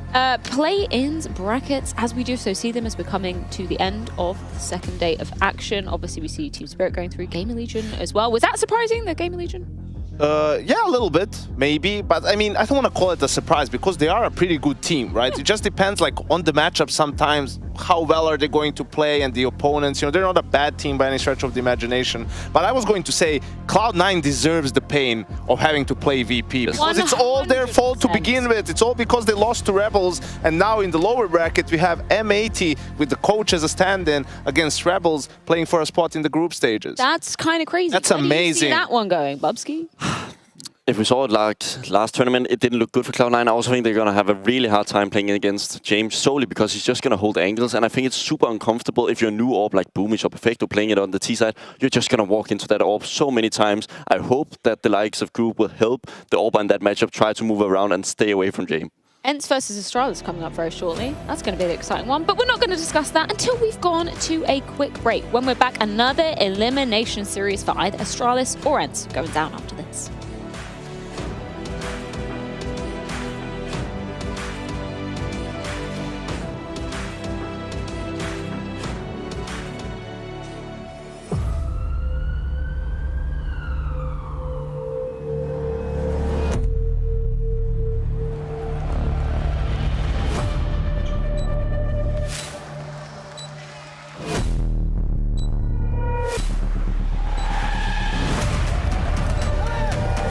Holt's gonna jump across. Oh my god!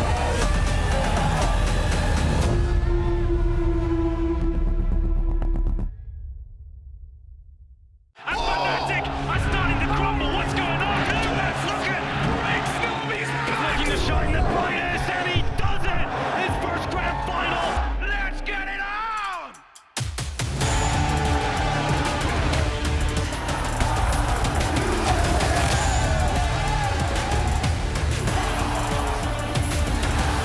Reacts faster twists! Oh, baby! What is that?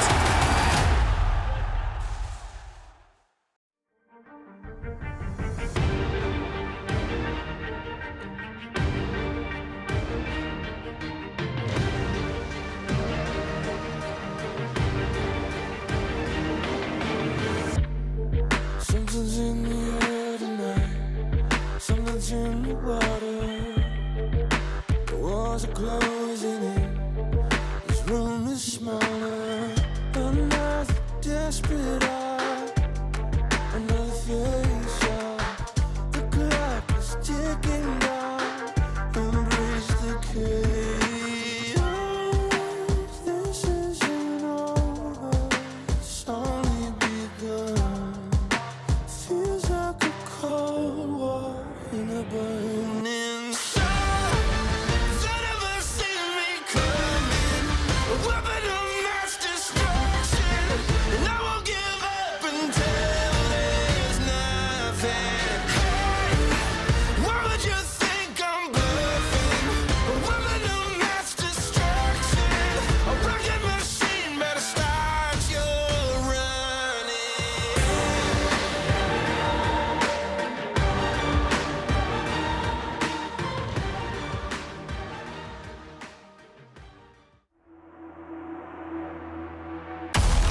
Dangerously elusive, expertly calculated, consistently dominant.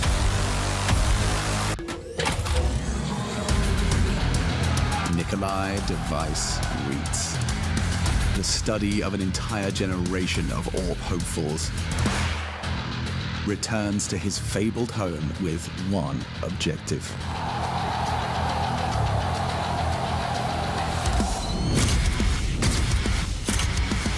A power move that restores their control of Danish Counter-Strike. The Great Danes are preparing to invade.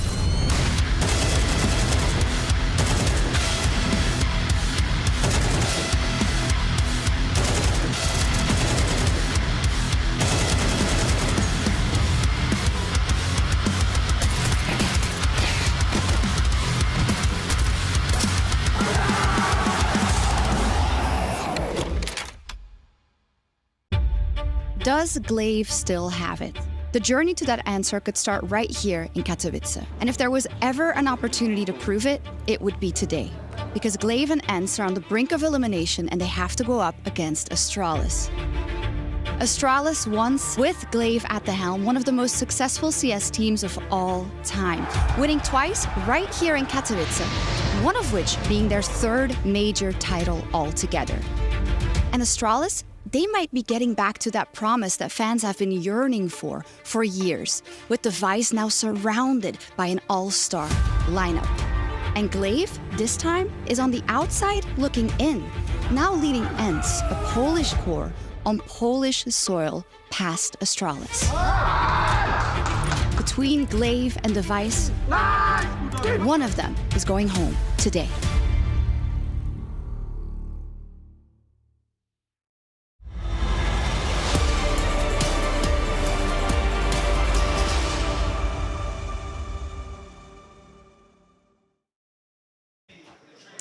So, Blame, the first best of three here to play versus ENCE at IEM Katowice. And I want to ask you specifically about what happened yesterday and the way you frame it, because I feel like Astralis came off a really high if you look at Blast and what you were able to do there. So when you look at yesterday, do you just think about, well, this is what happens in a best of one? I mean, I didn't think we played our best, but I also think that when you play a best of one in Ember 12 and you lose both pistols, it's hard to win the game, and yeah, the game was very close. I think it was 13-11, and you lose both pistols. So if you win one or even two pistols, then it probably won't be that result. So I think, of course, you're not happy about losing it, but I think it's also, yeah, it's a best of one. You lose both pistols. It is hard to say, like, and we get 11 rounds. I think it is hard to say, like, we're totally bad just because of that. But yeah, I think we had a good start to the year. So it's a little bit annoying, of course, that we now have a harder way through, but we can still make it. Yeah, I mean, that is fair indeed. But as I said, wonderful appearance, I want to say, at Blast. Almost beat Vitality twice, even on top of the other victories. Do you feel like you're very close to getting to a next level with Astralis, a level that might even allow you to get into the Spodek here? Yeah, I think we are confident that we're going to be a good team over time, but I think we're also so early in the stages that we feel a little bit inconsistent. As you saw, that we could have good games and bad games in Blast, and when we have a good game, we can play up against teams like Vitality, but when we have bad games, we can also like look a little bit flat, I think, as we also maybe did a little bit yesterday. So yeah, I think we can do good things, but I don't think the time right now is for us to expect to go for top 2 or top 4 or something in tournaments. I think we're more looking a little bit long term. One step at a time. Now you have the best of 3 versus ENCE coming up, which of course you are the favorites in this matchup. It is a best of 3, but it can be dangerous, especially when you have 4 members on that team who are playing on home soil and are really going to make it count. Yeah, I mean, it's going to be a fun game. We're also playing against Glaive, our old teammate. So yeah, I just hope that the best team's going to win. Thank you. Good luck. ENCE versus Astralis, Glaive versus the Org, where he won 4 major trophies, no less, and an Intel Grand Slam, this time simply battling for survival. Because although these two squads hugely decorated in our Hall of Heroes, Janko, this is quite a different context when we're looking at this being just the play-ins and one of these two teams certainly going home. Yeah, if you go 6 months back to Cologne, you're thinking, wow, this could be a semi-final, right? And you're expecting to see different names on the server, especially for ENCE, but yeah, different situation this time around, and teams in different places too. I think for Astralis, definitely Blame spot on, right? Like they know they're good team. They can be a great team over time. So the focus isn't on the results, it's on getting better. And for ENCE, it's just figuring out who the hell they are, really. But we have heard the story with the long-term thing for Astralis for so long now, right? Or with the Lucky, or he's the long-term solution. I think also you can demand immediate results when you have this sort of lineup. It's the most expensive lineup, I would imagine, for the two players. The transfers was incredibly high. So I would assume, to be fair and say, we should expect them to at least go into the playoffs. And this is what they paid the big bucks for. I mean, Yabi was on fire in that first game, and I agree with Blame. You know, watching that game, I don't think there's really reason for concern for Astralis, right? Like, they played well in that game, sure, not as well as they might have or needed to win the game, but it's not like, you know, Heroic was running circles around and it came to some little details, the two pistols and whatnot. So I think in a best-of-3 series, they're going to be fine. Yeah, of course, context, it was a best-of-1. So did you have any takeaways from that showing, maybe compared to what we saw in Copenhagen? I think it also got screwed over. I think they stacked correct twice on the Heroic side, which Astralis ran into. You can say it's random, you can say it's readable. I would say it was random in that situation. So it's just going to be super hard, and especially when you look into situations with the economy, like if in a BO1 and you lose control of the economy, it's just going to be way worse. And, you know, for ENCE, the situation is kind of... They need some reps on the map, right? Like they practice with this lineup, and you set your spots around positions, some protocols, right? And now you're seeing what works, what doesn't. Do they still need to move some things around? And that's a little bit of a problem for Astralis, is the fact they have very little information on ENCE. And sure, maybe something from practice. If they practice each other, you could, you know, find out the names, or even from the one map that ENCE has played, you can see, okay, who were the anchors, who were the rotation players, just some basic things that could help you call the mid-rounds in the series. Well, before we do dive into the final series of the day, if you guys want to enhance your viewing experience at home, make sure you check out Face It Watch. You can choose any one of the player POVs to be viewing from. You can even reverse, rewind some of the best highlights, and also use the kill cam replay feature. But looking at the history of Astralis in this very city, Katowice is where they've put up some of their best results, Bubsky, as Shox aptly said, even win a major here. Yeah, I mean, it's do you provide the value to the organization or the players? There's not a lot of these players who's won Katowice, so I wouldn't say it's a benefit. I think it would put even more pressure on them, because they go in their practice room at home and they see that cabinet filled with like different sorts of tournaments, and also the Katowice. I think you can see the #1 places and, you know, the third place in between. This is the first lineup of Astralis in a while that could replicate that sort of success, right? And they have 4 out of the top 20 players in the world. I think Stair also has done a great job in this new lineup. I think he's actually one of those players who, the reason why he's playing better is he has a little bit more responsibility, in a sense that he's been given some of the dirty work, like difficult, you know, like fighting ARAM, fighting banana, like those sorts of things.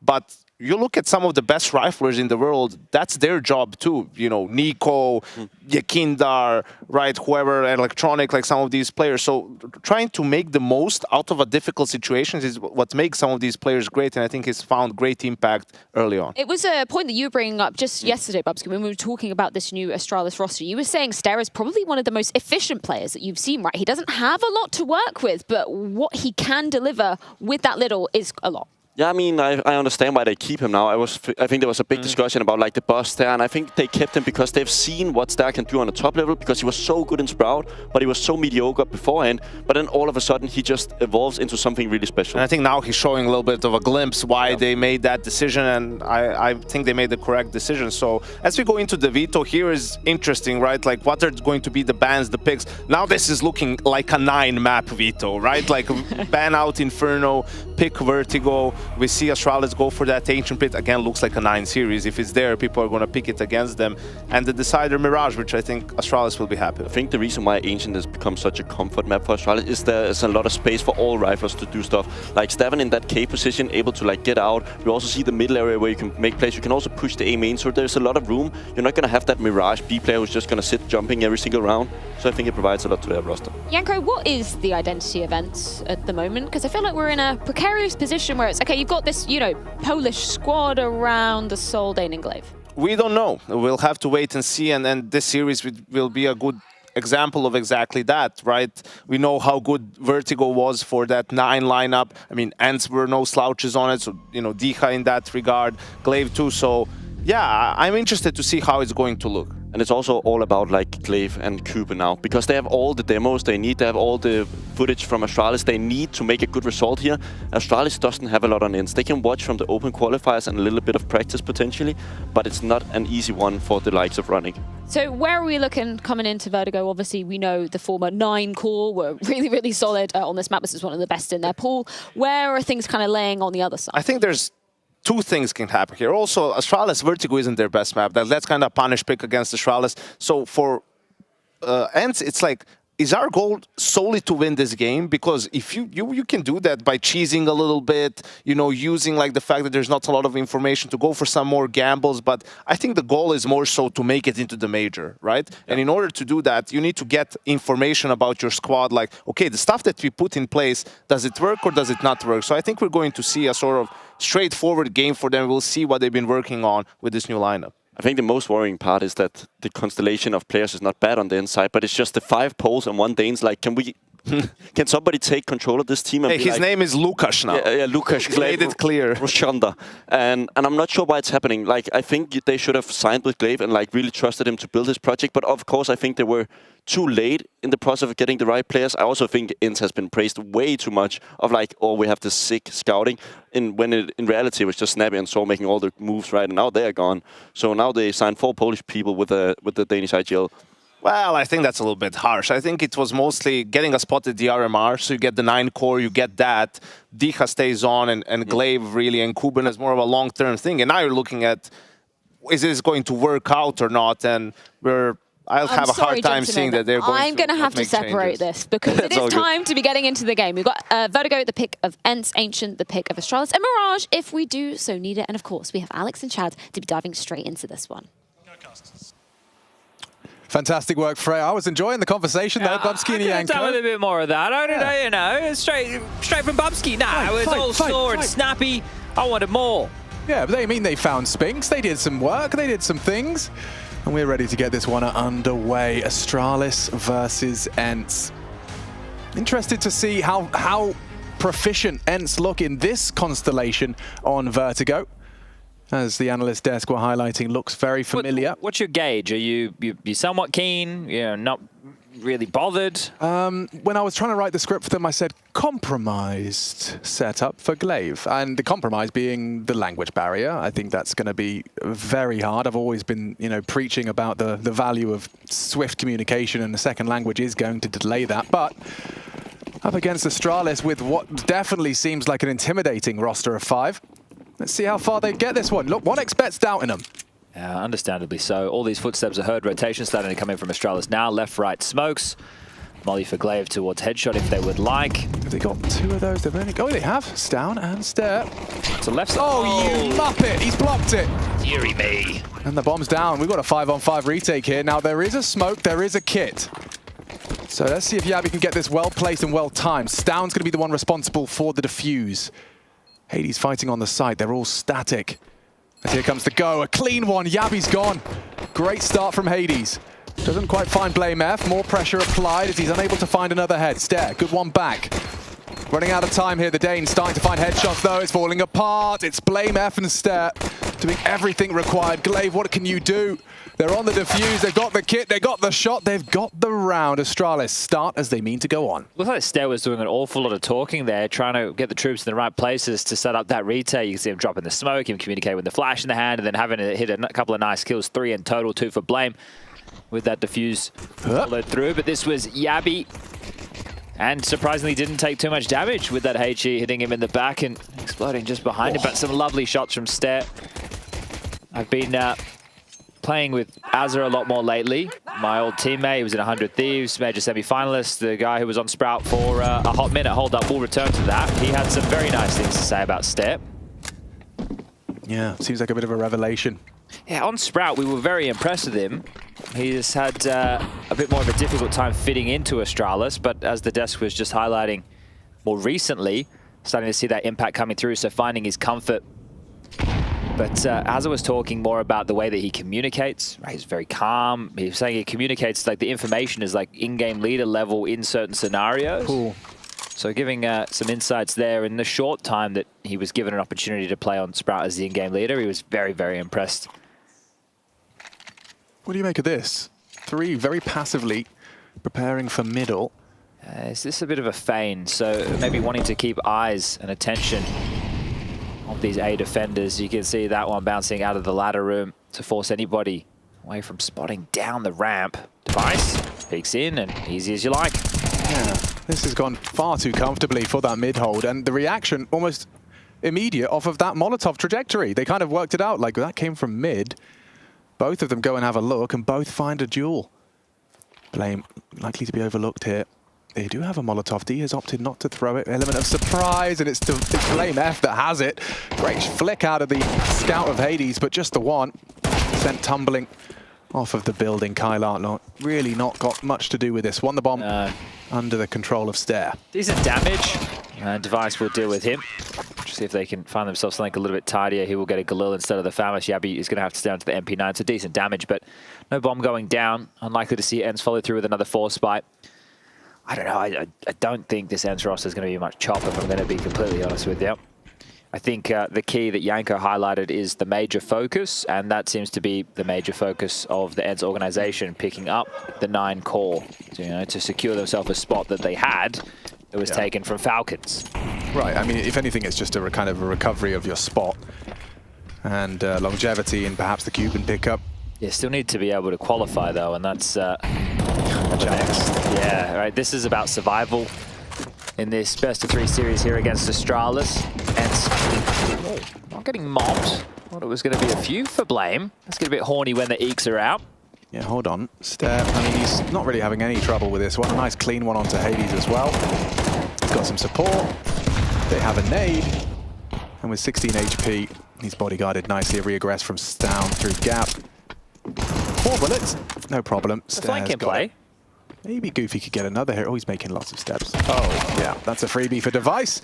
And a third for Astralis, getting themselves a nice comfortable cushion, converting the pistol. Okay, well, some casualties, some reinvestments required. And we get to see what type of tone ENCE want to be setting. As we move into the first gun round, Hades, unable to equip himself with the AWP, is going to be using the Krieg. So a scoped rifle, but not as big as Devices. Yeah, I'm intrigued to see where he chooses to take it. First round with it. Heading towards the A ramp.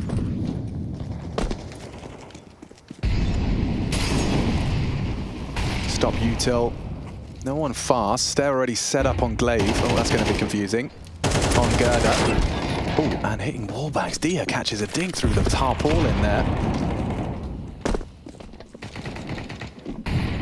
They've got full ramp control right now. What's Kyler cooking over there? Just a HE trying to throw it in combination with a teammate towards the double stack.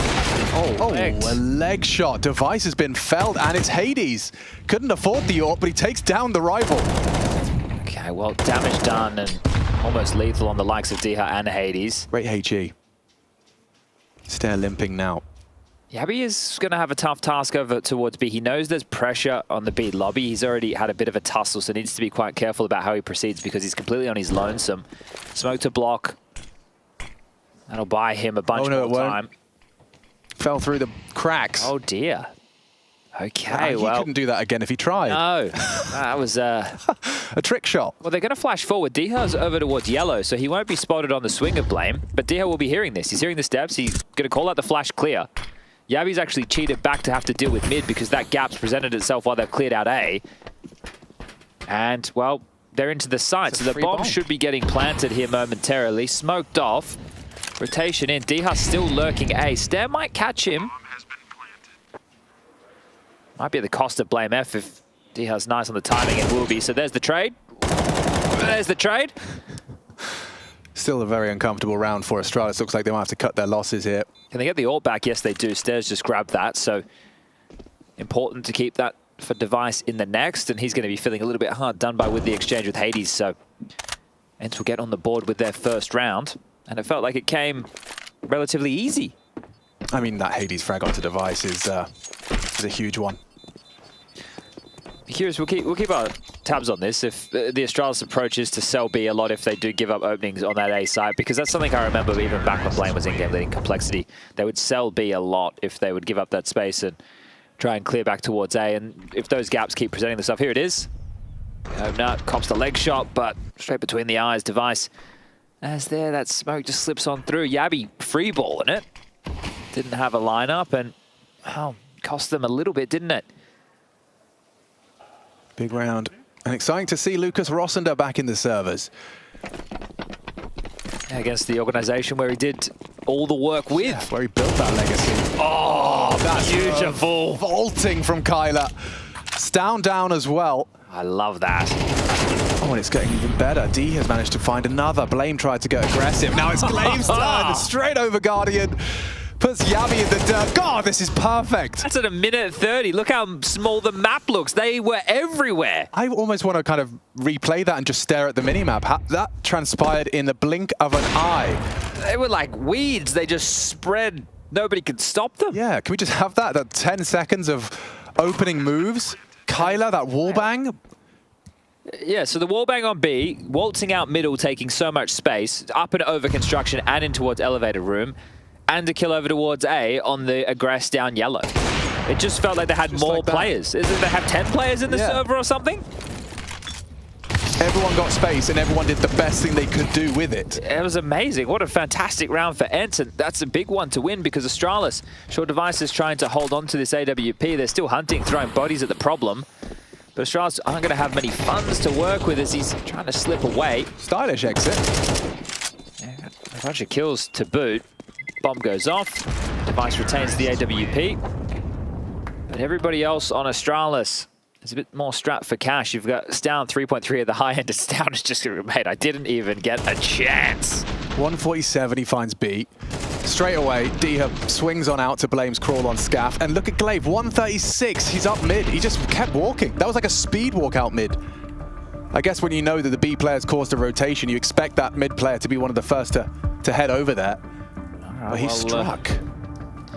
This one here is always quite puzzling. The individual they've installed as the coach behind them for a temporary period of time. Ronick. I thought it was Dinko, I'm not going to lie. From the back, I was like, why is Dinko wearing an Astralis uniform? I thought it was Bring Your Son to Work Day, but he's here. He's 23 years young. They do have Raga will be joining them after, I think it's April 1st. He will be staying with OG for the time being, but is signed on for Astralis in a couple of months' time. That's a fun situation. As they will be force buying behind this retained AWP of Device. Famas out for Stout. Same for Blame F. Pistols for Yabby and Stare. Not easy to make this one work. Let's see. Boosting up in middle. That's where they've just posted Stout. Devices put him... Oh, I thought they were. It looked like they were putting him up on the box, but no, they've cancelled plans. So this time, definitely not the same pace of the round. Are they looking for aggression? Astralis might be trying to grab some control of their own as ENCE are taking this ramp space systematically. U2 up towards yellow. Lurk smoke on the ramp, clearing out close. You can see there's so many bodies for Astralis elsewhere. Yeah, and it does mean that that saved AWP, all of that hard work from Device might not translate into a return of the round. He has got himself 2 nades, so he'll be able to throw one towards that bomb plant. But they're just running at him. Nice handling of business. Takes down D-His drive-by. But Kyler's through. He's across. And now that bomb should be able to go down uncontested. The whole Astralis squad trapped behind the smoke and the Molotov, respectively. Device, ooh, oh, far, just one bullet wards him off, and yeah, they will just call the save. Well, handle from ENCE, right? That's very suffocating. They made sure that they didn't do the left-right smokes, which can be quite pesky if you've got SMGs or pistols to flash through and then flood out and take those fights. They went for the deep elevator smoke. They pushed up. They made sure they cleared out the back of sight. Short Stair was able to grab one onto D-Hard, but quite swiftly traded. So a good understanding of how ENCE were hoping to finish that. Maybe they heard me say I didn't think there'd be much chop, because already showing some fine decision-making. Yeah, these deeper smokes towards the backside of elevator and this push straight across. Making sure that they're not going to get caught out by those, what, 5.7s, MP9s like you were outlining.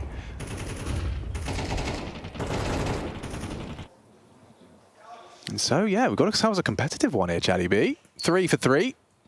Well, they can use these retained weapons yet again. Next round, 2,900 will be the loss. So we will be seeing a buy come through into the next regardless. And there's some threats that ENCE know that they're going to have to deal with. Get RC Hades AWP as well, to see if he can continue to Find impact early.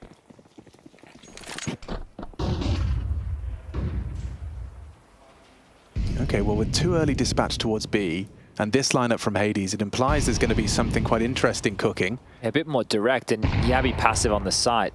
So they might just be able to waltz on in.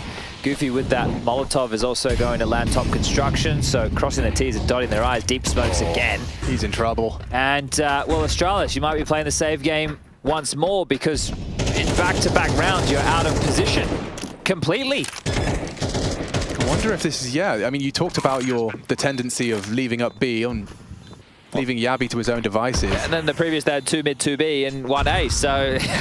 It's working. Yeah, Glaive has copied Alexi B's strat book. You know, we go A and then we go B, and then we go A again. We'll see if that follows through in the next. Goofy deal with Stown. Yabi next on the plate. I'll take that any day. Sure, you got the round, you took my sight, but I'll take your AK-47. I'm a lot better than the 5.7. Yeah, Blame carrying through the Famis into the next round of play. I'm not sure he's going to be loving that one. That's a big smile on Glaive's face there. Rounds can't come easier than that, and they just keep saving. And Cuban making some noise. That's got to be a great feeling as an IGL when there's just no friction, no resistance. It's not even having to worry about the kills. And here it is, just an open site, you know, sure, some disruptive utility, dropping a smoke to make it seem like there might be more of a threat. But in they go. And then when everyone kind of, you know, you've been dry running it, yeah, everyone's kind of practiced it, and suddenly it's working in official at a Masters level tournament. Well, second timeout has been called from Astralis quite quickly. So a 30-second conversation can be had on both sides of the server, but I would say if we're looking at which of the 2 in-game leaders on either of these teams has some tournaments of note to their name, that is without a doubt. The conversation, is Glaive able to make it work in a new team? He didn't really get an opportunity with the old ENCE roster. The things were already falling apart at the seams. This has been the plug job they've been able to put together for the start of the season for 2024. Oops. That one didn't land as intended. Kyler with the lurk smoke towards B will keep Yabi on his toes. He's got some help this time. Trying to maintain control of stairs with Stown's flashes in support. Goofy with a very, very passive mid-angle just to catch any slips across towards that ladder room you could see here. Wow. Yeah, he's got the eagle eyes. Hardest of gaps is they're allowing the initial CT utility to be burnt through. They have actually held on to quite a few incendiaries and smokes, so might need to apply a little bit more pressure. As the CTs look like they want to block towards yellow for now. Dead silence on A.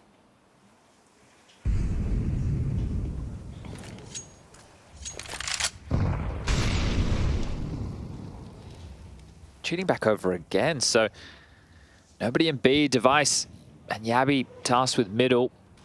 Will there be a reaggress from Astralis?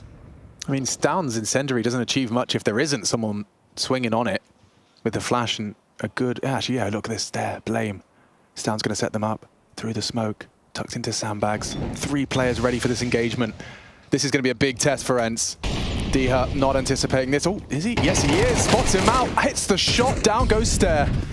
And no response. Not a single rebuttal. I said that a little too soon as Yabi does manage to strike. Time's the problem. 20 seconds. Not going to be easy to get in. Hades doesn't really want to be running into that gauntlet up against these rifles, albeit the FAMAS. 13 seconds. That's the bomb on Blame. Can't win his duel. Blame doing a lot here. Double kill from Blame. Hades gives it a go. A shake of the stick. And there is an Astralis response. They find themselves the round and a triple from Blame. Okay, well, being quite pesky there as the execute comes through, just stalled them out.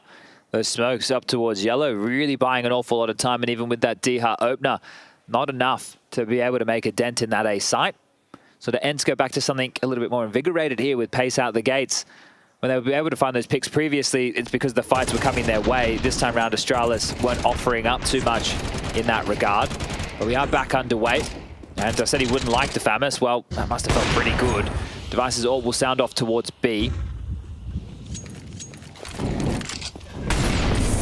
Diha, noted by the Flame. Still gonna give it a good go. Molly's the sandbag side. Aided down to 56. Oh, and Kyler caught. Good work from Yavi. Proactive spray catches the forward position of the B anchor, or rather the B lurker. Oh, ouch, a barrage landing on the face of Glaive. 2B, he says, with a tut of his tongue. Dihan's been able to get that same space back once more. And Hades is just searching with the AWP. Can he catch Blame in transition? Tucked in behind headshot. That nade wants the tell. He's passed now. We'll get a chance onto Stown. Shot sounds out. Juggling the nades. No, the pressure is coming. Goofy will need to grab that bomb. And he's actually, I was going to say heading back towards B. It looks like that might be the case. You've got to get through Device's AWP, though, if you want to fancy your chances. They don't even have a molly or a nade to deal with Yabi at quad. Perfect from Device. Just playing on the edge of that walk-up. Glaive cut down by his ex-teammate. Save. Probably the best call with only 20 seconds left on the clock. So without the pace, ENCE unable to find the success. Hoping to hold on to these two AKs and that AWP in the hands of Hades. Astralis will grab back the lead. Had the pistol with the conversions. Then it was 4 straight from ENCE, and they were just waltzing into sites as we saw 4 spies with saves. Wrong gambles on sites, but Astralis have now been able to grab 2 back in the gun round department.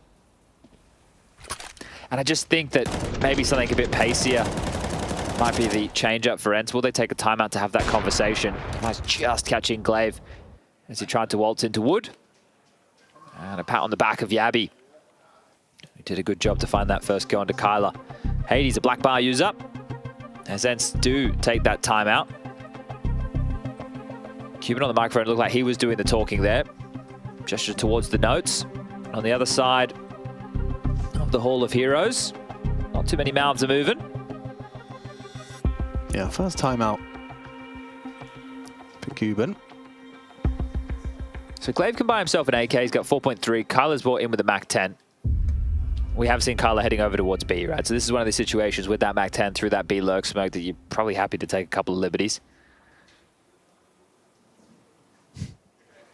Doing his job. Get all 4 and collect them all. There it is. Everyone loves a fist bump. It's mandatory in Counter-Strike if you're just shooting it for the first time. That's actually in the rule book. Yeah. Valve have sanctioned that for the last few years. It's just to show we like to bump fists. Goofy. He's got this lineup for the fast flash for the ramp aggress. Does it set Diha up for anything? I mean, at least he's got Crane control. Device goes looking aggressive mid. Goofy cancels his plans, and now there's potential for a fast flank, and oh, down goes Diha. Glaive, next victim. Beautiful from Stair. A forward, aggressive position, and he just stands and bangs. That was the bomb carrier as well. The attempted trade, a quick flick from Hades. Moves down from the equation, a 3-on-3. Worse for wear is Kyler. Oh, and worse for wear is Hades. Great work from Device, just peeking back into the angle. And a big one back.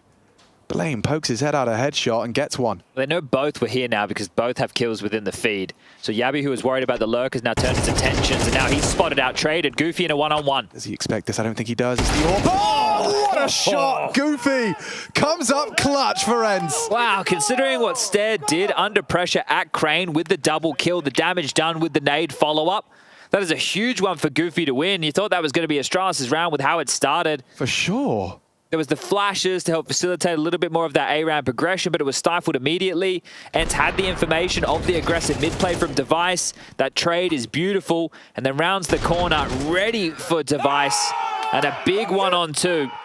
Hyper aware from Goofy there. And, you know, I think Device thought the same thing as I did.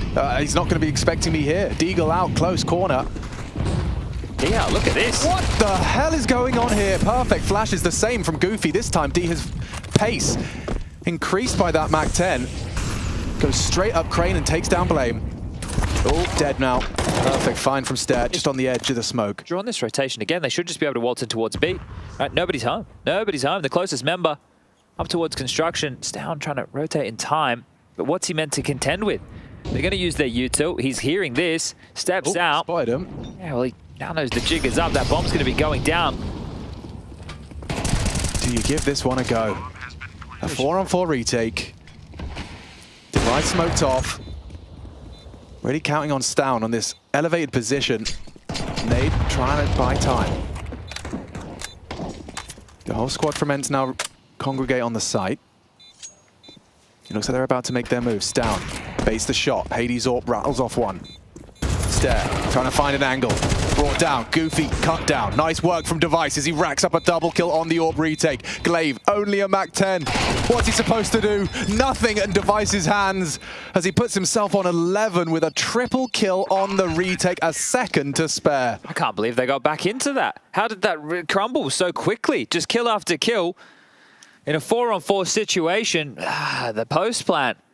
You can't help but feel a bit robbed of if you're ENCE. Yeah, so Goofy onto Stair, Hades swings, he goes down, and they just keep offering themselves up. Device, fantastic work on the AWP. Unable to clutch out against Goofy in the previous, but this time round has no dramas. Yeah, his face says it all. He was a bit surprised that went that way. Yeah, final round of the half. Okay. Again, this kind of 2-1-2.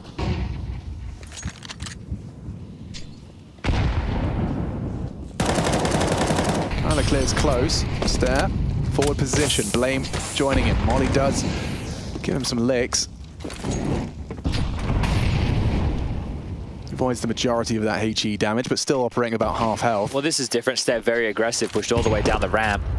Not only is that info, they do return towards A. They're going to have a tough time breaking through. It's a really nice idea for that stack nade there on B, but one of them missing their mark. Yeah, B not too worse for wear. 82 points of health, he's fine. Arrow smoke for progression.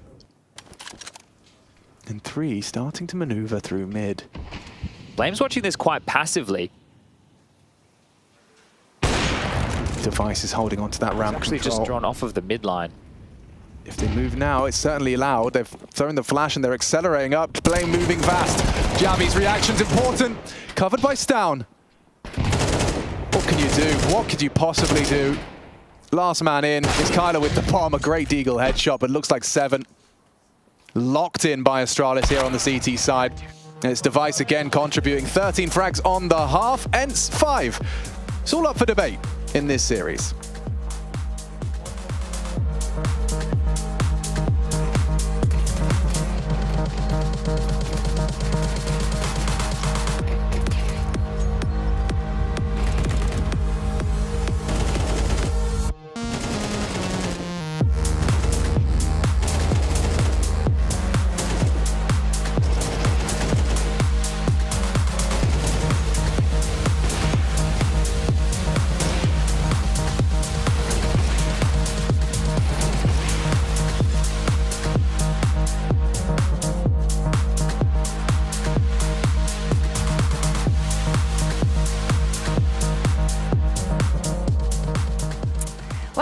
with Glaive ahead of a clash versus Astralis. First, I kind of want to ask about your current situation and moving into ENCE and I guess adjusting to what the team ended up becoming, where you have this awesome Polish core now, but maybe not necessarily everything you had expected. So how are you doing right now and how is it working for this event?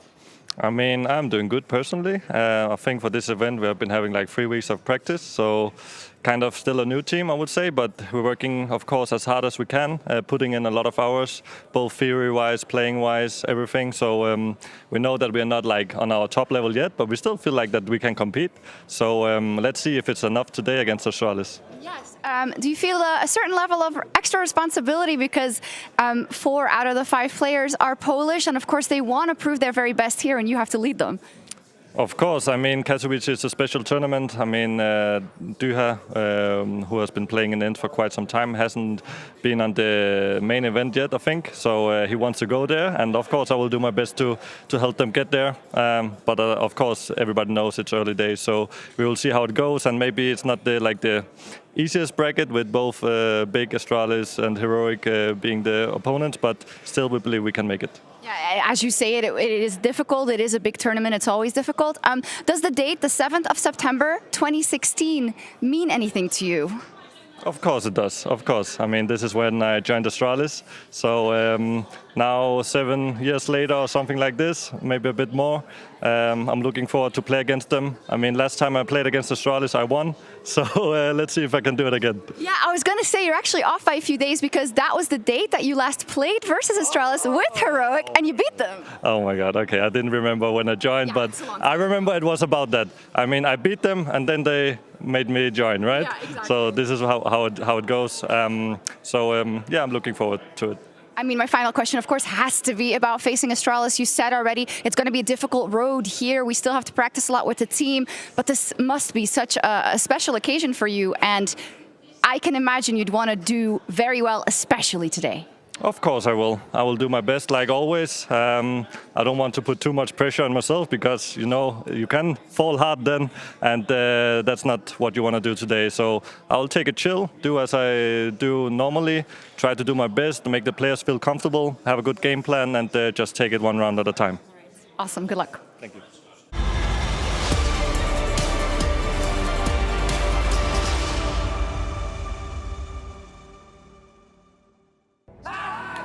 Solid haul for Astralis, getting 7 under their belt on the defense up against ENCE.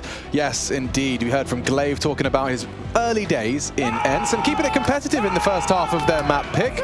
I'm Machine and I'm joined by Sponge. What do you reckon?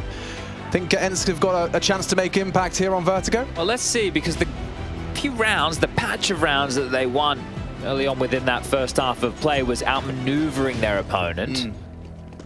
It's going to be a bit difficult to do that on the CT side, as Kyler is about to find out. Yeah, indeed. He's going to be tested individually, as well as Goofy, if they've all rattled off shots and no one's found anything. The gaps have closed. Bodies on the site. Very direct approach here from Astralis, and he's managed to find one. Goofy, good for the first. Can he possibly find another head? He can. Takes down Stair. Glaive has arrived.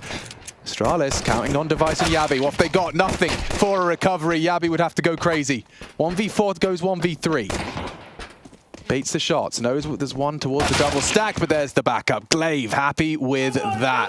ENCE will take the pistol. All right, we're going to split them here. Not something we were able to say during that that Team BB versus Cloud9 series. I went the whole series, Alex, and now they're not even in the tournament anymore. Yeah, we've no longer... we stopped ourselves. This was fantastic from Goofy. The clutch and the pistol impact. So Goofy, 2 rounds thrown up to his name as the jeers are heard across the hall. Oh, really making some noise, trying to get fired up. Now, they're obviously not a full Polish team, but 5 out of the 6 if you include the coach. Yeah, I mean, I think if I was Glaive, I'd be on the Duolingo. Well, every Polish Counter-Strike fan out there can get excited because tomorrow, the Rebels, the team who took down Cloud9 on that Mirage best of 1, are taking on M80, who are another compromised team. They have Def, former professional player, played Valorant as well. Their coach standing in. Had to get that one in. Oh, you know, we have a few of these turncoats who come back to the greener pastures. Who would have thought? It would have only lasted a few years. We've got Yabi boosted on an unorthodox boost. Don't see it all too often. He's just hoping to catch a inquisitive CT on that jump spot, which is exactly what comes through. Instead, it's a wide one from D-Hut. God, Glaive's got old man skins. Retro throwback. Let's see, can they get anything done with the $1,000 worth of investment between Blame and Yabi? Smoke to delay, 40 seconds. I mean, sure. If Yabi hits 2 incredible headshots, he might get a bomb plant, but that was his window. It's on from Yabi, and another from Stair. It's all on D-Hut to deny this plant. He's running out of bullets, and his teammates have arrived in time. 3 casualties for ENCE. They're going to be feeling a bit hard done by. Oh, Goofy, no, they didn't get either M4. He tried to drop one back for Kyler. He didn't get his hands on it, and Goofy went to pick one up and left the round with a USP. Oh, that's the most damaging eco we've seen. Look, throws one. Oh, no! Oh, it's behind him. Oh, that's a frothy cappuccino. Oh, he rebought one for himself. That's all right. Yeah, but Astralis don't even know how much damage they and Goofy have achieved. Oops. Wow. All my years, I don't think I've seen that one. He was trying to be too much of a good teammate. Drops M4. Wait. I take it back. I take it back. Crap. Forward position from Kyler. MP9 up against Yabi, and it seems like he's going to be just trying to catch a timing on this clear. Oh no, wait. We're going to be flashing. We're going to be fragging. Beautiful team play. Yabi doesn't even get a chance. They're actually starting to regroup and head over in his direction as well. Thought that Yabi had enough space to warrant B lobby control, but those plans will be cancelled. And ENCE now, aware that they blocked over towards B, are using offensive utility on A and clearing forward for a fight. Diha wants exactly that. Swings out brazen and gets 2 big kills. That was crazy. Just giving it a go. Just gets to explode. He has these little patches, Diha. And cut off at the pass as well. Good counter-strike from ENCE. Truly. Yeah, already Blame's been cut down. Look at this team play. Glaive, Goofy combine. 2 different angles. Impossible. This is a beautiful round of Counter-Strike. No wonder Kuben's cheering. You've got to be happy with that one. Yeah, that one is going to feel real good. Astralis unable to get anything going for them there. We'll be sitting out with will be a partial investment. Loss bonus going into the next. It will be maxed out. And this was beautiful. Premeditated. Knew exactly where he was going to be. And actually, that was one of the things that Bubsky had pointed out during the death segment. He had said there's plenty of tape, right? ENCE have a lot of tape to look at. He said, sure, Astralis can go and look at the matches for ENCE, right, online, some of these qualifying games, but it's not the same level of Counter-Strike. Astralis have started the year. They've had Blast. They went through a bunch of reps. So in terms of, finding those tendencies and exploiting them here on Vertigo, it works well for ENCE. And that's an opener in a first gun round that was compromised with a couple of SMGs. I'll just ask Goofy about that. So Bubsky recovered. Good call. Good point. What are you supposed to do here? We've got some Kevlar, we've got some sidearms. And we have got flashes. Stown this time throwing these ones out. No one there to receive. Liquor damage through the bang. Oh. Yeah, anything you can do, we can do with HEs because we have money and you don't. Is how the saying goes. Yeah, as it goes here in Counter-Strike realms. Well, Kyler is on the jiggle, so can drop this. Well, HE not going to actually opt for the incendiary. So when he catches a sniff, there it is. And he counts to 3. And so do they. So no luck on the HE. How about the incendiary, though? Nice trajectory. So we'll slow down their crawl. Now they're going to erect a boost. Could catch him off guard as the timing sets it up the Deeg. Surely he gets some help shortly. The flash is nice. Eventually, they're starting to maneuver over to help him now. But he's cool, he's calm, and he's lost the duel. Nice from Yabi. Tech9 connects. Goofy holds down mouse 1. Beautiful damage. Cleans house with 3. And ENCE, the individuals certainly seem like they're up to the task. Yeah, this is what we wanted to see, right? As mentioned when we kicked off this second half, a lot of the rounds they were able to pick up was just outmaneuvering stacks, and that was great calling from Glaive to call around Blame F and where he was positioning the troops with saved rifles. Now, they're having to take these fights, and Goofy's up to 16. Kyler looking proficient to take these duels as well. And the confidence, if they're able to pick up yet another gun round here on this CT side, is going to be through the roof. Astralis now have the AWP as device. Not liking how this one is feeling. An aggressive incendiary dropped will deny his peak with the AWP, so we'll have to reroute immediately. Diha, if he can have another crazy 2K swing out impact set of kills, that's going to be feeling nice. And hold up, Hades, quite aggressive here. Middle. How far does he take it? Well, he's already dropped back, so not far at all. Pressure towards B, cancelled plans. Astralis have been able to keep ENCE somewhat moving and have been able to keep a bunch of utility while doing so. Still have 4 smokes, 2 mollies, and we're at the minute 10 mark. Stown able to do the top yellow molly. Saw that one in the first half of play as well. This does make the ascent up the ramp a little bit easier. And look how far forward Stair is. Good timing on that smoke. Gets it down. Enables a hold of gap. Right side smoke out of device. 2 of them on A, Alex. Well, they know the Dihad's here. They heard the dink. Oh, yeah. It's healthier than they may expect. They have been delayed. There's still 40 seconds, and look at that smoke from the CTs. They'll use it to plant, one would assume. Hades has caught the mid-lug early, and no, denies the plant. Beautiful from Diha, holds onto the site, holds onto short stare. Up against 4, trying to find a safe spot to plant, but smokes are still up. Puts Device and himself in a nasty state of affairs. A 1v3, make 1v2. Device has already racked him up. He's a superstar. Has he got it in him? Hades doesn't seem to think so, as that is another ENCE round. And it was quite a stylish way to defend the A site. I think right there, Diha again, just the explosive double kill, all that impact being felt, stopping the bomb from going down.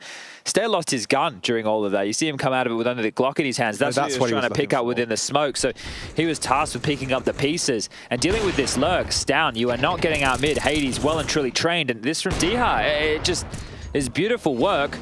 And I'm sitting there going, Device is in a very powerful position with the bomb down and the perfect weapon for the job, but Hades, the AWP on the other side, aware of the peaks that he has to go for. Third timeout for Astralis. They were feeling the pressure within the first half and have burnt their third and final timeout of regulation quickly.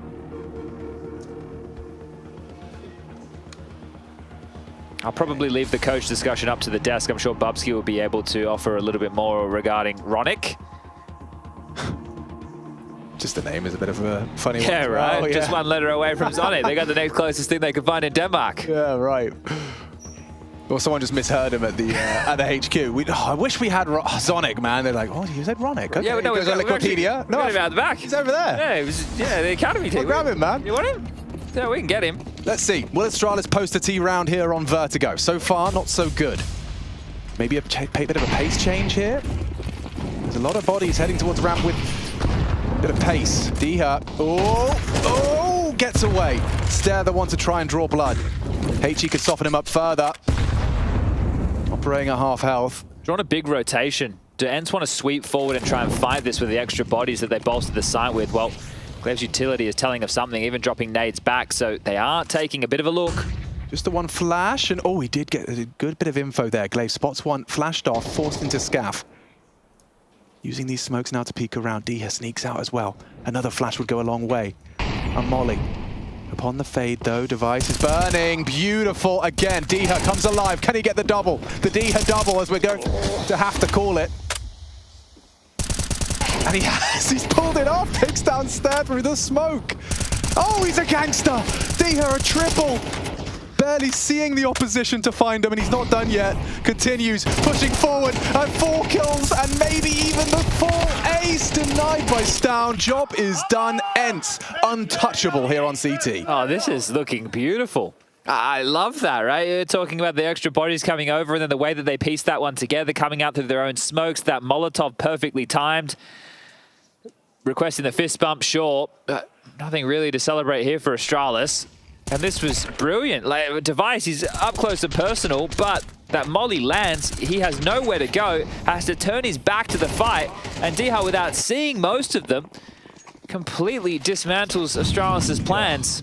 I mean, and that's a round as well. You can just use, any team needs an example of how to retake ramp control late. You just look at the way they did that.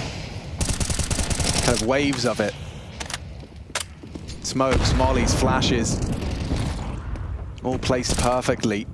Goofy very aggressive there. Glaive's just been taken out by a HE. Goofy had actually pushed through. I think he got lost in the source of the smokes. Would have been nice aggression, all things considered, but now that they are down a man, how are ENCE going to respond? Glaive's life given up to some HEs. They have just blocked over towards B with a stairs smoke, so this search now is going to be Hades with the AWP. Plenty of bodies still reside. And minute on the clock, so Astralis are happy to sit back and wait. That's a ruse as well. Back and forth they go, the pendulum swings. Kylan's actually kind of cheated back over to B, despite Hades being under this foul pressure. Okay. And they just block B stairs again. Kind of covering all their bases. It does require some individuals to step up. They're going to boost on the rail. Oh, good quick shot out of Blame. They're not ready for Goofy. They're both there. Double kill. Maybe a triple. One bullet shy. But maybe Diha here. He's at least caught wind of the departure of Stown with the bomb. And well aware of the forward position of Device. Silent descent. It's a hard clear for Diha. He knows he's close. Oh, no, overlooks it, knife out, and there it is. They finally break their silence. And I think you really have to thank Device for the way he gets into A on that. Yeah, that was a nice little seesaw, right? They kept a lot of their options open to Astralis by applying pressure to both sides of the map, but that almost went catastrophically wrong by another goofy double.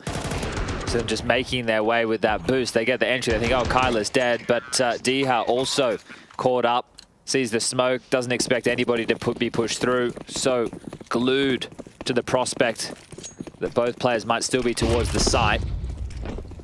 Flash, a lot of early steps. Yabi gave it a go. Both teams have problems in the buy. Stair only has a Deagle, 2 MP9s for ENCE. Oh my god, what? Ghost got caught. Hades sent straight down. I didn't like how that felt in the last with Goofy up close and personal, but again, the number advantage for Astralis. There's the AWP, the tippy top. So Device with 18 kills continues to find some impact on his AWP. I can get some info here. It looks like with the X-ray that we can see Astralis are making some swift moves to execute. Being stalled out for a moment. Blame wanted to cancel that and somehow does. They want to go aggressive. Clave's MP9. Set up with the flash. Blame's going to eat it. Swings around. Ugh, and they do just about dip away from the spray. And so with a 2-man advantage, Astralis set for success and a 9th. They seem to have broken through. Stair, however, caught off aggressing with Kyler finding Blame. This no longer seems so clear-cut. What great flash. Puts Diha down. Other weapon for the job is at flanking a ramp with a MP9. Currently not held. Looks like they are going to be backing away. Save that M4 for a rainy day. Yeah, finance is now a problem. So we had a spree of 6 rounds to start the half from ENCE. Stalled out now with 2 consecutive from Astralis. We split the pistols in this series. 1900 lost into the next, so ENCE desperately need to retain this M4. The MP9 here nor there. Better than nothing, as he's looking to apply a bit of damage, and that is huge. Device will lose his ult. No, he won't. Yabi will pick it up. So, look, they are aware of the financial situation, trying to keep it light on. Was able to do a little bit of damage in that regard, but ENCE are the ones who are going to struggle with cash. They're going to have to take this conservatively. That flash, it looked great, but it's down. Not caught by it. That third piece coming through, making sure that the MP9 didn't get out of control. Hades' frustrations starting to show, and yeah, well, he gave away the opening death, so understandably so. Second tactical timeout, Cuban on the mic. Now you want to try and maximize what you can do with this M4 and MP9. I'm aware that Kylo likes to be over towards the B side, so where are they going to choose to position him? If Astralis just operating a bit of a default spread, it is going to be difficult to make a dent. Do you want to go over towards A, try one of the boosts? If you gamble incorrectly and they go in towards a B execute, then your strongest weapon is in the wrong place. So this is always a tough conversation. And you'd also be taking a few of these 30-second liberties to talk about what's going to happen into the next round of play when you can get your buy out and about. I don't think we'll see a Hades AWP, that's for sure. Most certainly. Goofy, rapid, straight through mid. He's hearing all this towards B, so calming all those flashes, and they didn't hear him. Nope, you can see that from Blame on the X-ray. So there is just grounds for a little bit of excitement with this early information that has only gone one way. He's aware of ladder, but not the full mid-crawl. They spotted him. What? Did they? I don't know. I felt like Blame is... Maybe not. I mean, Yabi's still responsible for it. It's lost its potency now. Yeah, and they're expecting a B push, so Goofy's going to be a dead man unless he just plays to contain. And this is fine. He's pushed through mid, nobody mid. I've gone through B, nobody B. So he should just contain. Maybe that boost is a bit late, lads. Dismantling now, way too late. Look at Blame go. Quick headshot onto Kyler, the rifle gone. And the round is won. So, yes, there was a couple of opportunities there. A moment for cause of concern, but handled. Astralis deal with the eco, and now the buy through. Looks like they could break ENCE, who were looking like they were surging towards that magic number of 13. Astralis showing some fine form on the T side themselves. Oh, the Silence Step 4s are out of plenty across the board here for ENCE. Down, we've seen him often not with his flashes out there ready to help the assault up the ramp, and it looks like he's ready to do it again. Out towards Sandbag has been instrumental with multi-kills in their round wins. Loves a flash forward. 4 players reside down towards the forklift room that once was. And enough time has passed where they do have to worry about a B push, so back and forth they go. Astralis look like they wanted to start with the play over towards A, but now they're setting up to apply some pressure towards B lobby. 4 bodies. Flash forward, the bomb is down here. Doesn't mean it's a full commit. It is very easy for them to rotate between the sites, and the footsteps that are being heard will be relayed. ENCE, we can take a look on the radar. 1 towards B, 1 towards mid, and then A defense. Have deployed these smokes to great success before. We'll do it again. Yeah, as Dia got another impact round in him. All 5. He needs some support. He needs util now. There's the molly. That's exactly what he was hoping for. He's got about 5-6 seconds on this smoke, and he chooses to spam it, perfectly placing his crosshair onto Yabi. An opening kill. Again, impact from Dia. Now the nades rain in. Astralis chipped away at. Worse for wear. Heading into the site. Boost erected. Could be great. Huge from Hades onto the first. Glaive as well finds another. Hard to see that round going Astralis' way now. Dia's just going to be able to deny with a perfectly timed swing. And now Device. Nothing for him to do here. After time would really suck. Yeah, no one's shooting him. This is perfect from Kyler if he could somehow delay that push. Yeah, Device has gotten away with it. I don't think they'll get to him in time. He can just dart away. So the AWP has been saved, and that's actually an important save. He can drop an AK right now. I think Stair's going to be in dire need of a weapon, so it is going to work out. 12, though, secure for ENCE. They just need 1 more to pick up map number 1. And remember, this is an elimination series. Survival in the lower bracket of the IEM Katowice 2024 play-ins. Astralis with a loss to Heroic. That one left a mark. 13-11. ENCE fell to big. But Astralis off of Blast looked like they were a team to be feared. Might be down 1 map in this series.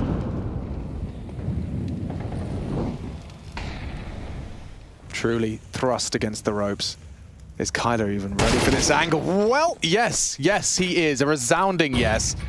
There's Mora on their way, and he's already chipping away at Stairs. But Vertigo going the way of ENCE. The B defenders already delivering buckets and spades. Yabi and Stown both removed. Trying to boost. Kyler should be ready for this. Ready. This is the perfect angle for it. He's a god of this B defense. So far, so good. Another from Kyler. Takes down Device and Astralis. Already having to accept that this map has not gone their way. They will be 1 map away from elimination.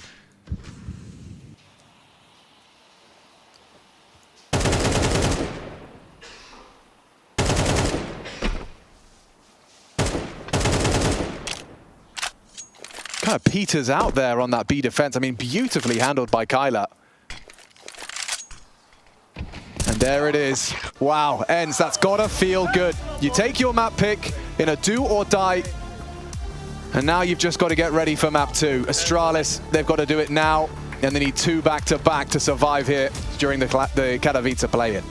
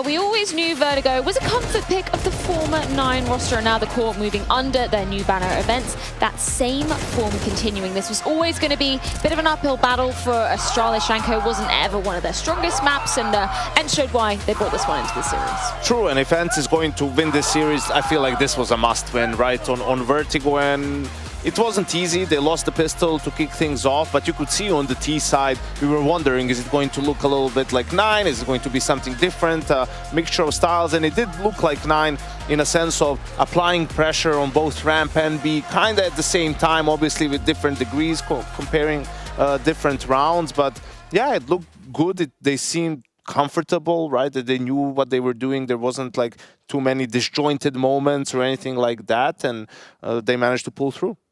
Yeah, I just generally think that they had a good game plan. I think they knew what they wanted to do, and I think they had a good idea of what Astralis wanted to do in most of the rounds.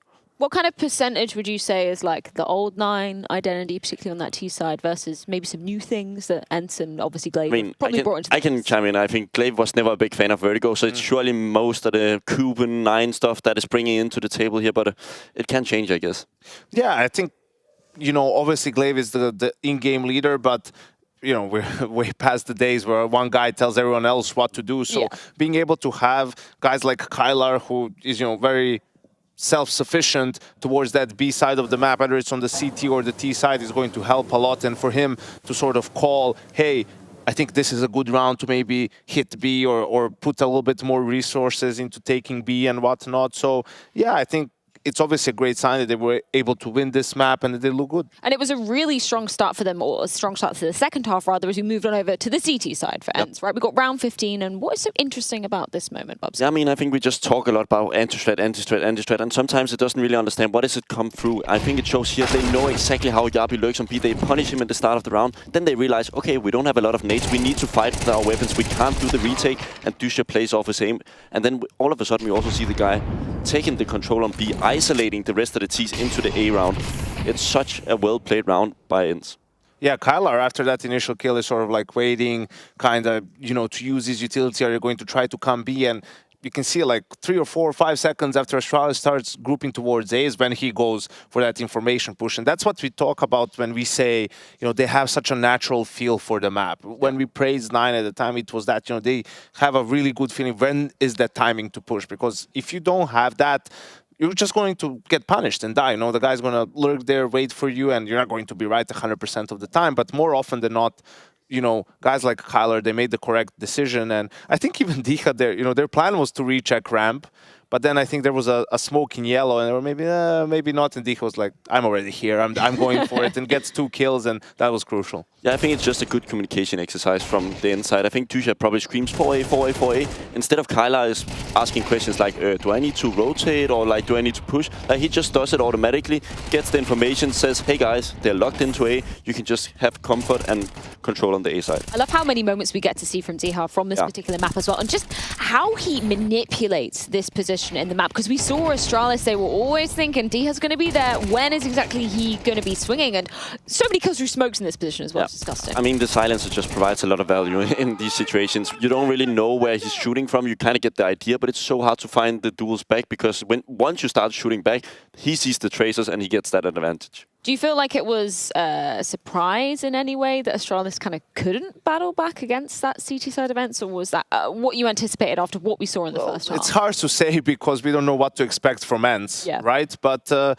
I think Astralis didn't make any glaring mistakes, right? Early on in that second half, they lose the pistol. You know, in the first buy round, it's also they get a little bit outmaneuvered. That was actually round 15 that we just saw, right? So after that, you're 3-4 rounds down. Your opponents start to get some momentum, and it's difficult to claw your way back. They managed to do so, string 3 rounds together, and now we're in a position. It was, I think, 11-10 for ENCE at that point in time. But, you know, that's why they played such a great game. They were able to close it out in the end. I also think Astralis had no idea what they would come with. I spoke with Glaive yesterday, and he said the only officials they really played was the Chengdu qualifier, and they just played Mirage and Inferno, he told me. So they have not really shown their map pool yet.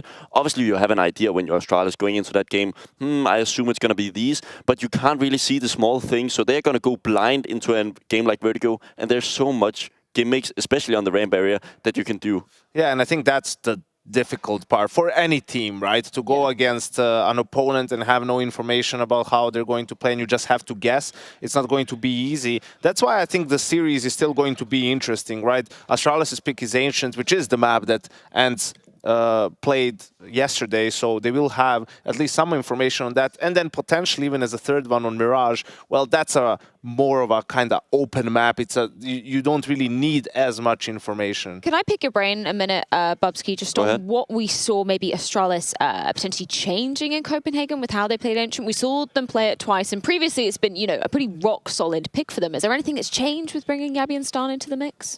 I mean, I think they spent all their time in the pre-boot camp. I know from talking to them to the schedule that they had, they immediately went from the groups over to Katowice, so there's not been any time to make anything new. So what ENCE is going to be looking at from the groups is most likely what they're going to be facing. I think regardless of them knowing what Astralis is going to do, I still think they're going to have a harder time because I think they're going to hit a little bit hard on this map individually. And that natural feel we talk, I just feel like I'm talking about 9, but that natural feel that they have on Vertigo is not really there on Ancient. And here maybe you're leaning a little bit more on Glaive, right, on Dicha to come up with some ideas or maybe to set some protocols for the rest of the guys which are going to make these decisions easier for them in-game. Did you like what you saw of Stan and Yabi kind of integrating into this Astralis on Ancient back in Copenhagen? Yeah, I mean, I think the map suits them pretty well. I think there's a lot of space to play around with. I think Stavin is getting his usual positions. I think Device is also all of a sudden getting this free flow. It's not too awkward to go A with the orb. It's not too awkward to go B. So it just flows pretty naturally. I think I'm going to be scared for Astralis. If I'm looking at that game, you have one game, then you're out of Katowice. That pressure on them right now is pretty big. I want a little bit more fire from Astralis, right? Because we keep saying, like, they're fine. You know, they lost the best one. They lost both pistols.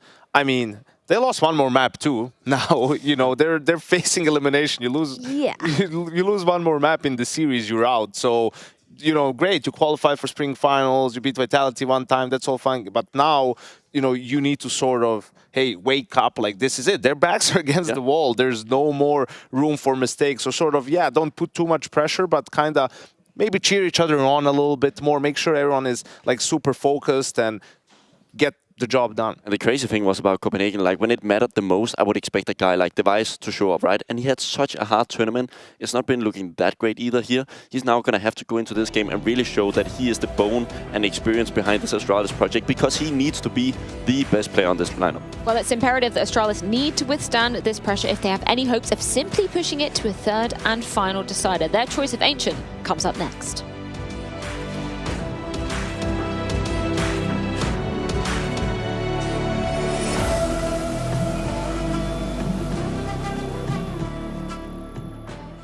Welcome, my friends, to the Cathedral of Counter-Strike!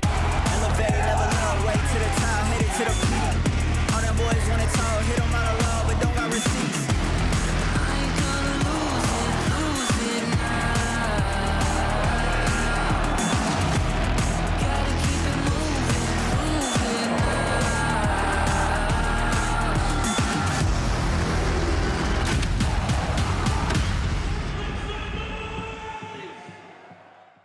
Smokes.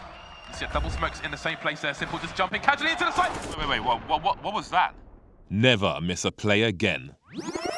Simple, that's not allowed. This is not FPL. This is a major. Finally. With Face It Watch, you're in control. Switch between player POVs live and see the game through the eyes of any pro. Never miss a moment with replays. Relive each highlight on demand from all angles. Watch it, control it, face it.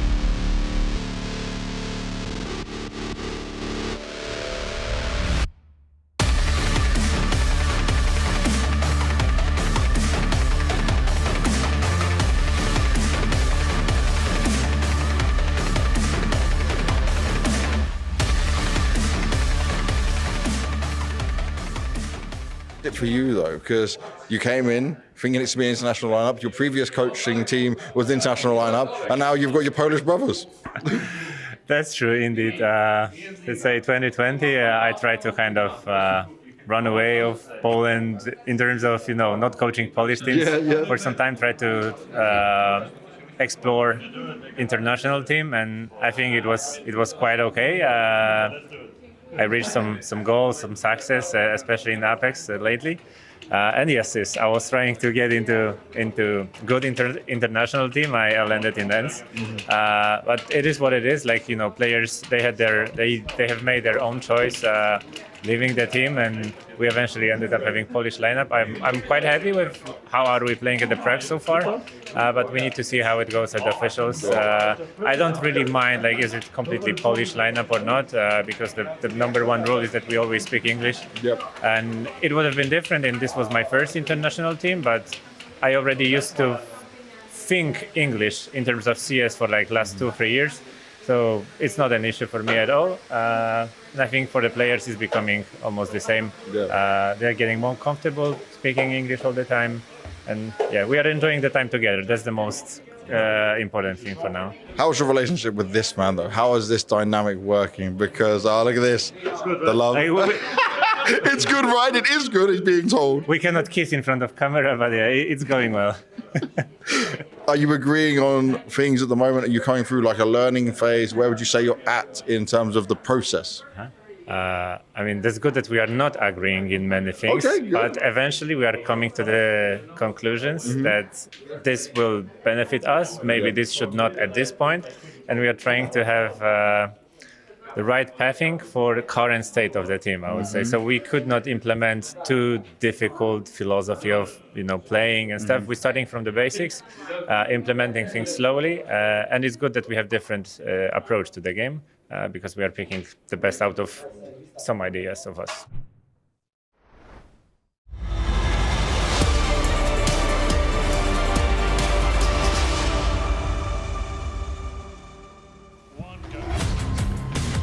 We heard there from the coach, Kuban, talking all about how they are just keeping it simple, keeping it to the basics. And well, the basics worked in order to take their map pick in this series elimination match.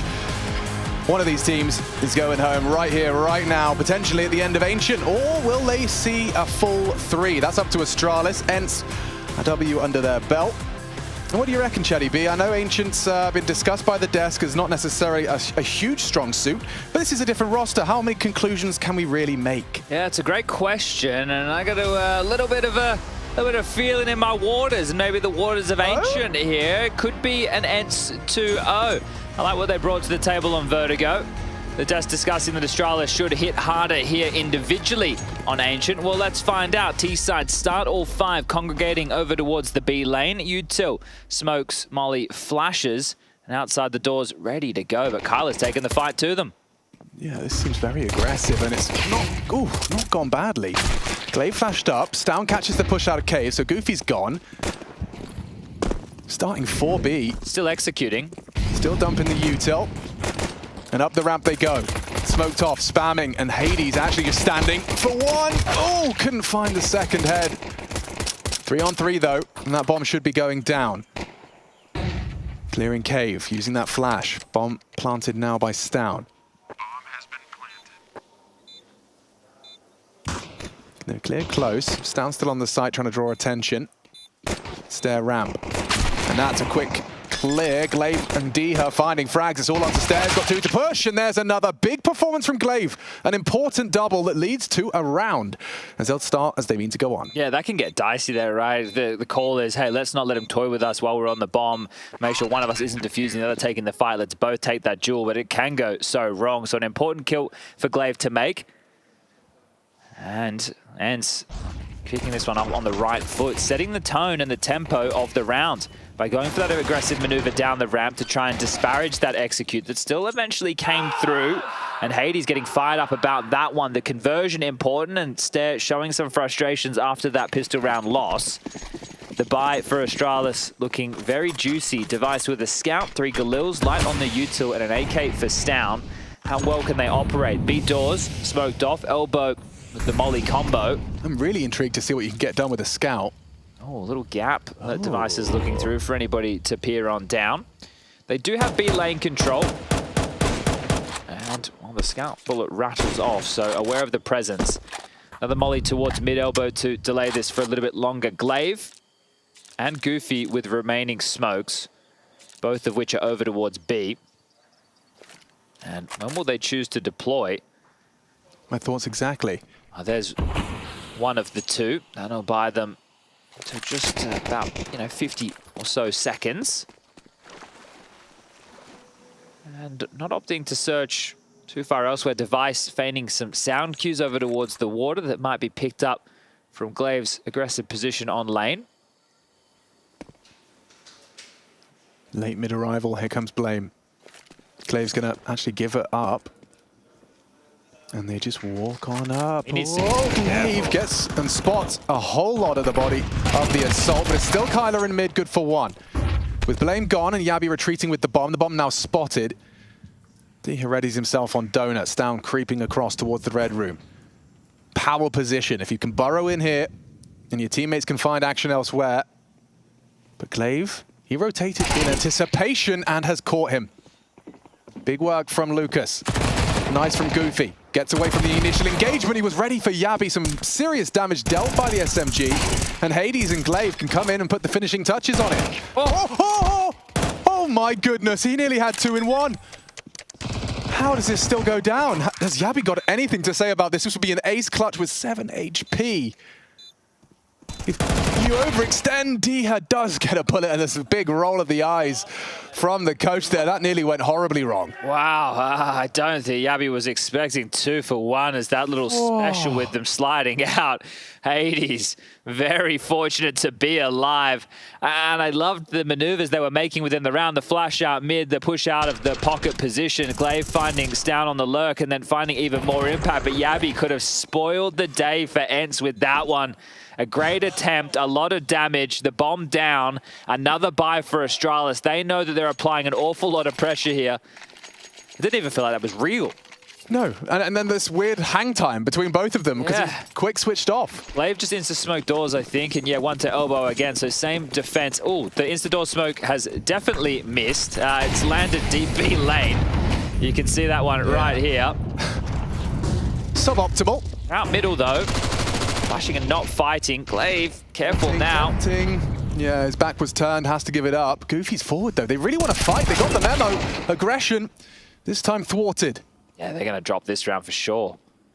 Yeah, considering Glaive only got the MP9, run down, step, using that mobile Mac-10, taking this B site by force. Maybe caught with way too late with that smoke. They're up, and it seems that ENCE are out. Just started poorly, the missed smoke, right? Goofy going aggressive. They have the lane control. Didn't establish anything in middle. So, yeah, sure. Wipe the sweat off the brow with the previous, but this one, a calamity. Yeah, I guess so as well. Goofy choosing to commit down the ramp when that smoke missed was a choice he made. I think he's opted for that because they had lost middle. So there was so much pressure through middle that they wanted to take some space back stair as well. The deep flash into the corner, turning as he enters cave and still finding that kill. Having to hold on to these M4s. There's a tell. Blame getting a flash, clearing out A main. That'll be Canary in the coal mine for the likes of Hades and Kyler to try and retain, and they will be gifted that opportunity. The hunt stops. Wow. Well, fair play to Astralis in terms of this kind of reluctance to give up and roll over easily. After constantly buying and whittling away at the CT side, now they find themselves in this rather nasty position. With 5 alive from Astralis in their victory and being kept honest in all theirs, this could be where we start to see Astralis build up quite a bit of momentum.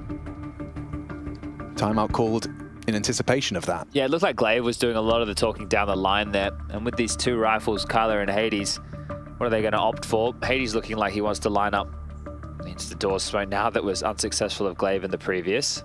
Maybe not feeling too confident in doing so. I'm watching him go back and forth.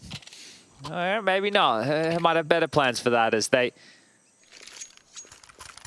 are fully investing. You can see the 5.7s, everything starting to be equipped. Diha gets himself a P2 Fiddy off the floor, and that one will land.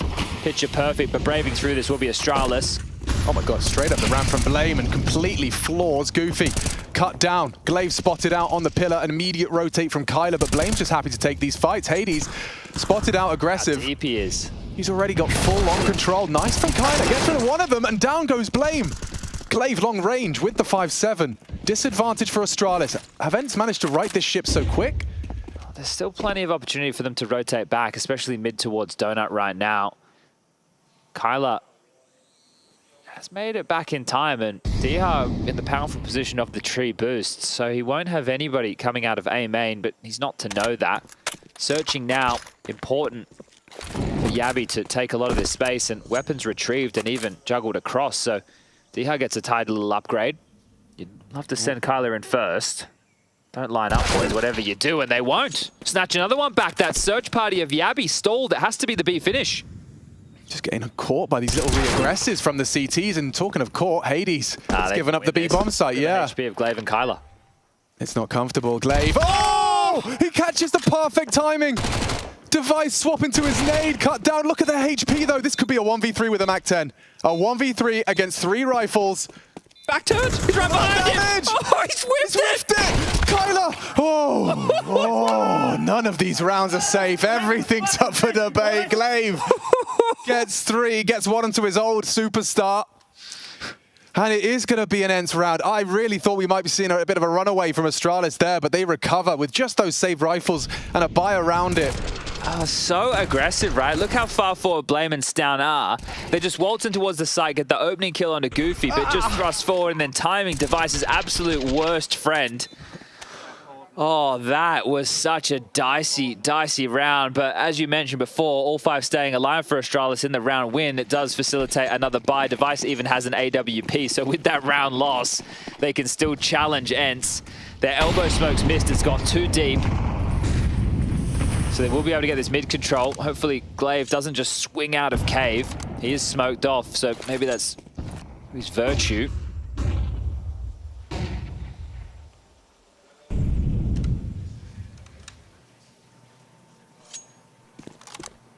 Diha looking for info. It could cost him his life if he tried again. Device now posted on Red Room. Flashes imply aggression towards the B lane. Caught on the Okay, Kyler's going to have to lose out on that space. Throws out the smoke, and it looks like, yeah, Device is going to disrespect this straight through. He's doing a lot for the space of Astralis' T side. Here does Goofy go for the deep clear. He has to be aware. Not at all. Stown could get 2 here. Glaive, his next victim. As he catches that B aggress as they look to take this site by force. Diha's rotating through, and it has to all be Diha now. Glaive's been taken down. Huge find. Takes down Blame, aware of stare, over peak, straight back in. So now with Hades and Kyler, just at this point residing themselves to a save, hiding towards the A main position. Yeah, they're not going to get another miracle round, are they, right? Like that previous one that they were able to scavenge together with everybody on such low HP, that's not going to happen again. Maybe it's just going to be coming a little bit later than we prophesized. This is the thing, when you, and again, this isn't like this is a round to really take control of the piece. So that elbow smoke missed. Oh, those HGs it owned him. Fell way too deep, and this is a difficult clear, especially with the smoke protruding. So for him to go as wide as he'd wanted to clear that box wasn't even available there for Goofy. And they will try and retain these 2 rifles yet again. Bomb well and truly over halfway gone. I wondered where the health of Kyler had gone, because it felt like he'd just started the round on 32 HP. But yeah, there's the constant evolution of the HEs to try and stop those CTs. Used to be bounced off the wall, now it's just over the top. Yeah, with the lineups making things a little bit easier. But yeah, the unforced errors of already 2 missed, and I want to call them standard smokes from ENCE. You want to be able to replicate these things time and time again, right? They're not the easiest of lineups. They are quite finicky at times. You need to make sure you don't get blocked by your teammates as well while you're trying to do them, because a lot of them are like step throws or walk step throws, and here's Hades to lob out one towards the doors. So with the retained rifles again, some upgrades around it. Can ENCE do it once more? Kyler throws a deep one, and that is earth-shattering damage. Oh, D has cooked. Gets away from the molly. And where did their health go? The HEs! Glaive triple kill! Combines with the FAMAS spray, and just like that, Astralis shell-shocked. Look, they missed another smoke, but that might have been to their benefit. Goofy takes down Blame, trying to leer into this side again. And Cuban, look at disbelief on his face as Stown having to play trash man. Throwing away the AWP so it doesn't fall into enemy hands. Keep doing that, because guess who's coming? Diha, he's not too far away. Sound's going to catch a bullet in the side of the head any moment. And oh, we'll make it a knife in the back. What a round. Give him a wave, let him know. And I said they're not going to be able to pull off more of these miracles. Well, apparently the holy hand grenade from Glaive, destined for his ex-team. I'm going to check in on that utility What a damage. Here we go, we catch it. You said Diha dead. Bang. And look at them all just congregated. Yeah, they soaked that one up. Stare and Device obliterated. And a knife in the back for good measure. Hello! Hi! Diha, a man of few words, saying hi! Oh, you got some of these players just constantly, you know, barking at their opposition. Diha, a gentleman. I don't think we heard from the desk regarding the coach. If this does go a third, I would love to hear a little bit from Bubsky. Someone's got to do the T sign, you know? Not the T pose, the T sign. He wants a timeout for Blame and the boys. Okay, well, ENCE have put themselves in a position where they can crush the economy of Astralis, who've just taken a tactical timeout. If they can win this one here, 1,900 loss into the next, they can start to stretch their legs on this CT side. A win would get them 5 in this one. The follow-up should almost secure them 6. I am surprised they didn't kind of, you know, try and get those FAMASs replaced, but it was so quick on the flank from Diha, no time for it. Where AK's available. A lot of early map control with these smokes you've been talking about.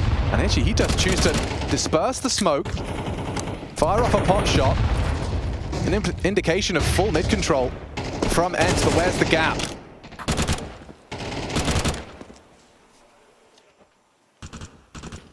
Hoping to catch a jiggle out of Goofy. Device boosted up. No nades here to defend at all, so they won't be able to block with any util. They're going to have to make sure that they get the rotation in. And, well, speaking of the rotation, just as I say it, now we have 4 players over towards B.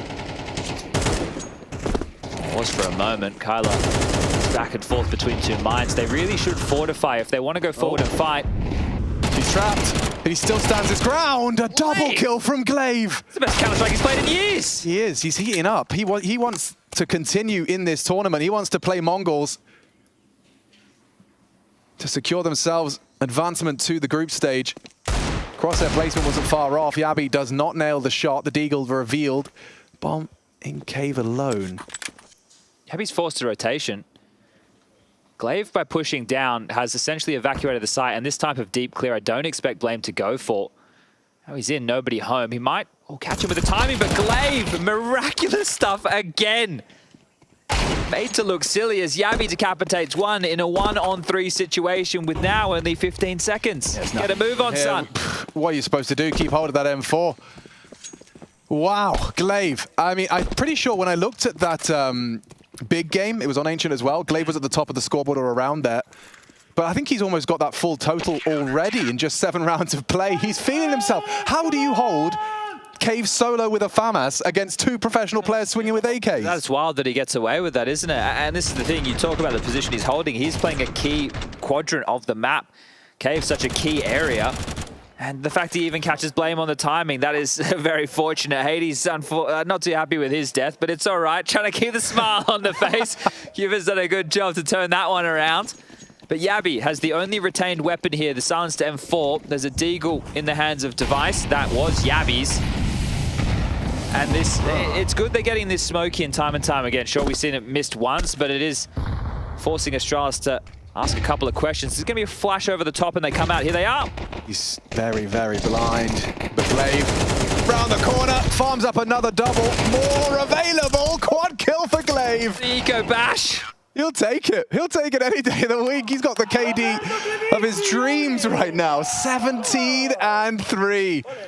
They are soaring to eliminating Astralis in a 2-0 fashion. I'm getting ahead of myself, but I'm just saying this is a dream start, and it seems that these smokes, as you've been harping on about, are really slowing down the Astralis crawl. He can't believe it. He's getting the best view of the house, standing right behind the in-game leader. And off we go again, Astralis. I think they're fed up of B lane. Straight towards A. with what looks like all 5. Okay, well this is a change up. But it's great that Hades is here with the AWP, unless they smoke off. Which they are. Yeah, which they are. But there's also the report of Diha, who's joined the party. There's 2 on the site to deal with this. Kyler's already kind of donut floating as well. And he gets ahead, doesn't hit his shot. Knows. That was a real freebie. Smoked off. Just trying to provide support through the smoke is Dia, and he's punished for it. And now Kyler's been caught as well. Yabi just spams through the smoke. 2 smoke kills for Astralis. And the A site works wonders. Well, if it's not Glaive getting the kills, apparently the others are going to struggle, because you've got 1 kill for Goofy, 2 for Hades. Kyler and Diha with 6 and 4 apiece, and that right there, it was a good setup. Hades has an opportunity to find that opener. They could have played ahead of the smoker with all the bodies that they had, and they'll give this one over to Astralis. I am intrigued to know as to how kind of Yabi got caught wind of Kyler's position, whether or not there was a sound cue given or something, but this is obviously the counter spam. Okay. Saw him just as the smoke popped, thank you very much. Just caught off, flashed off, and then just before that smoke ballooned. But it was the right setup. That's what's really frustrating, is you had multiple bodies there. We would have loved Diha to be more committed towards the site, which is what I thought was the case. And then the execute comes in, you blink and he's behind the CT smoke. They do have enough to go for another buy. Here it is. You see everything smoked off CT, Temple, as well as Donut. So a beautiful little execute, nice set piece from Astralis. Do you return to that, or do you think you've done enough to condition? Because, well, they already had the right setup, so it's not like you're a step ahead. Run the same strat. Why the hell not? Call their bluff on it. Yeah, they're actually starting kind of 2 mid, 2A this time, so... Oh, wow. Hades is going to be mad about that one. Yeah, he was already showing some signs of tilt. Yeah. No, but that's just going to kind of double down on it, especially if they lose this round to that A site. Great find. Glaive, again, has actually just taken down the B lurk. He's calling B clear. He's gallivanting through B lane. He's going to run through the doors and say, it's fine. Kyler could catch a pretty nasty timing, but I think with Glaive's push, he might be called off from that. You need to get in front of these smokes, boys. It's just Diha right now. He's going forward. He's ready to receive. You have to get past that AWP line, though. Oh, Molly takes it, swings it. Diha dinks onto Stair. Disadvantage, but for how long? Goofy doesn't have to move, finds a little safe haven just between the Molly and the smoke, gets the double kill. Diha didn't. Don't forget about the flank. Yeah, you're right. Glaive's been cooking and Device is not prepared for this one. Oh, he just had a glance, but not the right time. And there is another ENCE round. An eruption from one side of the Hall of Heroes. 7 for ENCE. Winning out this half and extending it already. It feels like it's always been quite difficult in the rounds ever since the pistol, because they've been able to get the bomb down. There's been the 4 spies, and then while there was another 4 spy, there was only the one round where the Glaive had the eco bash down towards the B doors with the 4 spam. That has been an quote-unquote easy round for ENCE. And they're going to have to go up against rifles yet again. Astralis didn't like the taste of heading A again. Now towards B. Blame searching behind the Molly. Flames in his face. Nade at the feet. Another one dunked deep. You've done well to kind of be unscathed after all of that. Double Molly, HE, Hades, and this time posted. Is he going to be tested again? Is he going to get clotheslined? Not this time. Blame walks into the angle. Wasn't anticipating an AWPing presence, and now forced off. Goofy reacts towards the pillar position, cleared out nicely. Device hits a banging headshot. Could facilitate a plant. Look at this push. Hades is not ready for this one. Oh, covered by Kyler. Awkward for Device and Stair. Can the 2v4 manifest? Look at Glaive again. He's coming. He's everywhere. He's always behind. And down goes Device. Stair, what's he got for us? With the bomb lost, 3 in front of him. And that smoke is fading. He's on a timer, just well to isolate Diha's crawl. Backing away, but don't forget Glaive is on his way. Hoping for overextensions now from the CT side. Does manage to whittle away at the health of Kyler. Hard to retrieve that bomb, and Glaive continues his silent crawl to a victory. This is quite the half. And for Astralis, finally, seem to be out of funds. This will be the second time we've seen them have to make it work with sidearms. Just quickly, if I'm doing some quick maths here, Glaive has 20 kills, right? So Diha with 7 plus Goofy's 3 is 10, plus Kyler's 6 is 16, plus Hades' 4 is 20. Glaive has as many kills as the rest of his teammates combined. which is not something I thought I'd be hearing out of your mouth coming into this series. Well, the final round of the half, and it is pitiful. Astralis, it's going to be some MAC-10, some Deagles, and that's probably the recipe for success. There, lights him up. Maybe it's more Glaive moment. Another Glaive moment, the trigger discipline. He's got him on his screen and he waits even longer. This is too good. Can he deny? It's the bomb. He's going to try and play for the round. He wants to try and win the round with this element of surprise. Take the first, take the second, disappear, anticipating main. And they're completely discombobulated after that one. A double kill from what seemed like an invisible man. They walked straight past him. Incredible impact from Glaive to recover from the stair frag. And now, he's got a chance on Yabi. Good first click of the Tech-9. Goofy needed that one. Astralis, they need this one though. Deadly is a 9-3 scoreline in an elimination match. Already down a map. A must-win map for Astralis, and it looks like they're leaving this first half with only 3. A nice try from Stair, a great double entry, but 9 already boasted by ENCE. Astralis, 4 rounds away from being eliminated of Katowice.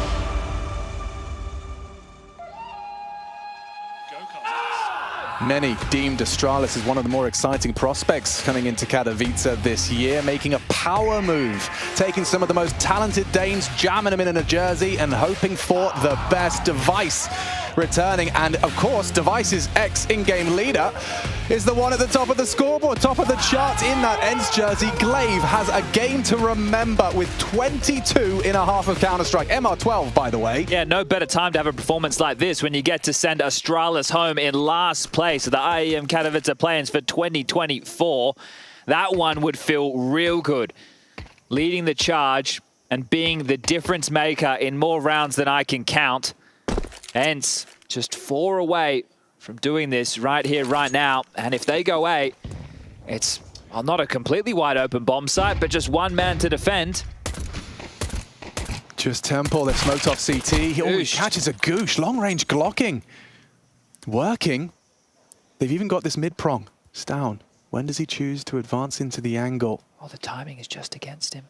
Just about an opportunity for the back of the pack. It's Hades, gets away with it. Into the site. Bomb to be planted. Goofy gets it down. We've got a full 5-on-5 ahead of us here. Stair has the kit. There are some flashes on Device. Down, trying to find a way back into Donut. Oh, they are. There are 3 of them opting for Donut. Can Hades find one? No, is the answer. A quick click from Stown. Weren't ready for D-Hut, but they need some help. Goofy helping. Need more. Looks good for Astralis right now. Yabi's doing a lot. Stown and Yabi combining for a must-win pistol. When you're this far back, this far behind. Find this one. You need the pistol. Kyler's kicking up a fuss, making it awkward. Needs a headshot. They are on the defuse, and this one will be the 4th, albeit with Kyler finding a couple of consolation frags on the way out. Almost grabbing another one there before the round was done, but Astralis, well done. Thought that Donut was going to be a bit of a meat grinder. It was that first shot here. Bang! Yeah, tidy from Stown. Felt like he had missed his opportunity pushing that B lane, but they're able to flush them out. Oh yeah, a couple of bangers there. Yeah, very important. You're going to need them both. We need Yabi and Stown in full form. If you want to see a third map, if Astralis want to see the group stage... Blame's missing as well. True, 3 and 10. The B-rush, going straight in. Pace change, testing. Stair, get your nades out. Get your gun out. He's gone down before firing a single bullet. Stown doing well, but no bullets left. That's the bomb. It's down in cave. Yeah, and Blame, I'm sure he's aware. Yeah, sees the little glow. Is it on the box? And they've even got a double cave here. You're not getting that bomb anytime soon. So what's your best approach? You don't want to be just walking through this. First of all, take a breath. Yeah. You've got plenty of time. Hades has flashes. The issue that you have here, if you want to flash players forward in towards the cave position, is he is tucked behind that box. So to get in is going to be extremely difficult. And they're searching down the round. They might even offer themselves up. This is a good headshot angle for Hades. Yeah, he does miss his first opportunity, though, and it's a bit of info. As to the position of Device, spotting another. This is so uncomfortable for them, isn't it? Yeah, they want to flash them into cave, but it's probably not going to catch Blame. It is all about timing now. We've got 45 seconds, a couple of smoke spams, not a bad idea. Blame's ready to stand. Oh, he's giving it away. Hades can't believe his luck. Now Device is forced to turn away, can't even get one. And Yabi's dead too. Beautiful. How have ENCE done that? What's Blame up to? You win the pistol and immediately you fumble. It felt like a gift, the bomb, right in front of your 2-man cave setup. Yeah, I didn't want to fault D-Hut too hard because he got both of his kills, right? You understand why he's searching out that frag. But then the bomb gets tumbled in towards the cave position. You have it locked down. You have 3 M4s up against the cobbled together force buy of ENCE. And you drop the ball, the pressure, sure, the knob's turned up to 11. Oh man, I can't quite believe that one. For the caliber of players that we have in the server right here for this Astralis roster, Yabi and Stown of heroic fame, Device, well, he needs no introduction. Blame. That's be one of the beasts, the boulder. And Stair, well, he doesn't have an awful lot of experience going on here at all, but this team is really starting to sizzle right now, and not in a positive sense. I mean, yeah, and a huge motivation for ENCE as well is being here in their homeland, looking for the first of D-Hut to get to the Spodek, a long way away now. You're in an elimination match right now, but perhaps just all the pieces lining up for 5 prongs of motivation, every single player. You have to convert this one in that case, right? Astralis have forced in. They've given you an opportunity right now to snatch 11 and what should be 12 because of the force buy. They'll have to eco into the next. You cannot be dropping the ball to just some upgraded Deagles. Basically no utility. This has to be the round, and they've surged out mid. They've taken a lot of space on the boost. They've got to deal with Yabi in the 5-7, and they will. Okay. First step, graceful. Second step, bomb plant. And spamming is Kyler. Great catch onto Stair. Astralis, you put all your pennies into this. It's meager. It's uninspired. This is where you report it back to the boss. Yeah, they've got armor, they've got deagles, they've got upgrades. They're going to be eco into the next glaive. And right there, you're setting your sights on 12. That magic number, just one more to find. Can't quite believe it's gone so convincingly. This was their map pick. A 9-3 half and quickly spiraling into what could be a very quick 13. Yeah, there you go. That's the comm I'm talking about. That information right to glaive at this point. He knows that he's up against an eco. Astralis are done. They are absolutely cooked here. What are you meant to do? You cannot invest a single cent. You only get the 2,400 loss bonus into the next. So you're going to be able to get yourself out the Silence Den 4 as a little bit of utility. You have to make choices. You're not going to be able to get out all the goodies unless you go for MP9s. Oh, that one feels real good. Full force. And now for 12. To put Astralis in the worst position imaginable. You've just got a single flashbang and some USPs, a P250. Yeah, Blame treating himself a little bit, so see if he can bring that scoreline up a little bit more. And it's about all he's opting for here because it's going to make his gun round into the next weaker. Yeah, the psychology is I don't want to completely feel like I'm giving this one for free. I've got a P250 and a flash. I'm going to be the difference maker, do the impossible. And then in no hurry here, ENCE. Oh, the flash is hit. Goofy just lived. Goofy has cover. All good. Oh, wow. Long range Mac 10 goosh straight to the face. And another. Oh, nearly hitting him on the spam as well. So this is the 12th as anticipated. Finish them anywhere which you like. As Device sure he's going to grab something. Oh, another dink. Not too shabby, but I cannot believe what we're witnessing here. Led with Glaive at the helm. Joins International ENCE, the team with Nerds, Sampaius, Madden, Diha, the one that we're looking at and going, oh, okay, yeah, this can work. Right, they lost Snappy, he's gone to Falcons, that's all good. Glaive, he's a pretty good in-game leader, he can come in here. Well, that team was already done and dusted, he didn't know.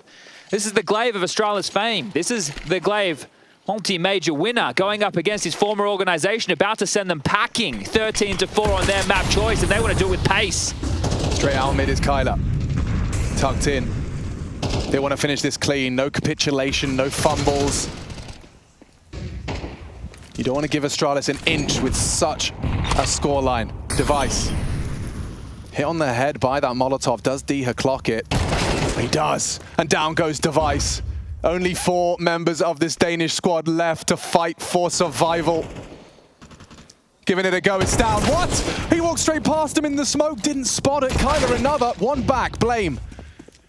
Tooth and nail, bomb heading A as he evacuates towards elbow.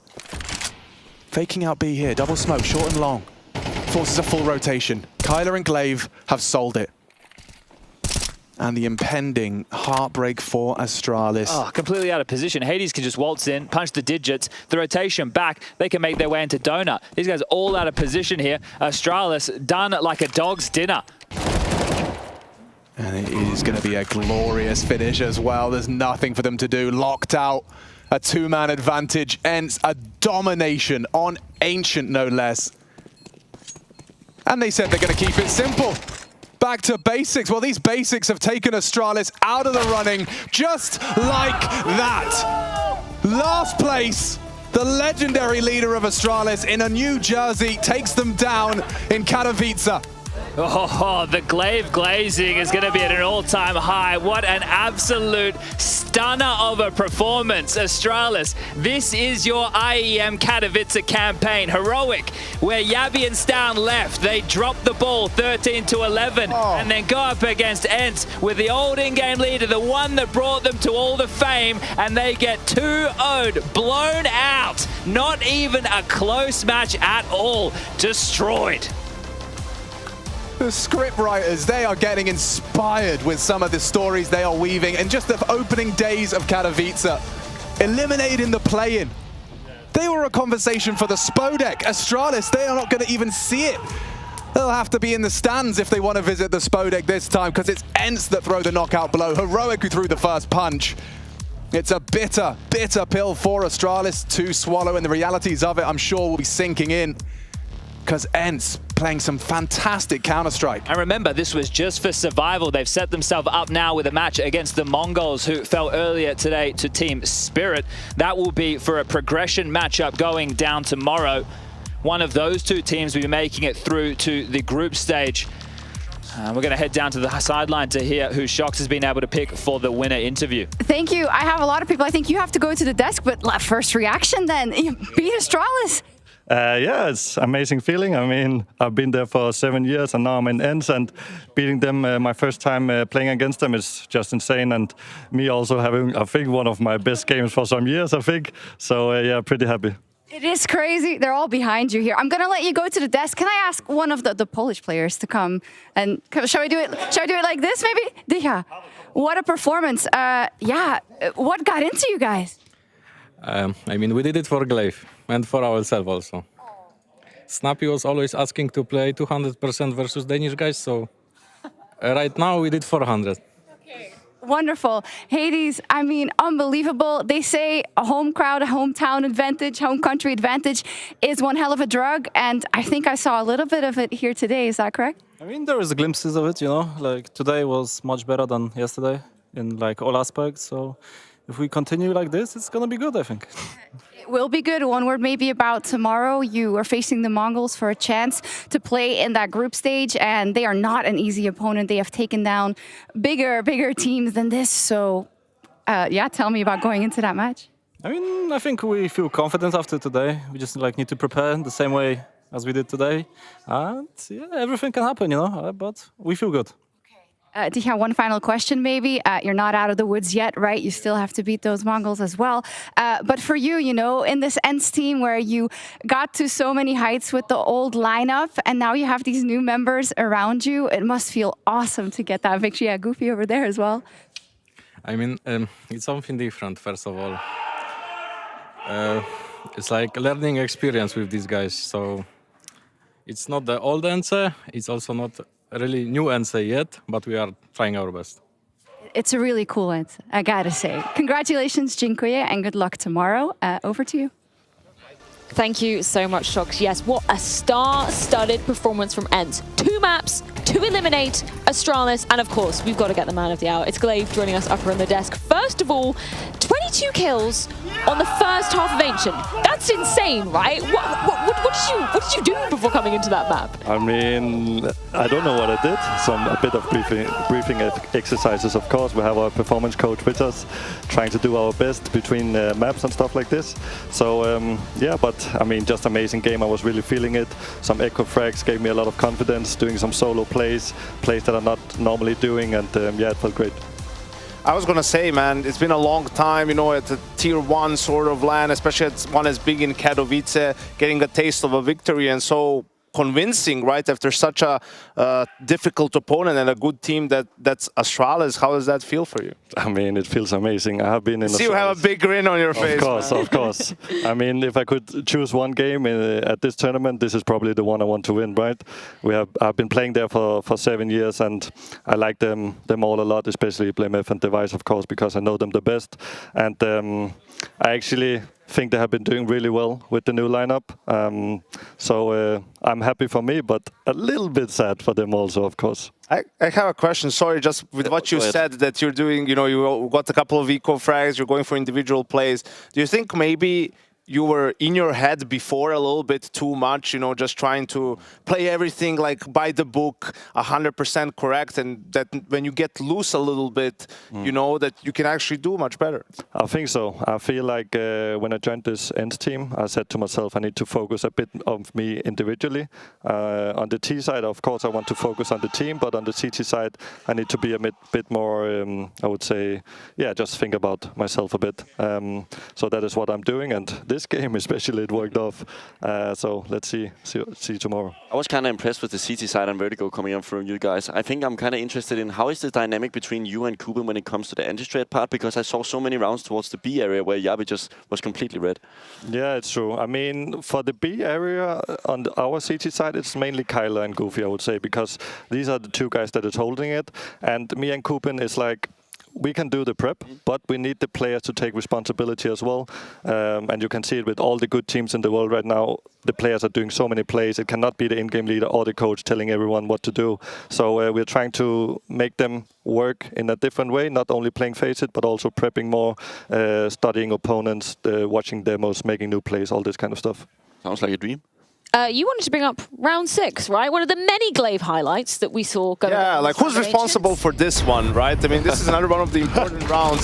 The double HE and then just a triple kill with HEs. I mean, is this just like a setup that you guys have? It was just a counter, was just like standard mid control that you do? Must have felt good when you saw the kill feed. I mean, especially in this round, I'm failing the smoke for elbow. We wanted to nade behind the smoke, but I think the two guys naded first, and then they realized, oh my god, the smoke has failed, and that was me. And then I'm coming with the third grenade, and people are rushing, and yeah, triple kill pretty fast. And I'm pretty fortunate that I failed the smoke, I think, because else they would probably just wait a bit behind it. Glaive, I want to just get some insight on how you're doing at the moment, right? Because we knew the identity rather of the Astralis Glaive. How do you feel your identity is different now that you're on ENCE, obviously surrounded by a completely different nationality, communicating in English as well? How's things different for you? Of course it's different. It takes some time to get used to English. I think the most different part has been learning all the new spots, all the new code words, because teams have so many code words now. And Kuben has some from Apex, I have some from Astralis, the guys have some from 9, Pavel has from ENCE. So it's just one big mashup, and everyone actually wants to bring their own, because it's the easiest if you just have the same, right? But we're trying to kind of find a balance. But the spots and, I mean, the communication in English, I don't think it's that tough. Of course, you can do, maybe you can do a little bit less like really good plays together, like team play and stuff, but I still think it's fine. Is there any different way in terms of how you're approaching the game? Or obviously, we're in a completely new iteration now. CS2 is different in how you're approaching certain aspects, but do you feel like you're calling any differently? You're approaching the game any alternative ways? I think I try to. I try to be more like kind of not think about it being CSGO and being more like it's CS2. So trying to utilize this nuking the smoke a bit more, thinking about that different ways, how we can use it. Kuping is doing that as well. Everybody's bringing some plays, but I've been putting, like these last 3 weeks when we have been a team, I have been putting so much work into our T side, not too much into CT, but I have my teammates to help me with that, so I'm extremely happy. I also wanted to ask you, now that it has been a bit working with Kuben and even with this team, and now you had a couple of officials to do the preparation for as well, how has that relationship been going? I think it's been going pretty well. Like I said before, we have kind of not the same understanding of the game. I think he's more like, what can you say, maybe CIS, Polish-minded, where I'm more like structured. And he like this kind of maybe a bit more spread CS with team play, playing on each other, like mini-faking everywhere and trying to find timings, where I'm more like a bit more structured, I would say.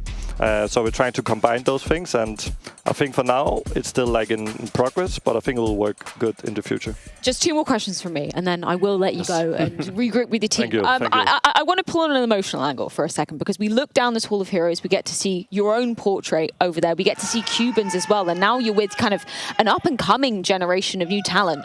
Does it allow you to reflect on your journey throughout, the entire tenure of CS history? I mean, I try to not think too much about the past, because the past has been really well, but the last recent years hasn't been that great. So I'm trying to kind of a little bit forget the past and just think about I need to climb my way back up as an in-game leader. So I'm trying to do my best to do that. And I really want, like, when I'm watching all this, I understand how big Katowice is. And I really want the Polish guys to play in the arena. So hopefully we can make that happen. I mean, you know how spectacular this Bodek is to play against. I imagine for the Polish guys, it's going to be such an achievement if you make it there. Next hurdle, the Mongols. How are you rating them? I just got told before the game that if we won, we would play against the Mongols. So I didn't even check myself. I'm trying to only think about one game at a time. So I don't know much about them. But when the other guys, they were watching, I did some prep, they were watching them play. They said they played really well. So I'm looking forward to see how they play when I'm prepping, and looking forward to play against them as well. Well, Glaive, I'll let you go off and get that preparation in, because that game will be tomorrow. Thank you so much for your time, and congratulations once again. Beautiful stuff there. Yeah, of course, that does mean the end of the road for Astralis. So let's get a few departing thoughts courtesy of that squad. Blame the hurdle of ENCE too much today. What happened?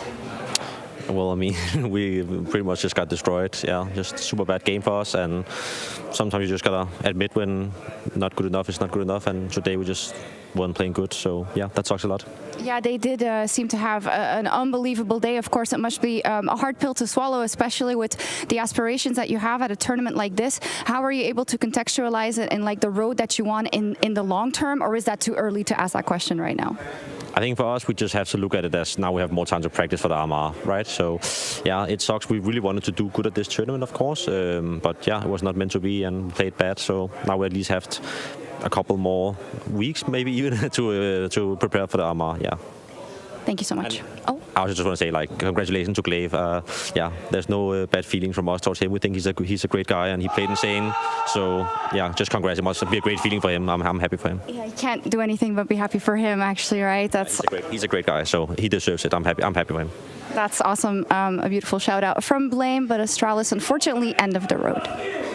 Yeah, eloquent words as always coming from Blame F and what has been a tough situation for them. But I love that we got to see those pictures on the cam of, you know, Glaive going over, shaking their hands. You could see it was good spirits. They obviously have such a big connection together, Bubsky. I mean, I think he didn't get removed because of personality was disliked in any way. It was just the end of the road of that lineup all of a sudden. They needed a new energy, they got it, and I think they performed well in the start, but this is I would call it a disaster. Like the way they lost, fair enough to lose to an ENCE in a free mapper, it's close, whatever.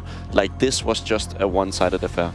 Yeah, it was unfortunate for Astralis. I mean, we're saying, oh, they're fine, we'll see, they'll bounce back, but it seems like it just wasn't their tournament, and obviously still a long road ahead for this lineup. Yeah, you guys want to check in with what's going on the B stream, because stuff's getting kind of close right now. Latest score I'm seeing, 12-10 to Apex. We might get to see the finishing moments, but yeah, that would spell elimination for Furia on the other side of things as well, which may not be super surprising seeing the up and down form we've seen from them recently. I mean, as we're just 12. 12-11 now, okay. So down to the final round. But I think for Fury, the expectations have fallen a lot from the team. Potentially, you're thinking, can they break into contender status, right, to a team that now no one sounds super surprised that they would lose to the Mongols and then to Apex and be eliminated. I would also argue they've lost their best years, Katowice and Europe, being in this mix of madness, I would call. Like, they've been wanting to play with Fallen all of a sudden, and they get him in the last couple of his years in his career, and they have also kind of passed their prime. I'm not sure where this project is going, really, but I think Katowice and Yuri is still the ones to build around. Coming down to the 2v3 to see if they can push it to overtime. But is this fair play by play? I'm not making my debut here. That's the first one. It's a 3v1. Season 20. Yeah, I mean, for Apex as well, it's not been the smoothest plain sailing of situations, right? Like, it hasn't been super Yuri lagged out or them. something. He timed. Wait, are you kidding me? Actually? Yeah. Oh, that's such... What? No. That's all my days. Damage was done. Oh my days. Over. Can he please... my God. he's looking at the monitors of his teammates. That's unfortunate. Ouch. Oh, yeah, and that's it. Apex, we just hear the screams and bro, that round, that admin who's going to deal with that afterwards, that's not, I'm happy. And that was also on the second map. Apex was up 1-0 and they were up 10-2 on their T side of Mirage and CT side, and then when they switched to T, they couldn't win one round. Furia managed an 11-0 comeback, take it into a third. You think all the momentum is on their side, but Apex persevere. How are you feeling some of these games are going to be panning out tomorrow? I think we start off with ENCE versus Mongols. Mongols have, been surprising in terms of the form that they've come with, but do you have a little bit more faith in ENCE now? Don't be deceived by the Mongols, right? And the fact that they, got donked themselves, but I think they're also a team not to be underestimated, right? ENCE have shown us that they're also not to be trifled with, right? In a short amount of time, managed to get their game up to a pretty good level. And on the other side of things, Big and Apex now, yes, it's confirmed. That's another interesting game. Yeah. Big has been inconsistent, so I think these two games, will be really cool tomorrow. Surely the pressure is more on Big if we look at that Bubsky, because it's been a disappointing start to the year, and it could end pretty quickly tomorrow, actually. That's the thing, like, all the teams that we have high expectations for this tournament has kind of failed, if you ask me. It's so few of the favorites that have been like, okay, they're working well, they're functioning, they're struggling massively against all of these teams. We're also seeing Virtus Pro and Cloud9 in an elimination game, Like, and we also have Rebels and M80 in the same. It says a lot about that the favorites has failed. Yeah, BB causing that, obviously, and see you later, BB. And Cloud9. Yeah, actually, they've been burnt by their own failures. Who do you see Cloud9 VP prevailing tomorrow? VP, you know me, Freya. I'm a VP fanboy, and Cloud9 has been so inconsistent that, you know, I have to go with VP, and that's probably the game that's going to last, that's going to end the last, and it starts the first, right? It's going to be default slow play after slow play, but yeah, a lot of interesting games. You were the only one that predicted them to win the Rio Major. I heard you will never let any of us forget that. Hey, you're the ones bringing it up all the time, not me, so... I don't know about that. Anyway, we'll love you and leave you, and we'll see you at slightly later time tomorrow. We're going to be starting games off at 4:30 if you're joining us in European Central Time Zone, 4 p.m. if you want to be joining us for that pre-show. See you tomorrow.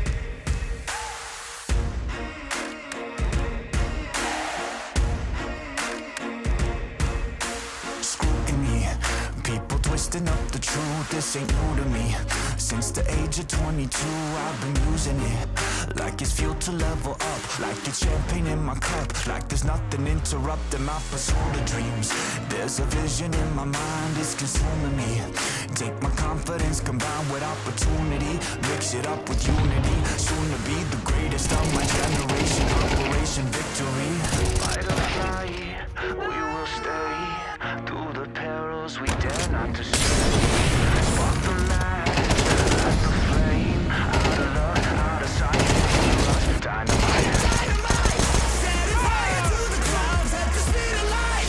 Going up, not coming down, screaming. Superman's kryptonite. Blowing up dynamite. Dynamite. Setting fire to the clouds at the speed of light. Going up, not coming down, screaming. Superman's kryptonite. Blowing up dynamite. Блять, хорош, умница, блять! Check it. Troubled days, lonely nights, a lot of tears, a lot of fights. Big dreams, but I realize it ain't what it seems from the outside. On my downfall they pray, will I surrender or will I betray? Given the trauma that lives in my brain, I use it to fuel up the fire in my veins. I never complain, I rise up and do it. If there's a battle, I fight my way through it. If the wind blows, I thank God that he blew it. Cause what is a blessing depends how you view it. The fruits of my labor are in abundance, indispensable, I'm not redundant. Incomprehensible the way I've done it. When the struggle pushes me, I don't shove it, I rise above it. Fight or flight, we will stay through the perils we dare not to stray. Spark the match, light the flame. Out of sight, dangerous, dynamite. Dynamite! Setting fire to the clouds at the speed of light. Going up, not coming down, screaming. Superman's kryptonite. Blowing up dynamite. Dynamite! Setting fire to the clouds at the speed of light. Going up, not coming down, screaming. Superman's kryptonite. Blowing up dynamite.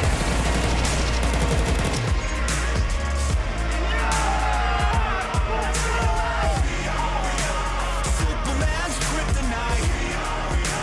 Blowing up dynamite. Dynamite! Setting fire to the clouds at the speed of light. Going up, not coming down, screaming. Superman's kryptonite. Blowing up dynamite. Dynamite!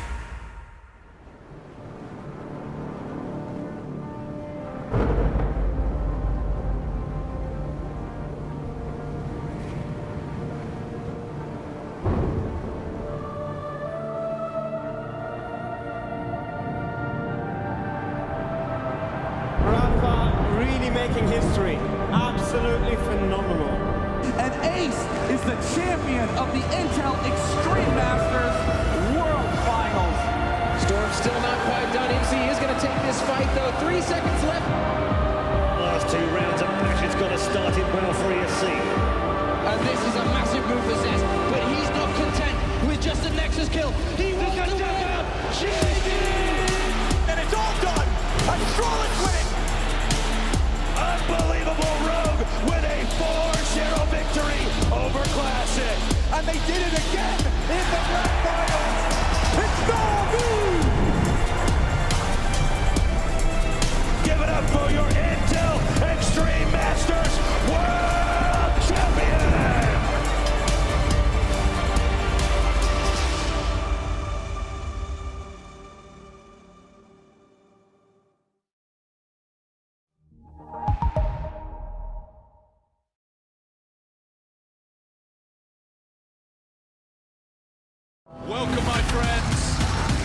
Cathedral of Counter-Strike! Elevated, level up, way to the top, headed to the peak. All them boys wanna talk, hit them out of love, but don't got receipts. I ain't gonna lose it now. Gotta keep it moving